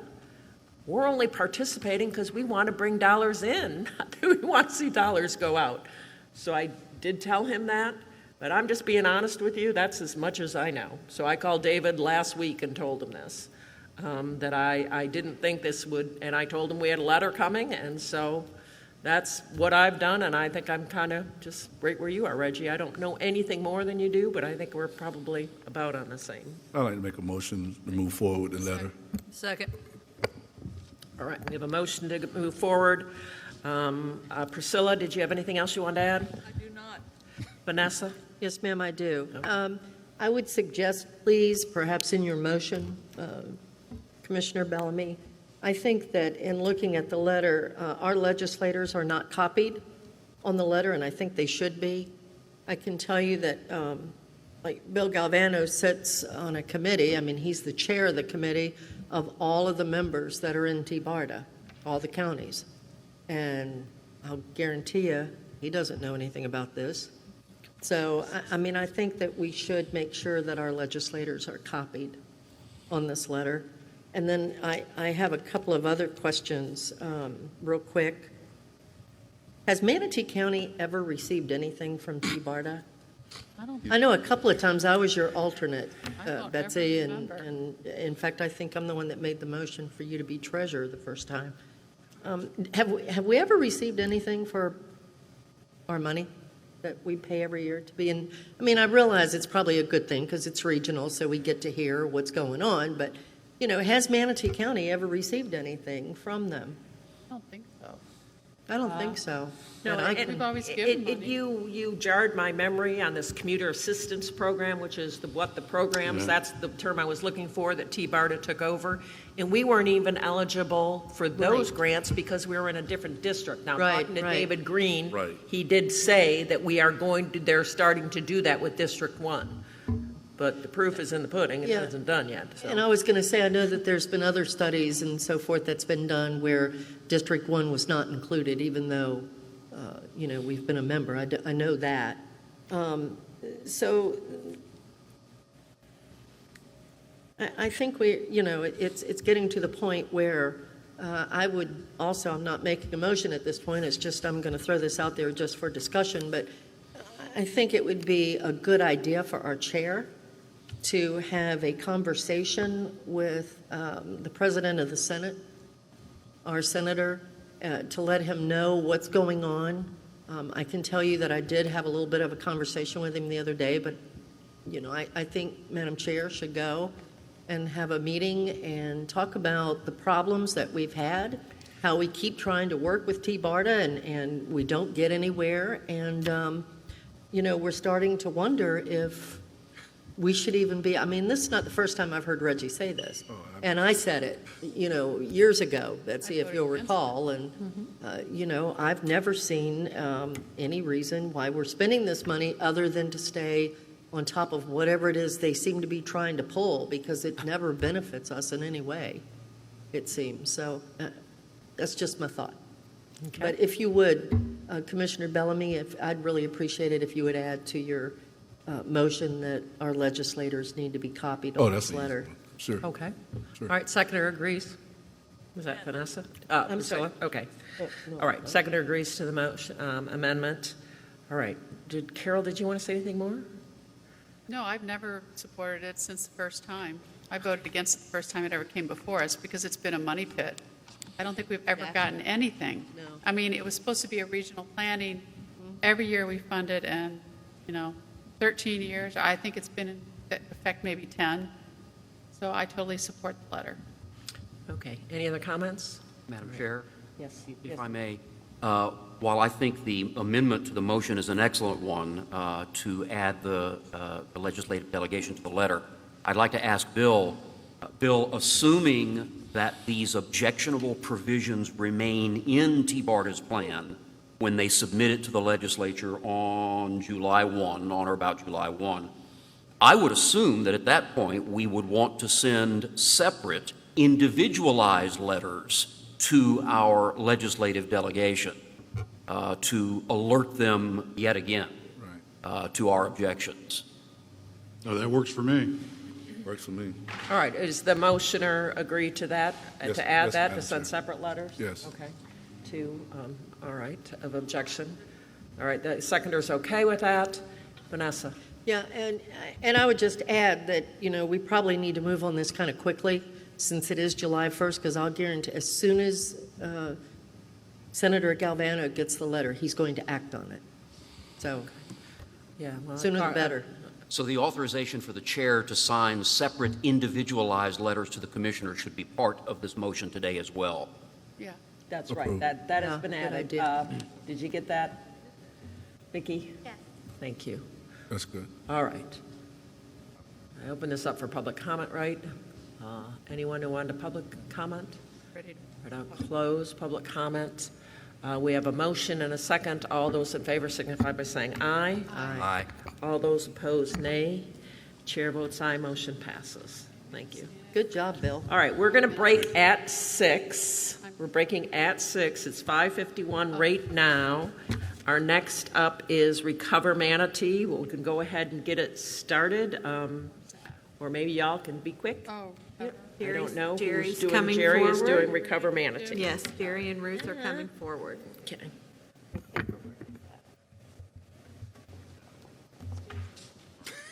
Good afternoon, Commissioners. Jerry Lopez, Director of Redevelopment and Economic Opportunity. We were here on May 19th explaining presenting, I should say, our economic recovery framework in response to COVID-19, which outlined the steps for developing our results-based action plan. Our data collection is underway, which included the business survey, as well as our outreach is also underway. And from our preliminary data and discussions, staff is recommending 2 programs to be able to address the restarting of the economy with safety in mind and assisting existing targeted industries. The first 2 programs for implementation under our Recover Manatee program is what we're calling Recover Manatee Safety First Small Business Grant Program, and I'm going to have Ruth explain that one to you. And the second one is the Economic Development Incentive EDI Flex Program, which after that discussion, I'll present that real quick. So with that, Ruth Buchanan, our Economic Development Manager. Good afternoon, Commissioners, ladies and gentlemen.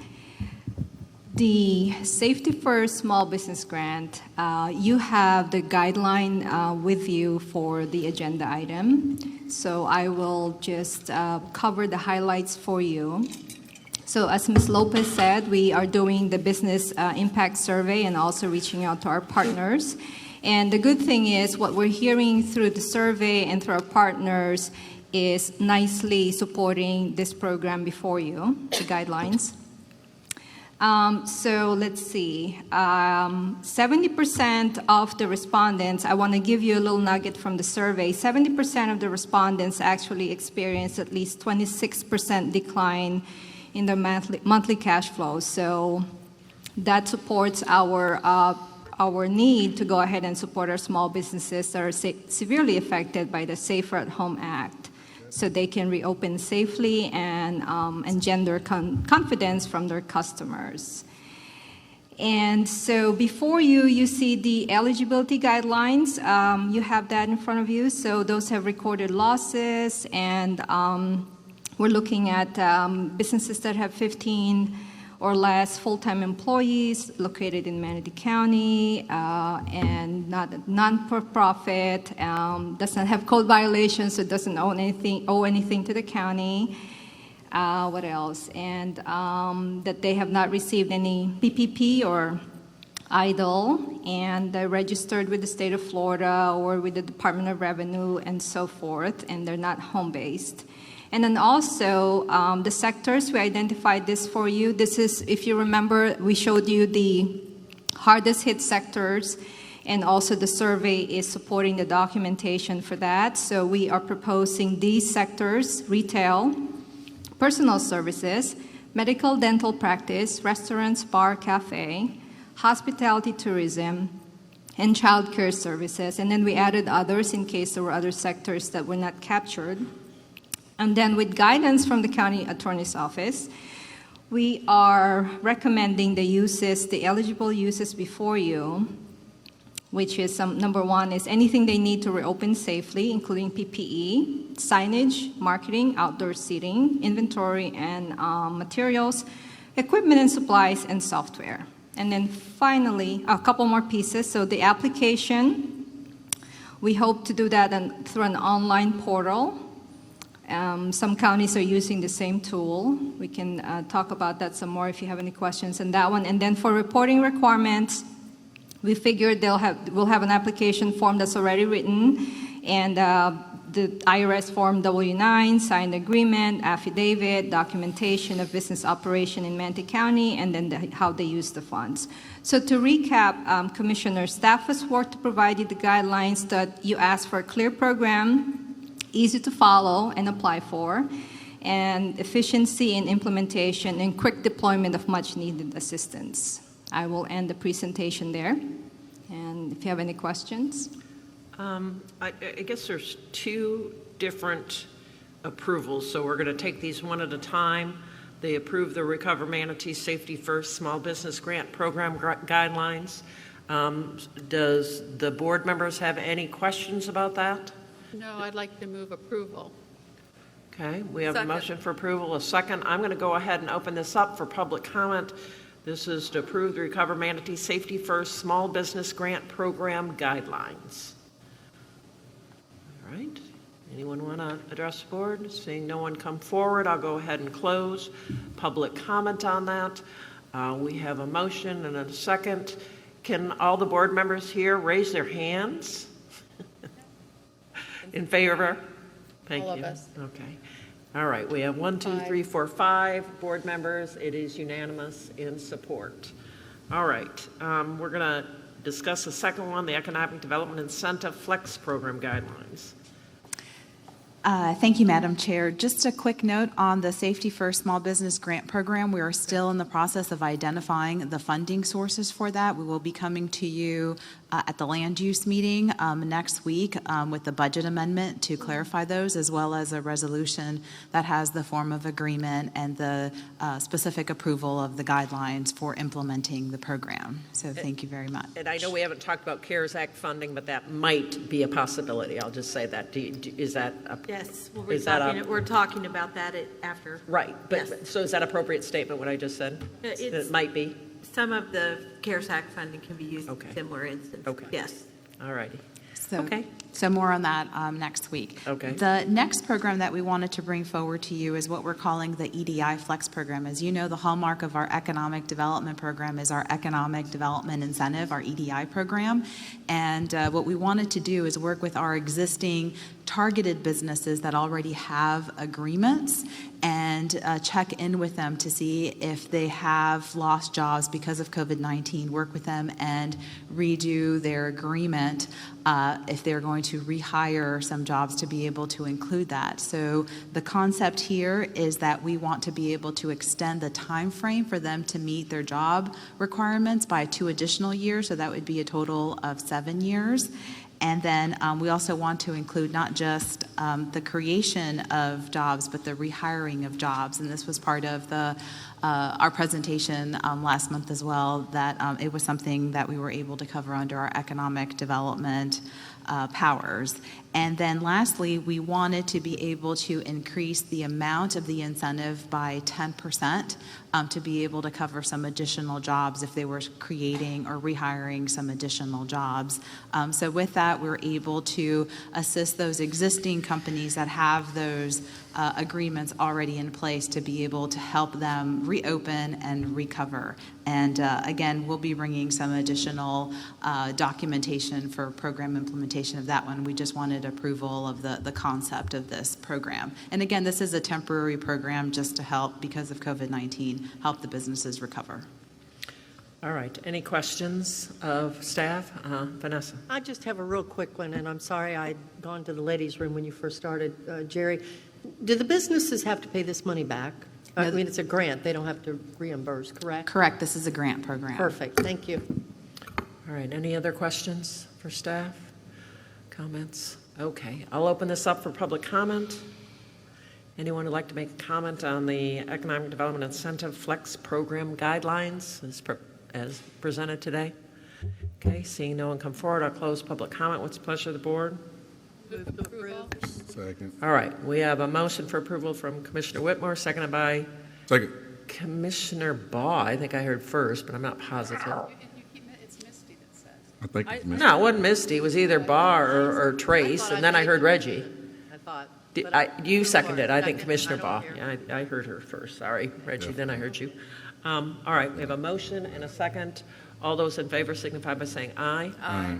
All those opposed, nay. Chair votes aye. Motion passes. Okay. Thank Thank you. you. Good work. Sorry. Keep it going. We know that our community needs you, and you're doing as best you can, so we Awesome. appreciate it. And we really got to get it, advertise it out. Yep. Okay. Thank you. All right. Well, it is 6:01. Is the pizza here? All I'm right. going to check. So my intention was to take like a 15-minute break, bring it back to your desk. Yeah. There's no wine, I'm afraid. What? Sorry. I don't. What? Darn. Beer, but no wine. What? Beats on her way, but it's not here yet. She's on I could see it now. Want to do one more item? Oh, gosh. It's not here yet. You guys want to do one more item, Yeah. just for the heck of it? Okay, well, I'm going to find one that's quick. Carries about. I saw that somewhere. I think will the sanitary sewer thing be kind of Oh, quick? yeah, they've been waiting all day. Yeah, Mike and Jeff are here. Okay, Yeah. let's do the sanitary sewer. Gore's here? Mr. I think it's- Gore I think it's- Yeah. and Mr. He's Goodwin. been here all day. I think it's a good message. I think it's Before a good supper? message, so. Mike and Jeff, you want we to come asked up, for- please? What number? I forgot. We're talking What is it? sanitary. Sanitary sewer is number 97. This You was a put the poor report guy at that 97? Commissioner Baugh requested. Okay. On the sanitary update on the June 2nd, sanitary sewer overflow at the intersection of 34th Street West and 60th Avenue West in Bradenton. With So, the spill? yeah, sorry, right before dinner, but what the heck. Hey, We're going to go ahead and we hear needed, from. It's going to go there anyway, so, sorry. All right. Thank you, Jeff. Go ahead. It's a back deck. It's a back deck. You just wanted an update? Yes. Okay, so, well, the sewage, the spill is stopped, of course. We're still testing Sarasota Bay, although the initial results, I think you probably saw in my message, that didn't really indicate a strong influence of raw sewage, meaning that we don't believe a lot escaped into the bay. I don't know what we're affecting the repair as we speak.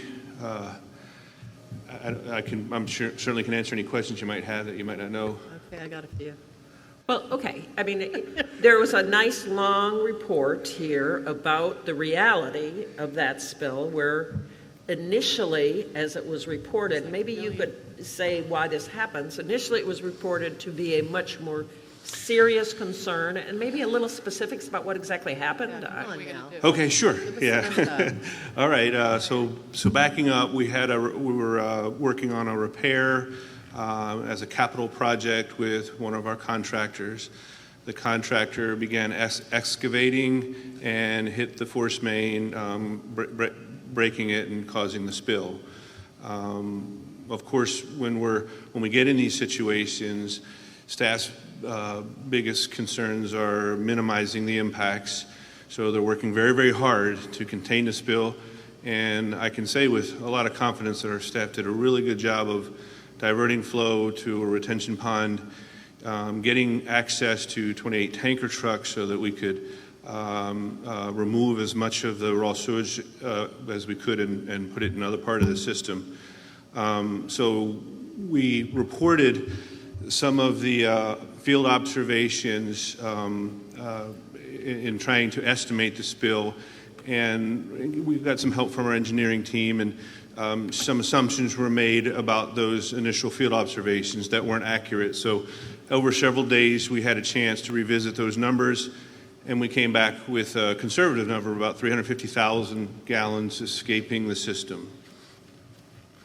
I'm sorry, how much? Better than a million. 350,000 was the very conservative. Certainly not all of that escaped to the bay, and the data has borne that out. We really can't make a good estimate on how much made it to the bay. Okay. Commissioner Ball, this was your... Yes, ma'am. Thank you, and I won't take long. I've heard from a lot of commercial fishermen and so forth, and even the weatherman in Sarasota, ABC7, even posted it on his Facebook page and showed an area of Sarasota Bay. So I thought it best to get this out in the open. We need to publicly make sure that everybody has a total picture of what's happened here, because obviously we thought at first it was 1.2 million gallons. Now it's down to 350 gallons. 350,000, sorry. It's been a long day. Yes. Yes, I know. God bless you for being here. So what else can you tell us? There's been questions about the contractor, the repairs that need to be made. Is the contractor going to be held responsible? The last email that I saw before this, you guys weren't sure yet. So. Yeah, and I'm still not, I still can't say with confidence. The contractor has initially agreed to pay all of the pumper truck charges, and he has the invoices to pay those. I couldn't tell you with confidence that those have been paid to date, but that's what he has committed to, at least verbally. Of course, within the construction contract, those are his obligations. So one way or the other, we expect that we'll recoup those costs. We're discussing with him the man hours that were spent by our staff. Yeah. Most recently, I spoke with Mr. Palmer about revisiting those construction contracts and seeing if perhaps some of that language should be beefed up to de-incentivize the contractors from not doing due diligence and following all the proper protocols. Yeah, because, I know we're all aware that the last couple of years, the state legislature has looked at this issue and frowned upon it big time about the counties that are having discharge out into the water. So anything that we can do to help alleviate that or hold the people who are responsible accountable. I mean, and I assume, Mickey, you're going to look at the contract and absolutely see. Okay. I will be working with the utilities folks. Yes, Jeff and I have discussed this briefly on the phone recently. Jeff, if I could just clarify one thing with you. The pipe that was broken by the contractor was the old pipe that was to be replaced pursuant to this project? In this case, it was actually a piece of pipe that we did not need in the system any longer and was going to be removed, and that was going to be plugged. So it wasn't the actual force main itself. Okay, but nevertheless, it was a part of the pre-existing system. That's correct. It was to be removed pursuant to this project. That's correct. That was what the purpose of the project was, to remove that piece. Yes, and so again, it was that piece within the pre-existing system that was broken, resulting in the spill. Yes, sir. Yes. Okay. Yeah. Absolutely. My office will be working with utilities to make certain that the responsible parties step to the plate. And the reason I say that, in all honesty, I mean, I know we've got great staff, don't get me wrong. I mean, we've got the best of the best. But at the same time, I think before it's all said and done, the state is going to come up with some regulations that might hit us with some fines if we don't start, helping to slow down these spills that we're having, or that all the counties have from one time or another. And that's why I wanted to talk about it, because I think it is something that we need to look at and see how we can protect ourselves as a county, in case anything like this comes up. So. Sure. It does appear that the Gruder's legislation, if signed by the governor, will go into effect on July 1st, which gives the department the option of increasing fines by as much as 50%. Now, fortunately, they've worked well with utilities that have a good history and have shown good faith effort and have allowed us to do in-kind projects in lieu of the monetary fines, and we expect that to be the case going forward. Because I know these don't look good in the paper, but if recent feedback from the department indicates that within the Southwest District, we're doing a pretty good job when compared to the others. We still have a healthy capital spending plan to look at our most at-risk areas. In fact, we've increased the spending. I just ran the numbers. We've increased the spending for R&R. Is that me? Am I doing that? I don't know. Mike's tired. It's a plate in my head. So we are continuing to focus on rehab and replacement of the older parts of our system and focusing on those I&I issues. And Mickey, if you don't mind, and this will be the last comment I make because I know Misty's biting at the bit over there. I keep seeing her. Since this is going to go in effect on the state level, July 1, is that something that perhaps your office could give us a briefing on to let us know kind of what's involved with that? We can absolutely do that. Okay. And while I've got the floor, to be clear, what Jeff and I touched on in our brief phone conversation recently, we're actually looking at two different fronts here. First of all, we want to, item A, we want to make certain that the instant contractor who is responsible for this steps to the plate and makes good contractually in terms of whatever expenses the county has incurred. But then item B, if you will, we want to look at our standard contract language, at least as it regards utilities kinds of projects, to beef up that language to basically say, Mr. Contractor, if you screw up and if the county is fined as a result of that screw up, we're looking to you to be financially responsible. Exactly. And so we can, I think that's sort of what you have in mind, yes, right? Sir. Right, Jeff? Yes, sir. And so, yes, we can certainly look at beefing up our contract language to specifically address utilities kinds of jobs that can result in pollution occurring as a result of contractor negligence, and beefing up that language and making certain that the contract covers it nicely in terms of the contractor's ultimate responsibility. But then, Commissioner Ball, you're talking in terms of just educating the board on what these new rules are going to be that are taking effect on July 1. As I understand it, yes, sir. I haven't heard that. Yeah. So I guess that's item C. And so, if you'll communicate with me And we'll put together something to educate the board as well. Certainly. Something that protects our staff. All right, thank you, Mickey. That's all I have. And our ratepayers from being hit with these fines, I think we definitely need to have an update on that, so I appreciate this discussion. Yep. Commissioner Serbia. Yeah, thank you. Maybe it's covered now that Mickey has said what he said, but my question is, just as a standard practice when we award bids to contractors, don't we require that they have liability insurance for accidents such as this? Absolutely. Right. So the fact that this contractor has agreed to pay, thank you.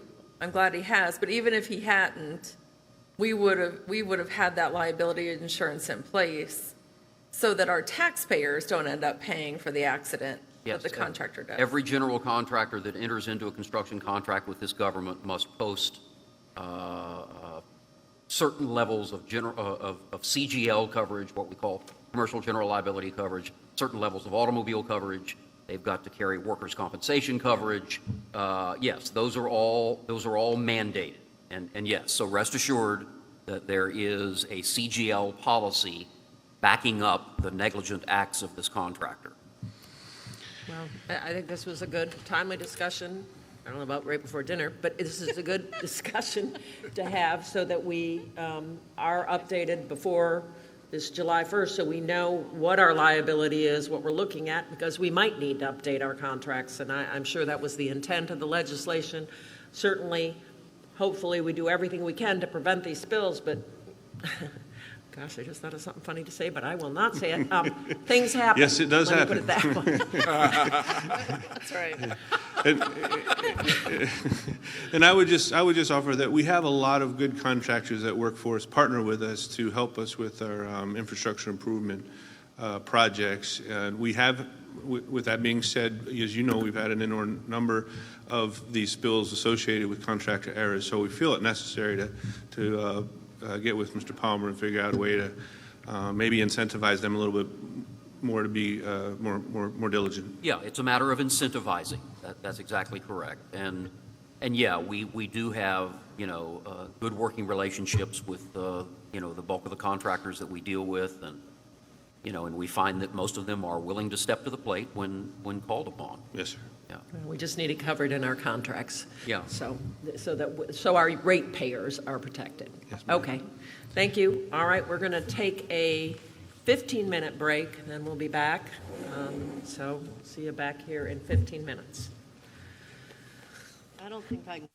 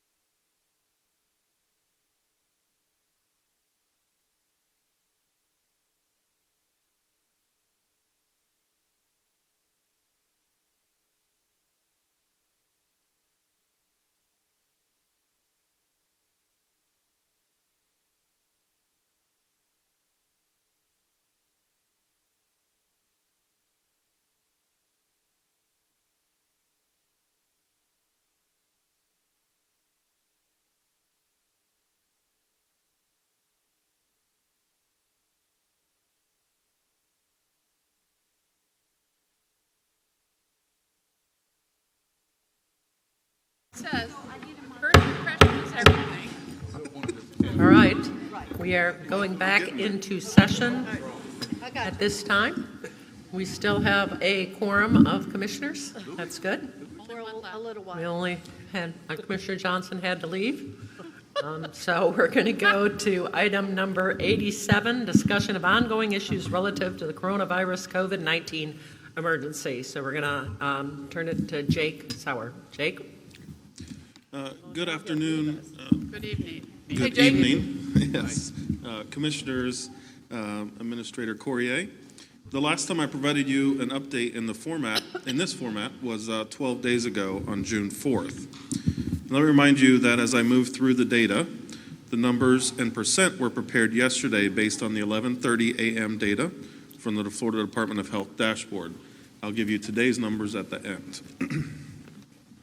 The state of Florida now has over 77,326 total positive cases and over 2,938 deaths. And this is an increase in positive case counts by over 18,562 people and an increase in deaths by over 372 people in the last 12 days.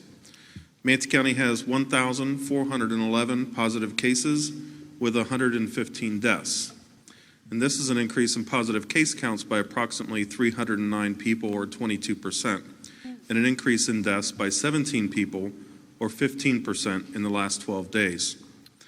Even considering these increases, Manatee has managed to move from 10th to the 11th position in the state, with Miami-Dade, Broward, Palm Beach, Hillsborough, Orange, Lee, Collier, Pinellas, Duval, and Polk having more cases than Manatee.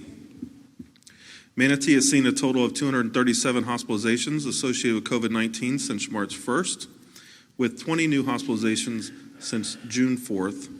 Approximately 37 of those current cases remain in our local hospitals. I am happy to report a steady decline in emergency room visits with COVID or influenza-like symptoms, and we estimate a recovery rate of 90%.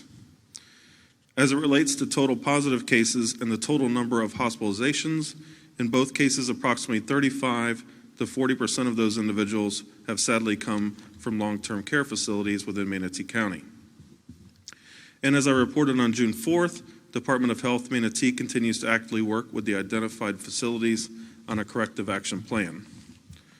Bringing in infectious control medical practitioners last week from Jacksonville and ceasing acceptance of any new residents at those facilities for the time being. As we look back over the past 12 days, we also saw no significant changes in the case counts coming from the 6 different highest zip codes. As in previous reports, 34208, 34221, and 34203 have the most positive cases, making these 3 zip codes dominate the total number of overall cases. Another data set that I have not talked about specifically, but is worth mentioning today, is our reported median age associated to positive cases. The county's overall median age is 59.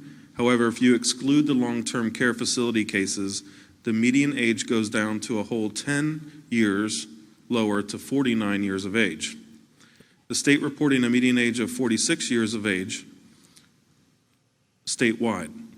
Although the county's median age is going down, we believe this to be a function of testing as we go through time.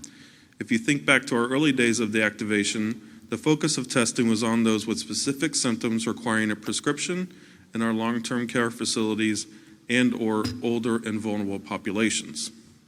As we continue to bring on more testing options for the general public, we are testing anyone over age 18 who wishes to be tested. I do not believe this is something to fear, but something to closely watch.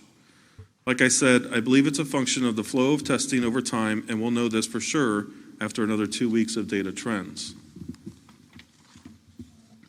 So for key indicators, as we have been doing for quite some time now, when we look at all 3 variables, fatalities, positive cases, and positive testing, we look to see how the state trends compared to Manatee counties. In terms of fatalities, both Manatee County and the state remained flat or trended downward over the past 12 days, whereas both the county and the state both saw a significant increase in the number of positive cases, which this could be due to increased testing or a resurgence in local cases. Finally, for the percentage of people testing positive for COVID-19, both the county and the statewide numbers trended downward overall. It is important to note, however, that the statewide average has actually increased over the past 3 to 4 days. Therefore, we will need to continue to monitor both local and state positivity rates in the days to come. As of yesterday, we have performed 27,624 tests, and that's an increase of over 7,387 tests performed since June 4th. Of those 27,624 currently performed tests, the results are 1,421 positive tests, which is a 5.1% overall percent positive test rate, and a decrease from 5.5% in the positive test rate result over the past 12 days.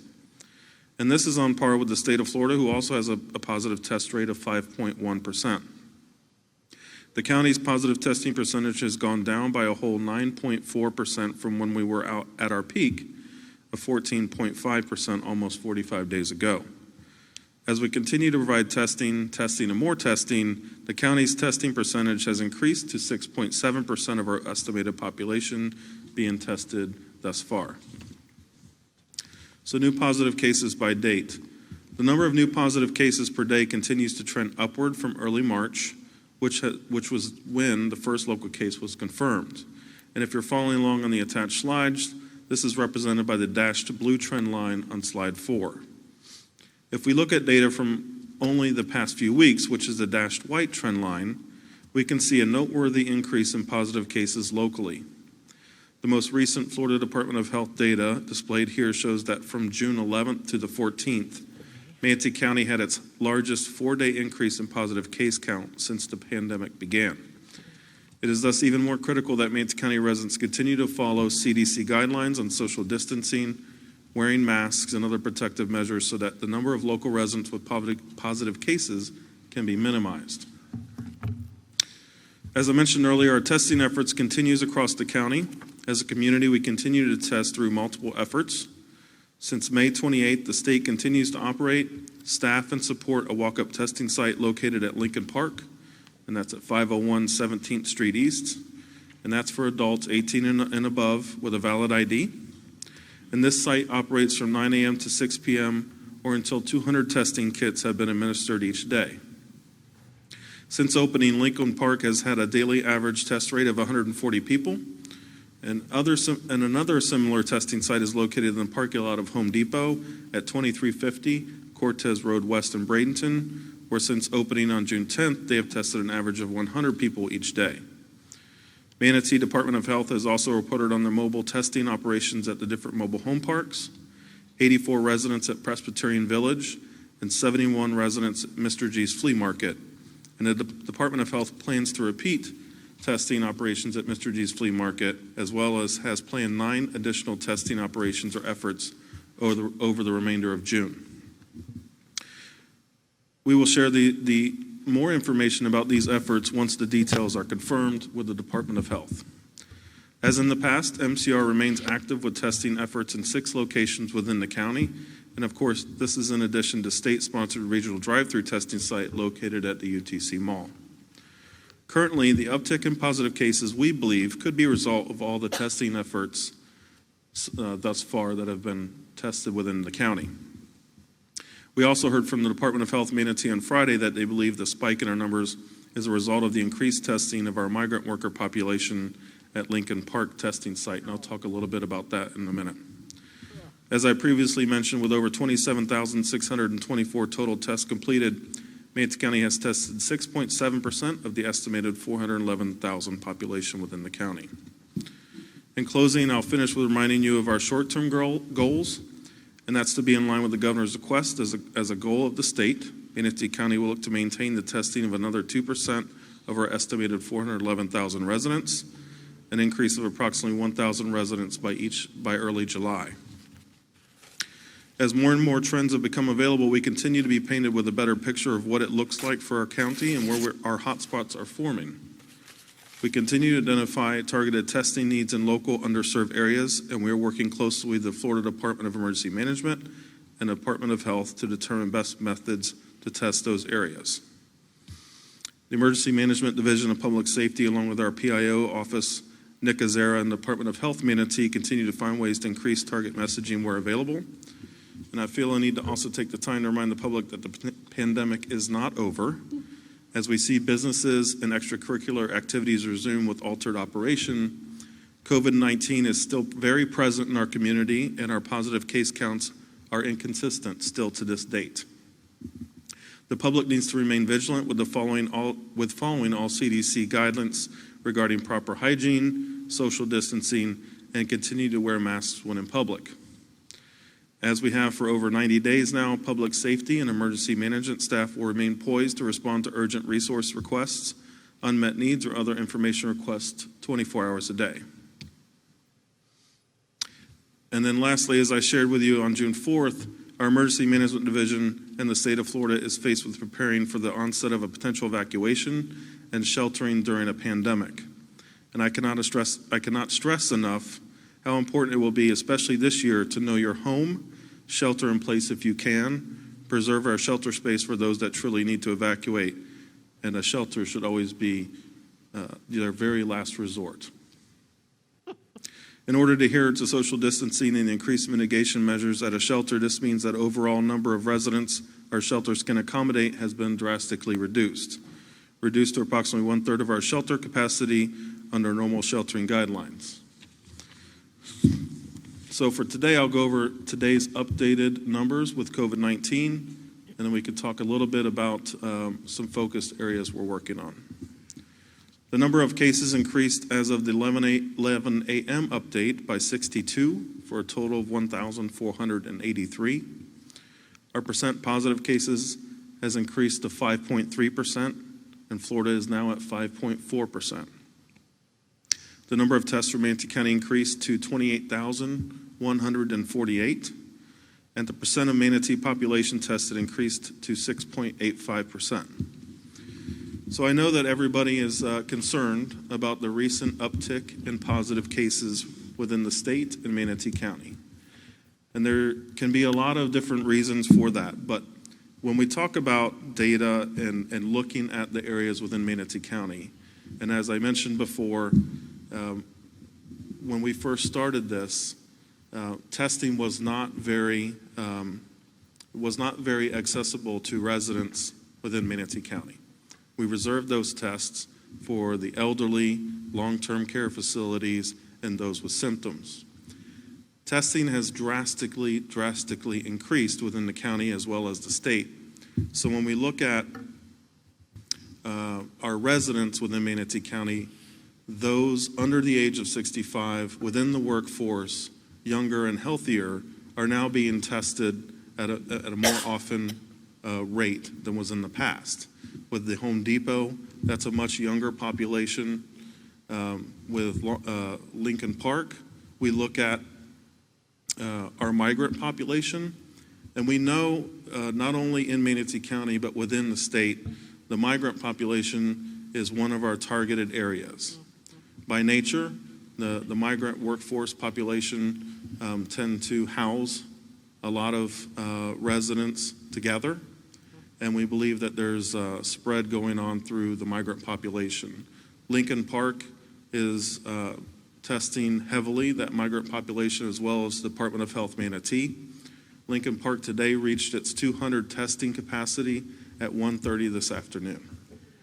So as we move forward, definitely we'll continue to look at the numbers, but I want to keep in the back of your head, there's a much wider population being tested now, and with that younger, healthier population, a lot of them are asymptomatic. So we continue to urge residents of Manatee County, get tested if they believe they've been exposed. It doesn't cost you anything. There's three testing sites within Manatee County, as well as MCR, and as well as the Department of Health Manatee as well. So with that, I can take some questions. All right, Carol, first. I was watching the news this morning, and it hit home, and I think I was telling Sherry or somebody this morning, you know, we're hearing, well, yeah, but how many of you tested, and how many, you know, people to me are rationalizing why not to pay attention to this. And the newscaster didn't say this, but what she said was, you know, you may do whatever you want, but all these people that are testing positive didn't realize they were positive, most of them. And so they've been spreading it around. And that's probably why we're seeing all this. Dr. Rodriguez, he's a gastroenterologist in Manatee County. He sent me a message, and he said he feels safer in the hospital in the COVID units than he does out in the public. And he had asked us to please push wearing masks. And I said, well, we've talked about it. I don't think that would happen. But I still think, and I talked to Sherry the other day, maybe there's a way that we can do better on getting the news. Zach Anderson called me this morning just before our meeting to do a story because we had 62 positives today. But maybe there's a way that we got to get the message out better. I mean, I went to a function the other day, and I was the only one wearing a mask. And they were all between their 20s and 40s. And as we're seeing, that age group are the ones that are testing positive. So they're not doing hand washing, they're not wearing masks. And some think that, and Dr. Rodriguez had said something like, I'm a lifelong Republican, and this is getting politicized. And he was very disappointed, and he wanted me to see about banning, making everybody wear masks, and I don't think that's going to happen, but I think we need to do a better job at educating. I see that there's a tea party going on now, and you can see it on Facebook, and it's full, and nobody's wearing a mask there. So again, people aren't being responsible. Even if you don't care that you don't, about it, you think about the person sitting next to you. I also talked to all 3 hospital administrators this morning, and Manatee Hospital said cases in the hospital have gone up in the last week. We have patients on the vent. As you know, we have seen large spikes in the last 3 days in the county. The nursing homes seem to be under control. Patients are still very sick from COVID, but not as many are being admitted. Randy Kieran of Blake said, able to handle the volume of pulmonary upper infections and or COVID. It's been consistent but stable, so they haven't seen a drop. Lakewood Ranch said they have seen a slight increase in COVID admissions, but nothing overwhelming. The major messages, and this is what I want to bring out, is that we need to reinforce that hospitals are safe places and they should not delay care and they need to come to the ER. I told you at the last meeting, I had to go to the ER, and if you have any respiratory, they separate you in the whole ER and you never see each other again. I mean, of all places, infection control at the hospitals are the safest than anywhere, as we're seeing. So we also maybe can work with the healthcare community to get that message out, because the hospitals are seeing that. People are still nervous about going, and that's probably the safest place you can actually be because of that. So Sherry, Nick, your team, the media on television, the ABC 7, the Bay News 9, I mean, we need to keep a consistent message and try to, I guess until your family member gets it or a good friend, you're not going to realize how dangerous this is. We lost a good friend with Gwen Brown, and that really opened my eyes. So thank you for all your hard work. I know it's been really rough. Thanks. Yeah, just to reiterate what you said, EMS transports and EMS calls for service outside of COVID and flu-like symptoms is down as well. We partner with all the local hospitals here, and we have since developed some social media campaigns as well, because we're concerned with residents being afraid to go to the ER to seek immediate treatment for strokes and heart attacks as well. We've seen a decrease in that as well. So you are correct. All the hospitals are safe to go to. We monitor the ICU bed count. We are not concerned with that at this time. And our death rate continues to go down. Like I said, when we monitor the measurements for COVID-19, we're looking at our positive case count, our percent positives, and our death rate in the ICU beds. So case counts are up, and it is something that is concerning. But like I said, as we continue to focus our testing on the migrant camp workers, long-term care facilities, and opened up the testing for a large number of residents that we are discovering could possibly be asymptomatic. Now is not the time to panic, but it is the time to reinforce wearing the face mask and adhering to CDC guidelines. Okay, Vanessa? Yes, thank you, Jake. Always excellent information that you provide. I do have a question Do we have any idea, and I don't know if you'll know this, but just out of curiosity, I had heard already about the immigrants, that it looked like that's where the majority of the positive cases that we were seeing was that. Do we know approximately how many we have in Manatee County by chance? I'm sorry, I didn't hear what population you're talking about. Immigrants, or not immigrants, I'm sorry, migrant workers. Migrant workers? Yeah. Long day. We've started, in the last month, we've noted, in talking with the Department of Health Manatee, we've noted that that's a now targeted area. And when we talk about migrant workers and how they typically, just by nature, live, they work on a farm in close conditions, and then they go home to a lot of residents under one roof. So we know that that's a problem. So the Department of Health Manatee's gone out to Mr. G's Flea Market. They're going to go out again to test them, and Lincoln Park's been a very big help. But no, we do not know how many at this time. Yeah, some of our large farmers. Yes, correct. Is where the majority. And in looking at this chart, and I thank you for this, to show how the testing or the positive cases have come up, approximately, do you know how many, in the positive cases that we've seen, say, in the last week, do you know approximately how many tests that might have, that were taken to show those positives? I'd really like to kind of have a percentage, if you know. Are you following what I'm saying? Well, I'll try to help because Okay. this is a statistic that I've been told, and I'm trying to read it in an Orlando Sentinel article that was written at 6:39 after the governor spoke, and I think that is an important statistic that says the percent positive rate is going up much higher than the percentage of testing.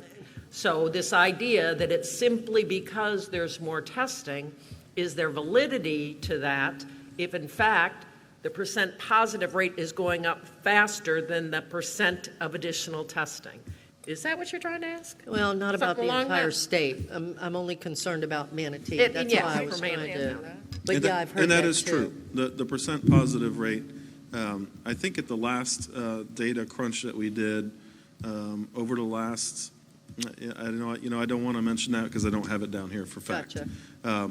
But there is a higher percent positive testing rate if we break it down within the last week and even the last 2 And weeks. yet we're still at 5.1. That's what I don't We're up to understand. 5.3%. The state is up to 5.4. I'm not talking, I don't care about the state. I mean, I do, but Right. right now I'm concerned about Manatee County. Right. So we're just seeing a cusp of starting to go back up, which concerns us. And it is outside of, there is a higher percentage of tests positive within the last week. That is correct. In Manatee County. Yes, ma'am. But we're still at 5.1. Is that correct? As of today's data, the 11. I haven't seen today's data. Yeah, as of today's data at 11:30, we're up to 5.3. Wow, okay. And then talking about the hospitals, that's what I was wondering, thank you. And then talking about hospitalizations and going back and looking at the information that Sherry sends us every evening, I've been keeping track of that. And last night it showed 36 people in the hospital in total in the 3 hospitals. The day before that it was 37. So we're not seeing really an increase then at this point. That is the good news of that. We have not seen the increase of ICU beds being taken up or hospital admissions. Certainly, there's going to be continued admissions with COVID-19, but there's not a large spike yet. That is something that we have to watch very closely, correct? And let me ask you, I've had some people get upset with me when I say this, but to me it's just common sense. I don't think we're going to stop seeing positive cases anytime soon. No, I ma'am. think they're going to be with us for a long, long time. That is correct. And some people don't like that. No, we went up 5 cases today. You see what's happening here. Well, that's not necessarily mean that we're in worse shape. But, I think we're going to continue to see that for quite a while. Would you agree Yeah, with that? as I said before, the only way to get out of this is through a vaccine. It's kind of like the flu. It Not to compare it to the flu per se, but just that it's going to be around. Correct. There's no COVID-19 season. We do want to closely monitor the ICU bed availability. We want to monitor hospital visits with COVID-19 and flu-like symptoms. But as we continue testing, positives will continue to go up. Now, within the last week, have we seen a spike? Absolutely. Right. Okay. But that will continue. Thanks, Jake. I think we need to realize that, and, it's something that's going to happen. I mean, we're going to continue to see positive cases. Thank you. Okay, Misty? Good info. Yes, and thank you, Jake. We always look forward to your presentation. And just to kind of follow up on what my colleagues were talking about here, I did speak with Dr. Bensi yesterday because I'm trying to get the mobile unit into my district since we have so many mobile homes. And she did answer my question, which was, are the increase in positive cases a result of the increase in testing? And she said, absolutely not. It is beyond that. So it is being spread within the community, which, not to be an alarmist, that's probably normal, but we do all need to do our best to protect ourselves and others. And she told me that the average age is now 42 when you remove the long-term care facility positive cases. So that's just the information she gave to me. Here's my question.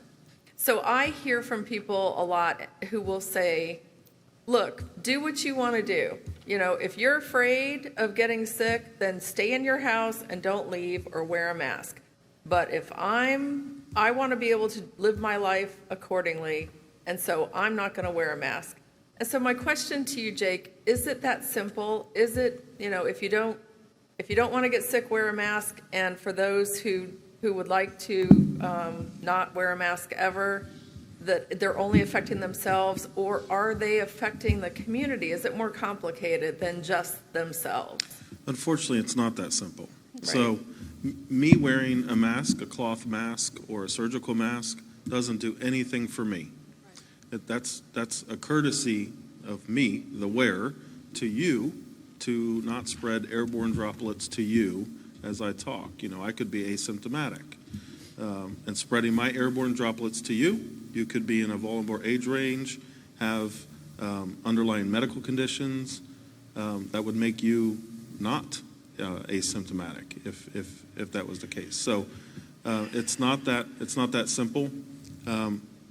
I continue to tell everyone I come across, you really should be wearing a mask if you cannot social distance, especially you get next to someone less than 6 feet. You start having a conversation, you need to be wearing a mask. That is what it's for. It's to protect others. It's not to protect you. Okay, and then I have a question about the success of identifying the positive cases in places like the migrant facilities. Once they're identified, then what do we do to protect the families of those who are positive from getting sick as well? So that comes with the Department of Health Manatee and their epidemiologists. So then they know when they go out to that positive person or notify that positive person, then they want to test more that person has come across. So when we talk about those types of cases in a household, they really all need to be sheltered and quarantined together for 14 days.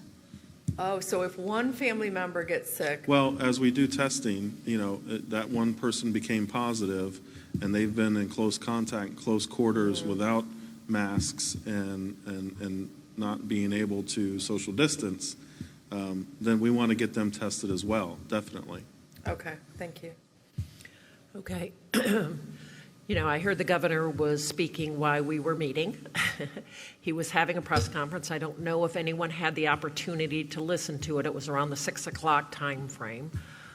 So I went online during our break to try to see what I could find out, because we are all getting emails, even calls from some family members concerned about these numbers going up. So first of all, I want to say we have to remember our role. Our role here at Manatee County is to make sure that we get as clear information out as we can. We don't want to manipulate the numbers in any way. We want to be as clear as possible. So I think it's very important that we have the most recent information so we can be clear, because that's our job, to get that information out to the public. We don't need to try to, it isn't our job to make the public feel better. I don't want them to be afraid, but I don't want to try to make it a better picture. I don't think that's our job. And sometimes I hear a little bit of that, and it concerns me. Because what I've read, and I'm just going to bring these numbers up, and this is obviously in the state of Florida, but it's something that does concern me greatly, that the new median age of COVID-19 cases in Florida dropped from over 65 in March to 37 last week. Okay. So the age is going down, and the governor said, probably rightly so, it's because way more young people are getting tested. They aren't, they don't have to have any symptoms, but they're going back to work, and their bosses are asking for them to get tested. And way more of them are asymptomatic, but coming up positive. But I don't know about you, I have gone to some restaurants. I've gotten my hair done. I've gotten my nails done. I see a lot of elderly folks that are now going back out into the community. Who are they being waited on? By young people. Who's cutting their hair? Young people for the most part. I do. I go to a young person. So the chance for continuously spreading this, because there's so many young people that, and I know a couple of young people pretty well in my family. I have one that is very, very concerned about it. Another one, pretty much not. Pretty laissez-faire, going about his business, doing his jobs, going around. Not concerned. And I think that is a fairly standard, I shouldn't say this, I don't know. I don't know all young people, and I don't want to group them all together, but I think they're much less concerned about this because they're not ending up in the hospital, which is a good thing. So the governor has said, well, they're not the people that are going to stress our ICU units, these young people. I agree with them there. But by goodness, they certainly can spread it to people that will. So I don't want to spread fear. I said it once. I did not mean that. I have no intention of making people fearful. But they got to know the facts. The fact of the matter is this is spreading among young people, right? Or maybe they've all had it and they just never got tested. And Absolutely. We've had community spread for quite a long time, and I don't want to make you feel like I'm trying to sugarcoat anything. Thank you. COVID-19 is definitely here in Manatee County, and residents, visitors should be taking every measure appropriately to avoid getting COVID-19. It is still here. It's not going away. I don't anticipate it going away anytime soon. We'll be talking about this into the fall and winter. But what I'm trying to tell you is there's much, much more availability for tests now. So when we talk about that, especially at the Home Depot site, that's a much younger generation, West Bradenton. That's a working generation, and they're getting tested at Home Depot.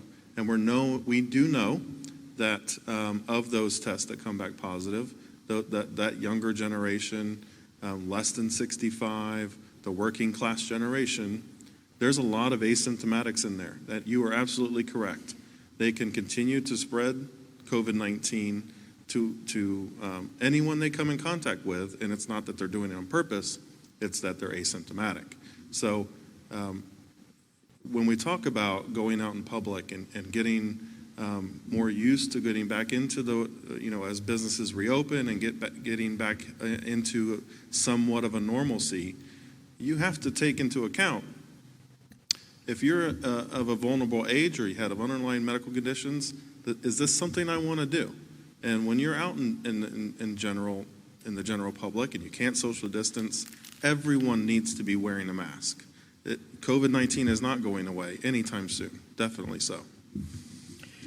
And one other issue that I'll bring up, and I know that it's really not something that we have to deal with, but it does concern me because I really, and I did post about this, I get the feeling that people that should be dealing with us are not.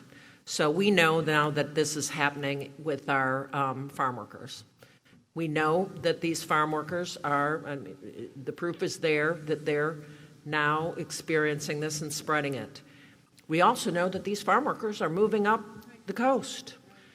I think many of them, I heard some of them go directly from picking tomatoes to picking blueberries up in Michigan. So who is responsible for trying to stem that spread throughout the United States? I know it's not necessarily us, but who is? I'm very concerned that this is, that they show it happening in North Carolina. That now there's, folks are going to start moving up the coast. So who is responsible for trying to deal with that issue? The governor talked about that at his 6 o'clock press conference today as well, and I know he has the Department of Health looking into ways that they can try and stem that. I think he made an example of in Alachua County, watermelon season was ending, and a different fruit or vegetable was in the Panhandle, and they were all migrating that way. So we know that that's a problem. But I don't have. I'm not sure that I have the latest and greatest update as far as what we can do to stop that at the moment. Well, I said that I think the Department of Agriculture should be taking a look at this, because the reality is people later in the season, and maybe I'm feeling a little sympathy for my folks up in Michigan that pick later in the season, they're not going to be able to have any workers. This is going to be a real problem, just like, and maybe it's not a big deal that we don't get blueberries, but the reality is it's going to affect businesses. It's going to affect those businesses if we don't look at these essential workers. And I say we, I'm talking about the United States of America, look at these essential workers and make sure that they have the ability to somehow stem this tide so it doesn't just spread throughout the country. Okay, well, I think Jake said that's being done, right? Jake, you said that they're looking at the Yes, migrant workers, so that's being done. Absolutely. Well, not according to the governor. Well, one of the things when we talk about Manatee County in here, when myself and Administrator Coy are looking at reopening plans specific to Manatee County and the government, one of the things we're worried about is us coming into the administration building.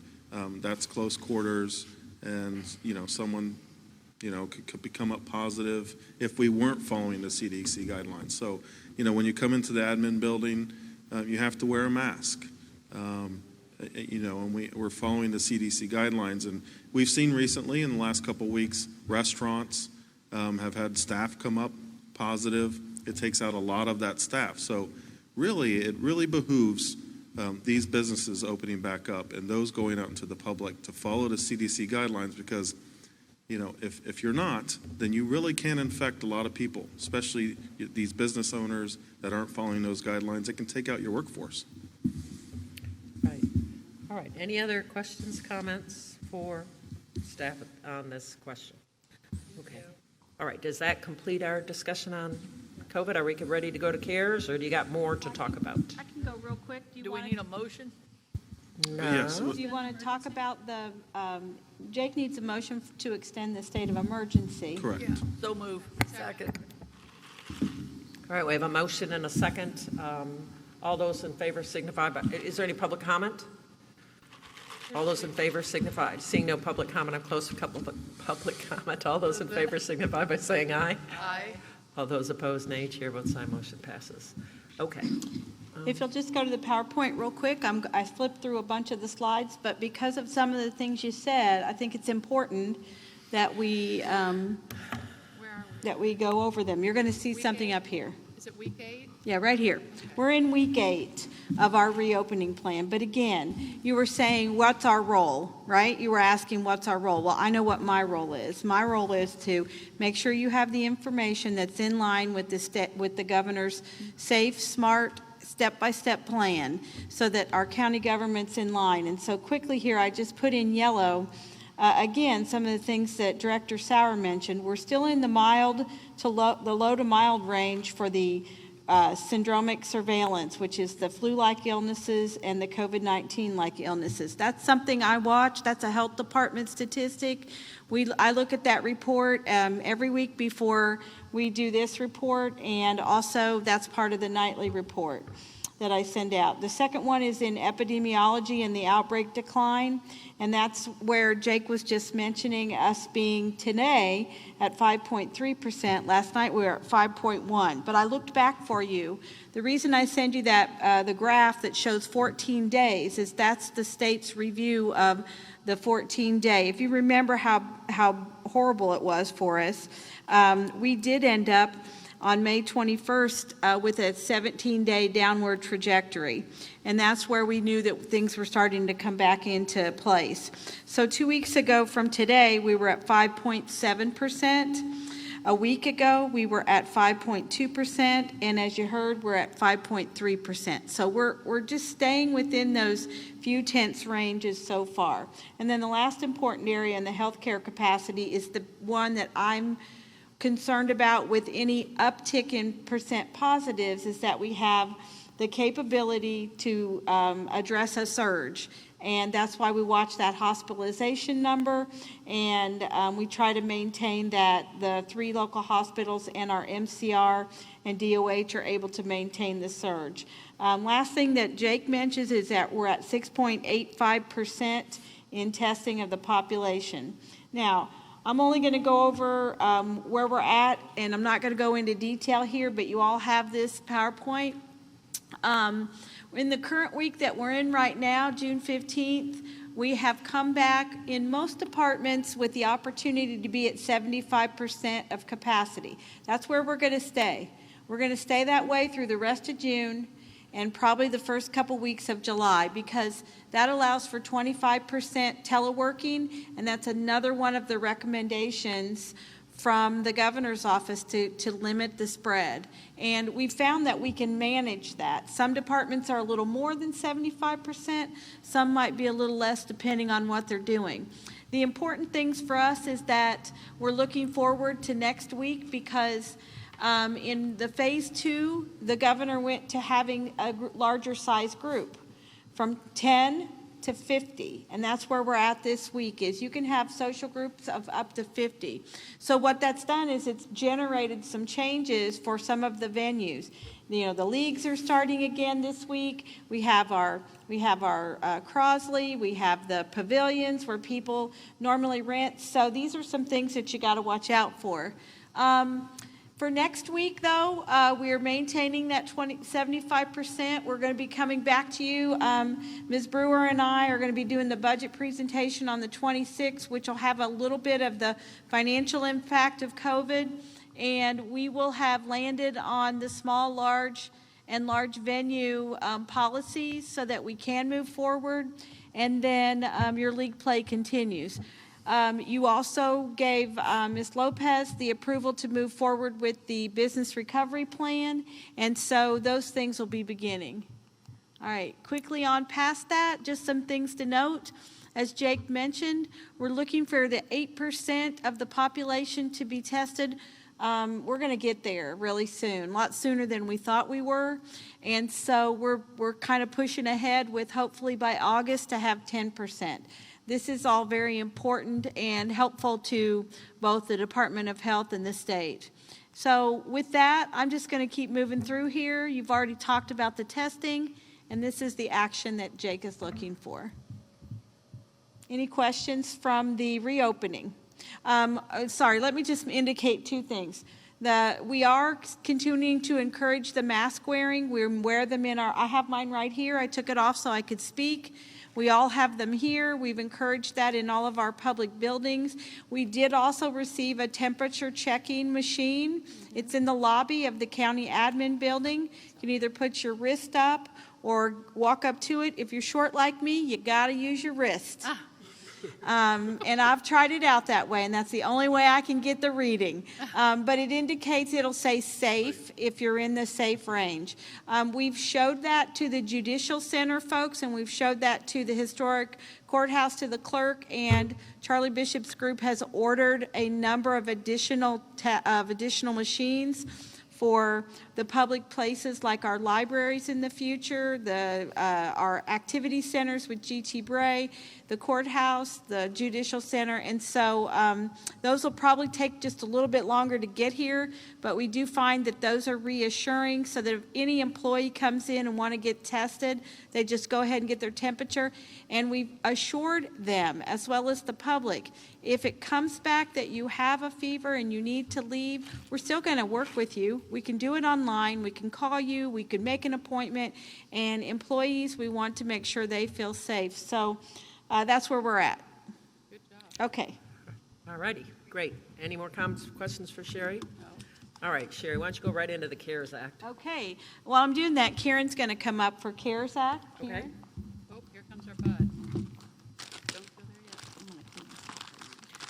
I just want to say staff is doing an incredible job when it comes to trying to keep us and the county employees and county citizens safe as they interact with the county. I don't think anyone has any criticism of everything that you guys are doing. It's been amazing. You know, I think we're the only ones that kind of meet like this, even, you know, put it together like this. But I know I really appreciate it. I'll say for myself, but I think it's great for the citizens too.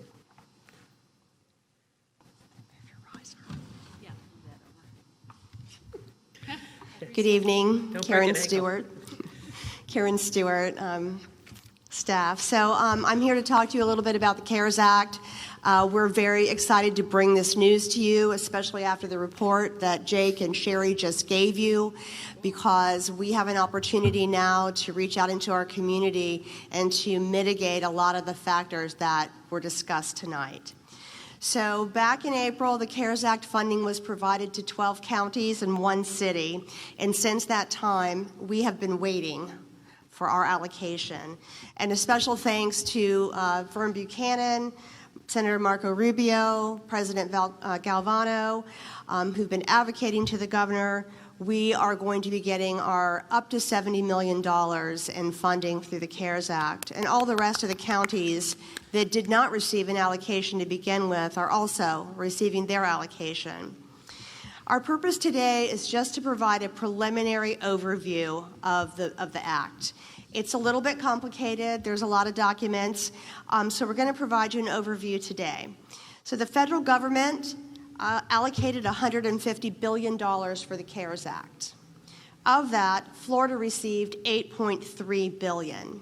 And now, as a result of the work done locally, advocating for us, the county is receiving up to $70 million in the CARES Act.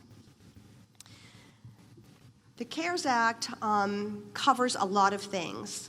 Costs can be considered from many local eligible entities, including municipalities, the constitutional officers, the judicial circuit, hospitals, public and private, the health department, the school district, and the nonprofits and direct service providers.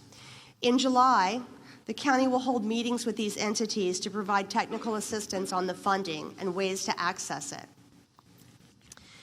Payments from the fund can only be used to cover costs that, 1, are necessary expenditures incurred due to COVID-19. 2, were not accounted for in the budget most recently adopted as of March 27, 2020, which was the date the CARES Act was enacted.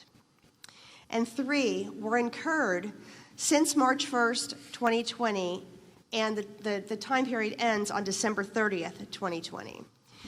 We will start with the costs in Section 3 and begin with those costs, trying to get those covered, since we've already spent that money and we're able to do that. So moving on, I'm going to talk a little bit about each one of those sections. So the necessary expenditures due to COVID-19, these are all the actions that we've taken during the public health emergency. These are addressing all of the public health and medical needs in the community that we've talked about, and to make expenditures for second-order effects of the emergency. I want to make an important note now, and I want you to hear this. The money cannot be used as revenue replacement. It's not permissible. So any money that we lost, that we didn't generate due to the pandemic, cannot be replaced by the CARES Act funding. All right? And the definition of reasonably necessary costs is determined by the government officials responsible for spending the fund, and that'll be Manatee County. Number 2, the cost not accounted for in the budget as of March 27th. So a cost meets that requirement if it was incurred between March 1st, 2020, and then we have until December 30th, 2020. It meets the requirement if it cannot be lawfully funded using a line item, an allotment, or an allocation within the approved budget. And the cost is substantially different use from the expected use of funds. So here's another note. A cost is not considered budgeted merely because it could be met using stabilization funds, a rainy day fund, or similar reserve accounts.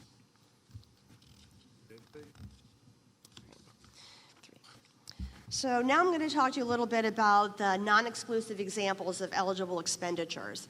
I'm going to talk about a lot of different things the money can be spent on, keeping in mind that these are not, there could be many others besides this, but these are some of the things. And this goes to some of the things that Jake and Sherry talked about. So medical expenses for COVID-19. So hospitals, clinics, and similar facilities. Establishing temporary medical facilities to meet a surge in the future. Testing, antibody testing, contact tracing, emergency medical transportation, which we've had quite a bit of that during this, this pandemic.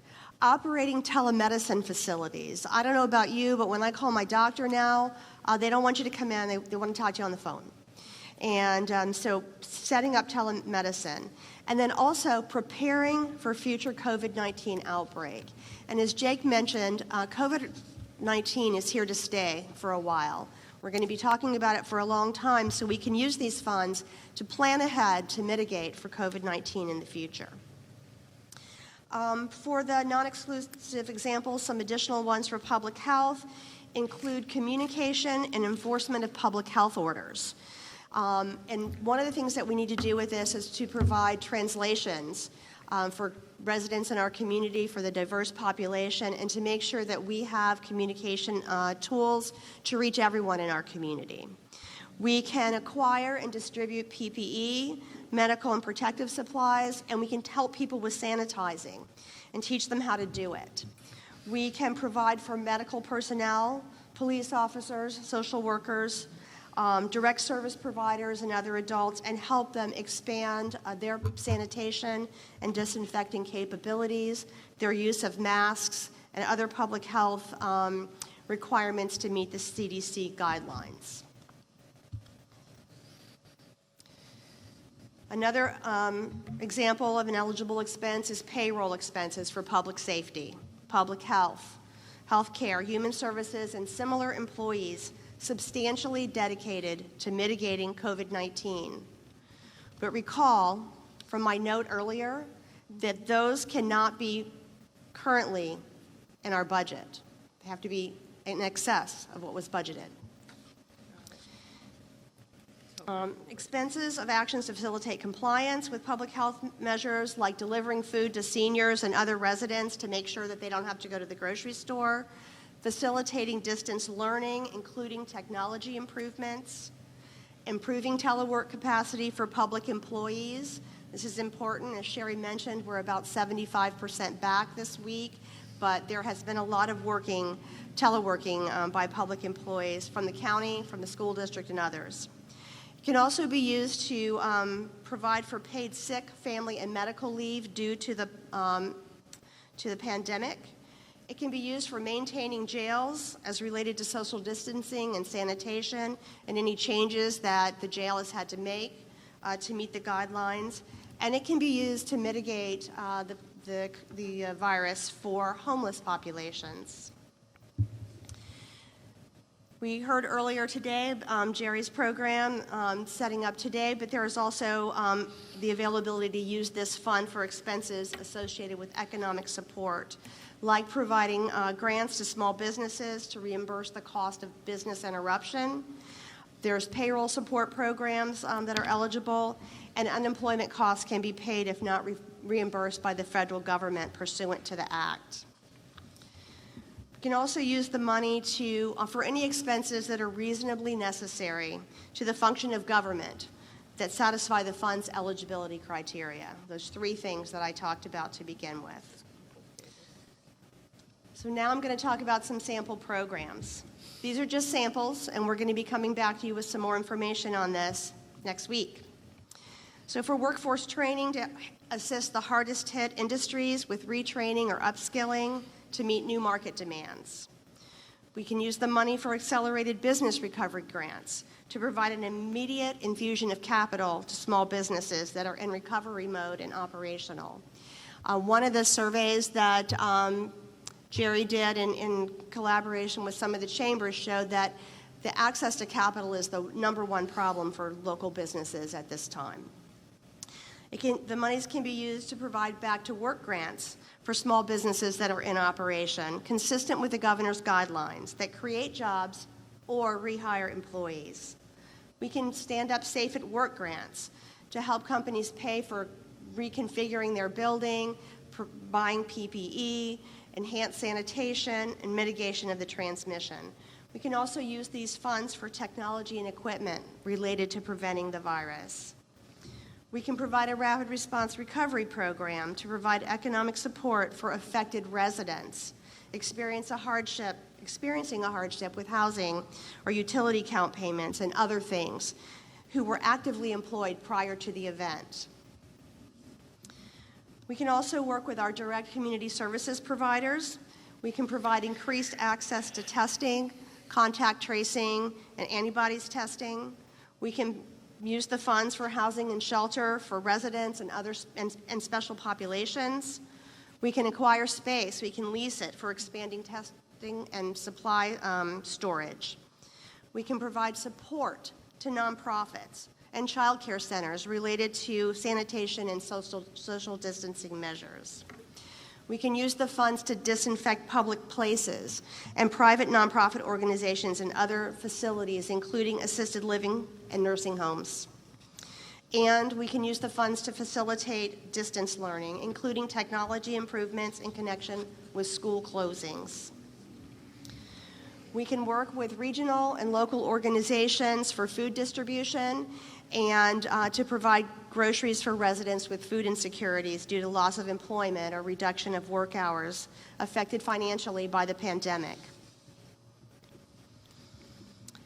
As far as the government and community facility and operational safety improvements, we can use the money for a lot of those things too, like employee telework programs to improve social distancing, enhanced sanitizing activities at community venues, safety improvements. Sherry talked about the temperature taking machine that we got. We can use the funds for things like that, and also for personal protective equipment that would be available to employees and residents when at government facilities.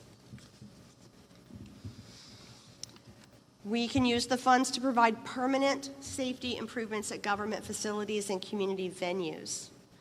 And we can evaluate and fund needs associated with new hurricane shelter strategies, considering COVID-19. And as Jake mentioned, this is going to be very important for us going forward. And we can consider all funding requests that are related to COVID-19 safety improvements and that support the health of Manatee County residents. So, we might get up to $70 million. What's next? Number one, we need to execute an agreement with the Florida Division of Emergency Management to receive the funds. And in order to do that, we're going to need a motion this evening to give authority to the county administrator or her designee to sign and submit the agreement, which we already have in place. We'll talk about that in a few minutes. Number two, we can develop proposed programs, allocations, and guidelines working with the community, eligible entities, and staff. These programs will include the eligibility requirements, the applications, and they'll be designed to ensure eligibility, accountability, and compliance going forward. Tomorrow, Jan Brewer and I and a couple other staff are going to be on a FAC webinar about these funds, learning a little bit more about how they can be used and what their reporting requirements will be. We'll be scheduling technical assistance meetings with our partners, our eligible entities that I mentioned earlier in July to talk about how they can access the funds. And we're set to receive our first allocation, 25% of the funds, in July. That'll be $17.5 million. We'll need to work on a strong community outreach effort to make sure everyone knows about the funds, what's available. We'll work with the municipalities to make sure that we're serving their residents as well. In July and ongoing, we'll be implementing our plan that we'll hope to get approved next week, and then we'll be working through all the reporting requirements for the first installment of the funds so that we can show how we spent them and then deliver a plan to show how we can draw down the second installment of the money. And so I'd be happy to answer any questions. As I mentioned, there's a lot of information. There's a lot of documents. There are 2 links that are included in the PowerPoint that you could take a look at.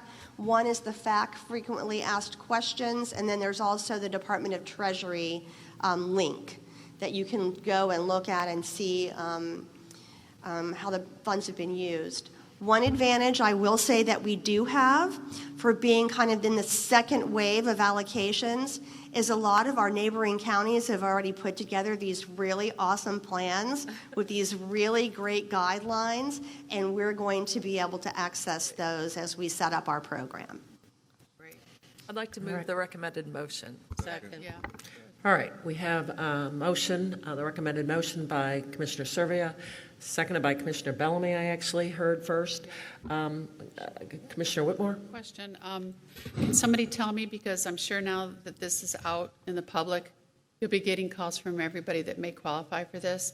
As far as the municipalities and stuff, how do most, and do you know, are you going by populations of the counties or the cities, or we don't know yet? I know on grants and stuff we always usually have, but I don't know. Are you going to come up with a recommendation on the plan and then we approve it, or? We're going to come up back next week with a recommendation for programs and allocations. The CARES Act does suggest a per capita amount for municipalities to be able to draw down through the county. So probably by population. There's a lot of paperwork for everybody. Whoever taps into this money, you have to have your documentation, and then there has to be who's going to be checking to make sure their information is correct, or, that they qualify. You? Yes, so no, we're with an army of assistants. We're going to come back to you next week with our programs, our guidelines, the eligibility, how it's going to work, the application process, and all of that. Great.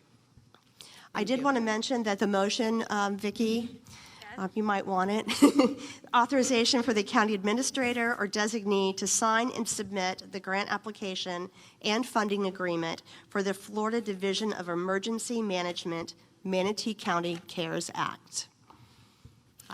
And that was the motion that was made by, who do we say, Commissioner Servia, seconded by Commissioner Bellamy.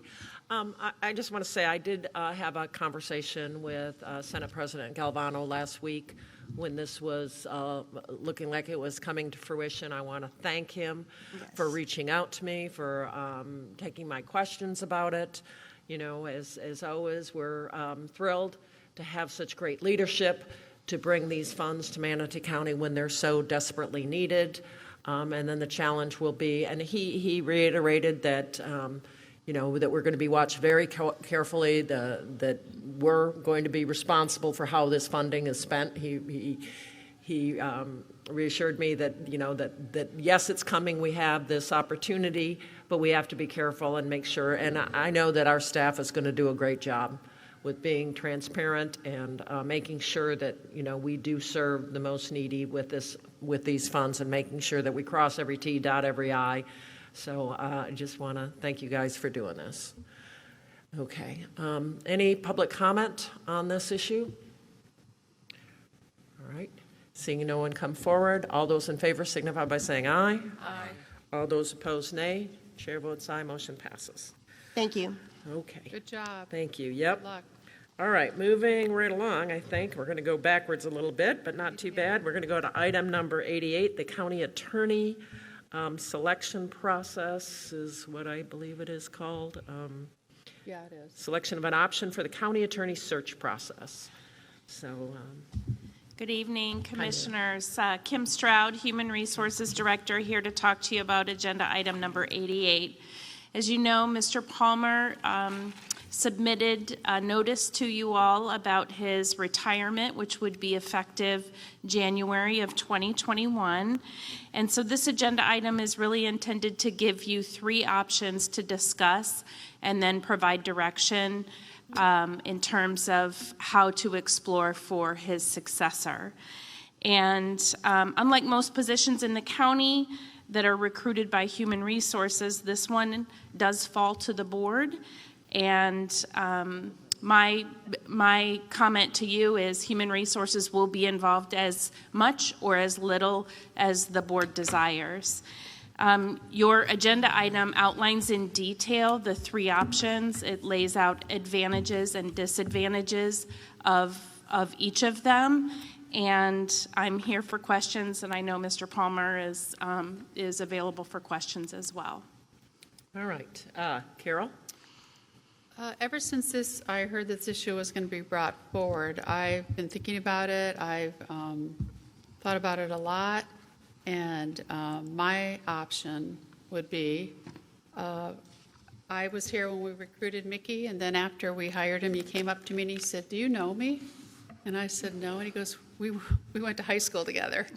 So I didn't know that till after the vote came. So, and I remember one of those applicants was Bill Clegg.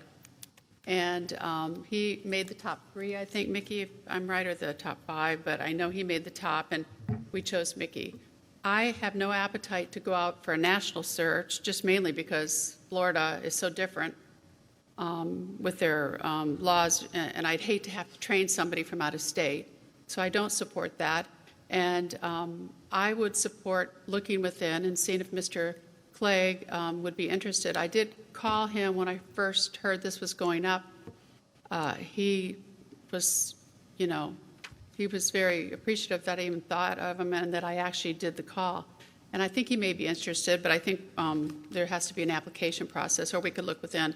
But I really think Bill Clegg deserves a chance, and we could try him for a year, and if it didn't work, then we could do it. We got so much going on now. I just don't think we should muddy the water. And Mickey's done a really good job with his staff, and Bill has been his right-hand man for quite a while now.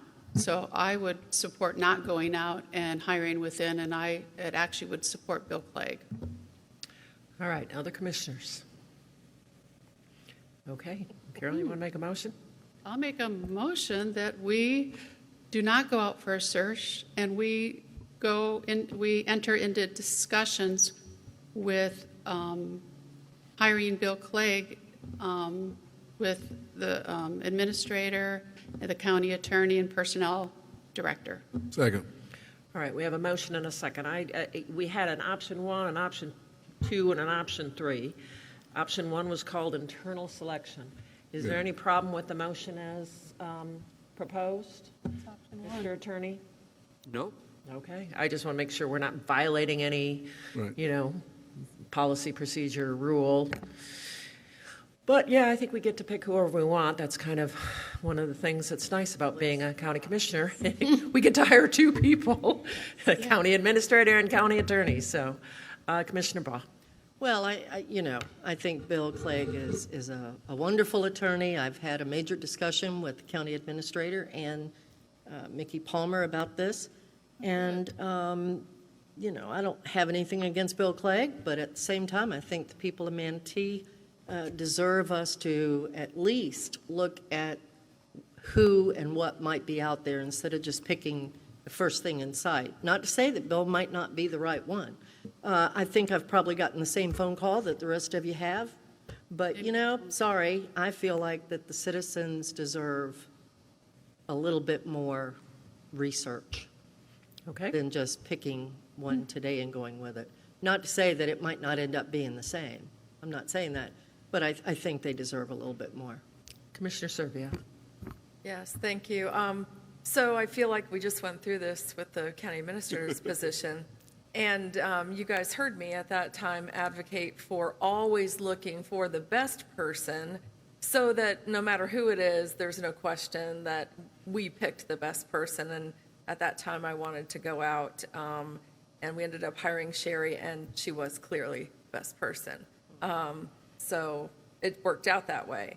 And in this case, I'm going to say we have so much going on that people can barely breathe, and people are working 7 days a week. And so I kind of like the idea of transitioning internally, because I just think it's going to allow the county to operate more smoothly. So I'm in favor of the motion. Good. All right. I know someone that'll be very happy. Who? I didn't get the call. Oh. Yeah, what call? No, I don't need a call. I know who I want. So. I was told he called everybody. Nope, Okay, not well, me. I don't know either. I mean, You do? Commissioner Trace? No, I'm fine with the motion. Okay, all right. I was a little torn, wasn't sure. These are big decisions. But boy, Ms. I feel the same way you do. I just want to continue to move forward. I think Bill's got great experience. Is there somebody out there that might be better? Yeah, it's possible. But our experience in trying to go through national searches or even state searches, you wonder why people are jumping ship. I haven't, nobody's contacted me and said, hey, I hear your county attorney is retiring. Would you give me a shot? I don't know if you have anybody call you. Somebody could do that. If there was somebody good out there, they could have done that. But nobody's come up to me and said that. I've admired Bill Clegg's work, especially as a land use attorney. I have talked to Mickey about this. It's a tough call. It is a tough call because, hopefully Mr. Clegg, if he accepts this job, will, be with us for a long time and do a great job. But that's kind of where I'm at right now. Misty? Yeah, and I've worked with Bill for a long time as a county employee and as a consultant trying to get work done, and now as a public official. And I have nothing but praise for him. He's done a great job. I just always think it's a good idea to go out and make sure that the person you're getting is the best fit. But I just don't see the capacity or the energy for this administration to do one single more thing. That's how I Priscilla. feel. I just want to say, I've actually talked to Bill, and I think he would be more than happy to step up. But the one thing with Bill I've always admired, he always puts Manatee County first. That is his job, and that is usually what he is looking out for. So, and I've always admired that in him. And he's a hard worker and knows his stuff. Carol. When I first was elected mayor, we had a law firm, and the attorney that we had would, well, you guys can do that. You're the commission or the council, and then we would get sued. He goes, well, I wouldn't recommend it, but you can do whatever you want to do. And then Patty Petroff had to sub quite a few times, and she would stop us and say, no, you guys are going down the wrong path. And that's why Bill reminds me a lot of her. Yeah. Bill's not afraid to talk to any of us. And if we're going down the wrong path, Mickey does the same thing. He will recommend strongly that we don't go there. And that avoids litigation. Bill tells it like it is. He's been the second in command for a few years now. He's been at the county. He's extremely knowledgeable. And I think, again, he's not afraid to talk to the commissioners. He's not afraid to, he'll tell you, I'm sorry, but I can't support that. And some don't like that, but I respect somebody because I don't want to get sued. So it sounds like we've got a majority, and it's not like we're just picking anybody. Bill Clegg has been here many years, 13 years, I think, or maybe 14. I think he came the same time I did, 13 years. He's done a good job. I haven't heard one complaint about him. And he's done a good job when Mickey isn't available. And I'm sure he'll hire somebody to take his role in land use, and because he knows what we need to help Sarah, and so I support it. And I say this because I believe it, but I think Mickey has built a great office. Totally. We have a good team. Right. You've put together a very good team. I hope they will support Bill. Yes, he will be very different than Mickey, that happens when leadership changes, you know. But I think that hopefully that they will understand that this support means that we're supportive of your team and what they've done. Hopefully they'll all stay together and rally around Bill. You know, and if they don't, that's their personal choice if they can't handle that deal. But I think that they are a great team with many different personalities, many different talents. Obviously, you can't get one person that fulfills all of the areas that the county covers, but I hopefully Bill will be a great leader, just like you've been, Mickey, for that team. I think that's about the best I can say. So I'm going to go ahead. Does this need public comment? I don't think so. Yes. Okay, I'll open up for public comment. We have a motion. Is there anyone who'd like to address the board? I dare any one of you. Would anyone like to address the board? Let it be known there's only employees here. I And the know. sheriff. I know. And the sheriff. All right. Not seeing anyone come forward, I'll go ahead and ask for the vote. All those in favor of the motion signify by saying aye. Aye. All those opposed, nay. Chair votes aye, motion passes. Thank you, guys. That was really amazing. I didn't think we'd get through that. Thank you. So, thank you. Now where are we? All right, where are we? 96? We are going to do 96, 44th renaming.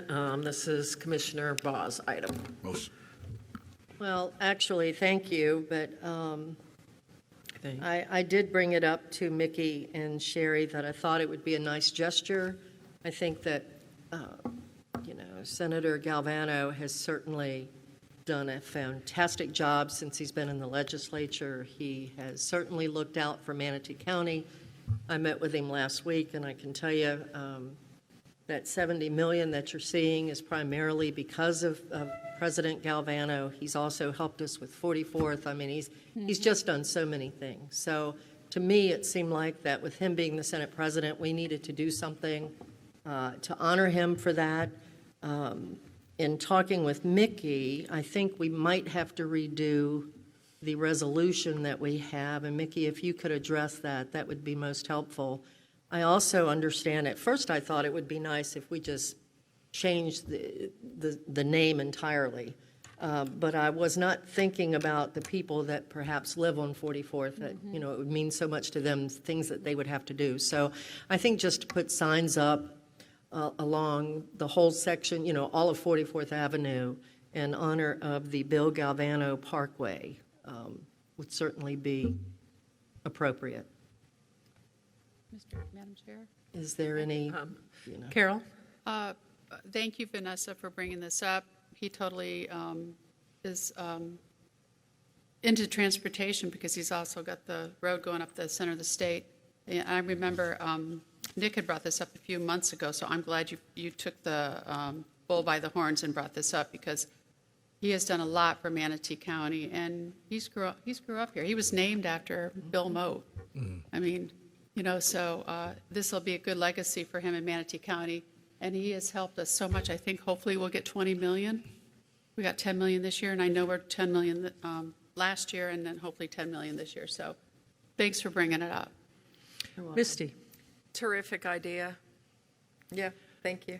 Make a motion. Well, I want to hear from Mickey first about the, is it a resolution or an ordinance, Mickey? It's a resolution. Well, is there a way to do, I was thinking like what do we have? We have like the Patriot Highway, or we have things where the road actually doesn't get named, but it has an honorary designation. Is that something? And I don't know if anybody knows this. I know Chad is here, as well as Jake and Nick. They've all three worked on this. I think Chad might be able to help with. Great. If you wouldn't mind coming up. That's why he's here. That's why he's here. Wonder why You you're know, here maybe he all just day. fell asleep in the chair a long time ago.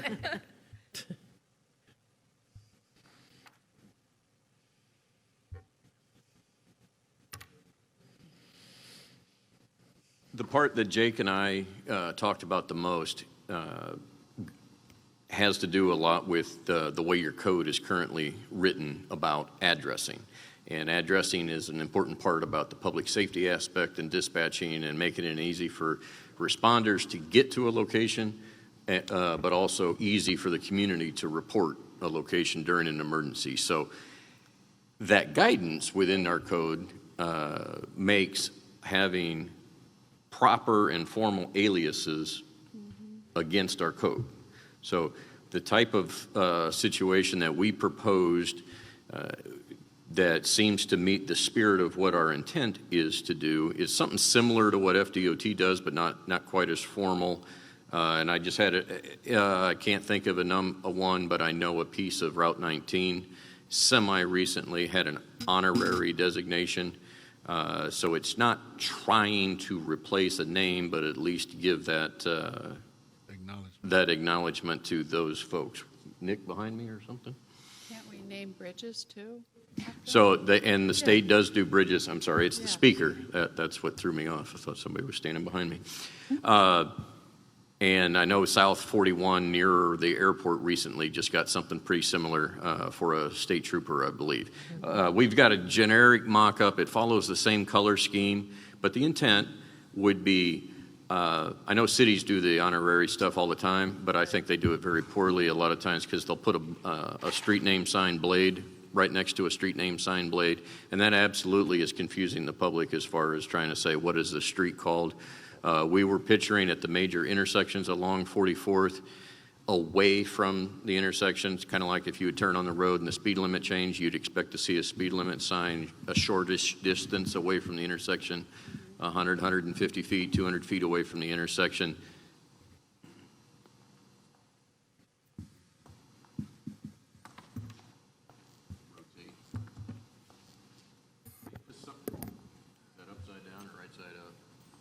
Neither one at this I'm going to point. do the document camera with just a sample mock-up here.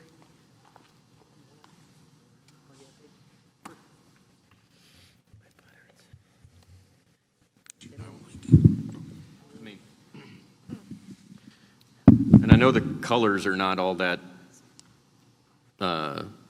intriguing, but it's meant not to look like a street name sign. But the types of things we were talking about would be from the intersections as you go east, the thoroughfares. We got 9th Street, 15th Street, 301, Lockwood Ridge.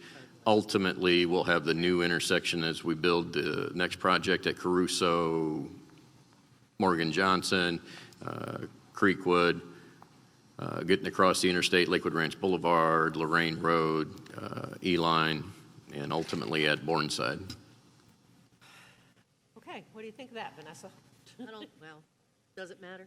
I mean, really, let's all talk about it. I don't think it's really up to Vanessa, is it? Well, you brought it up, so that's why I asked you if you like that idea. Well, I just think the sign does, I appreciate all the hard work and everything. It's the first time I've really seen it. It hasn't really been discussed with me per se, but I don't like the sign too much. You know? Well, we can always do another. Let me ask a different question then, because when I had this discussion with Mickey about this item, and he said we'd have to change our resolution and everything, and then I had the discussion with staff, and they said about not wanting to change the number so businesses wouldn't have to change it. This idea of having an honorary came up. But that's all I'm asking. I mean, we can work on the sign. I don't think we're approving a sign today. This was purely a mock-up, just to prove. But are you okay with the idea of an honorary Bill Galvano Parkway without changing the name? Well, that's what I said, initially when I brought it up to you guys. Staff did not really, for some reason, Nick called me yesterday, but he was the only one that I ever heard from on all this, so I find that interesting. I think a sign would be appropriate from Cortez, and then every so often all the way over into Lakewood Ranch. I think that would be appropriate. I just want to make sure that there is no doubt that that is the Bill Galvano, and I think it should be called Parkway and bridge too, over the interstate. Yeah. I mean, again, I just asked the question in my briefing because I knew it was an issue. All right, Reggie? Okay, this is just me. I think this is a great step. I don't think it's solved today, in my opinion. Are there any other options? I understand what we're saying about 44th Street, but in my opinion, with my 19, 20 months here and learning from the past on the impact that this individual has made on our community. We really want to do this and do this well. Exactly. And I'm not necessarily sure at this pace, at this mindset, at this hour, we're doing this and doing it well. And this is just me. And can we give staff an opportunity to give an in-depth look at this and bring us some more options back so we can make sure we take our best look at this? And this is not to offend anyone. No, trust me. I think we're all slightly You know, brain dead. I might add with what Reggie is saying, I understand what he's saying, but I brought this up probably 2 months ago. I didn't So I know. Well, I couldn't say anything, you know. So I couldn't really discuss it with any of you, but, you know, if y'all want to wait, that's fine with me. It doesn't matter to me. You know, I just thought that staff had plenty of time, and so the county attorney, I mean, it was researched, I thought, pretty thoroughly. You know, and I think that obviously he's getting ready to Get it done by step December. down and Yeah, December, we had it done by then, right? November. Well, no, December for Yeah, him. I mean, he's it till December, we could have another meeting, And I think we should probably have some sort of, vote. well, yes, we have to have a vote, but I'm talking about, you know, at the time when we present it, maybe a ribbon cutting of some sort at Right. 44th Avenue for him, or something along that line might be appropriate. Okay, Nick, you given some thought here. You want to say something, or you want to hear from Nikki first? I saw the Well, county administrator. Maybe I could just start. I just wanted to ask, is it what you're concerned about is seeing different types of renderings of the sign, or are we looking at other types of locations or other naming options, just to help us as staff know if we're in the right vicinity? I don't think she liked the sign, and Okay, maybe- I So don't know. She left, but I'm going to go to Priscilla. You wanted to make a comment. Oh, yeah, I just making a comment. I have no problem with the 44th. You know, he does a lot with transportation, kind of makes sense, but I have no problem if someone comes up with something better. I think he should be honored, but instead of just saying Bill Galvano, I think it should be Senate President Bill Galvano, because I don't know how many people ask me, well, who was Ralph Haven? I mean, on Haven Boulevard. That's a great point. I knew Ralph. You know, and I of course, I always say he was my cousin's best buddy, and they went mutt fishing all the time. Of course, he has a road named after him. But Okay. So are we generally in agreement that we're going to rename this with an honorary, okay, Commissioner Ball? Yes, ma'am. I'm Trying going to nail make a it down. motion. I'll just throw it out there. I'm going to make a motion for staff to come up with some drawings, some renderings that we can look at, pick out the one we like, to go ahead and rename 44, or not, I shouldn't say rename, right? An honorary. An honorary title to State President Bill Galvano, honoring him for his service to Manatee County. All right, we have a motion. Do I have a second? Second, Sure. I don't know who said second, I'm sorry. everybody. Everybody, okay, everybody seconded. Madam Chair, if I may, I would Okay, still like to please, comment on the Mickey. existing resolution. Thank you, Mickey. The existing resolution that governs your deliberations on these kinds of things in terms of naming facilities, buildings, monuments, streets, public buildings, dates back to June of 1993. The resolution was signed by then-Chairman Larry Ann Harris, may she continue to rest in peace, and attested by the Honorable Richard B. Shore. May Mr. Shore continue to rest in peace. And yeah, the resolution is no longer, it's just no longer timely. For example, the recommendations came forward from a body that was referred to as the Manatee County Commission on Human Relations Task Force, which I think is a body that no longer exists. Can you confirm that, Sherry? I think that's Although, given recent events within our society, we probably could use a Commission on Human Relations these days. But when it comes to the renaming of streets, or the naming of streets, you know, it's got this odd requirement for a petition containing the names of at least 2/3 of the affected property owners, which clearly will not work in the situation of 44th Avenue. There are some other oddities to the resolution. Bottom line, you need to rescind the 1993 resolution, and I would recommend that you adopt a replacement resolution that simply works better for you, and my office will be happy to assist in that effort. If the motioner would amend the motion to say to bring this back, we're not going to do this now. And I think what we're talking about is an honorary thing, not necessarily. I'm not sure we want to throw out everything every time we rename a road. We don't want to have some input from the people that live there. But this is a little bit different. So if the motioner wants to direct the county attorney to make sure that we can do this. Vicki, can you repeat the motion, please? Yes, the motion was, sorry.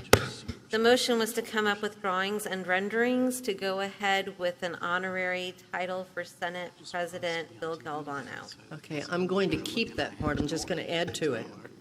Regarding 44th Avenue, and have the county attorney look at a new resolution to cover. We can do, staff and my office can be working on those things concurrently. Absolutely, and, we could even do them both at the same meeting. We would need to definitely have some conversation. We read that as an honorary was not referenced in that resolution. I was reading that section as renaming the road required the petition. And it's I'm not sure I'm following you, Chad. Right, well, I get that, and what he's saying is he's saying he didn't think the resolution applied because we're not actually renaming. This is an honorary naming, but since we got to have legal touch it anyways, why don't you guys talk, make sure we got, again, we're not in any way in violation of this resolution. I think that's the a motion's distinction been without a made, difference. so we'll just have to adjust. Right. I think that's a distinction without a difference, but even if I were to agree with Chad on his commentary, there are other aspects of this resolution that are seriously out of date and seriously out of touch, frankly. So you need to get rid of the 1993 resolution and adopt a new, fresh, more flexible document that we can certainly provide. Okay. The seconder, I'm going to say, is Priscilla Trace. Are you in agreement with the motion's amendment? Yes. Okay. All right. So we have a motion and a second. We got the county attorney okay with it. Carol, what else you got here? Oh, my God. I'm so tired I forgot. Good. It was really important, too. We have a motion. Oh, no, I remembered. Oh, shoot. Vanessa in her motion said 44th. Technically, all of Cortez Road is 44th, as we all know. Right. So don't we say 44th extension? Because then that starts where the mall is and goes east. 44th Avenue, and that, I think, encompasses the whole thing, doesn't it? I don't know. Well, the extension That's what I always starts on at the DeSoto Mall and heads east. Okay. So, do we know what 44th Avenue is? Cortez? You have the ability to change, to designate, honorary designate 44th Avenue east of First Street, that curve The there. mall is. Yeah. The other part, west of that, is a state road. Right. There you go. There you go. And what we're trying to avoid, But it is 44th. and what we're trying to avoid, by the way, is 44th Avenue west and Right. Cortez Road. Right. That's an alternate designation. That really does, that was done way before Land Development Code. That really does set up confusion for people when they're dialing 911 and calling 911 and first responders. Got it. Okay. All right. Well, you know what our intent is. with Motion this stays. Y'all are going to bring something back that's going to be totally correct, and when we finalize it, you guys are going to make sure we got everything right, right? Chair Benak, quickly, thank you for offering me the opportunity to speak, and thanks to the county administrator for asking me to carry this agenda item for Commissioner Ball. I put together some of the background, but my thought was, as a couple of these things run concurrently during your summer recess, another one of them could be that we bring back to you in your first regular meeting in July would be a couple of mock-ups. We'll get some of your input during the recess, bring some mock-ups of what the signage would look like. I'll have the opportunity to work with staff in President Galvano's office on his availability for in the fall. We don't want to go out there when it's 800 degrees outside and cut a ribbon. So we'll work on all those things and work on giving you an update for your July 26th or 29th meeting. But just seeing that you have the consensus today to go in that direction to do an honorary designation is what we were looking for today. We'll work with you on the signage and the resolution that would honor President Galvano when he's available. Okay. And Madam Chair, this should be done, I believe. It should be presented to the Senate President in December, right before he's leaving his presidency. It'll be cool then. With the Okay. Senate. All right, sounds like we got a plan. We've got a motion.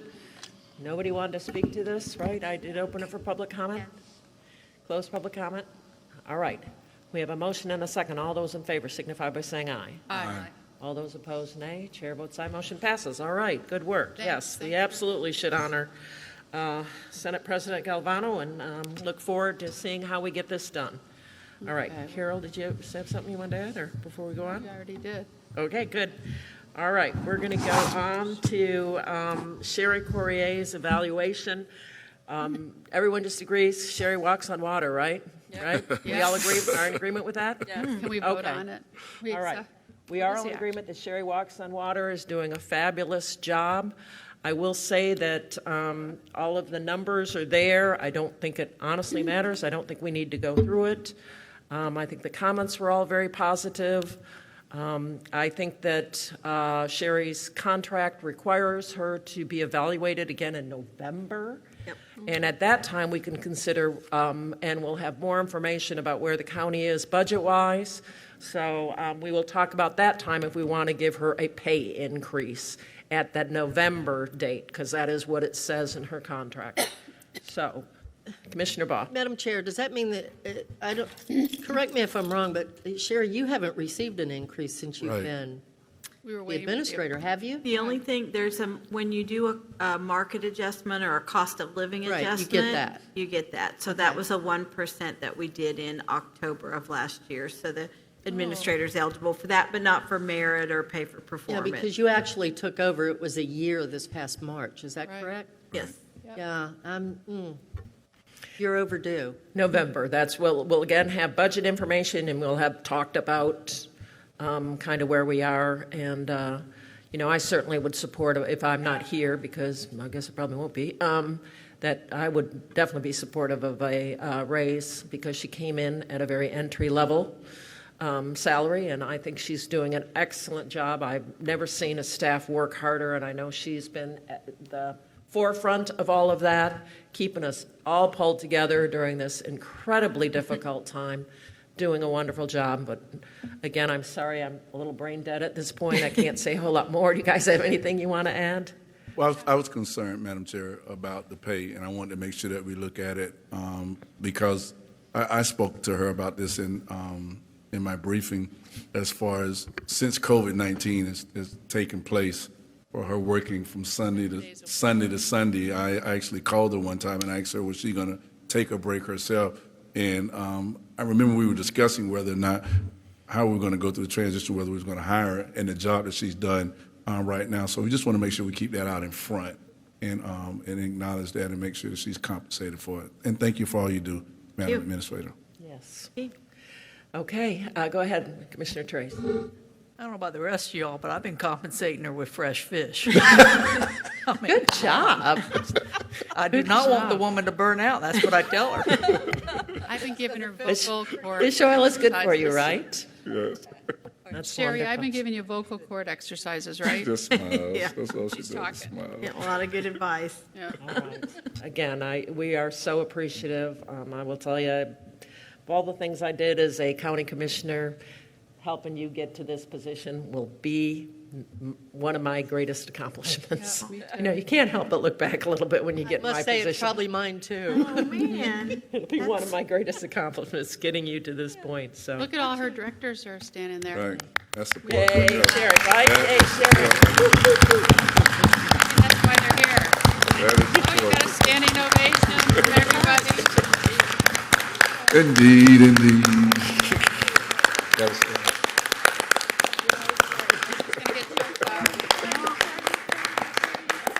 I'm touched. Thank Thank you. But great team. Look at all these guys. They're working as hard as they can for all of you and all the citizens. And I know they'd do it for anybody that was in charge. I know they all would. They're a great team. Thank you. Well, helps to have a great leader at the forefront, so we know that.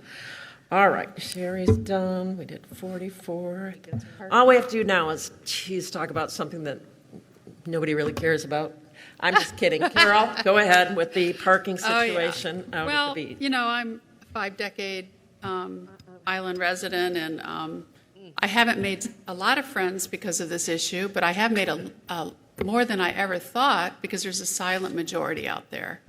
And as you know, I want to read something so I don't forget. There's 2 issues I want to talk about. First of all, I need to know if I'm going to ask for a vote for guidance for our county attorney on an issue. And I'm going to start, and I want to say that every mayor on that island is my friend. And I still consider him that, but I do have some major issues. First of all, our assistant's neighbor, who lives in Ellington this weekend, took her child to the beach on Sunday. She drove around for 2.5 hours, and she had to come home with her little one because she couldn't find a place to park. Also on Sunday, somebody tried the new daiquiri deck on Bridge Street. Took her 45 minutes to find a parking spot, and then she sat on the top of the deck and watched 2 police cars patrol Bridge Street and a tow truck towing a car away. And she said it was kind of sad. So, you know, there are major issues, as you know. I feel that COVID issue, the curfew, the governor's phasing have taken it, and the cities have taken advantage, and some on AMI severely have restricted parking on our island. The first issue I have, and this is where I'm going to ask you guys to ask Mickey to take an action. Bradenton Beach has a tram service, or is looking at one. As you remember, they came to us a few months, maybe 6 months ago, and they were supposed to come to us before they did anything. They met with us about 6 years ago, and we had reservations, and they committed that they would present us with a plan, and I remember somebody saying even a white paper before they did anything. I have read almost every week in the local papers that they voted to move forward with this on our valuable parking at Cortez Beach, and install a tram, which is a pull-in, and it's they are going to use it for parking for the patrons on Bridge Street and people to go to Bridge Street. So they've actually gone as far as drawn an RFP and awarded it, I think. I brought this to our county's attorney's attention, and my question is, can I ask our attorney to see if they can run a business or a service on our property without our permission? The Bradenton Beach attorney says, and it's been in the paper, that yes, they can because it's a pilot program. I know they have a meeting about it tonight, or it's tomorrow also, so they're moving forward. I heard that the press questioned them at the last meeting, don't you need the county's permission? Because they're going to take about 8 spaces on Cortez Beach. Really? After all this, what we're going through?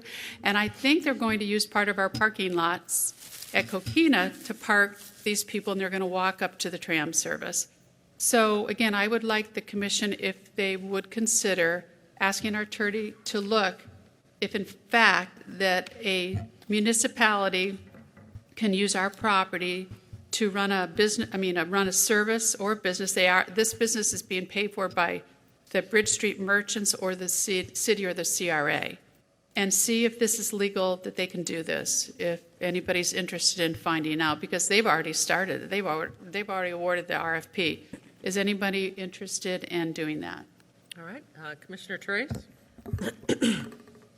My problem is how many people are using our facilities right now to run a business and we don't stop them. Exactly. Fishing captains, all those people along Palmasola Causeway with their horses, with their, what do you want to call them, jet skis, fishing captains with the boat ramps.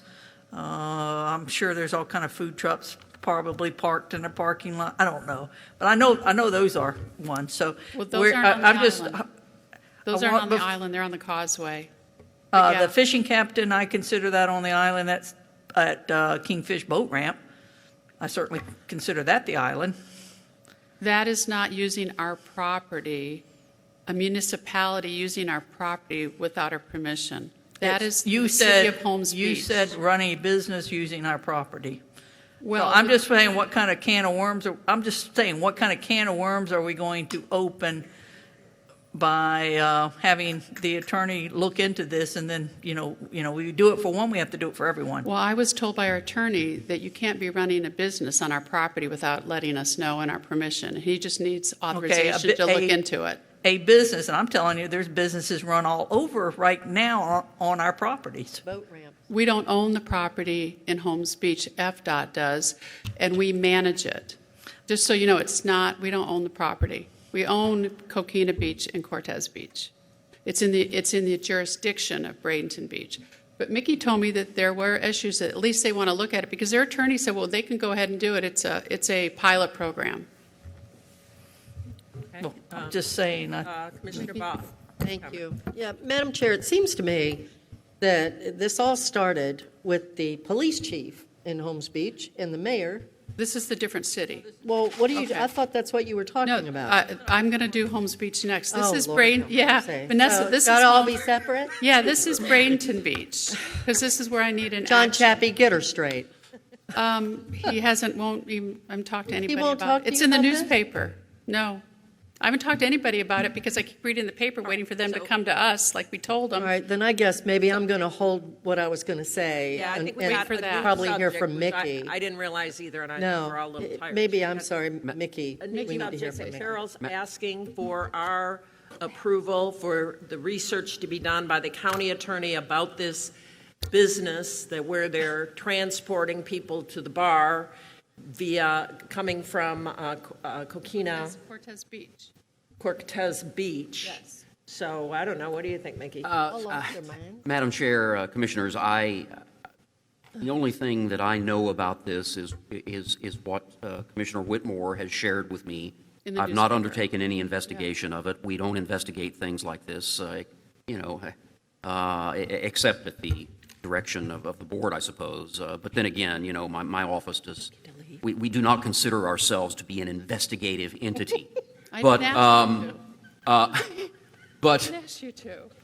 but can I make a simple suggestion? Sure. If in fact the city of Bradenton Beach intends to utilize county-owned property as part of their pilot program, can I make a suggestion that the board simply authorize and direct the chairwoman to reach out to the mayor and say, listen, are you going? It seems that courtesy would dictate Right. that you at least coordinate with us if these allegations are true. Would you, please give us the courtesy to coordinate with us? A very good chance that we'll approve what you want to do. Might I suggest that as opposed to ratcheting this up in terms of an investigation by my office and an official opinion issued by my office? It's just my suggestion. And I think that's a good idea. And I didn't say investigation. I have sent you all the newspaper articles that I keep reading. So it's not Carol Whitmore making this up. I'm sending you newspaper articles every week when they're presenting. Commissioner, right? with all due respect, Yeah.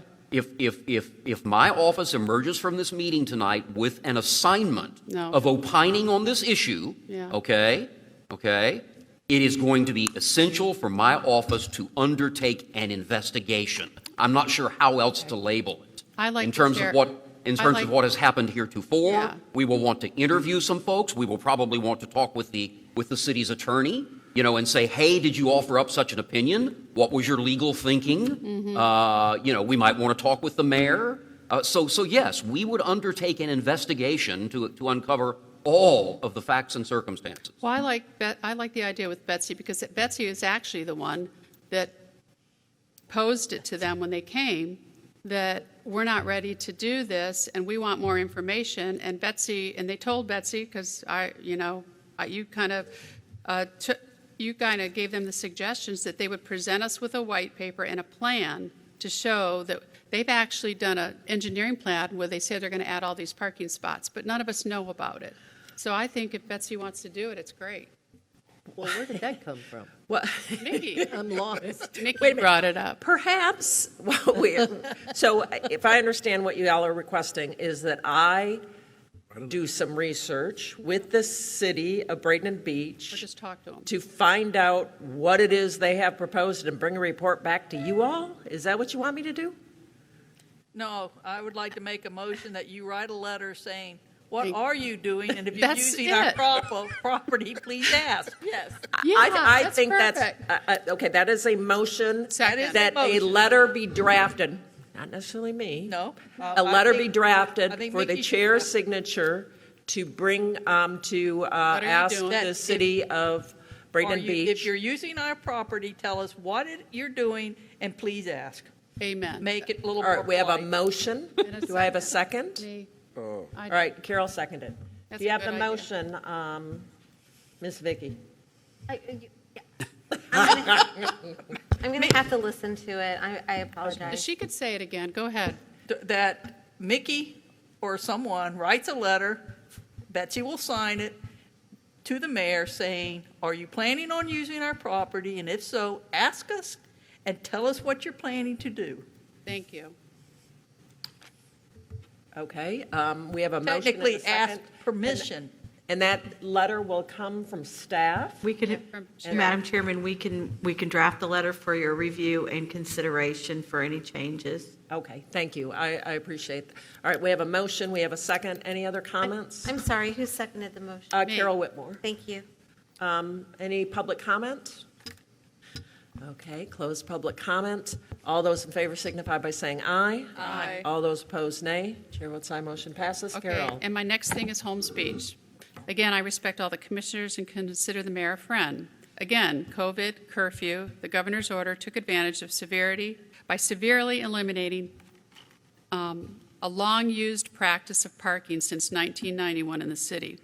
They say that they've given us 1,300 spots, and they've cut 1,400 spots. I've never seen an actual study of those 2,400 spots that we had before. There's been a major uproar, a silent majority. There's been no public meeting except a Zoom meeting where this was never an agenda item, and it was just a consensus by the board to go ahead and go by the chief's parking plan. Senate President Galvano wrote them a letter, as you know, to rethink what they were doing. And I know, and then the mayor had said, well, you need to come and visit the island, as you all got her letter. Well, I know for a fact because I talked to Galvano last night. He did visit the island. He drove the entire island, and so did Will Robinson, before he wrote the letter, he told me. I don't think home speeches listen because I have an idea, but I think this has not been presented well. It's not made. All they talk about is this is all Manatee County's fault because we've approved all this development and all these people are coming to the beach. A lot of these people that are complaining haven't even lived there for 10 years. But we have a silent majority that's reached out on the island. I have an idea, and I know that Sherry met with Chief Tokacher, the mayor, and Charlie yesterday, and I don't know if she wants to talk about any of this, but the majority of the citizens of our Manatee County are very upset that the city has more or less eliminated, and Charlie or Sherry can tell you, about 1,300 spaces. You hear how hard it is to find a parking spot out there. This has been a long-used practice. These parking spaces are not part of the contract for beach renourishment, but the city has always allowed it. They haven't approached us. I know I talked to Mayor Murphy this morning. They said that we have not paid attention to us, and I know Ed Hunsaker met with them a few years ago about their trash, and we offered to do something to help them because it was getting a little rough.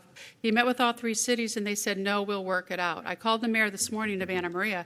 He said, yes, we've seen a lot more since the COVID because everybody's coming to Anna Maria because the other cities don't have any parking. Bradenton Beach has totally eliminated all their side street parking since the COVID also. I thought differently, but I've heard that all of it's gone also. The mayor said he's doing fine with that. We developed a system for the islands to receive monies from the public beach, which we gave them over $1 million a couple years ago.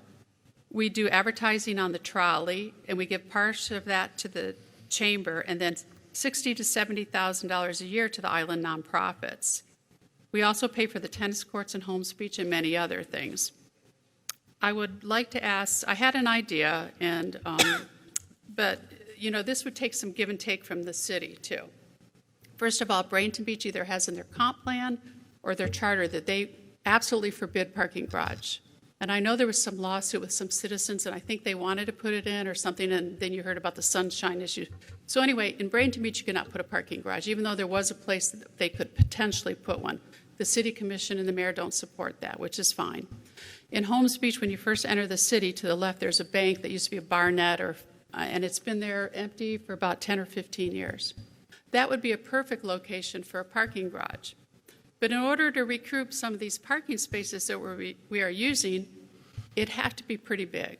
And we probably would need to exceed the height restrictions in Holmes Beach. So if Holmes Beach is willing to work with us to find out a way that we could look at tourist tax paying this, charge for it until it's paid off, that could be another way to do this. City says we aren't coming with them with any options. The mayor has told me that herself. She says, you guys are going to do what you want, and that's it.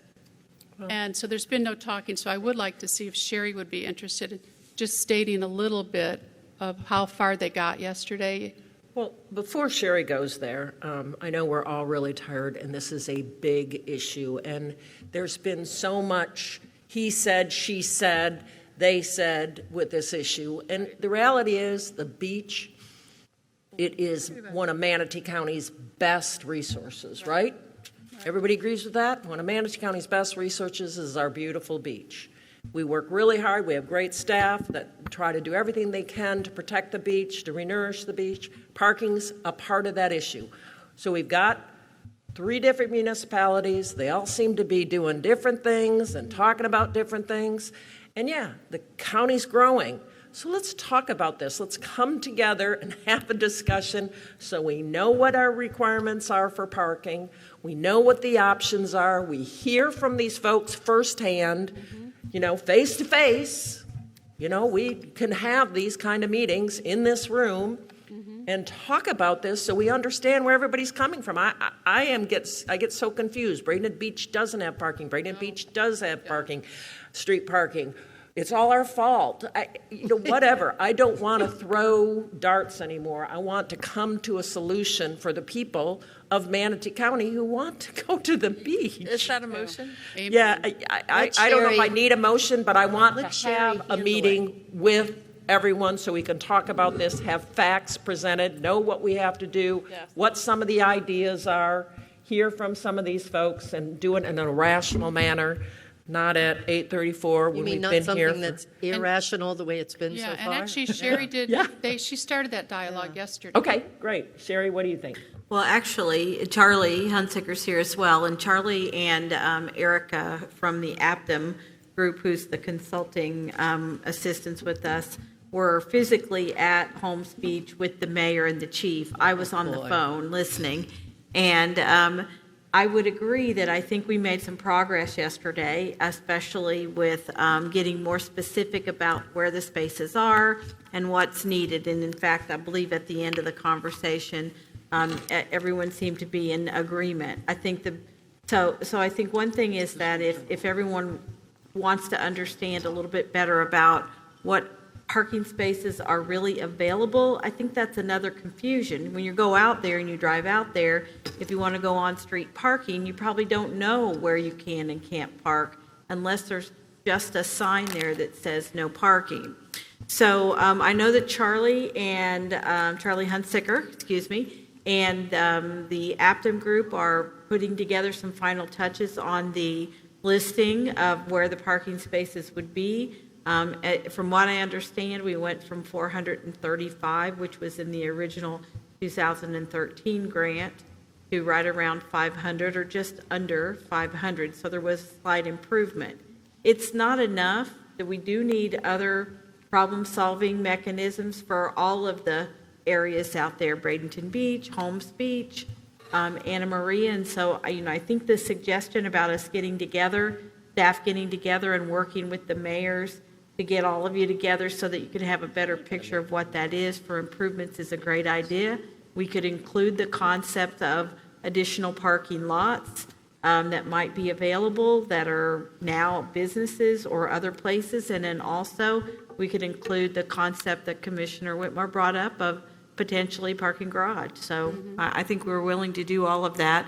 For right now, I know our concern is to make sure we can move forward with the beach renourishment grant that we're currently working on, and we think we got there. Okay, all right. So we're going to continue this discussion in a rational manner with all the players there and with good information from staff. Is everybody in agreement with that? Yes. Okay, good. Thank you. Basically. So when all right. citizens email us, that's what we need to tell them then. Yep, that we are going to take a proactive position and bring everyone together and talk about this issue because it's important to everyone in our community. Okay. Any commissioner comments? No. No. Okay, good job. All right, well, thank you, everyone, for hanging in here. This has been probably the longest non-land use meeting I've ever participated in. Madam Chairman, can you just adopt the dashboard reports? So moved. Thank you. Commissioners, I just forwarded the weekly RLS report to you, so I'm sure you'll be checking that out on your way home tonight. Why do we, I'm sorry, why do we have to adopt the dashboard report? Well, it's an agenda item on the board. I just want to make sure that it's recognized. We've missed it. Well, it is recognized. No Thank one you. had any comments or questions Thank about the you. dashboard report, so it's good. Anything else, Madam Administrator? No, ma'am. Go to the Thank board. you. How about County Attorney? No, ma'am, just look at that RLS report on your way home tonight. Yeah, sure. It's fresh off the press. All right. Thank you, everybody, for being here, hanging in here with us. And at this point, we're adjourned.